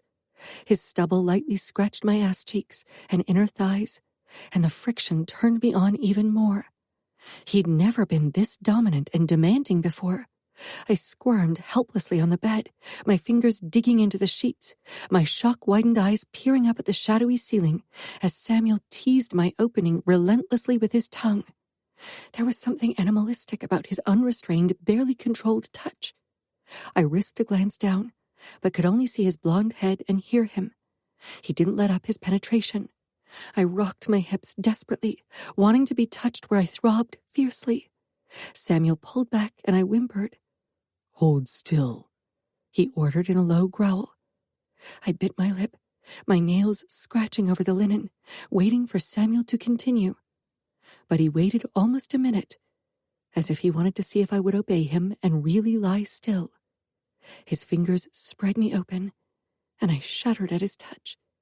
Then he pushed his tongue into me so very slowly, still not touching my clit. He slid back out unhurriedly. I was incredibly aroused, almost delirious with the need to come. Samuel circled my opening with his tongue, and I moaned. "Samuel, I need—" "No," he clipped, then fucked me slowly with his tongue again. I squeezed my eyes shut, panting. I wasn't sure how much more I could take of Samuel's teasing. Maybe it was even a sort of punishment.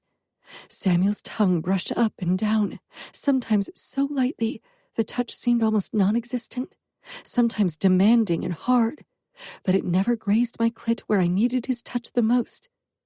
Soon he turned his attention back to my opening. His tongue began to circle me, teasing me again. Even though he never touched my clit, I could soon feel an insistent pounding in my sensitive nub. Maybe I would come without being touched there. He pulled away, and I whined in protest. He chuckled low in his throat. "I love how wet you are. I can taste how much this turns you on. You are dripping on my tongue." Embarrassment washed over me, and I felt myself blush fiercely. Luckily, Samuel couldn't see it, but he probably knew. I'd never been this wet, not even close, but Samuel's touch lit my body on fire. "You're going to come now," he growled. He slammed 2 fingers into me and sucked my clit, and I shattered under the force of the pleasure. I could feel my flesh pulsating against his mouth as I shoved my head into the pillow, my fingers raking over the sheets. Samuel groaned against me. I was still reeling from my orgasm when Samuel pushed to his feet and rolled me over on my belly. I heard him open his belt, and the rustling of his clothes told me he was getting naked. My core clenched in anticipation, even though I wasn't sure how much more my body could take at this point. His weight pressed down on me, his hot breath against my shoulder as he kissed me there, then my throat. I panted against the pillow, unable to move. He rubbed his tip along my opening until I was panting for more. Holding my hips, he pushed into me. My breathing hitched when he settled all the way inside me. I felt so full, and the angle offered a new, more intense sensation.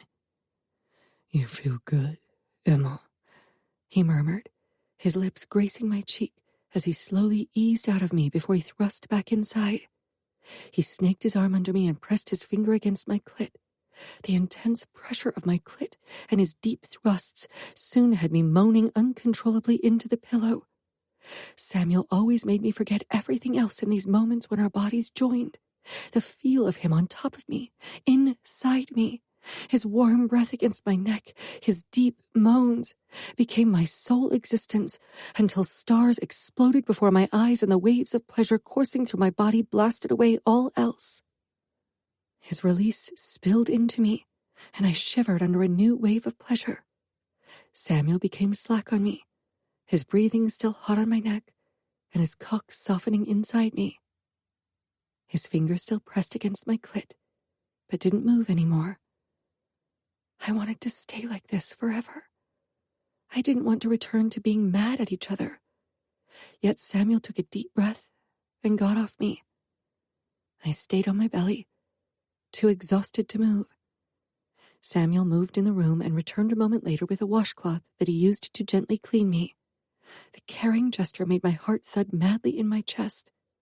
Then he stunned me by kissing my ass cheek. I love your ass. It's beautiful, like the rest of you. Beautiful inside and out. His words were laced with tiredness and alcohol. Had the whiskey spoken? Or had it only teased out words that he'd usually keep to himself? Thank you, I said quietly. Samuel stretched out beside me and fell asleep without another word, his breathing deep and low. I was wide awake. My pulse was still racing, and Samuel's words kept repeating in my head. They had been tender and affectionate. I could feel myself falling for him, having already had a crush on him even before we'd married. But should I turn a blind eye to his struggles for now? Should I allow our bond to grow before I tried again? Would he ever even let me get close enough to admit any problems to me? Chapter 24. Samuel. I glared at the whiskey in my hand. Since Emma's words, every drop had tasted bitter, laced with guilt. What right did she have to judge me? She didn't know anything about me. Even if I drank a bit too much on occasion, with the shit I had to deal with on a daily basis, this was to be expected. I set the glass down on the side table and leaned back, staring up at the ceiling. In the past, I'd only drunk at parties or to celebrate something with fellow made men. Drinking alone had started after Serafina got kidnapped, and my friends died because of my idiotic attempt to save her. Alcohol had become a way to numb the guilt, the anger, the worry, the sadness. In our world, men were supposed to appear invincible. Admitting any kind of weakness was out of the question. Maybe I had a problem, but I was in control. I could stop if I wanted to. But if I refused to drink with company, people would eventually ask why. If I mentioned I didn't drink at all, they'd think I really had a problem. They'd see it as a weakness, something I couldn't risk. I was in control. Emma was simply sensitive because of her past. I got it. The past clung to me too. I downed my whiskey. I was in control, and Emma would soon realize it. In the following 2 weeks, I tried to drink only with company and not at home. It worked out except for a few minor slips when Leonas drove me up the wall with a risky maneuver. The brat wouldn't get himself killed while under my protection. But my good intentions went to hell when the anniversary of my friend's death loomed on the horizon. Renato offered to join me at their graves, but I declined. This year I didn't feel like company. Of course, Emma knew something was up and came into my office the night before the anniversary of the attack on the Falcone mansion and the brutal deaths of my friends. She was already in a flimsy white nightgown, her curls trailing down her slender shoulders when she moved toward me. I sat in my desk chair, a half-empty new bottle of bourbon on the desk and a half-full glass in my hand. I met her gaze over the rim as I downed the rest of the liquor. Emma's eyes were concerned, not accusing. I would have preferred her anger. "Tomorrow is the day you lost your friends, right?" Her voice was gentle and careful, as if she worried I'd break down at the mere mention of it. I had never broken down in public. I hadn't even cried after their deaths. I kept my emotions bottled up as deeply as I could. "The day they got murdered because of me, yes," I said, pouring myself another glass. Emma watched but didn't say anything. "It's okay to be sad, you know." Even as a made man, it's okay to be sad to have lost someone. Sadness wasn't at the forefront of my emotions anymore. It hadn't been in a while. Now it was mainly guilt, regret, and bitterness. Mostly I'm angry with the stupid Samuel of the past, I admitted after another gulp. Heat spread in my insides, and the numbing effects of the alcohol were becoming apparent. Emma moved even closer and touched the hand resting on the armrest. He did what he thought was right. He wanted to protect someone he loved more than anything else. Her voice vibrated with emotions. I took a deep gulp, my heart clenching. And she betrayed me for a man who is incapable of love, a man who kidnapped and brutalized her. Emotions from the past came up, but I squashed them. Sophia wanted contact with Serafina. Maybe she hoped it would all make sense then. But over the years, every contact with my twin had made her decisions of the past make less sense to me, and it made me regret my own choice all the more. Do you want me to come with you when you visit their graves tomorrow? That's what you'll do, right? In the afternoon. Their families will visit the graves in the morning, but I don't think you should come. It was a deeply personal moment. Emma curled her fingers around mine. I might not be able to walk, but I'll carry your worries as if they're mine, Samuel. You don't have to shoulder all the problems by yourself. I'm your wife, and I'm here for you, always. I regarded my wife. It was obvious she wanted to help me.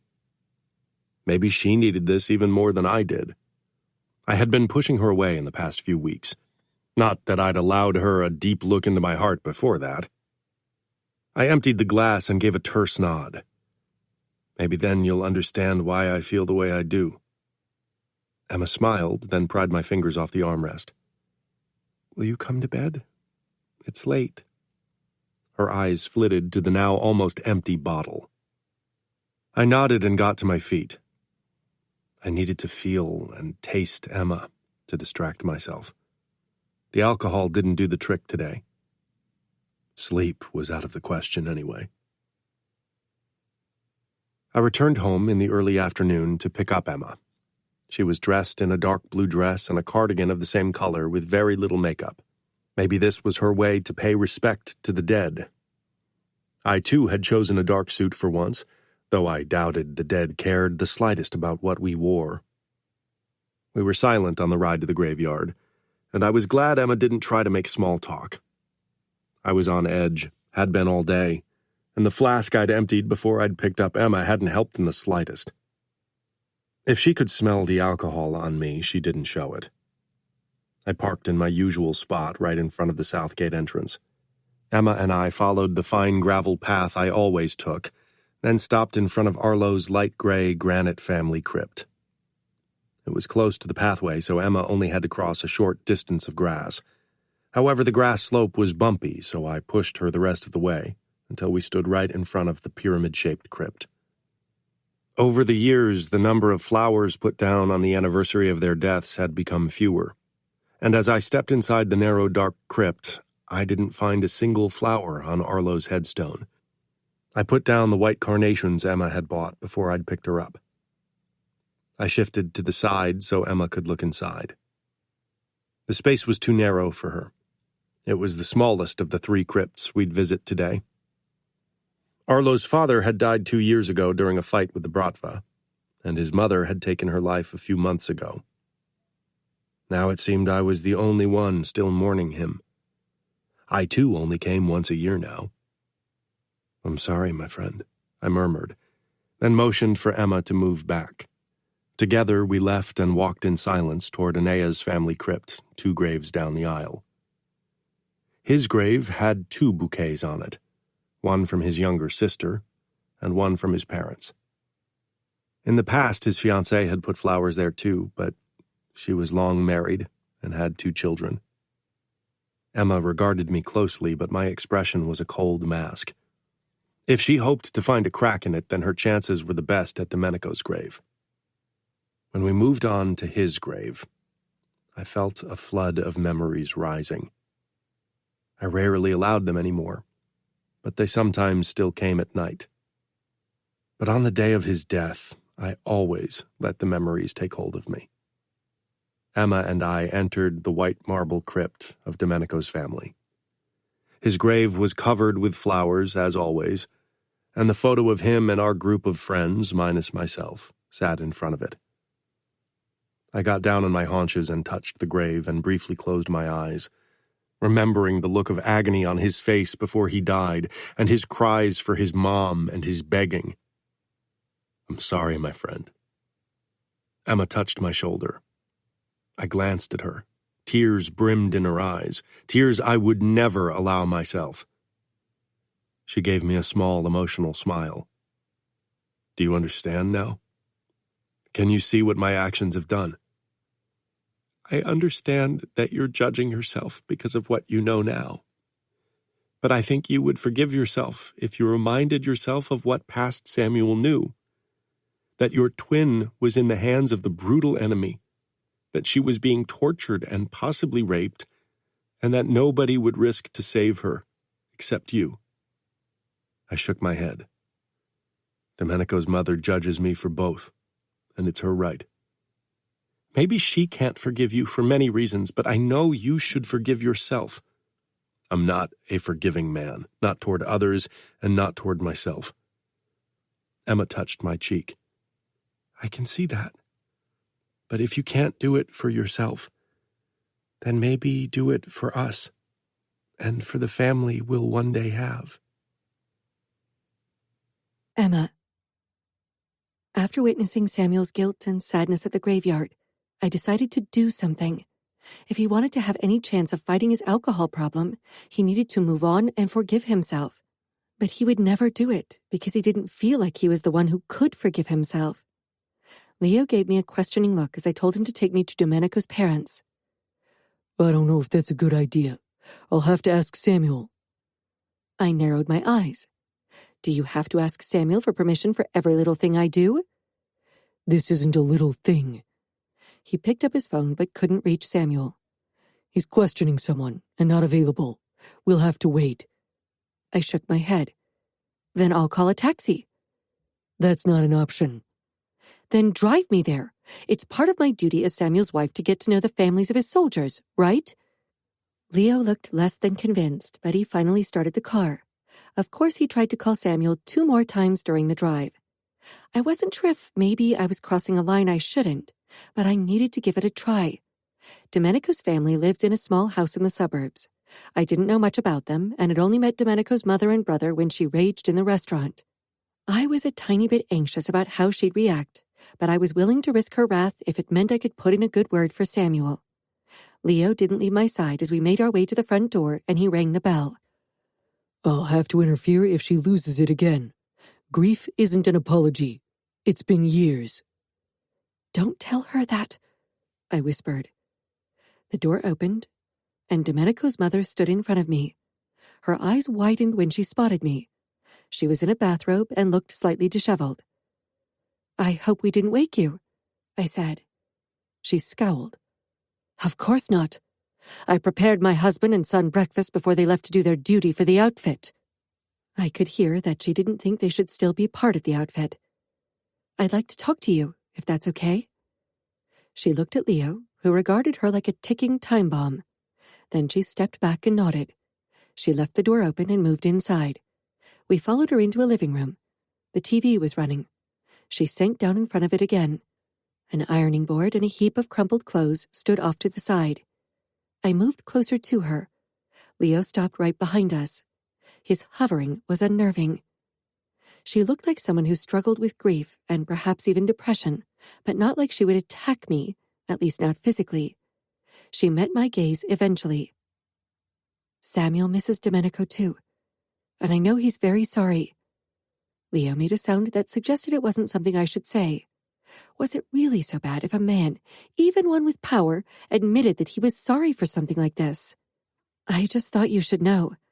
I know that doesn't bring you your son back, but Samuel never meant for any of this to happen. Everyone moves on with their lives. Even my husband and son. Everyone can except for Domenico and me." I nodded. For a mother to lose her child in this way must have been horrible. It was probably impossible to move on from that. I don't know if it would help you, but maybe forgiveness would make some things easier. She let out a hollow laugh. Forgiveness? Did you forgive the man who cost you your legs? She motioned at my wheelchair. I didn't correct her that I still had my legs. I smiled. I did. Eventually. He paid with his life for what he did. Forgiving a dead man is easy, because he can't flaunt his happiness in front of you anymore. I would have forgiven him even if he were alive. His death didn't change my situation. I never asked Danilo or Dad to kill him, and I wouldn't have. His death hadn't changed things for me, except for knowing that, in addition to my suffering, his family now grieved too. Is that what you desire? Samuel's death? My voice broke slightly. I was falling for Samuel a little more every day. Maybe I even loved him, and I wanted to see him fully happy. Thinking that someone, other than our enemies, wanted him dead hurt my heart. Her eyes glazed over in thought. Sometimes, she admitted, I wish he had died, and not my boy. I nodded. I understood that too. She looked up at Leo, who was typing on his phone. Is that betrayal? You can tell him exactly what I said. I would tell him and his father to their face. They can kill me if they want. Then I'd finally be united with my boy again. Leo frowned at her as he lowered his phone, but he didn't say anything. I realized she would never give Samuel her forgiveness. That would require her to move on, and she would never allow herself to do so. For her, it would feel like betraying the child she lost. I squeezed her hand. I don't understand your pain. Nobody who hasn't experienced it can. But I am sorry for your loss. I know the things we lose always echo the loudest. She swallowed hard and nodded. Samuel came home early that day, and one look at his tense face as he stepped outside on the porch where I was doing origami told me that Leo had told him everything. Not that I had expected anything else. Samuel probably always got a detailed rundown of my day. I wasn't sure if it was concern or his need to control everything. That was very foolish, he said quietly. His quiet rage was always the most potent. I sat up straighter and put the origami flower down. Georgia had asked me to do them for her wedding as table decorations for their wedding gift. If wanting to help my husband makes me a fool, then I don't mind being one. Samuel shook his head and squatted before me with a look of intense frustration. Do you realize how much danger you were in? I visited a mother who's caught up in grief and depression, not the enemy. Grief can turn men into monsters. Men, certainly. She's a woman. Samuel glared. This isn't the time to be witty. What if she decided to pay me back and hurt me by hurting or killing you, Emma? Did you consider that? Leo was with me, and killing me wouldn't have hurt you in a way she might desire.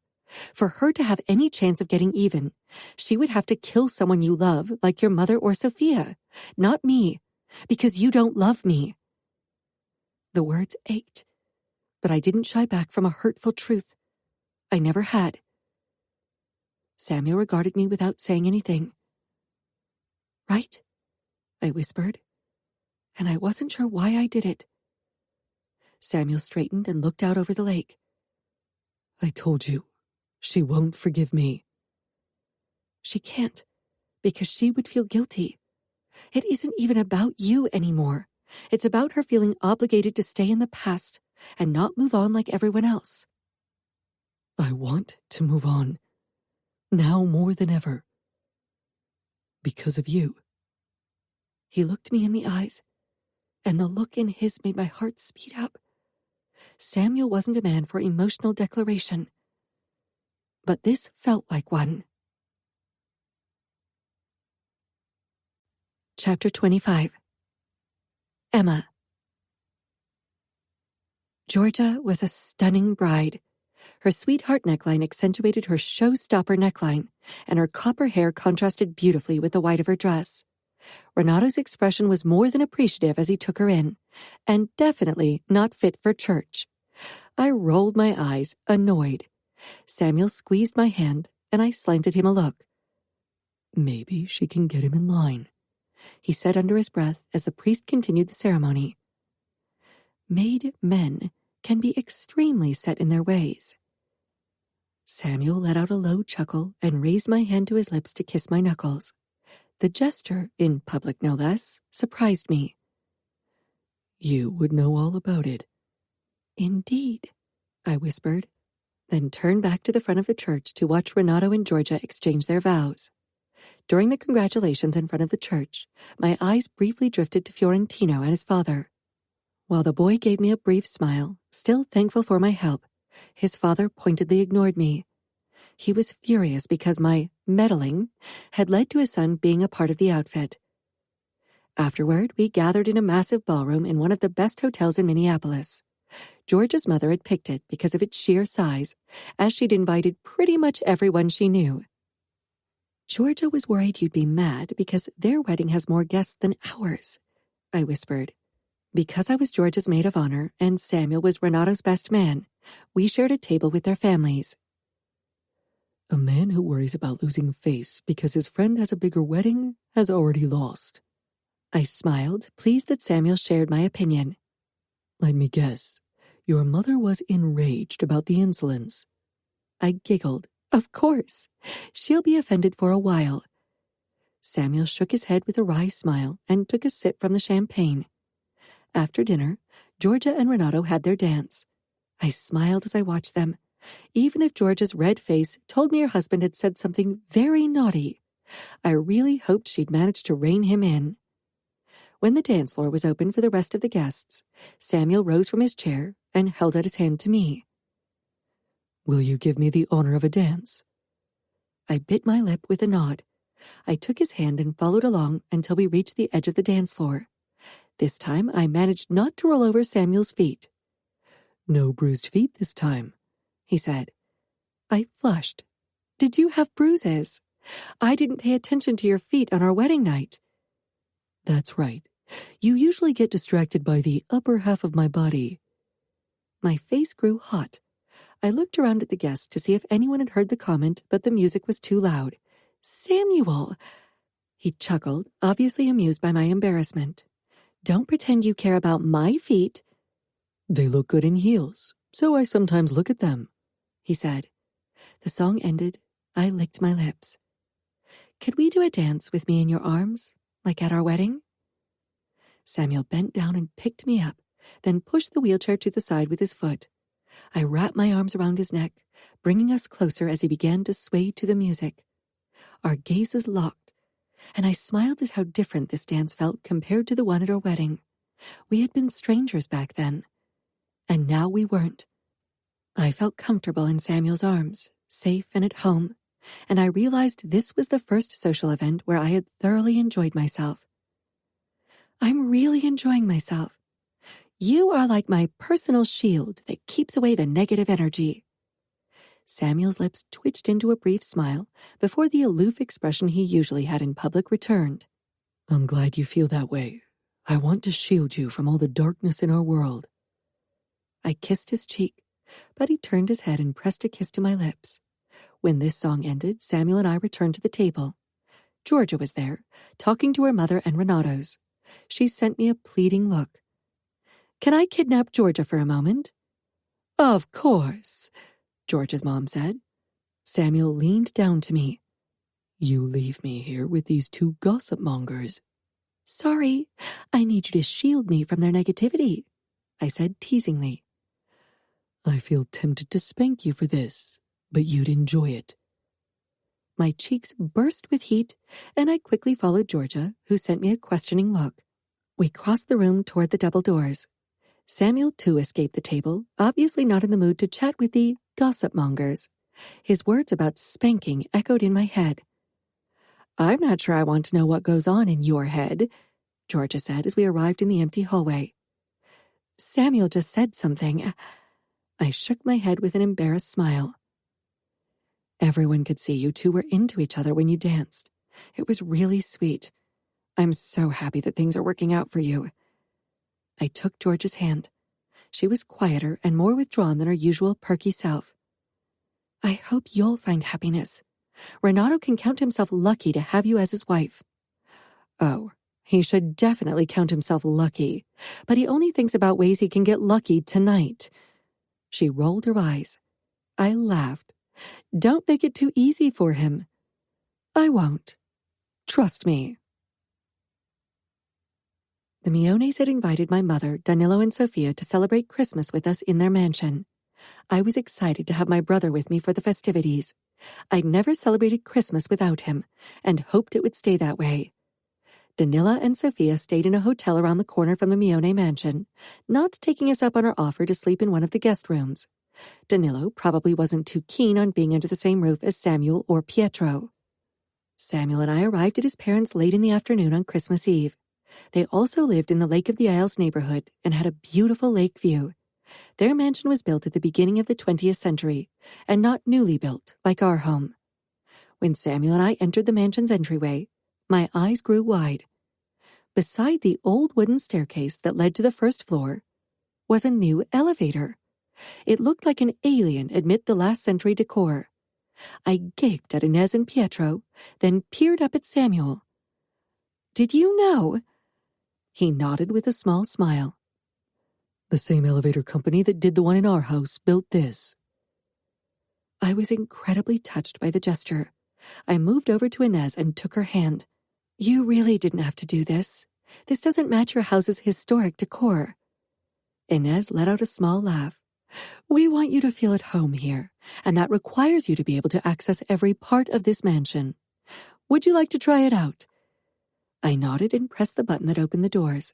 It was a tube-shaped elevator with just enough room for my wheelchair and another person.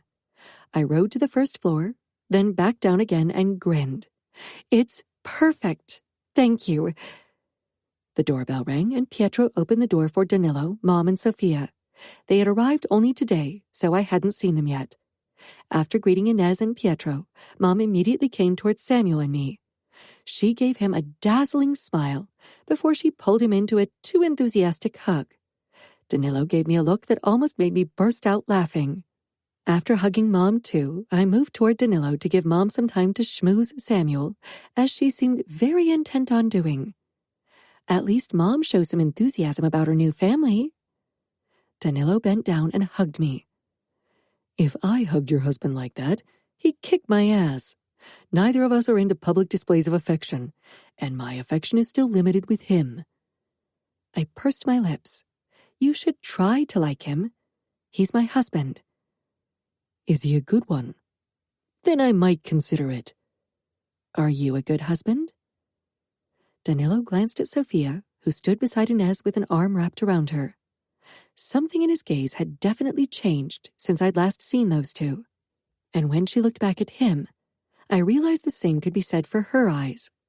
I smiled. I think you're doing better. Danilo sent me a stern look, but I merely smiled. Samuel came to my side, probably worried Danilo was asking too many questions about him. We finally moved into the living room, where a huge real fir illuminated the room with the dozens of real candles on its branches. Dinner was delicious, but I was utterly stuffed after 4 courses. Danilo and Sophia excused themselves for a short walk along the lake, while Inez went upstairs to look for the photo albums she wanted to show us. Pietro disappeared into their wine cellar to look for a special drink for the occasion. Samuel and I went out into the garden to enjoy some fresh air and solitude.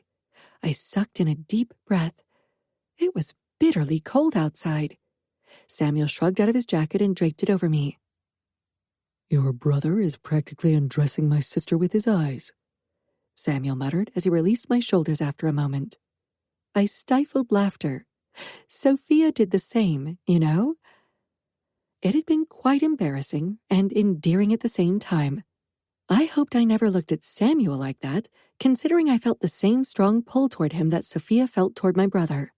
I tried not to think about it too much. Samuel looked as if he'd bitten on something very bitter.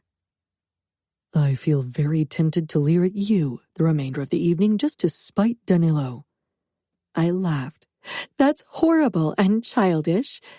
I pursed my lips. And I don't want you to leer at me for any other reason than because you feel like it. Samuel cupped my chin and tilted my head up, then braced himself on my wheelchair with his other hand, bringing our faces very close together. Trust me, Emma. I always want to undress you with my eyes and my hands, but unlike your brother, I have an ounce of decency and won't do it around my parents. I rolled my eyes.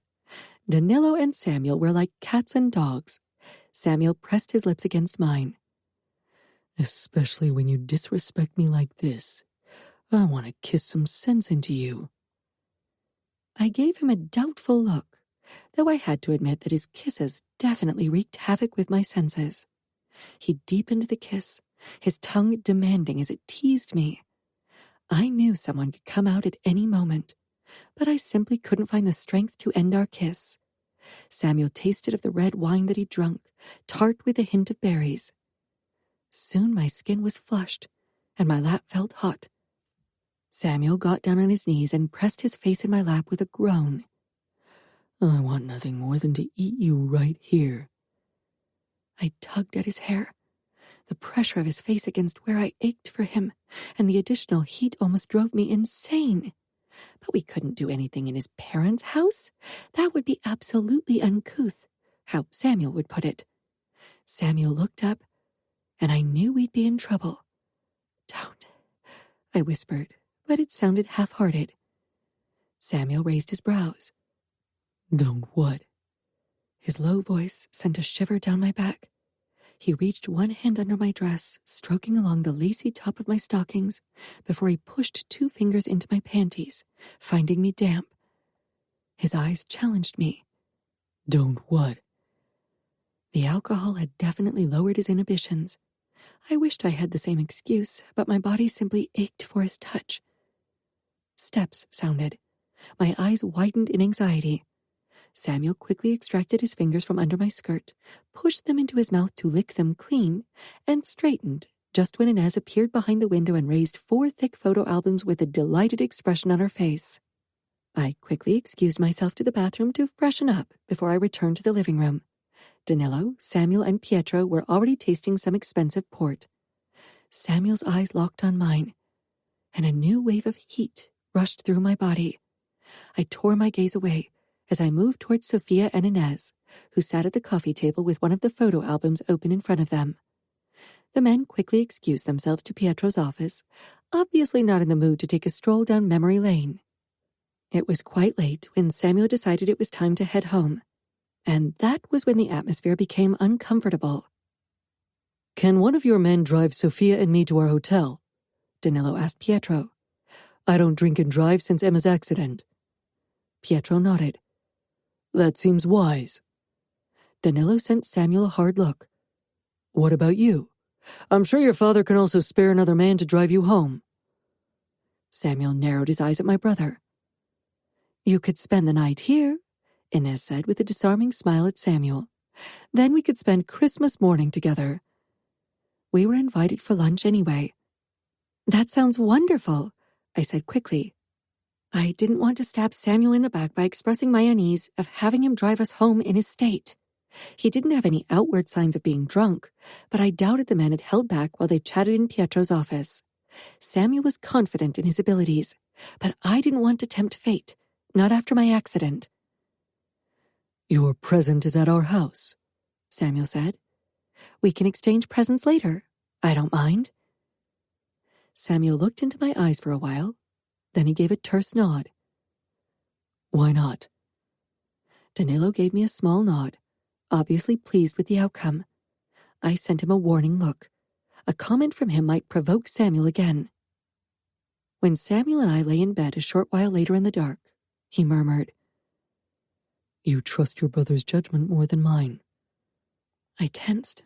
He was pressed up behind my back, and in the dark, I wouldn't have had a chance to make out his expression anyway. I trust you, I said. But I don't trust the alcohol, especially not when it comes to driving. A drunk driver almost killed me, Samuel. I know. Samuel rumbled, then pressed a kiss to my neck. That's why I agreed to spend the night here. When I entered the ballet studio in my tutu, I immediately relaxed, despite my previous tension. Samuel and I'd had an argument in the morning because I'd found him in his office again. He had fallen asleep at his desk with a half-empty bottle of liquor beside him. For the first couple of weeks after Christmas, it had seemed like he was drinking much less. But maybe he'd simply gotten better at hiding it from me. The thought worried me tremendously. I touched the gold necklace of an origami crane that Samuel had given me for Christmas and took a deep breath. Dancing had become my new reprieve. In the past, it had been a source of pressure and anxiety for me, so I'd never missed it as much as I thought I would. But now, freed by expectations, I had rediscovered my love for ballet. Our dance teacher and Albert were already there and caught up in a conversation. Leo sank down on the bench in the hallway, right in front of the door to the studio as he'd done the last few times. By now, everyone had grown used to him being there, and I didn't feel like an alien among them anymore. Albert smiled when he spotted me and waved me over to him and Natalia. Natalia and I think we should try a lifting figure today. You are a natural, and it would be amazing. My eyes grew wide with surprise. In the past, lifts had always been my favorite, giving me a sense of freedom. What do you think? Natalia asked, pushing one hand into her waist, her fingers tapping against her belly. Usually, I would have said no. A lift always meant more closeness than other dance figures, and I had a feeling Samuel wouldn't like that, considering his jealous reactions before. For a made man, jealousy was a matter of outward appearances and showing their dominance, not love. But Albert was so obviously not interested in me and women in general that I doubted even the most possessive man would find fault in a lifting figure. We could try. Wonderful. Albert touched my shoulder, looking giddy like a child. I stifled a smile at his excitement. It was obvious that ballet was his absolute passion. The other dancers filed in, greeting me with honest smiles. I was so glad that I had found a place among them despite my notorious background. Natalia clapped her hands. Time to begin. Today we're working on a few new moves. After a warm-up, Natalia explained to everyone what she expected of them. I was nervous about our lift as it required me to push halfway out of my wheelchair in a fluid motion so Albert could pick me up, then raise me and twirl me around. The first take went completely wrong. I pushed up too quickly, and Albert couldn't grab my waist properly, so I plopped back into the wheelchair with enough force to make it shake violently. Leo rose from the bench, but I quickly shook my head. Even if I fell, that was part of the process. I didn't want him to intervene and remind my fellow dancers of my otherness. I'm sorry, Albert spluttered, his face turning red under my bodyguard's foreboding scrutiny. Are you okay? I'm fine. In the Mafia world, I was different because of my wheelchair. Here, among fellow dancers with disabilities, I was different because of my background. I simply wanted to belong. Danilo had made me feel that way in the past, and on occasion when I managed to break through Samuel's cold shield, especially when we were intimate, he made me feel that way too. But now that he was building another barrier between us because he wanted to hide his alcohol consumption from me, I feared growing closer emotionally was a fight against windmills. Ready to try again? Natalia asked. I nodded. The timing was better this time, and Albert lifted me out of my wheelchair. I raised my arms over my head and tried to tense my legs as much as I could so my feet were pointy.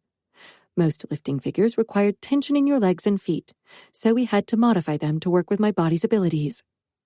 Albert, too, couldn't keep me up as long because of his stiff leg. I grinned when Albert put me down in my wheelchair again. We tried the figure a few more times before we were confident enough to add it to our dance routine. After our first completed routine, I couldn't stop smiling, even as I felt out of breath. My body had to grow used to this level of exertion again, but I could already tell it was improving my overall posture.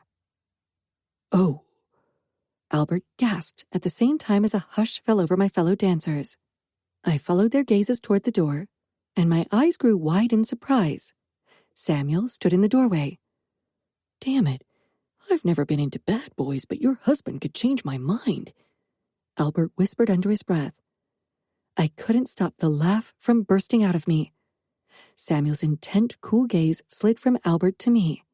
Albert sobered and quickly excused himself, putting some distance between us. Natalia touched my shoulder. I suppose you have to leave now. I nodded. I hadn't known that Samuel would pick me up, but I could tell he wanted me to come with him. I hope to one day find someone who looks at me the way he looked at you while you danced, Natalia said. That kind of adoration is rare. I frowned. I wasn't sure what she'd seen, but knowing Samuel, I simply couldn't believe he'd allowed himself to feel that kind of emotion in public. I moved over to him. I didn't know you'd come, I said with a small smile. I should have come sooner, he said simply, his gaze moving to Albert once more. He's gay, okay? And he's very nice, I said quickly. Samuel gave me a small smile. I know he's gay.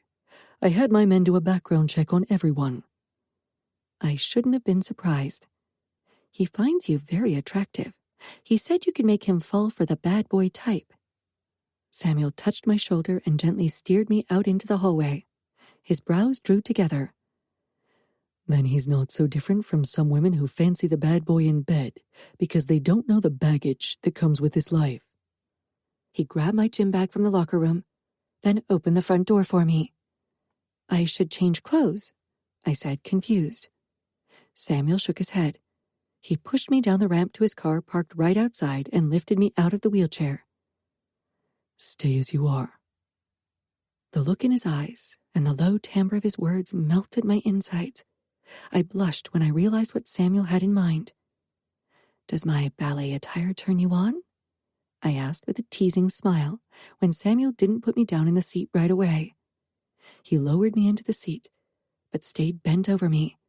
His eyes were practically devouring me whole. You always turn me on, but right now, all I can think about is to claim your pussy in that tutu you're wearing. His lips claimed mine for a fierce kiss before he straightened and closed the door. The taste of whiskey lingered on my lips from his kiss. My belly tightened with apprehension, but I didn't want to say anything and cause a repeat performance of the fight in the morning. Samuel started the car the moment he was behind the wheel and raced away. He took my hand as he drove us home.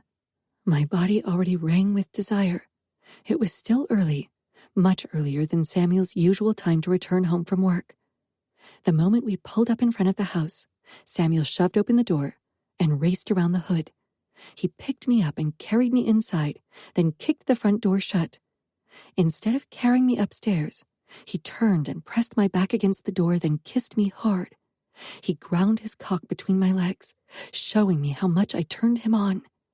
I gasped into his mouth, delirious from his touch and his obvious hunger for me.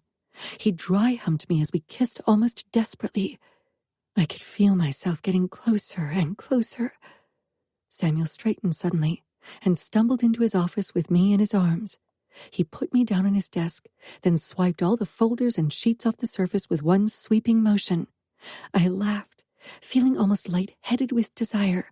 He pushed me down until I splayed on his desk, my legs spread because he stood between them. His eyes raked over me. Fuck. He knelt and pushed up my skirt, then kissed my pussy through my leotard. I wasn't wearing tights, only blush-colored ballet ankle warmers because it was always very warm in the studio. The leotard was quite tight and not easy to move to the side. Samuel let out a growl as he tried to push it to the side to eat me. I'll have to pull it down, I whispered between giggles and moans. No time, he growled and unsheathed a knife from his chest. He cut through the fabric of my leotard and panties. Samuel, I gasped in shock, but his mouth pressed against my pussy and I lost the ability to speak. I came not long after, but never got time to catch my breath because Samuel ripped down his zipper and pulled out his cock. He gripped my hips and looked at me full of hunger and possessiveness as he pushed into me in one hard thrust. His eyes fell shut, and I released a long moan at the stretched sensation. I could feel every nerve ending in my pussy. Samuel opened his eyes and surprised me when he bent forward and cupped my head, his thumbs stroking along my temple gently. He slid out of me slowly, only to glide back in even slower. His eyes locked on mine as he moved slowly, his lips close but not touching mine. I couldn't look away. This felt more intimate than ever before, as if Samuel was trying to convey something with his eyes. I remembered Natalia's words and wondered if she'd really seen what she described, if Samuel felt more for me than he could admit. You are amazing, he rasped as he made love to me. God, this felt like making love. Was it? Could this really be love? Samuel. Emma searched my eyes, hoping to find proof of deeper feelings in them. Fuck. And I was so tired of hiding my feelings. So fucking tired of keeping her at arm's length when I wanted her close. Closer than I'd ever wanted someone. I wanted to protect her. But she was already too deeply involved in my problems as it was. And so, for the first time since I'd married Emma, and the first time in a very long time, I lowered my guards and allowed someone to see beyond my cold mask. I allowed Emma to see what I felt for her. Emotions I couldn't put into words yet. Sometimes I wanted to have her as close as possible, and sometimes, particularly when she commented about my drinking, I wanted to push her far away. Tears welled in her eyes and her breathing hitched. She opened her mouth to say what I couldn't say because her eyes had screamed her feelings for me for a while. I kissed her to silence her, then murmured, "No words, Emma. Not now, not yet.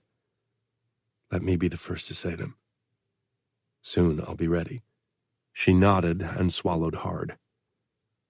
"Until then, let me show you what I feel." I made love to Emma until we both found release. Then I sat back in my desk chair and pulled her in my lap. She snuggled against me and touched my heart. "I'm glad you finally trust me enough." I brushed her hair away from her face. "It's not a matter of trusting you. I simply want to protect you from certain aspects of me." Emma sat up. "Samuel, I'm not blind. I'm not stupid. I know you're struggling, and it doesn't lessen my feelings for you. You're human. It's okay not to always be okay." I cupped her cheek. "I'll be underboss soon. The men I'll rule over don't want their leader to be human, Emma. They want someone who appears bigger than life, someone who makes them believe he's worth dying for. I'm a symbol, and that symbol can't have cracks. I'm not the only one with a dark past or problems, but I'll have to make sure nobody knows." She pursed her lips. "I know your men expect you to be strong, but emotions don't make you weak. Even Dante showed emotions after his first wife died. He was in mourning.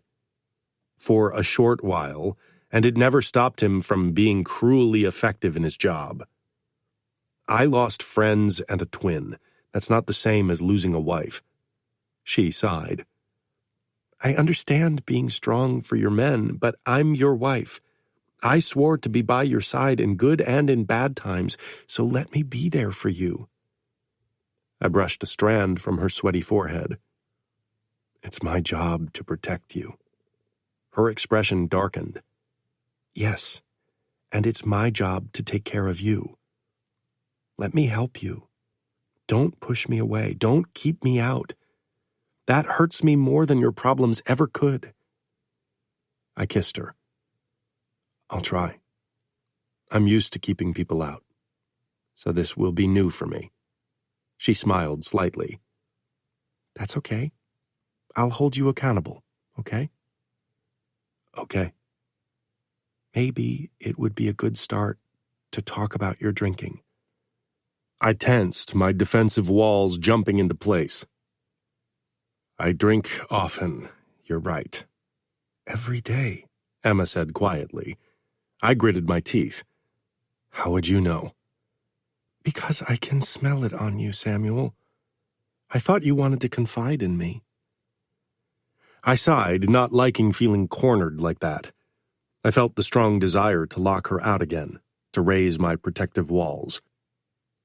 I don't keep track, but you could be right. I have been drinking a bit more than I should in recent months. Emma nodded, her eyes soft and understanding. Alcohol kept me company and listened when I couldn't open up to anyone else. Now that I have you to confide in, that won't be an issue anymore. Emma gave me a small, hopeful smile, but I could tell she wasn't quite convinced. Neither was I. But I had survived torture and several attempts on my life. Alcohol really wasn't an opponent I was worried about. My father asked me about children today, I said. After the thing with Serafina, he's always concerned something could happen to me too. I suppose he needs to make sure our bloodline continues.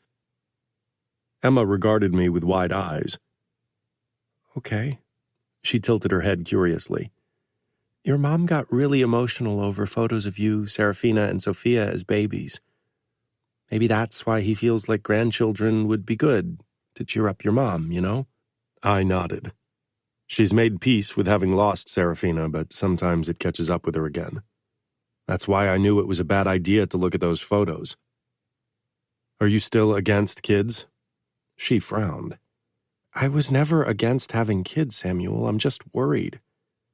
Do you want children now because it's expected of us? I sighed. Of course it was expected of us. It's expected, but that's not why I want children. Then why do you want them? Family is the only place in our world where you can really be yourself. Emma bit her lip, her eyes warm and loving. I know. With you, I don't feel different. I just feel like me, because you only see me. I cupped her cheeks. I feel the same with you. I knew I still wasn't the epitome of emotionally available, but I wanted to let Emma in. I want children. I have always dreamed of having my own family one day. For a long time, I didn't dare dream it could become a reality, Emma whispered. She searched my eyes. Do you want them now? I shrugged. I wasn't sure if it was the right time for kids yet, but would there ever be a right time? Getting Emma pregnant would definitely get some people off our backs, and maybe it would help me focus on the present and not let the past catch up with me so often. Perhaps it would help get a better handle on my drinking habits, too. Emma was right, they had become a little erratic over time. I think you should stop taking the pill, and we should let fate decide if we're ready for kids. Emma blew out a breath, her eyes nervous. Okay. I only have 5 more pills, and I won't start the new prescription after that. I wrapped my arms around her tightly, my heart speeding up. I knew this was a monumental step that would change everything, even more than a marriage had. Can you try to drink less if we do this? Not during the day, and maybe not every day? Her face filled with anxiety over my reaction, and my first instinct was to get angry, because I didn't want anyone to tell me what to do. But in this case, I understood Emma's reasoning. I'll drink less. Don't worry. Emma worried I had lost control over my drinking, but I would show her that I never relinquished control. Chapter 26. Emma. For our first wedding anniversary, Samuel and I decided to head out to the Mione Lake Lodge, about 2 hours outside of Minneapolis. I had never been there, only at the Cavallaro Lodge, but that had been years ago. The wooden lodge sat tight on the edge of the lake, without any other houses in sight. Across the lake, I spotted another similar lodge, but apart from that, the location provided solitude. I was equally excited and nervous about our trip. My period was overdue by 5 days, but I hadn't dared take a test yet. The last 2 times I'd been overdue by a day and tested, the result had been negative. I didn't want to get my hopes up again. Samuel and I had been only trying for 6 months, so I knew it was still early, and I couldn't expect to become pregnant right away. I had packed 3 pregnancy tests, but wasn't sure if I should really take them. If they were negative, that would overshadow our trip, and I really wanted to enjoy our anniversary. You're very quiet, Samuel said as he helped me into my wheelchair. A ramp led up to the porch that went around the house. I smiled at him. That's usually your part. He chuckled. It is, which is why I notice when you don't talk to me. I'm fine, really. Just thinking about the upcoming fundraiser I'm organizing with Priest Agnello. Samuel checked our surroundings with a vigilant expression, then keyed in the code so the door of the lodge opened. Let me know if you need additional help, or if it would help if I showed my face at the fundraiser. I want you to succeed. I moved inside. Your face always convinces people to do things. Samuel chuckled as he turned and headed toward our car to grab our bags. It smelled freshly cleaned, and a huge bouquet of white and blush-colored roses sat on the big kitchen island. A similar bouquet had waited for me this morning on the dining room table, but we hadn't exchanged gifts yet and would do it after dinner. I smiled as I scanned the big window front overlooking the lake. Samuel came in with our luggage and carried it into the only bedroom on the lower floor. Next, he carried in a cooler with the meat and fish he wanted to put on the barbecue for us tonight and tomorrow. I loved this down-to-earth side of Samuel.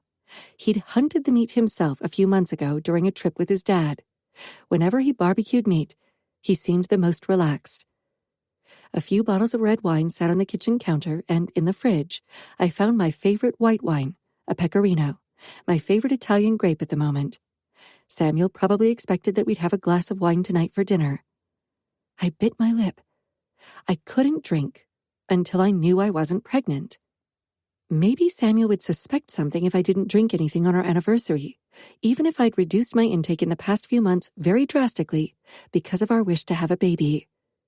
Samuel, too, had reduced his alcohol consumption at home, but I wasn't sure if he simply drank more when he was at work. He often smelled of spearmint chewing gum when he came home. I wanted to believe him, but I knew addiction was a difficult opponent, even if Samuel seemed reluctant to see his alcohol consumption as problematic. I decided not to take the test right away. I wanted to enjoy the evening without disappointment. Samuel began to prepare the deer steaks and scallops for our main course of surf and turf, while I took care of the creamy polenta and salad that would go with it. For dessert, Samuel and I decided to enjoy the macarons that Anna had sent us from Paris as a gift. Samuel and I had dinner on the porch in the candlelight. It was warm enough, and the serenity of the lake was marvelous. When Samuel offered me a glass of wine, I shook my head. I feel tired from the drive. If I drink now, I'll just fall asleep, and I don't want that on our anniversary. I don't want that either, Samuel said with a suggestive smile as he took a sip from his wine. After dinner, we settled on the hammock facing the lake, and I indulged in the macarons while Samuel enjoyed a digestif. I tried not to pay attention to how much he was drinking.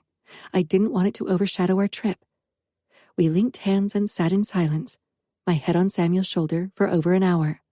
I loved these moments of peaceful quiet when neither of us felt the need for idle chit-chat. How about we exchange gifts now? Samuel asked, as he pulled a small box from behind his back. Let me get mine, I said. Samuel got up. Let me. Where is it? On the kitchen island? He returned a couple of minutes later with the narrow, long package. You first, I said. Samuel opened his gift, and his eyes lit up with awe. I bought a custom-made hunting knife for Samuel, with a mammoth tooth for the handle, and Samuel's initials were carved into it. This is beautiful. I'll take it with me for the hunting trip with your brother, Leonas, and my dad. I smiled, glad he loved it. Samuel bent forward and kissed me. This is the best gift I ever got. He held the small box out to me. Your turn. I took the box and unwrapped it, then opened it. My lips parted. It was a delicate gold bracelet with a ballet shoe pendant studded with small diamonds. Samuel helped me put it on. It's beautiful. I leaned forward and kissed Samuel. Our kisses quickly became heated. Samuel got down on his knees in front of me, lifted my skirt, and ate me out. I raked my fingers through his hair as his tongue and lips teased me to my first orgasm with a beautiful view of the dark lake. I was still panting when Samuel picked me up and carried me inside. He kicked down a few cushions and blankets, then put me down on the floor in front of the big window before he got out of his clothes and covered my body with his. He held my gaze as he entered me slowly and didn't speed up as he kissed me. This felt like making love again. Sometimes Samuel and I were hungry and urgent, and that was when we fucked. But sometimes our touches were loaded with emotions that Samuel never put into words, and I didn't either, because he wanted to be the first. Afterward, Samuel stayed in me, my face cradled in his palms. The look in his eyes made my throat feel tight. It's hard for me to put words to my feelings. Loving someone gives them power over you. I ran my hands through his hair. I supposed with his experience of betrayal from when his twin ran away with Remo Falcone, love really seemed like a risk. Do you think your feelings will become stronger if you admit to them? I asked softly. No, Samuel murmured. I don't think they can. I bit my lip. I wanted to say it, wanted to show Samuel that sometimes it took a leap of faith. Samuel touched my lips. Me first. I waited, and he lowered his head and brushed his lips over my ear. I love you, Emma. I swallowed thickly before I whispered, I love you, Samuel. Samuel buried his face in my neck, and for a while neither of us said anything. My body had felt tired before, but now I doubted I could fall asleep any time soon. After a while, I needed to pee, so I wiggled. I need to go to the bathroom. Samuel pushed up with a groan and plopped back on his back. I cocked my eyebrow. With a grin, he pushed to his feet and got my wheelchair from the porch. Once I was in the bathroom, I hesitated. Maybe now was the time to be brave. I opened my toilet bag and pulled out a pregnancy test. After I'd peed on it, I put it down on the counter and waited. Emma, you have been in there for a while. Are you okay? I took a deep breath. It's not locked. You can come in. Samuel opened the door and peered in cautiously. He scanned me, then his eyes landed on the pregnancy test on the counter. His eyes widened. Are you? I don't know. I'm overdue. Samuel moved closer, almost cautiously, and touched my shoulder. I'm scared it's negative. We haven't been trying for long, he said. I know, but this time it really feels like I'm pregnant, and I know I'll be disappointed if I'm not. I glanced at my watch. It was time. I picked up the pregnancy test, and my face burst into a smile. Pregnant. Samuel. My heart hammered in my chest when Emma picked up the test. I wasn't sure what I was seeing. I had absolutely no clue about pregnancy tests. The only time I'd witnessed someone taking a test had been with Serafina, but back then I'd been so shocked that I hadn't paid attention at all. I'm pregnant, Emma whispered, tears filling her eyes. I blew out the breath I hadn't even realized I was holding. I stared down at the test, then back at Emma's stunned face. Are you happy? I nodded and bent down, kissing her cheek and lips. I am. I'm also a little shocked. I don't know why. I felt a million things all at once.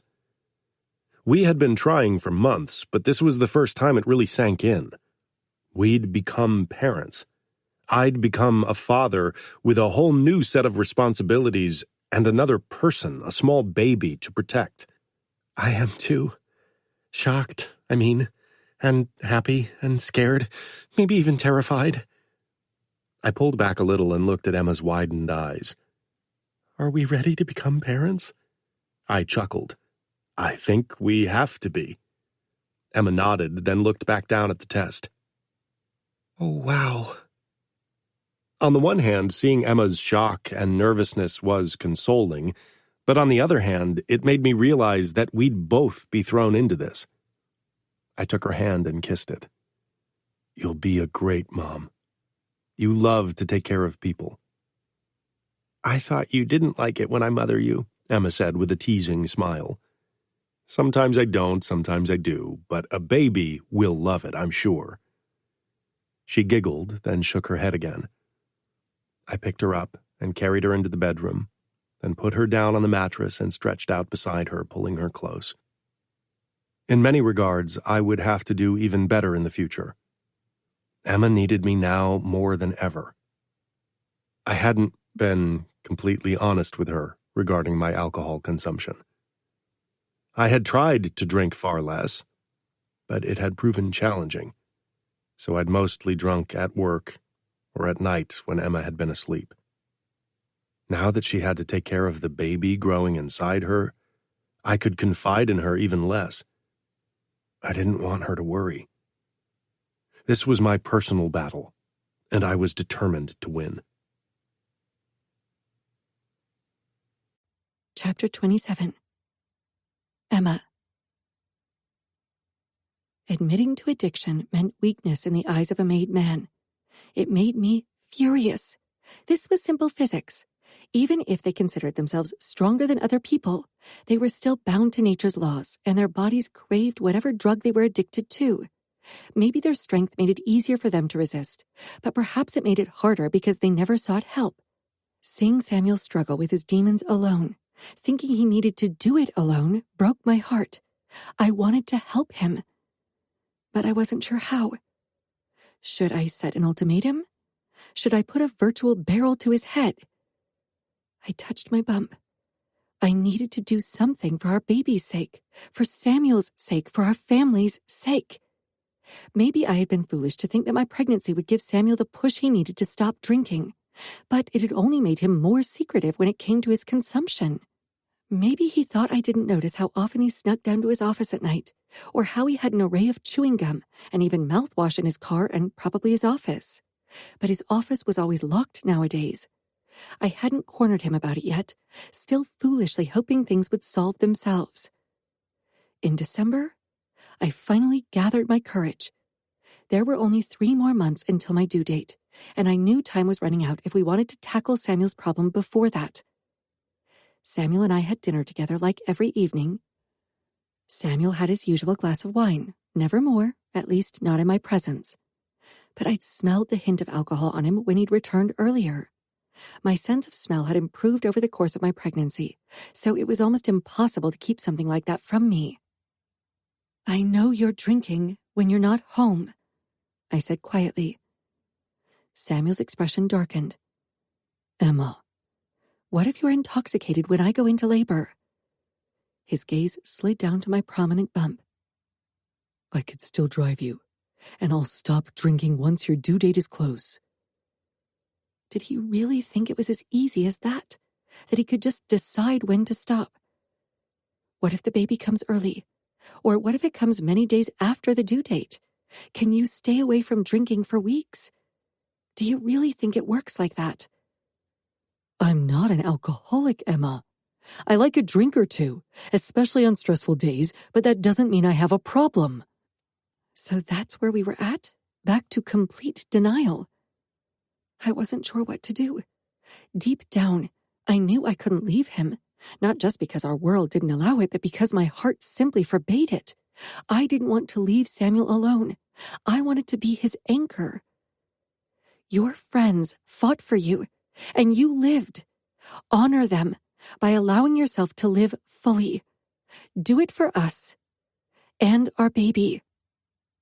I hoped my speech had gotten through to him. I wasn't sure what else to do at this point. He thought he was in control. He thought admitting he wasn't would make him weak. I never saw Samuel drink a single drop in the following weeks, but my intuition told me he was hiding it from me. I needed to know for sure. So when Danilo and Sophia came to visit us for Christmas, I approached my brother. "Can you teach me how to pick a lock?" I asked casually. Danilo gave me a worried look. "Why?" Because it could come in handy one day. Children sometimes lock themselves in. I want to be able to open a locked door. Danilo's suspicion remained. Why didn't you ask Samuel? I was treading dangerous ground. I trusted my brother, but he and Samuel weren't friends. They were civil toward each other, and their relationship had improved since their hunting trip, but they definitely didn't go out of their way to spend time with each other. If I revealed Samuel's alcohol problem to Danilo, Samuel might see it as betrayal, and it probably was. Still, I wished I could talk to someone about it. It was a heavy truth to carry. Eventually, Danilo showed me how to pick a lock with a professional pick, and he even gave it to me. I wondered if he had his suspicions. Later, after dinner, which Samuel missed because of work, according to him, he cornered me. Is Samuel keeping any secrets from you? I gave him an amused look. All made men are, right? There are secrets that need to be kept and secrets that don't. Perhaps. Are you worried he's cheating on you? My eyebrows shot up. That was his first thought? No, I said without a hint of a doubt. Samuel has made his stance on that matter clear from the very beginning. Danilo made a doubtful face. That's not what's going on, Danilo. Please trust my judgment. I really didn't need Danilo to cause any problems. Samuel was already pissed because I had said he had an addiction. I do. I just don't want you to get hurt. I know, I said, and pecked his cheek. I was glad when Sophia and Danilo finally left for their hotel. Even if I'd enjoyed their presence, I was too eager to try out my new skills. Despite my guilt over breaking into Samuel's office and thus breaching his privacy, I saw no other way. I trusted my gut on this, and it told me that Samuel was keeping his drinking from me. I needed to know this for a fact to make up my mind about what to do next. After 3 tries, I managed to unlock Samuel's office door and walked inside. The smell of alcohol hit me immediately. I rounded the desk and found an empty bourbon bottle beside the desk chair. When I opened the drawers, I found several more bottles of whiskey, bourbon, cognac, and wine, most of them almost empty. None of these bottles were cheap. Maybe Samuel thought there weren't any sophisticated drunks and tried to deceive himself into thinking he was in control, as if alcoholism only manifested in the form of cheap liquor. I swallowed hard. Maybe I should have waited inside the office and confronted Samuel, but I couldn't bear being in the room where Samuel had hidden his secret. I locked the door again and moved into the living room. I felt disheartened and at a loss. What could I do? Samuel was a man of great pride and honor. How could I get through to him? I knew I needed to do something. I couldn't let things progress as they were. Eventually, Samuel would get himself killed, either through the alcohol or because he couldn't function in a dangerous situation. It was not just Samuel's life that was at stake. Our life as a family, too. When Samuel finally came home close to midnight, I had come up with what to say, a convincing speech. But one look at his face told me he'd had a bad day, and I knew what that meant. My smile was tight when he came toward me and kissed me. I smelled spearmint on his breath. His habit of chewing bubblegum during the day had set off my alarm bells, and today, my fears were proven right. In the beginning, I had even tried to convince myself that it was an innocent new habit to distract him from his desire to drink, but I knew deep down that it wasn't to take the place of one addiction, but to cover up one. One look into his eyes told me he had drunk quite a bit, far more than the days before. If he weren't such a trained drinker, he probably would have had a slur and trouble walking. But as it was, only the less controlled way of his mimic and the look in his eyes revealed the truth. How was your day? I visited the graveyard today. It was meant as a final goodbye. Now that we'll be parents soon, I thought it was time to let the past rest. Ah, so he wanted to dull his pain with alcohol. My heart ached for his anguish, but at the same time I felt angry, so very angry, because he lied to me, because he was forcing me closer to a decision I didn't want to make. I loved Samuel. I loved him so much. But I was at a crossroads. and only one road allowed me to stay with him. Could I really set an ultimatum like that? Could I not? Could I let our baby be born into a household with an alcoholic father? What if he lost control because of it one day? I didn't believe it, but wouldn't it be negligent of me not to think about it? Samuel cleared his throat and ran a hand through his hair, squinting toward his office door. I need to work a couple more hours. Maybe you should go to bed. I pressed my lips together. I think you should come to bed with me. My eyes pleaded with him to follow me. Don't force me to make a choice my heart won't survive. Samuel shook his head. I really need to work. Soon, things will calm down again. Another lie. This wasn't about work. He would drink while locked in his office. I followed Samuel into the hallway and watched him head for his office door. When he stopped in front of it, his eyes settled on the lock. He smoothed a finger over it. Had I left scratches in the metal? This was my chance to say something. He dropped his finger and reached for his key. This is for your safety, he said. I didn't say anything. Nothing about locking that door was for my safety. Rage bubbled up in me. He met my gaze. His lies met mine. Neither of us said anything for a couple of heartbeats. Sleep tight. I nodded and turned around, then wheeled toward the elevator without looking back. Tears prickled in my eyes, but I fought them. It took more than an hour for me to fall asleep, but my sleep was fitful and eventually I woke up. At first I wasn't sure why, but then I realized my nightgown was wet. I froze. My first thought was that I had wet myself. In the very beginning, after my accident, that had happened on occasion, but that was years ago. I turned on the lights and panic filled me. I was bleeding. For several heartbeats, I couldn't do anything but stare, filled with terror. I touched my belly as my pulse raced in my veins. I grabbed my phone and called Samuel. The phone rang several times before he finally picked up. What's wrong, Emma? His voice was rough. Not slurred, but definitely more drawn out than usual. My heart sank. I'm bleeding. What? I'm coming up. I moved toward the edge of the bed, trying not to panic. With an anterior placenta like mine, bleeding wasn't entirely uncommon. My doctor had warned me that this could happen. Samuel staggered into the bedroom, his hair disheveled, his trousers and shirt wrinkled as if he'd slept on the floor. Remembering the way I'd found him once at the beginning of our marriage, I knew this wasn't completely unlikely. Samuel came toward me, his eyes taking in my bloody nightgown. I'll take you to the hospital. When he bent over me to pick me up, a wave of alcohol hit me. I scrunched up my nose. You're drunk. I'm fine. I just had a glass of brandy to wind down. You are drunk, Samuel. Call Danilo. He can take me to the hospital. Samuel's eyes flashed with anger. I'm your husband. I'll take you. I'm in control. I pressed my lips together, fighting an onslaught of emotions as he carried me down the stairs. Samuel. I'm fine. We don't need Danilo. I shook my head again. You aren't fine.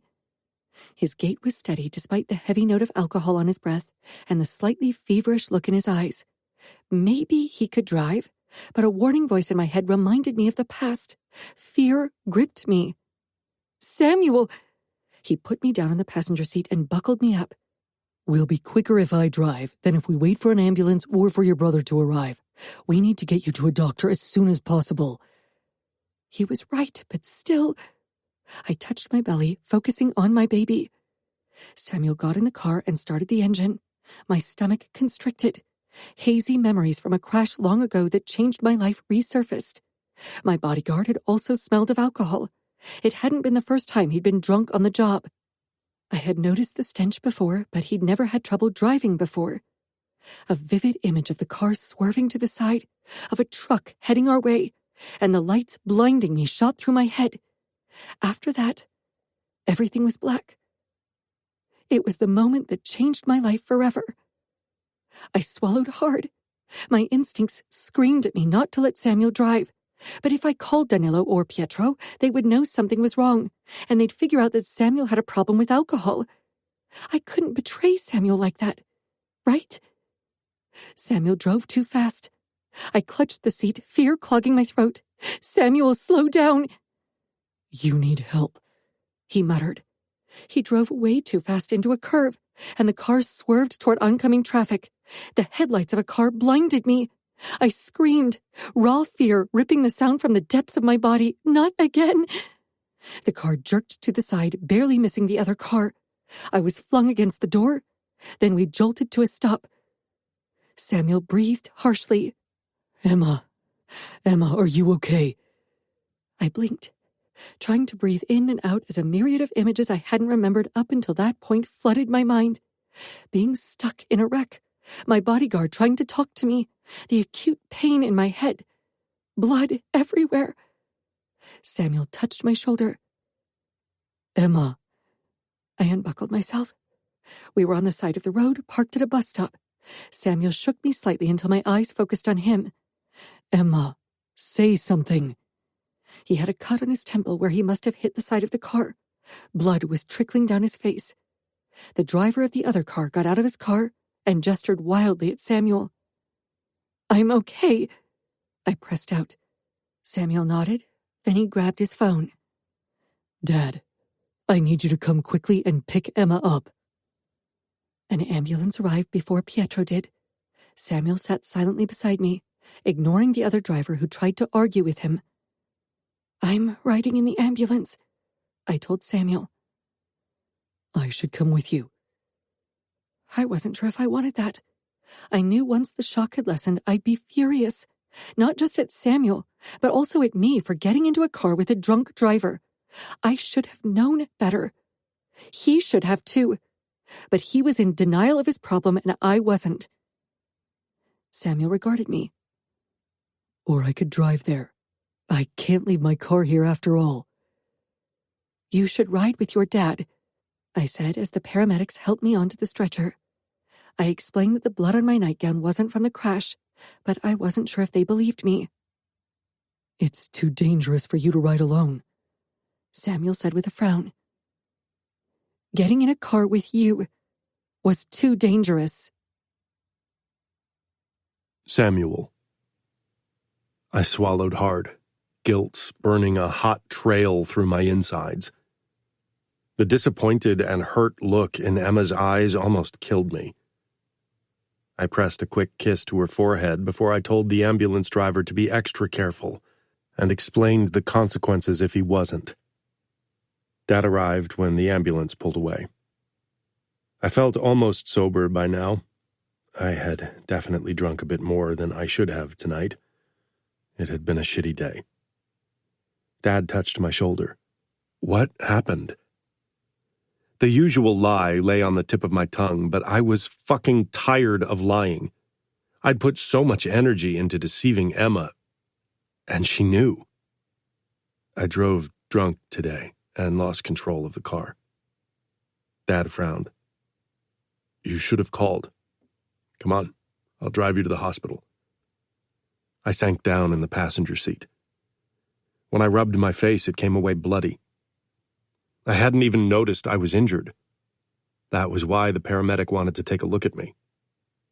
"Has this happened before?" Dad asked carefully. "Me driving drunk?" I asked with a hint of dark humor. "Yes.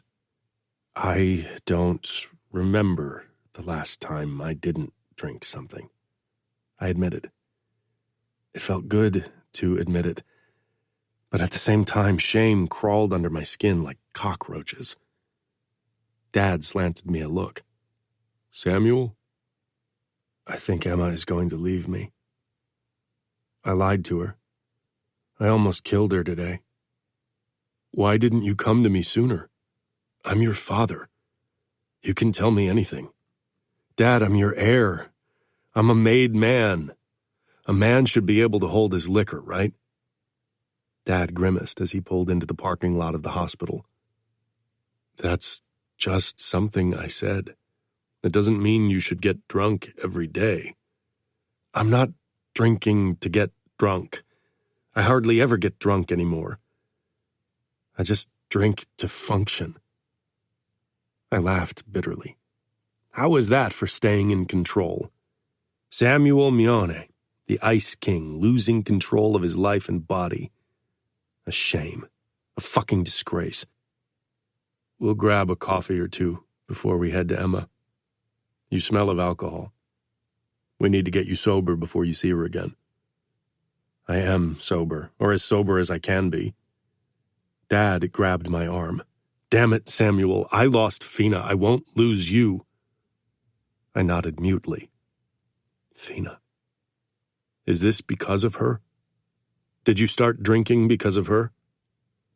Because of the friends I killed. Because of my inability to protect those I care about. Because I lost her to a madman. The list is long, Dad. The funny thing is Emma makes me happy. But I still drink. Why? Because I can't stop, I admitted, and shook my head. Because of the guilt. Because I'm scared to mess up and get Emma or our baby killed. I almost did today. You need to stop. I nodded. I knew that. What if it was too late? What if I'd already lost Emma? Chapter 28. Emma. I watched the young female doctor in trepidation as she did the ultrasound. Samuel leaned against the wall next to me. I had ignored his outstretched hand and hadn't said a single word since he'd entered the room 5 minutes ago. I couldn't bear his touch right now. I was too agitated. With the doctor present, he couldn't really say much either, which was a relief. My anxiety spiked to unbearable levels as the seconds trickled by while the doctor checked on the baby, when suddenly a heartbeat sounded. I smiled, hope banishing the acute fear I'd felt. Is everything okay? Samuel murmured as he straightened, the cold mask on his face slipping for the first time since he'd entered the room. His worry dulled my anger briefly, but I reminded myself of the close call we'd had today. The doctor nodded before she gave me a small smile. I can't detect anything out of the ordinary. Your bleeding could have been the result of a hematoma bursting. This area, she motioned at a darker area on the screen, looks like a burst hematoma to me. And the crash? I whispered. I hadn't hit the side of the car very hard, but I could feel a bruise blooming on my upper arm. Samuel crossed his arms in front of his chest, the tension returning to his body. I don't see any injuries. You don't have a concussion either. We have to wait on the examination of your arm to see if it's only bruised, but I think you were very lucky. Samuel met my gaze, the regret in his eyes melting through my anger. I bit my lip. There would be time to talk about all this later. My mind was still too chaotic. Samuel pushed the hospital wheelchair closer to the bed, and I lowered myself into it since we'd left mine at home. With my growing belly, it wasn't as easy as it used to be, but I didn't want Samuel's help. Please proceed to your room for now. My colleague will come to see you very soon. The doctor opened the door for us, and Samuel pushed me out into the corridor. Pietro was waiting for us. He gave me a tight smile before he leveled his gaze on Samuel, who still looked slightly disheveled. Nothing an outsider or someone who didn't know him would notice, but it was obvious to his dad. How about you go freshen up and grab another coffee, and I'll take Emma to her room. Samuel met my gaze. I kept my face straight. Maybe he hoped I'd ask him to stay, but I still needed a couple of minutes to let the relief sink in. Our baby was okay. The bleeding had been nothing serious, which made our almost catastrophic crash even more tragic. What if I'd lost the baby because of this? I didn't even want to think about it. Samuel brushed my shoulder. I'll be back soon. He bent down and pressed a kiss to my forehead, surprising me with the intimate gesture in front of his dad. It showed how shaken up he was, and that I didn't shy back showed how shaken I was too. Okay, I clipped, and watched him stride away. Strong and tall, but a little broken. My heart wanted to forgive him, but I knew he and I would have to have a serious conversation and find a solution before that could happen. Pietro took me to my room. My arm hurt, so hoisting myself up caused me more trouble than anticipated. May I? Pietro asked, opening his arms. I nodded with a small, embarrassed smile. Accepting help often still made me uncomfortable, especially with people I wasn't very close to. Pietro was always very kind, but I wasn't as close to him as I was to Inez. He was a reserved man like Samuel, so bonding took longer. I'm heavier than I look, I joked. Pietro chuckled. And I'm not as old as I look. My eyes widened. You don't look old. He was in his late 50s, with gray streaks in his brown hair to show for it, but he was in shape and as tall as Samuel. He picked me up and lifted me into the bed. There you go. He met my gaze, and the mirth disappeared from his face, sadness and worry taking over. Samuel feels horrible, as he should. I don't know what's going on with him. Guilt and loss, I said quietly. Denial? Pietro nodded. He's strong. He can handle it. I shook my head. I didn't like contradicting Pietro. He was my father-in-law and the underboss of the city, at least until January, when Samuel would take over. But he was blind to the truth, like so many made men. He won't be able to handle it on his own, especially if he becomes underboss in January. That's even more weight that will be resting on his shoulders. It was announced officially that he'll take over in January. We can't change it now without raising suspicions. I had feared he'd say that, and I knew Samuel would see it the same way. I know. We'll figure something out, Pietro assured me. Samuel needs you, and I think you need him. I nodded, then touched my bump. And the baby needs me to protect it. Samuel won't ever do anything to risk your life or that of the baby again. I know it. Pietro's phone beeped with the message, and he scanned it quickly, then looked back up. Your brother is on the way, Pietro murmured. Samuel told him about the crash. That wouldn't go over well. Danilo would lose his shit on Samuel, and this time I couldn't even blame him. Does he know about the alcohol? Pietro's lips tightened. I don't know, but I'm not sure if it's wise to tell your brother this detail. I wasn't either. 15 minutes later, Danilo stormed into my hospital room. One look at his face told me things would be out of control soon. His eyes burned with fury. After he hugged me carefully, he straightened again. Where is he?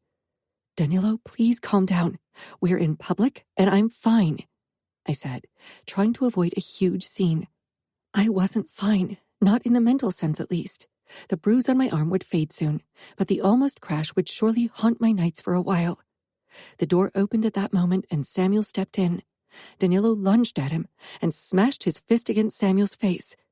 Samuel shoved Danilo away, but didn't otherwise retaliate. His expression burned with guilt. I assumed that held him back. Pietro stepped between them. Enough! Emma doesn't need to see this. Danilo glowered at Samuel over Pietro's shoulder. I think she does. I think she needs to dump your sorry ass. You aren't worthy of her. This is between my wife and me, Samuel said in a deadly whisper.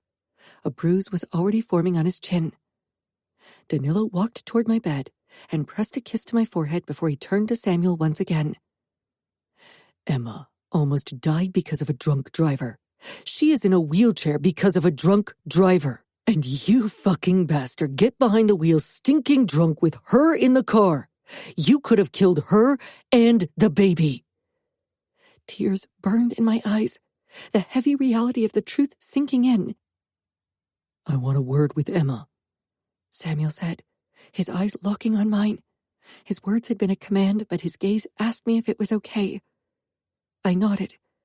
Danilo didn't budge. Don't forgive him, Emma. Not for this. I swallowed hard, more tears gathering in my eyes.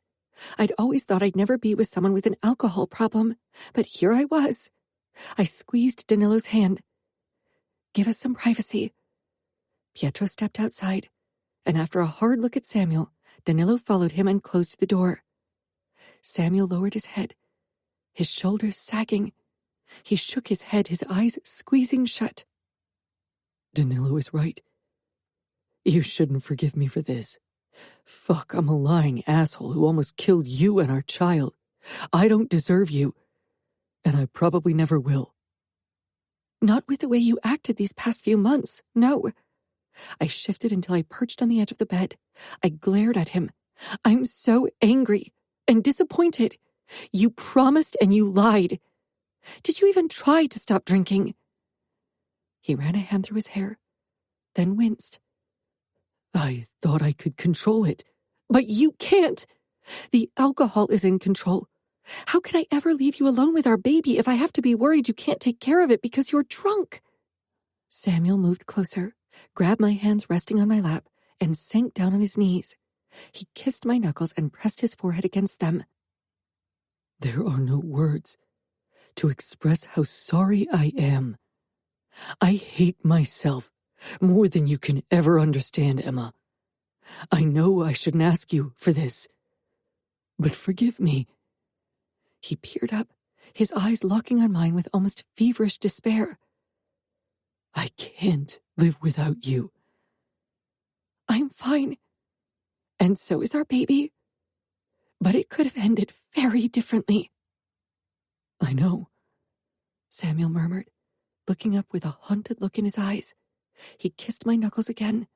It was almost physically painful not to return his touch, not to fall into his arms. But I needed to be strong for past Emma and for our unborn baby. I haven't stopped thinking of what could have happened.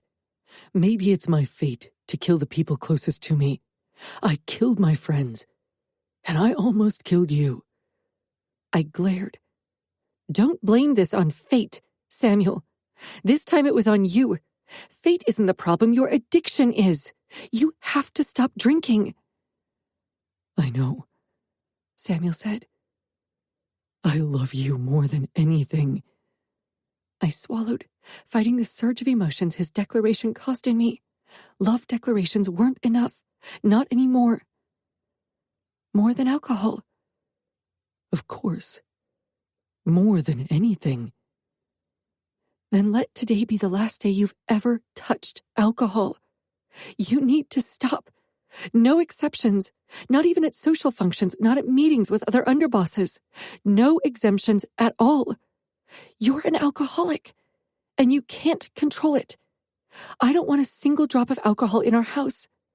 I love you, Samuel. I love you so much. But that won't stop me this time. Tears blurred my vision. I won't watch alcohol destroy the man that I love. I won't stand by and allow it to hurt our baby. And I won't be lied to or allow you to endanger me because you think you can control your addiction. I have fought too hard for this life to allow anyone to destroy it. Not even the man I love. Emma, I swear on everything I hold dear that I won't drink ever again. You're right. He swallowed hard. I'm not in control of this. He let out a bitter laugh.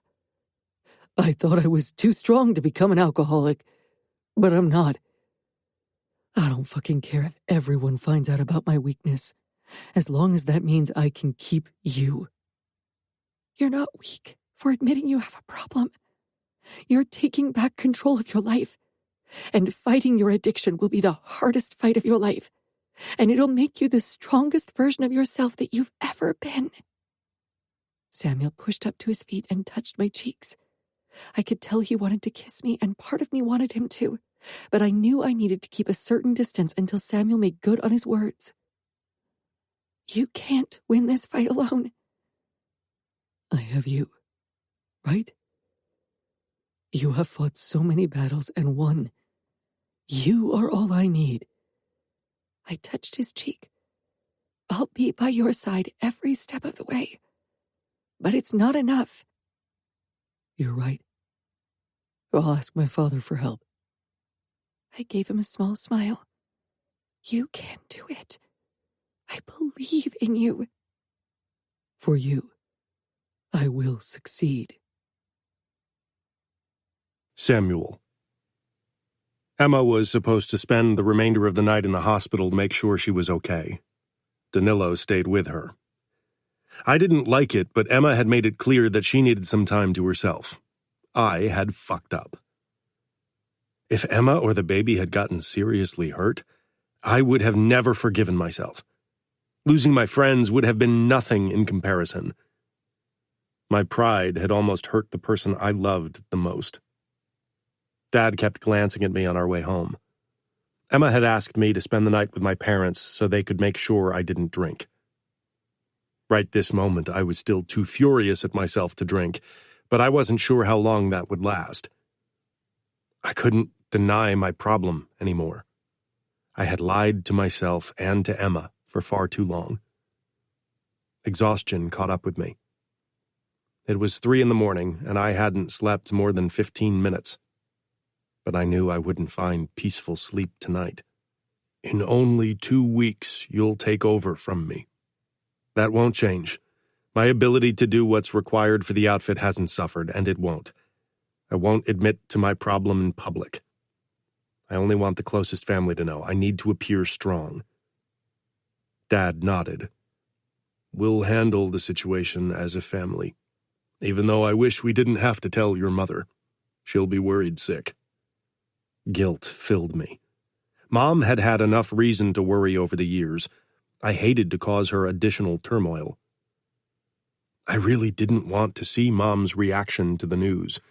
The shock, disappointment, worry, and sadness. But I knew I had to face this problem head on. I'd ignored it for too long.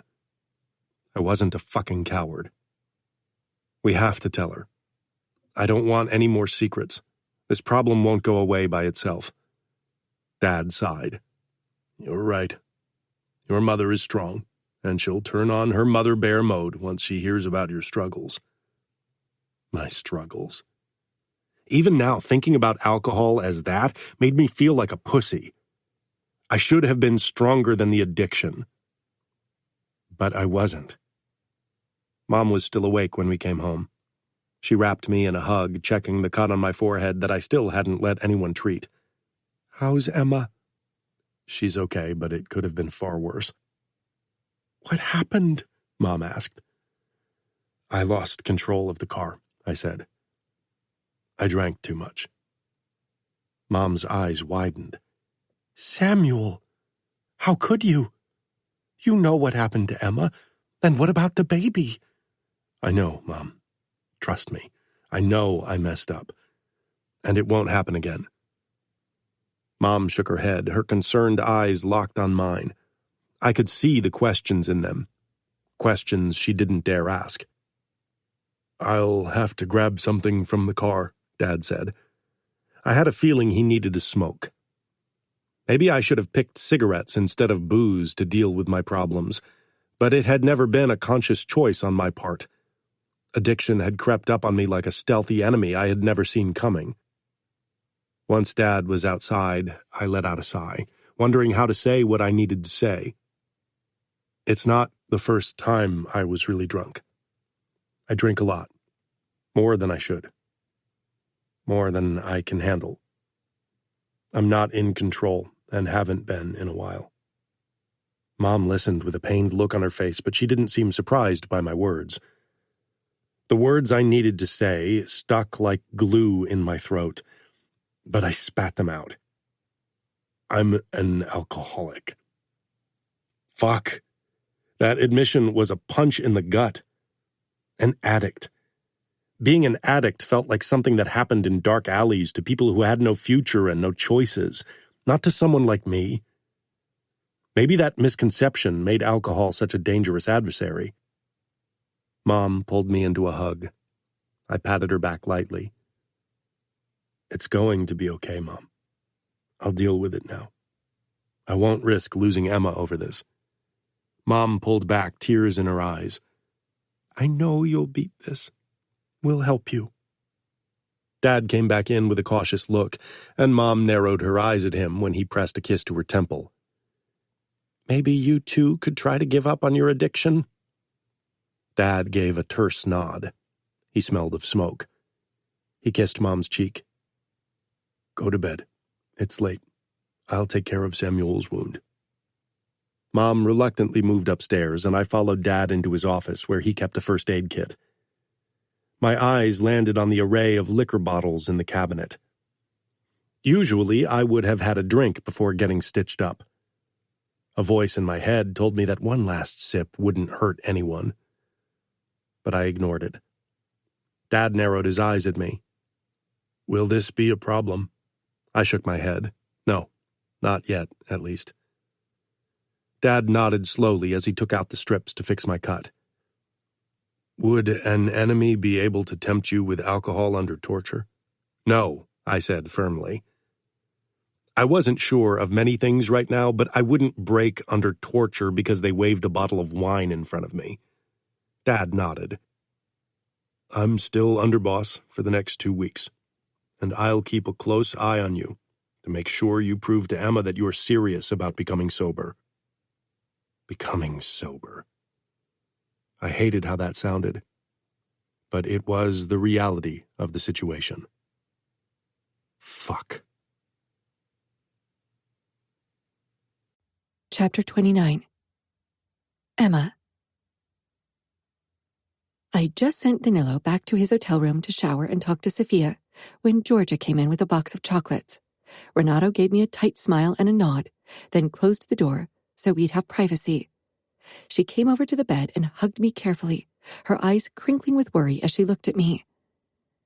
How are you? I shrugged. Okay, I think.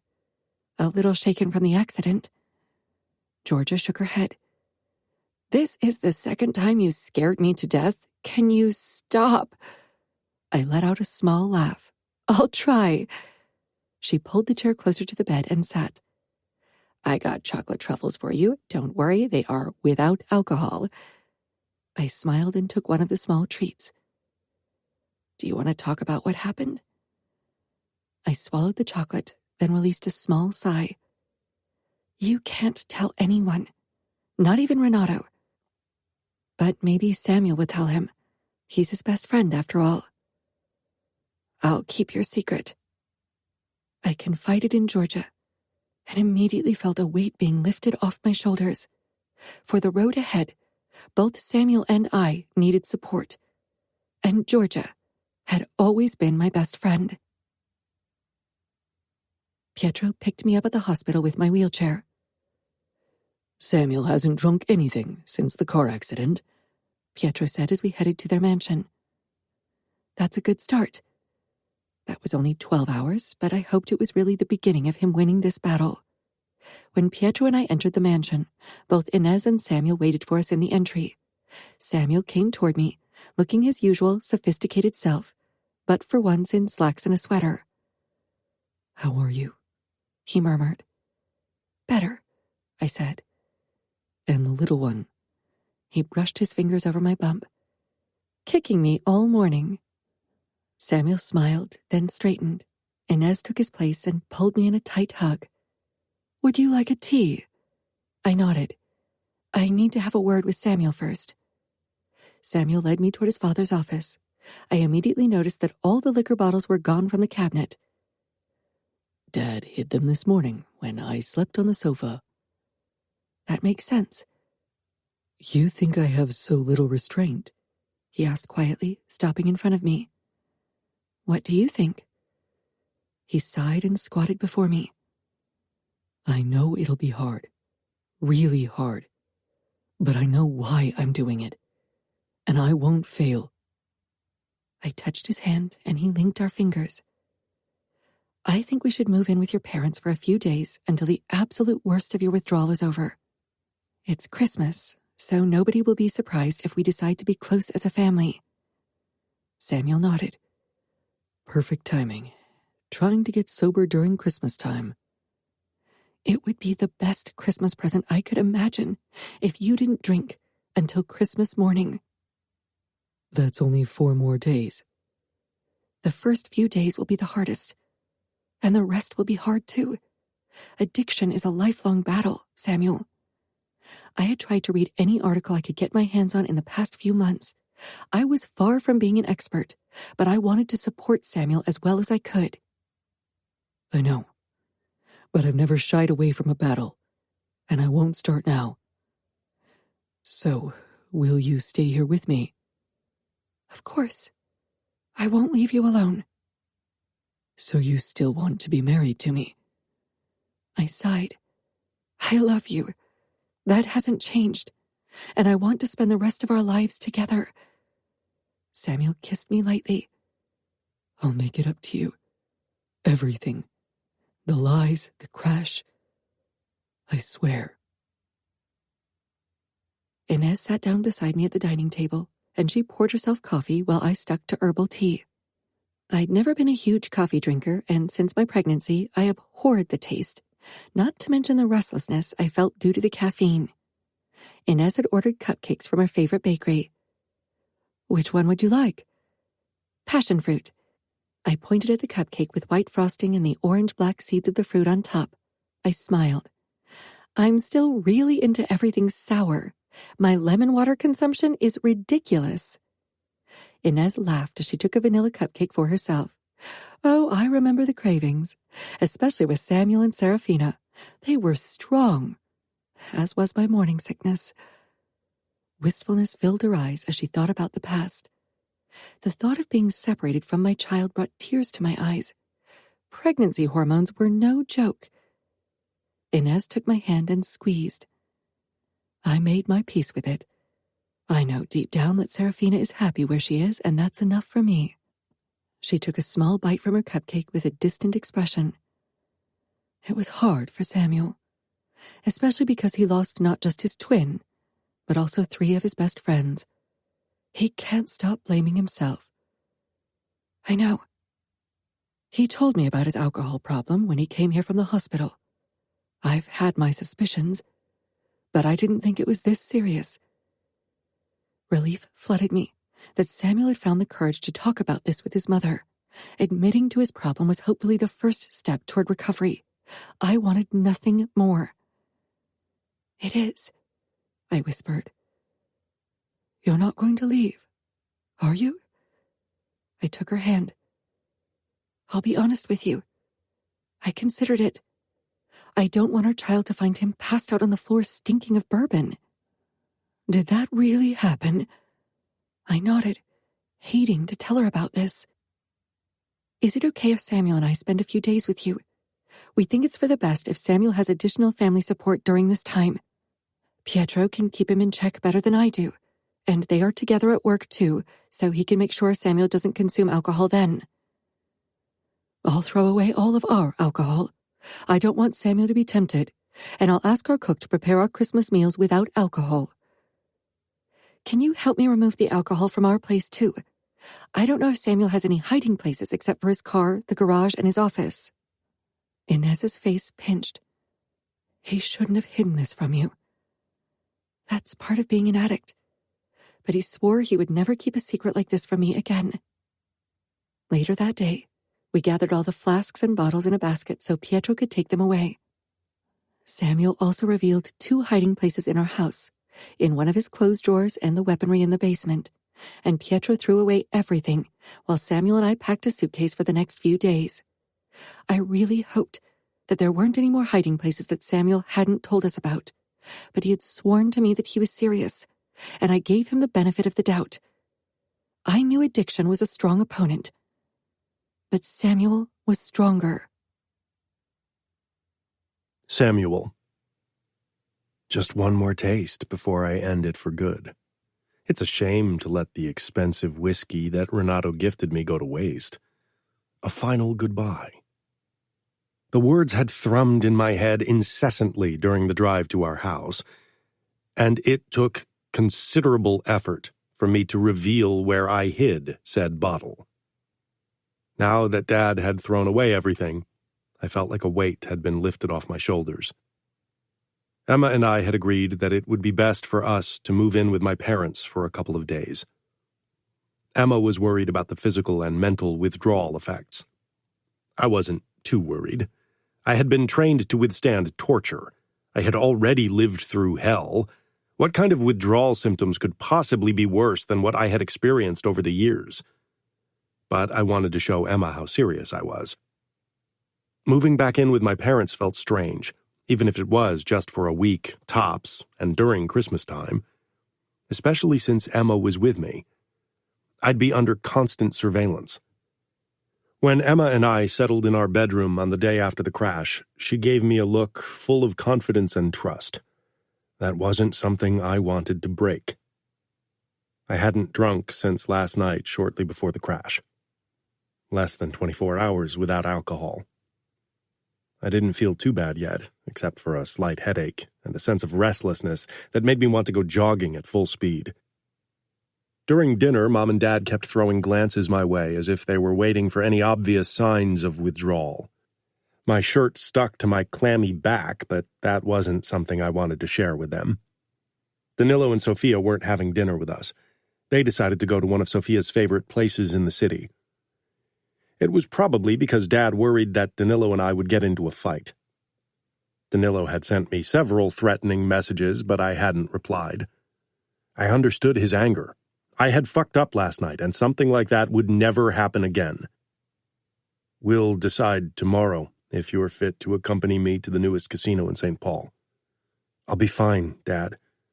My symptoms are hardly worth mentioning, and I doubt that will change. I didn't get drunk every day.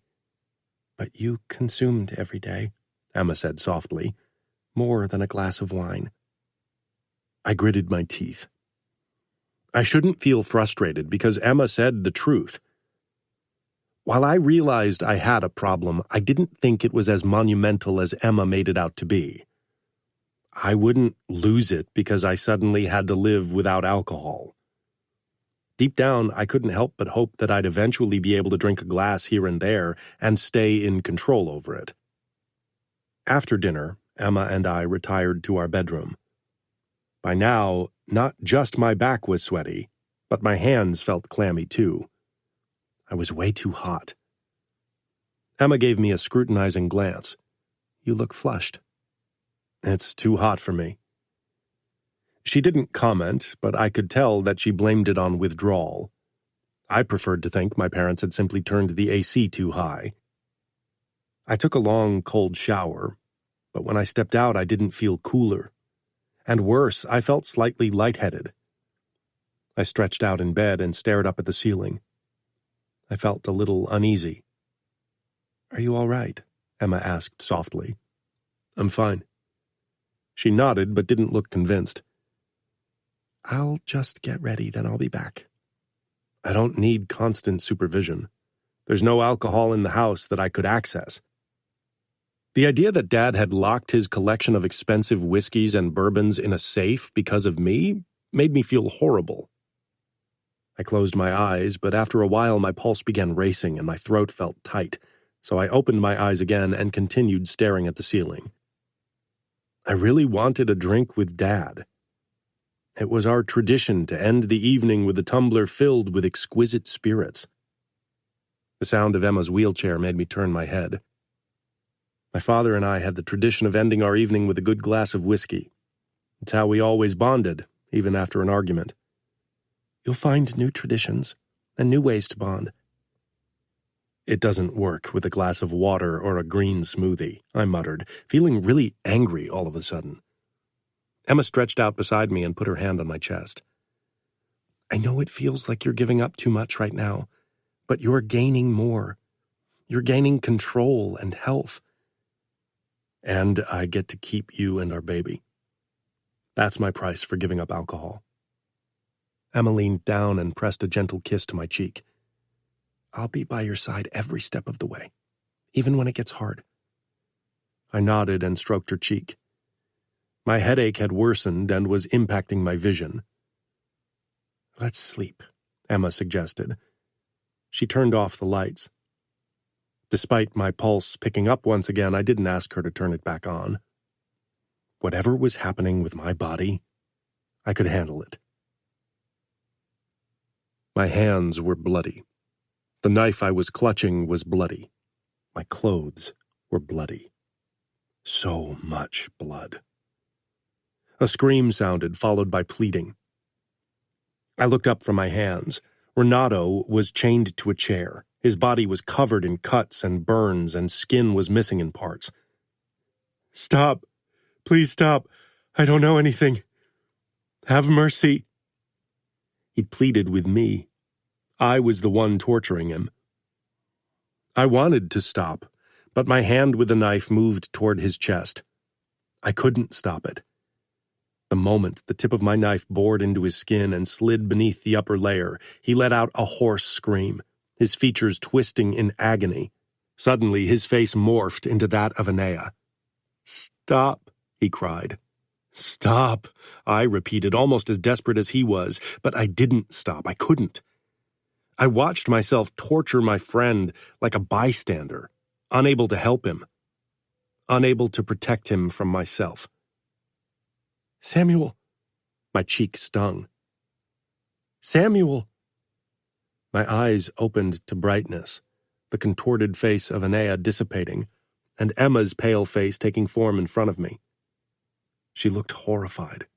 I sat up and raised my hands before my face, turning them over and over. They were covered in blood. I looked around for the knife, but there was none. I shoved to my feet and searched the floor, then checked my bloody hands again. Samuel, what are you doing? Where's the knife? Emma gave me a pained look. There is no knife here. Your gun is in the drawer of your nightstand, and you left your knives downstairs. I opened the drawer where I found my gun, but no knife. I moved into the bathroom, desperate to wash my hands, but when I looked at them this time, they were clean. No sign of blood. I was covered in sweat, and my hair was drenched. Slowly, I walked back into the bedroom.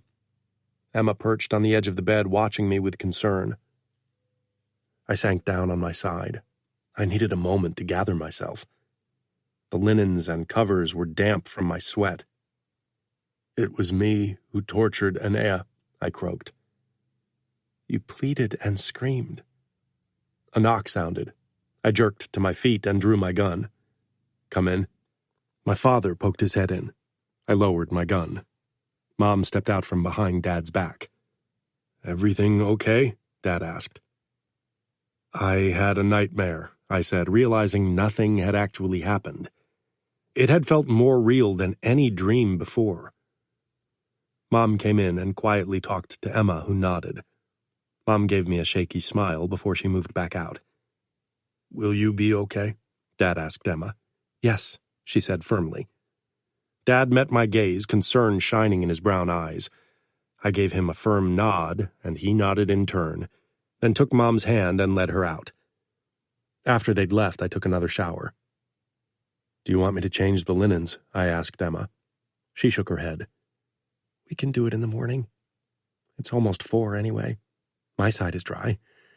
You could put towels over yours, or we take the spare blanket from the wardrobe.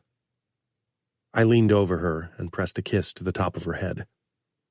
I won't sleep again. I'll go watch something downstairs. Do you want me to come with you? You need your sleep. I gently caressed her belly before I walked out.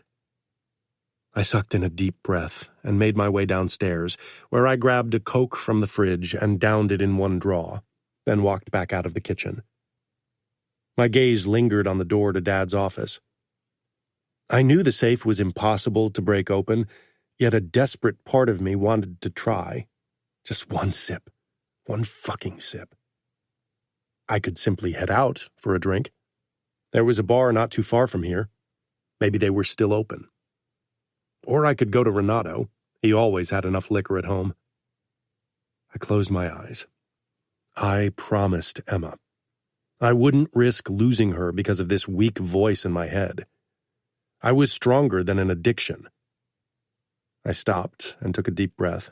My hands became clammy and my heartbeat picked up for no fucking reason. Damn it. I'd had a slower pulse when being shot at, and here my body was acting up because of a drink.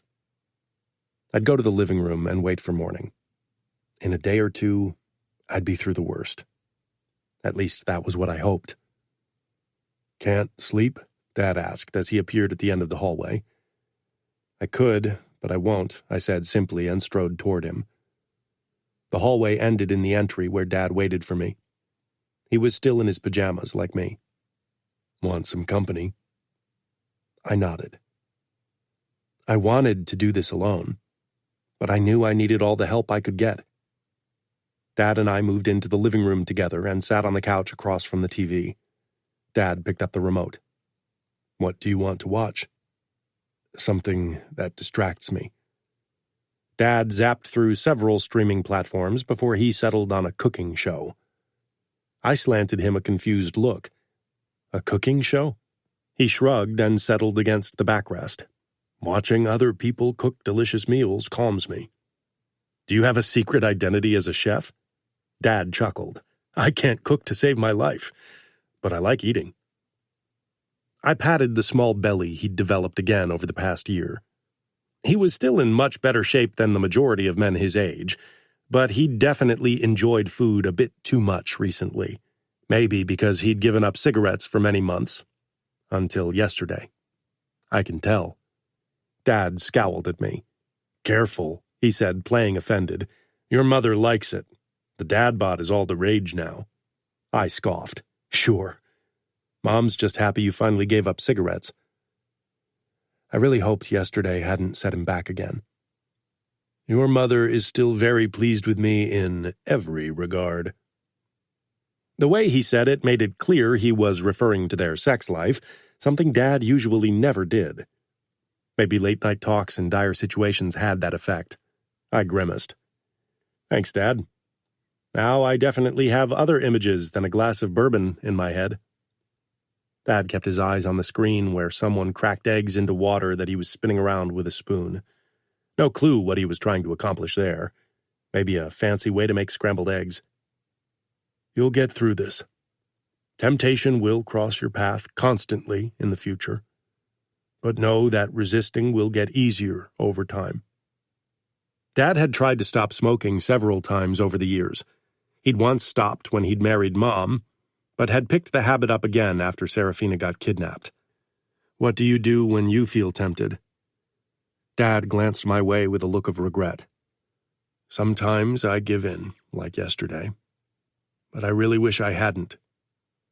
That one cigarette really didn't accomplish anything but worry your mother and make it harder for me. There's always the temptation. But mostly I'm good at resisting. When there's a long meeting and others start smoking, or after a particularly delicious meal." "Do you think you'll be back to smoking constantly because you took a pull yesterday?" Dad smiled sadly. "I'm not sure. I can tell that my body is already craving another cigarette." I made things harder for myself. When I had a smoke after finding out Serafina was kidnapped, I was back to smoking a package a day, and the second time I started smoking again as well. Maybe some people manage to smoke only on special occasions and aren't tempted otherwise, but I'm not one of them, and I don't want to risk it. Your mother would be really upset if I started smoking again, so I'm determined to let yesterday's cigarette be the last one. She thinks my life's dangerous enough. I don't need to do other things that put me in an early grave. I want to believe that I could handle drinking sporadically at some point, but I know it won't be that way. And I don't want to disappoint Emma. You shouldn't. She's a good woman, and soon the mother of your child. What do I tell people? I always drink at functions, meetings, always. They'll start to wonder why suddenly I don't. Dad's expression hardened. You'll be underboss soon. You don't need to justify your actions to anyone but me and your wife. So don't say anything. It's not their fucking business. End of story. Maybe they'll blame it on you becoming a father. I smiled. The advantage of power. I paused. What about Dante? Dante will certainly notice the difference. So when he asks, we'll tell him. I blew out a breath. I messed up once, big time. He didn't kill me, though he should have. And now I'll disappoint him again. He won't be disappointed in you for giving up on alcohol, for making the responsible choice and taking back control. He might punish you if you keep drinking on the job and mess up, though. Dad had a point. I had been drunk in several dangerous situations in the past. It could have cost me and others their lives. Fuck. It had taken me way too long to ditch alcohol. I shivered, suddenly cold. Dad glanced my way. "You've got chills." Perspiration appeared on my forehead. "I'll be glad when this part is over," I admitted. "The physical withdrawal symptoms won't be the hardest part. Your mind telling you to drink will be much harder to bear." I leaned my head back against the backrest. I wasn't even sure when I'd crossed the line from occasional drinker to habitual drinker to alcoholic. What I knew with absolute certainty was that today marked the day I'd stop. For Emma. Chapter 30. Emma. After Samuel left the bed, I barely slept. Having seen how hard his nightmare had affected him, and how the effects of it had lasted even after he'd woken up, had shaken me too. The withdrawal would be emotionally draining, not just physically. When I woke up after having fallen asleep eventually, Samuel's side of the bed was still empty. I quickly got ready, then headed downstairs to find him.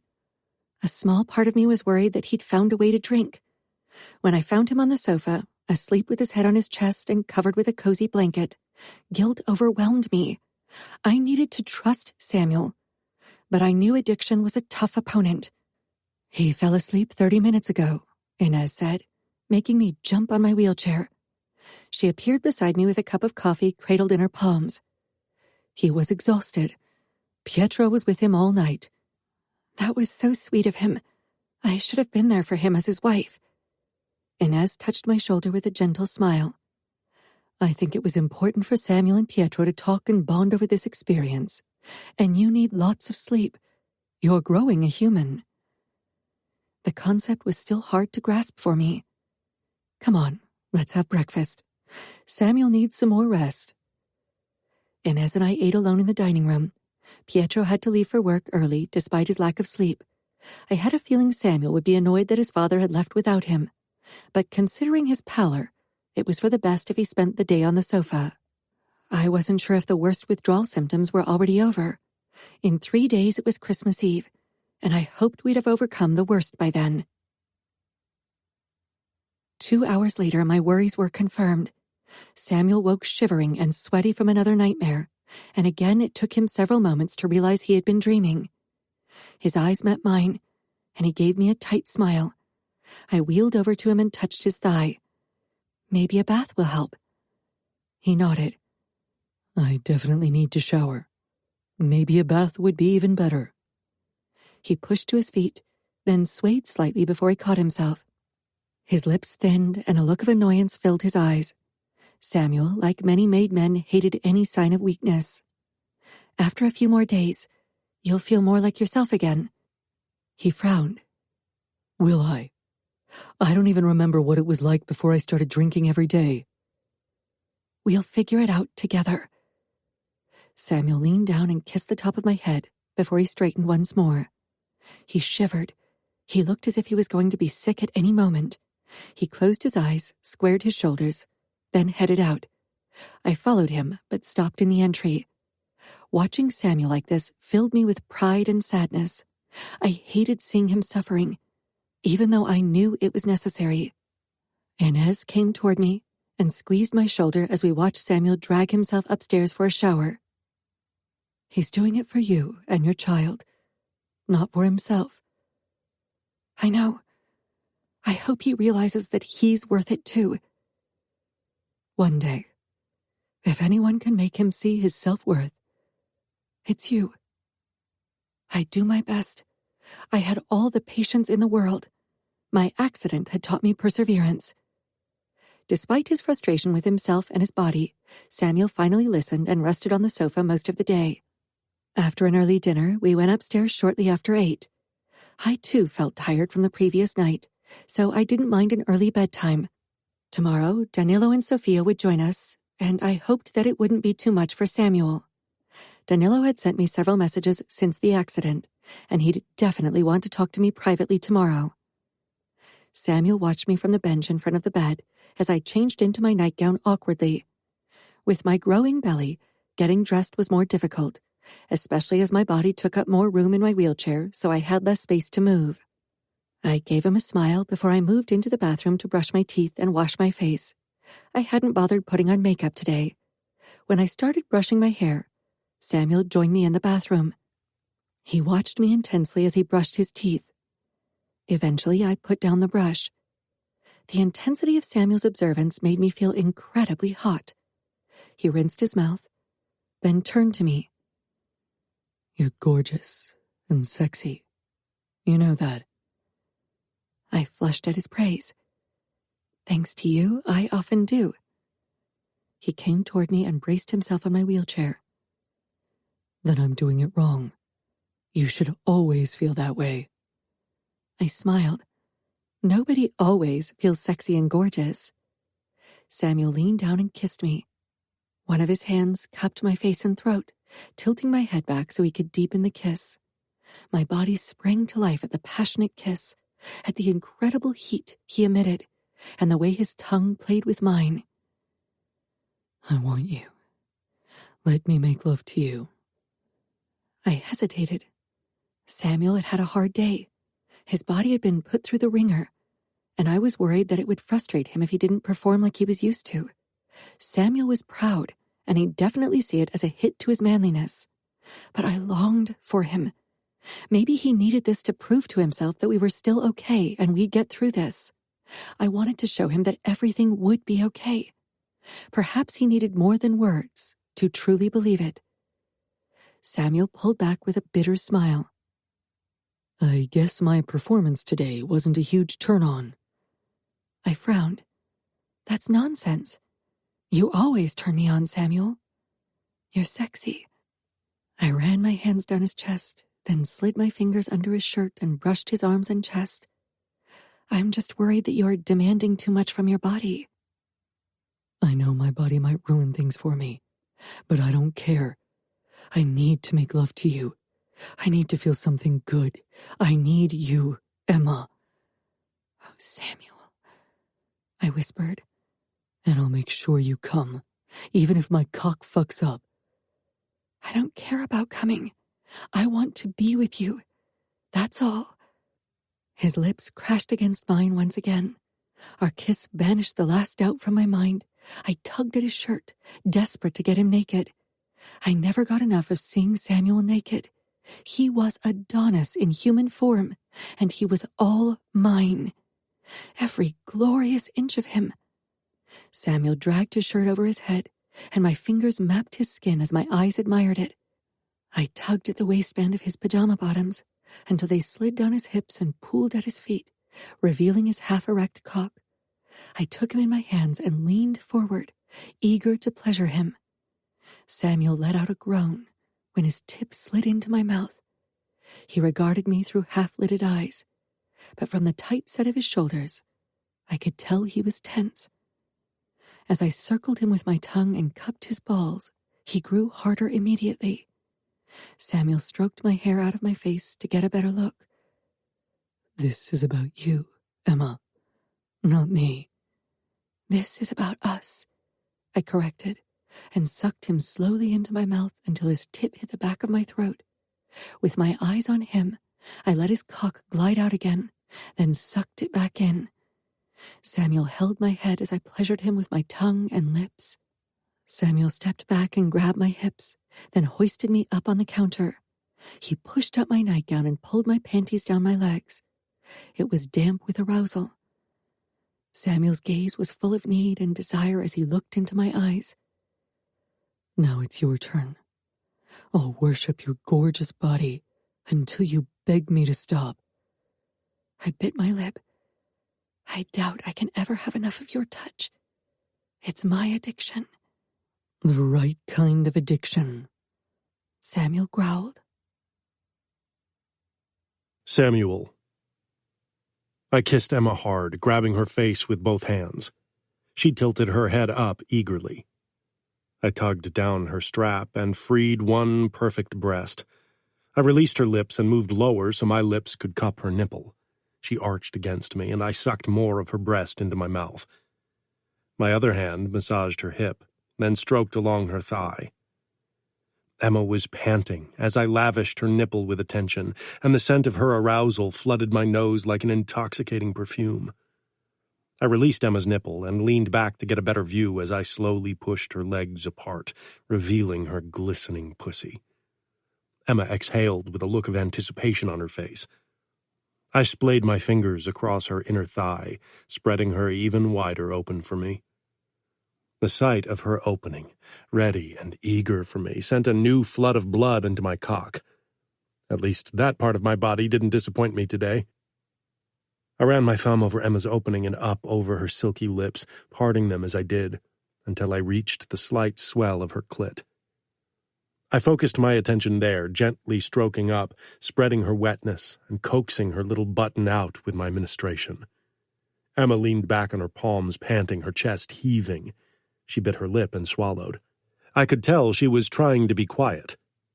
"Are you worried my parents could hear us?" I rubbed her clit a little harder and faster. Her slickness made it easy for my finger to move. She gave me a pleading look.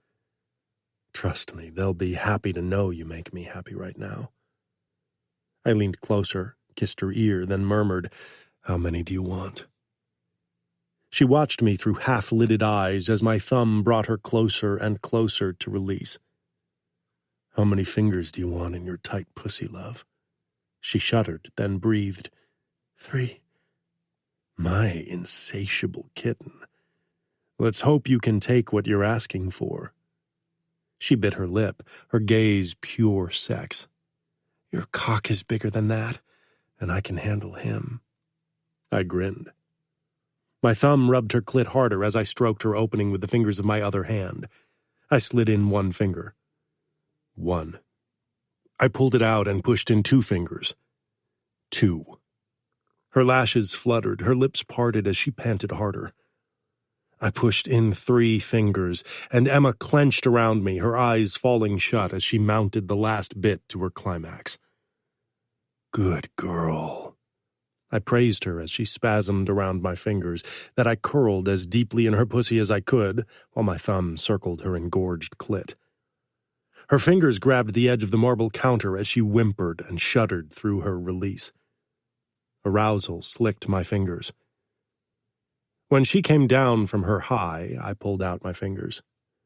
"Now I need a taste." Emma's eyes slid open as I knelt and bent over her pussy. She grabbed my hair as if to stop me, but I leaned forward until my tongue reached her opening. I dipped in for the first intense taste, groaning deeply as I did so. Emma leaned back against the mirror, her head dipped back and her eyes closed. Her fingers against my head became slack, but her pussy twitched against my mouth, overstimulated but at the same time eager for what I was doing. I traced every inch of her pussy with my tongue, lapping up Emma's sweetness. "This tastes better than any bourbon or whiskey. I think I'll simply have to eat you out whenever I feel the need for a drink." Emma let out a raw laugh, her eyes peeling open slowly. I smirked. Then I pushed up to my feet. Emma reached for my face and pulled me in for a kiss. I grabbed her ass cheeks and lifted her off the counter and secured her legs around my waist before I carried her over to the bed. I put her down and stretched out on top of her. My cock was pressed against her pussy, but I didn't want to fuck her yet. I simply wanted to feel her, to kiss her. I cradled her head and kissed her deeply. Our eyes locked as we kissed, and my heart swelled at the look of tenderness in Emma's gaze. I pulled back. "I love you. I know I don't say it often, but I love you every second of the day. I'm glad you put up with my shit and are still by my side.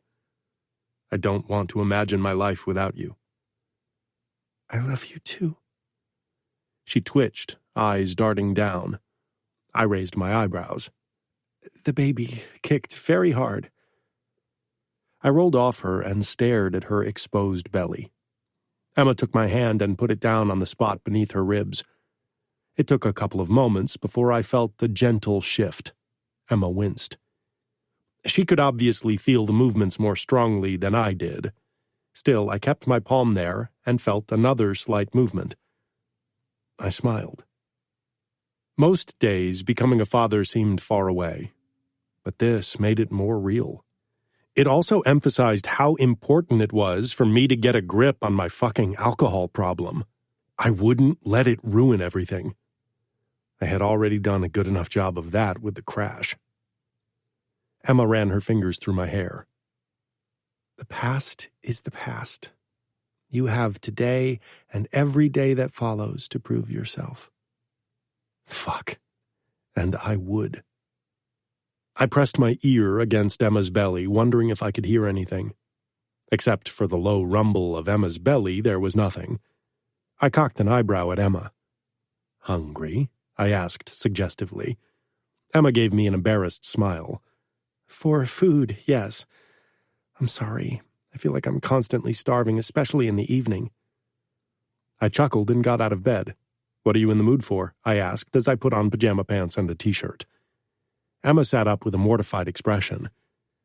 PB&J sandwich, more milk and pretzels. I shook my head with a deep laugh. All right. I'll raid the fridge and cabinets to see what we have. I paused. Do you want me to head out to a store if we're out of anything? She quickly shook her head. Just surprise me with a good substitute. Your wish is my command. I jogged down the stairs, but had to slow down halfway because my head spun again. I was annoyed at my body for messing with me like that. I had hoped I wouldn't show any obvious withdrawal symptoms. Upon hearing me, Dad emerged from the living room with a look of concern on his face. Everything okay? Emma's hungry. I need to search the kitchen for the things that strike her fancy. Dad chuckled and followed me into the kitchen. If it was to help me or to make sure I didn't find any alcohol, I wasn't sure. Usually there was always a cooking wine on the counter and one in the fridge, but Mom had thrown them away.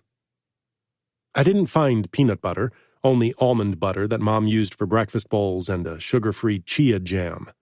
Neither would probably quench Emma's cravings. The grain-free protein bread that Dad ate definitely wouldn't get me any bonus points either, but I had to work with what I had. Do you want me to send one of the bodyguards out to go shopping? Dad asked. I fear Emma will have starved by then. Dad nodded as if he could remember Mom being the same way. I added some maple syrup to the chia jam to add some sweetness, which resulted in a very soppy sandwich. I grabbed some cutlery in case Emma needed it for it. Then I heated some milk in the microwave. Do you have pretzels? Dad shook his head. I snacked on them too much. Do you have any kind of savory treat? I think your mom always keeps a stash of kale chips. I sent Dad an annoyed look. Emma wouldn't be impressed at all with my selection. Tell the maid to grab some unhealthy stuff in the morning, for God's sake. Dad patted my back with a smile. Good to see you being distracted like that. I grabbed the tray and headed back to the bedroom. Maybe it had been Emma's intention. Though her stomach had definitely requested food, that hadn't been a ploy to distract me. When I entered the bedroom, Emma sat up immediately and held out her hands. I put the tray down on her lap and she scanned the food, then gave me a questioning look.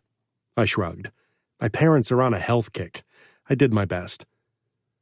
She lifted one of the bread slices, revealing the jam and maple syrup disaster. It didn't look appealing in the slightest. Maybe I should just order some food. Emma grabbed the sandwich, dripping it all over the tray, and took a huge bite. She shrugged. It doesn't taste bad. She finished the sandwich within a minute. Her chin and upper lip were smeared with jam. I shook my head and grabbed a towel from the bathroom. I'd forgotten napkins. By the time I returned, she was eating the kale chips. I sank on the edge of the bed and regarded her as she downed half of the milk. Then she gave me a pleased smile. This wasn't so bad. I don't suppose there's a piece of chocolate somewhere in this house. I chuckled and pushed to my feet. You keep me busy, and not the way I had planned. Emma gave me a sheepish grin. Sorry, it's the hormones. But we can still continue where we left off later, if you want. I looked at Emma's jam-covered lips and the crumbs of kale attached to it, then bent down and kissed her ear. You never looked sexier. She swatted me away with an indignant look. So that's a no? That's a definite yes. I left in search of chocolate. Dad sat on the couch in the living room and looked up from his laptop when I began searching the cabinets for Christmas sweets. Your mother bought truffles for Emma and Sophia, but they're already wrapped. Tell Mom I'm sorry, but Emma needs chocolate, I muttered as I ripped away the gift wrapping around one of the praline boxes. I had to admit, taking care of Emma like this made me feel good. When I finally returned to the bedroom, Emma had put the tray down on the floor and was fast asleep on her side. I put the chocolates down beside her on the nightstand, in case a nightly craving hit her, then climbed into bed with her and pressed up to her petite body, breathing in the flowery scent of her hair. I took another, even deeper breath when my body shivered and called for something to drink. It was an almost physical pull. But I held Emma. She was the reason I was doing this. And she was also why I wouldn't fail. Chapter 31. Samuel. 3 weeks sober and a week as underboss. Today marked the day I'd have to gather all of my strength to resist the need for a drink. Our newest club was swarming with police officers. On the day of its grand opening, no less. I had gotten a call from the club manager 30 minutes ago and came as quickly as I could. I found him talking to the famous, according to my manager, DJ we had hired for way too much money and a stash of cocaine. I joined them in front of the back entrance where I'd parked my car. I can't have bad press, the DJ said. You agreed to the job, and you will give people what they want, a fucking amazing show. Or the press will be all over the photos of you snorting cocaine from the tits of our best prostitutes. He paled, then stalked back inside the building. I shook hands with the manager, an ambitious son of one of our captains. The mayor is in the front, showing his face for the cameras. The police won't find anything. My manager nodded. I headed inside, then crossed the huge club past dozens of police officers turning everything over. It would take a lot of manpower to put everything back in place before the opening in 6 hours. I caught the eyes of 2 senior officers who were on our payroll, among a few others. They had warned us an hour before the operation, so we had time to hide any compromising material. I found the mayor in front of the main entrance of the club speaking to the press.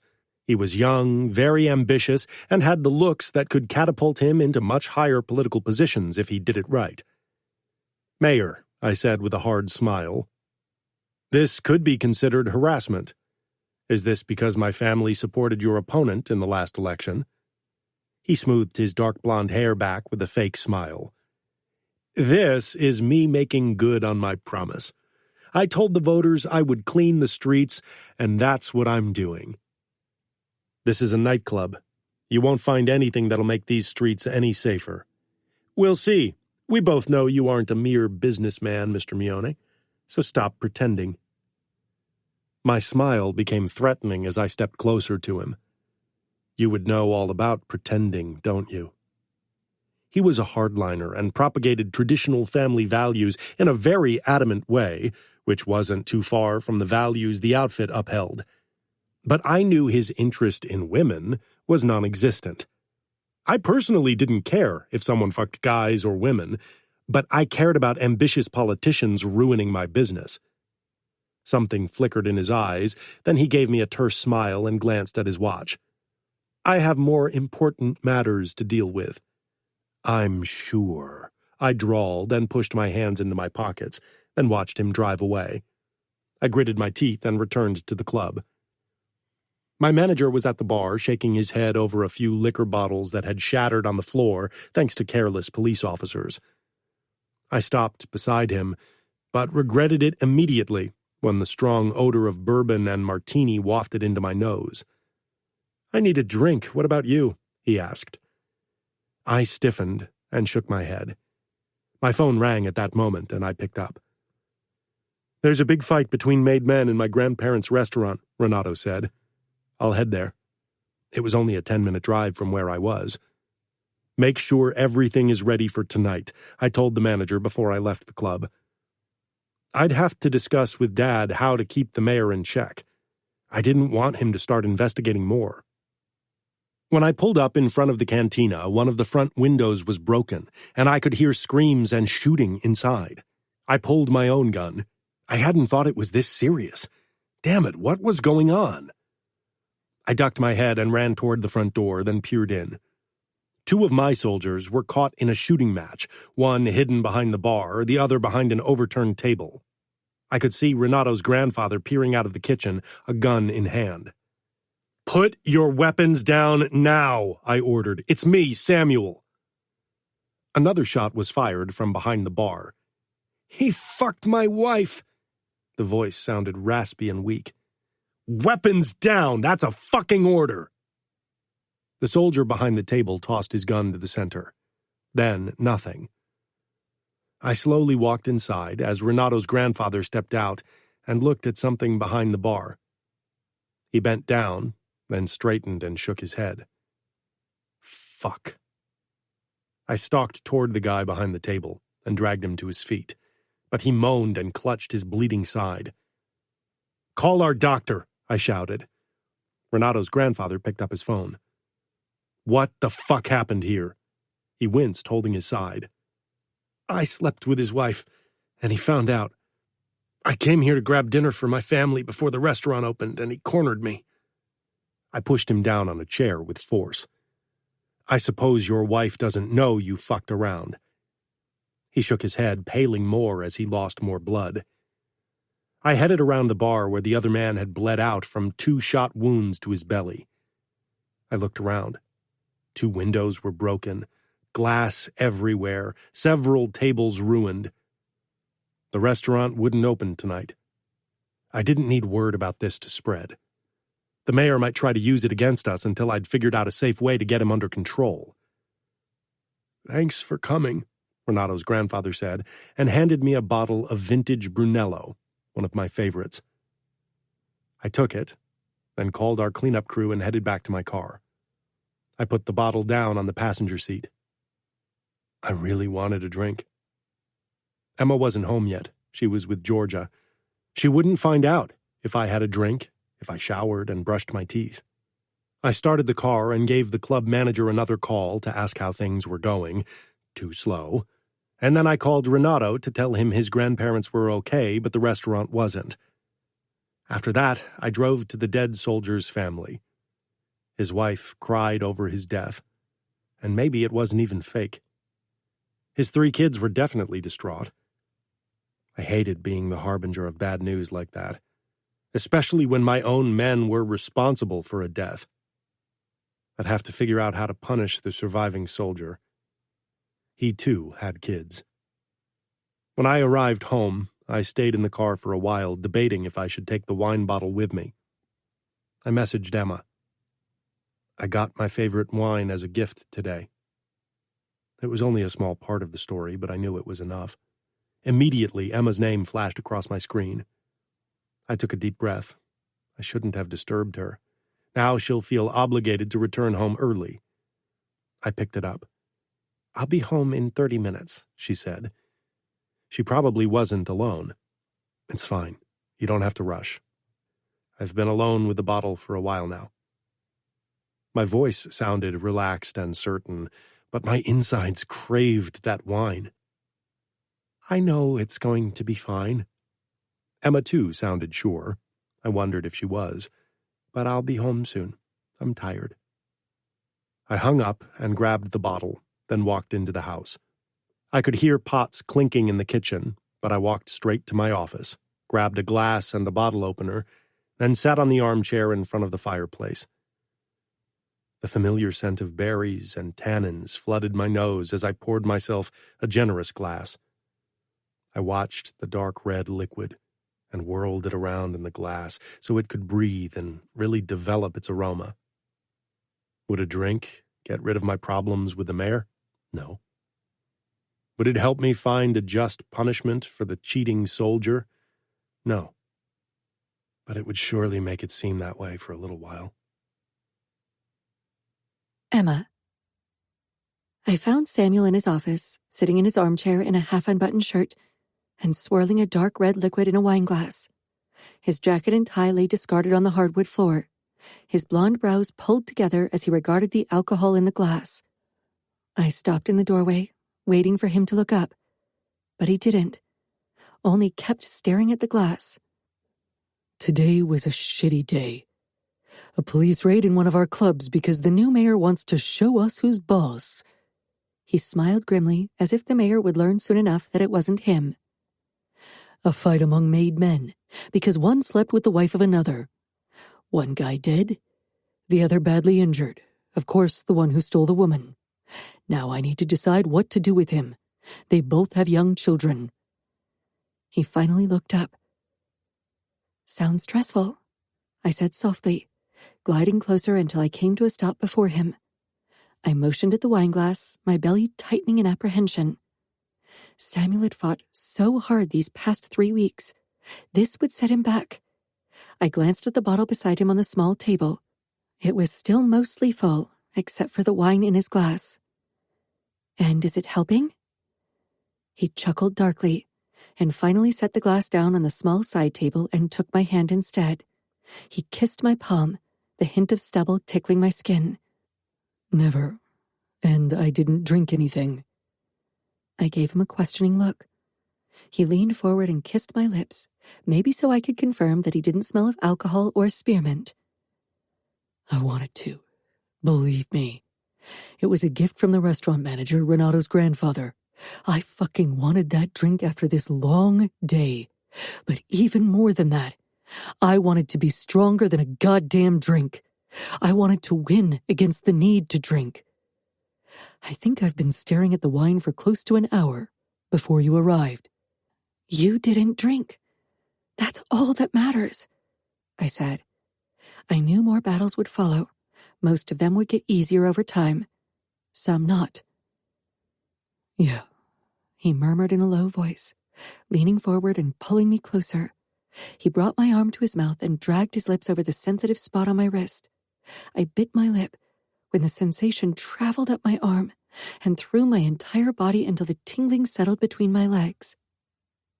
The only thing that really helps after a day like this is you, he continued, his lips traveling higher and his tongue darting out to taste my skin. Goosebumps erupted all over my body, and my nipples pebbled against the lace of my bra, becoming very apparent through my thin silk blouse. Samuel hummed, his eyes registering my body's reaction to his touch. And I wasn't the only one who was affected. A tent was slowly building in his pants. Samuel grabbed me by the hips and hoisted me on his lap. His growing erection pressed against my butt in an unmistakable way. His lips returned to their discovery of my body, now stroking along my shoulder.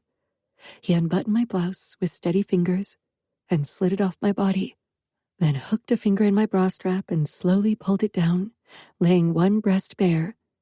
My nipple was hard and lusting for attention, but Samuel's lips dragged over my collarbone, and his fingertips simply stroked along my arm. My breast tightened even more, and the accompanying tugging between my legs made me shift, so his cock pressed against the spot that ached for attention. "Samuel," I whispered softly. "Touch me." Samuel's lips brushed across my neck, but his hand cupped my naked breast. Finally, I arched into the touch, and Samuel took one pebbled nipple between his fingers and twirled it gently. His skin rubbing along my sensitive nub sent a shiver down my body, and the skin of my breasts became almost painfully tight. Finally, his mouth reached mine, and I immediately kissed him. He growled against my mouth, and his fingers on my breast tugged my nipples a bit harder. Our tongues brushed, our pants mingling. I wrapped my arm around Samuel's neck, bringing us closer. His hand left my breast and stroked along my bare belly, following the dip between my legs to the hem of my skirt. He inched it up, his fingertips raking along my inner thigh until they arrived at my pussy. Samuel groaned when his fingertips brushed my soaked folds under my lace panties. Your panties have to go. I smiled against his mouth, my cheeks becoming warm. You say that every day, so maybe I should stop wearing any. Samuel growled low in his throat. Well, the thought is very tempting. He rumbled against my neck, his finger rubbing my clit lightly. I don't want to risk anyone seeing my pussy. Your pussy, Only my pussy, Samuel said as he rubbed me harder, making me moan deeply. Samuel rasped as he pushed his middle finger slowly into me. I clung harder to him, panting against his cheek. I kissed it as he began to finger me leisurely. He used his other hand to hold my skirt up so he could see his fingers sliding into me. It glistened with my arousal, and soon his knuckles did too. I'd been so worried about not getting wet enough before I'd been with Samuel, but he always got me so aroused that concern seemed ridiculous now. He added another finger, but kept up the slow rhythm, allowing me to savor the sensual stroking of my inner walls. He began to curl his fingers when they were deep inside me, brushing a spot that made me clench every time he touched it. More, I gasped against his lips. Samuel pulled out his fingers, to my disappointment. He stood with me in his arms and put me in the armchair before he got out of his shirt, revealing his six-pack and a myriad of scars. I dragged my eyes over his body, my mouth practically running dry when I unbuckled his belt and pulled down his zipper, then slowly pulled down his pants and briefs. His erection bobbed out, hard and glistening at the tip. I immediately leaned forward, grabbed it, and took it into my mouth. Samuel hissed, grabbing my head. God, Emma. Well, this feels like heaven. This isn't what I had in mind right now. I pulled back, raising my eyebrows. No. A teasing smile pulled at my mouth. Samuel groaned, stroking my head. He didn't stop me when I sucked him into my mouth again and took care of him for a while. Eventually, he gently pushed me back. He picked me up again and settled back on the armchair. I gave him a curious look, wondering what he had in mind. We hadn't tried me being on top yet, for obvious reasons. I couldn't support myself with my legs. But I trusted Samuel. He'd know what to do, and would make sure not to put me in an uncomfortable position. Samuel leaned back until I lay with my back against his stomach. He put his feet down on the ground for leverage, then lined his cock up with my pussy and entered me by shifting his hips upward. I moaned deeply as he filled me completely. This position didn't allow as deep a penetration as some others, but I loved being pressed up to Samuel, and it was more comfortable for me with my belly. Samuel hooked my legs over the armrest and wrapped his arms around me as he claimed me slowly. I tilted my head to the side until our mouths found each other. Before we had dinner, Samuel dumped the wine in the sink. I was proud of him for resisting despite being faced with temptation. Later in bed, when I lay in his arms, I told him as much. He kissed my temple. It's nothing. But it is. It takes enormous strength. I'm really proud of you. Epilogue. Emma. My doctor pursed her lips. Due to the nature of your injuries, you probably won't feel labor pains the same way as someone without them does. You might feel them only one-sided, or not at all, though I don't think the latter will be the case. But I will know when I'm in labor, right? I'm sure you'll feel something, as you're not a paraplegic, but there is still the option that your womb can't produce contractions at all, which is why I'd recommend a C-section. I nodded, trying to assure myself that it would be fine. I didn't want a C-section. I had endured so many surgeries in my life. I didn't want to have to go through one again unless necessary. And I will be able to push the baby out, to give birth naturally. At this point, I can't give you a definite answer. The risk of complications would definitely decrease if you opted for a C-section. So you think it's safer for the baby? She nodded. I sighed, then glanced at Samuel, who had simply listened. I knew he was in favor of a C-section because he worried for the babies and my safety, but he wanted me to decide. It's your decision. If this is about you being scared of witnessing the C-section, there's still the option of anesthesia. I hated feeling helpless, so that wasn't an option. Despite my anxiety, I agreed to have a C-section 2 weeks before my due date. I woke up. Not sure why. Something felt off. I blinked into the dark, listening to Samuel's reassuring breathing beside mine, glad for his presence, glad that the days I'd find him in his office drunk in the middle of the night were over. I pushed myself to the edge of the bed, then froze because the sheets were wet. I swallowed. Has my water broken? Samuel, I whispered. He stirred immediately and the bed shifted. I think my water broke. The lights came on at once. It took me a few heartbeats before I saw Samuel. Then I glanced down. The sheets were definitely wet. I touched my belly. It was very hard. I didn't feel what I'd consider labor pains, more a sort of strong cramping and pressure. Are you in labor? I listened into my body, searching for signs. I felt full, as if I needed to go to the toilet for a shit. I feel pressure. It's bearing down. Okay, Samuel frowned. Let's go to the hospital. I hesitated. It was still 17 days until my due date. I didn't want to appear like a hysteric first-time mother who went to the hospital because she ate something wrong. Samuel reached for his phone. Then I'll call my mother. She'll know what to do. It's the middle of the night.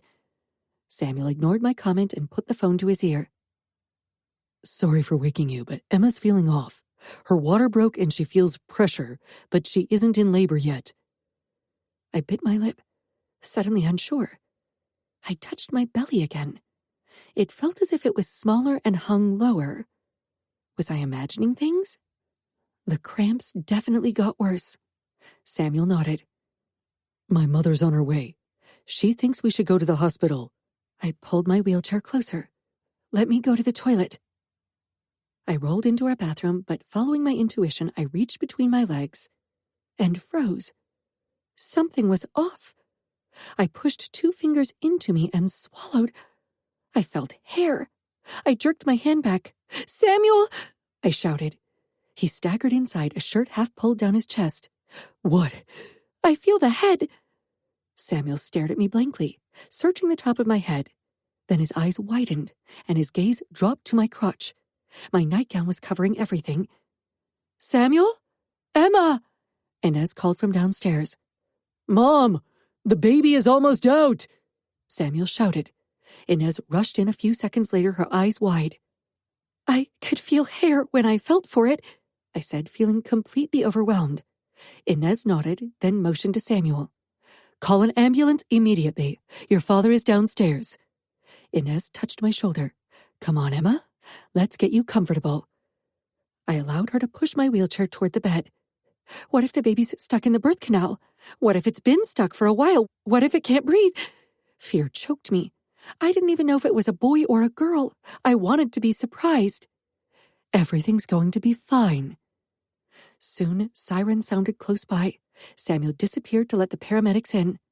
Everything else was a rush. I was lifted on a stretcher, and we managed to reach the hospital in time. We arrived in the delivery room, and a midwife touched my shoulder before she took her position between my legs. When our baby's rhythmic heartbeat sounded, I breathed a sigh of relief. Explain to me what exactly you're feeling. I feel pressure down there, as if I need to go to the toilet.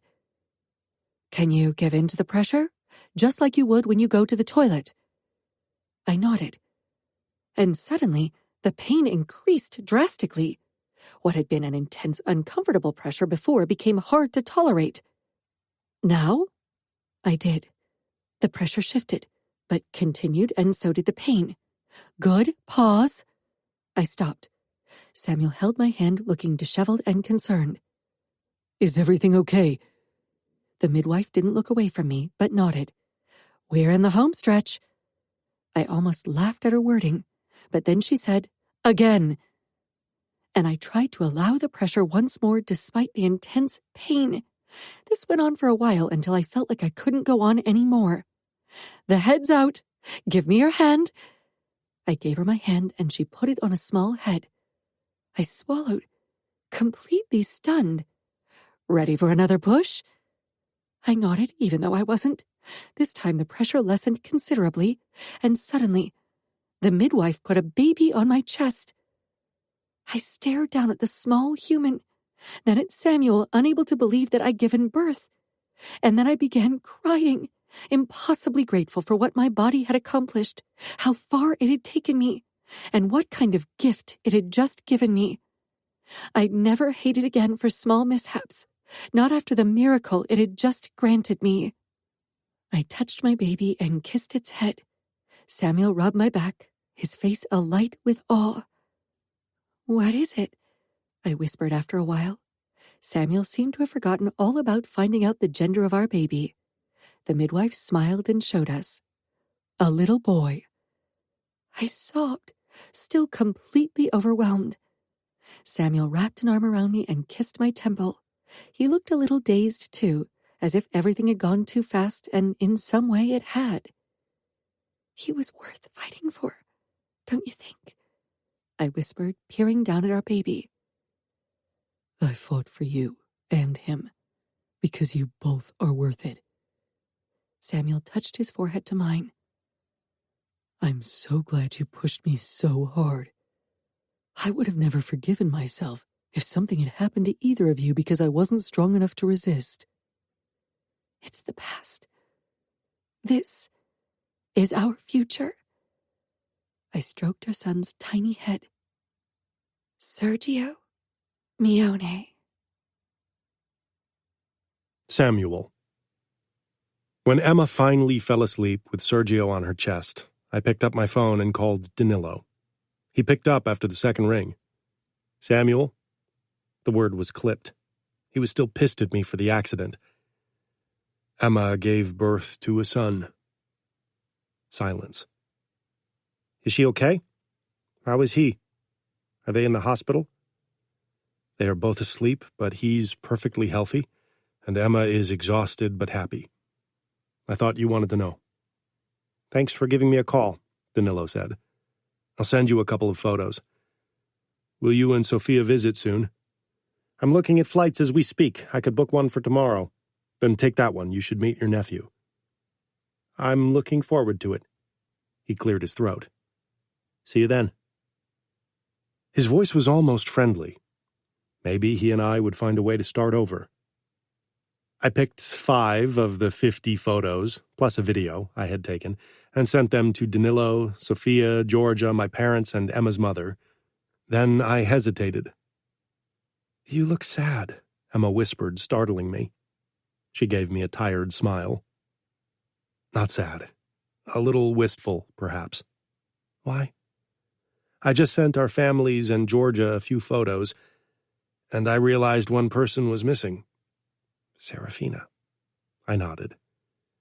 I hadn't messaged her in almost a year, but I realized that I didn't want to strike her out of my life completely. "Send her a message. I'm sure she'd love to see Sergio." I nodded. She would be happy for me. She had kept writing me even though I never replied. I picked a few photos that didn't give any hints to our exact whereabouts and sent them to my twin. To my surprise, she came online almost instantly and began replying. "Oh, Sam, he looks like you as a baby. I'm so happy for you." Emma took my hand and squeezed. After a moment, I put my phone aside. I'd message Fina again later. Right now, I wanted to focus on my wife and son. Emma's eyelids fluttered again. "Sleep. I'll keep watch." Emma nodded, her lids drooping. Once again, I was in awe of my wife as I watched her hold our son. I was overwhelmed with gratitude and happiness, and also with a lot of smugness, because Emma giving me an heir would piss off all the gossip girls who thought she was a bad deal when I married her. I would have still worshipped her, even if she hadn't been able to do so, something these ignorant scarecrows would never understand, but flaunting our happiness in their faces would definitely be very satisfying. Emma had always taken their rumors and tasteless comments with dignity, not deigning them with a reaction. I'd often wanted to lash out at them and still wanted to, but I knew it wasn't what Emma wanted. She was too classy and way better than any of them. They didn't bother looking past her wheelchair. Fools. In the very beginning, before I'd gotten to know her, I definitely shared some of their ignorance. Now I only saw Emma, the woman who'd helped me claw my way out of a dark place where I'd started feeling way too at home. The woman who'd stood by me with love and patience even when I failed, even when I lied to her to hide my failing. The people who only saw her wheelchair, who thought that piece of metal defined who she was and told them anything about her as a person, I pitied them because they missed out. Emma was the strongest human I'd ever met. She fought her battles with grace, a trait I was still trying to adopt but often failed at. She was a survivor, and it showed every day. She taught me how to be one too, how to survive guilt and addiction and come out stronger. Emma and our son looked peaceful in sleep, and I too felt at peace at that moment. I didn't believe in fate, but there was no other explanation for what had happened. I knew with certainty that Emma was the perfect woman for me, the only woman who could have helped me the way Emma did. She was my fate, and every dark moment of my life had led me to her, which was why I could finally make peace with my past. I kissed her hand that I was still holding. I had arrived in the present. Finally. The end. This has been A Touch of Fate, written by Cora Reilly, narrated by C.J. Mission and Lucy Rivers, both members of SAG-AFTRA, produced by Aaron Spencer of One Night Stand Studios, post-production by One Night Stand Studios, text copyright 2025 by Cora Reilly, production copyright 2025 by Cora Reilly, all rights reserved.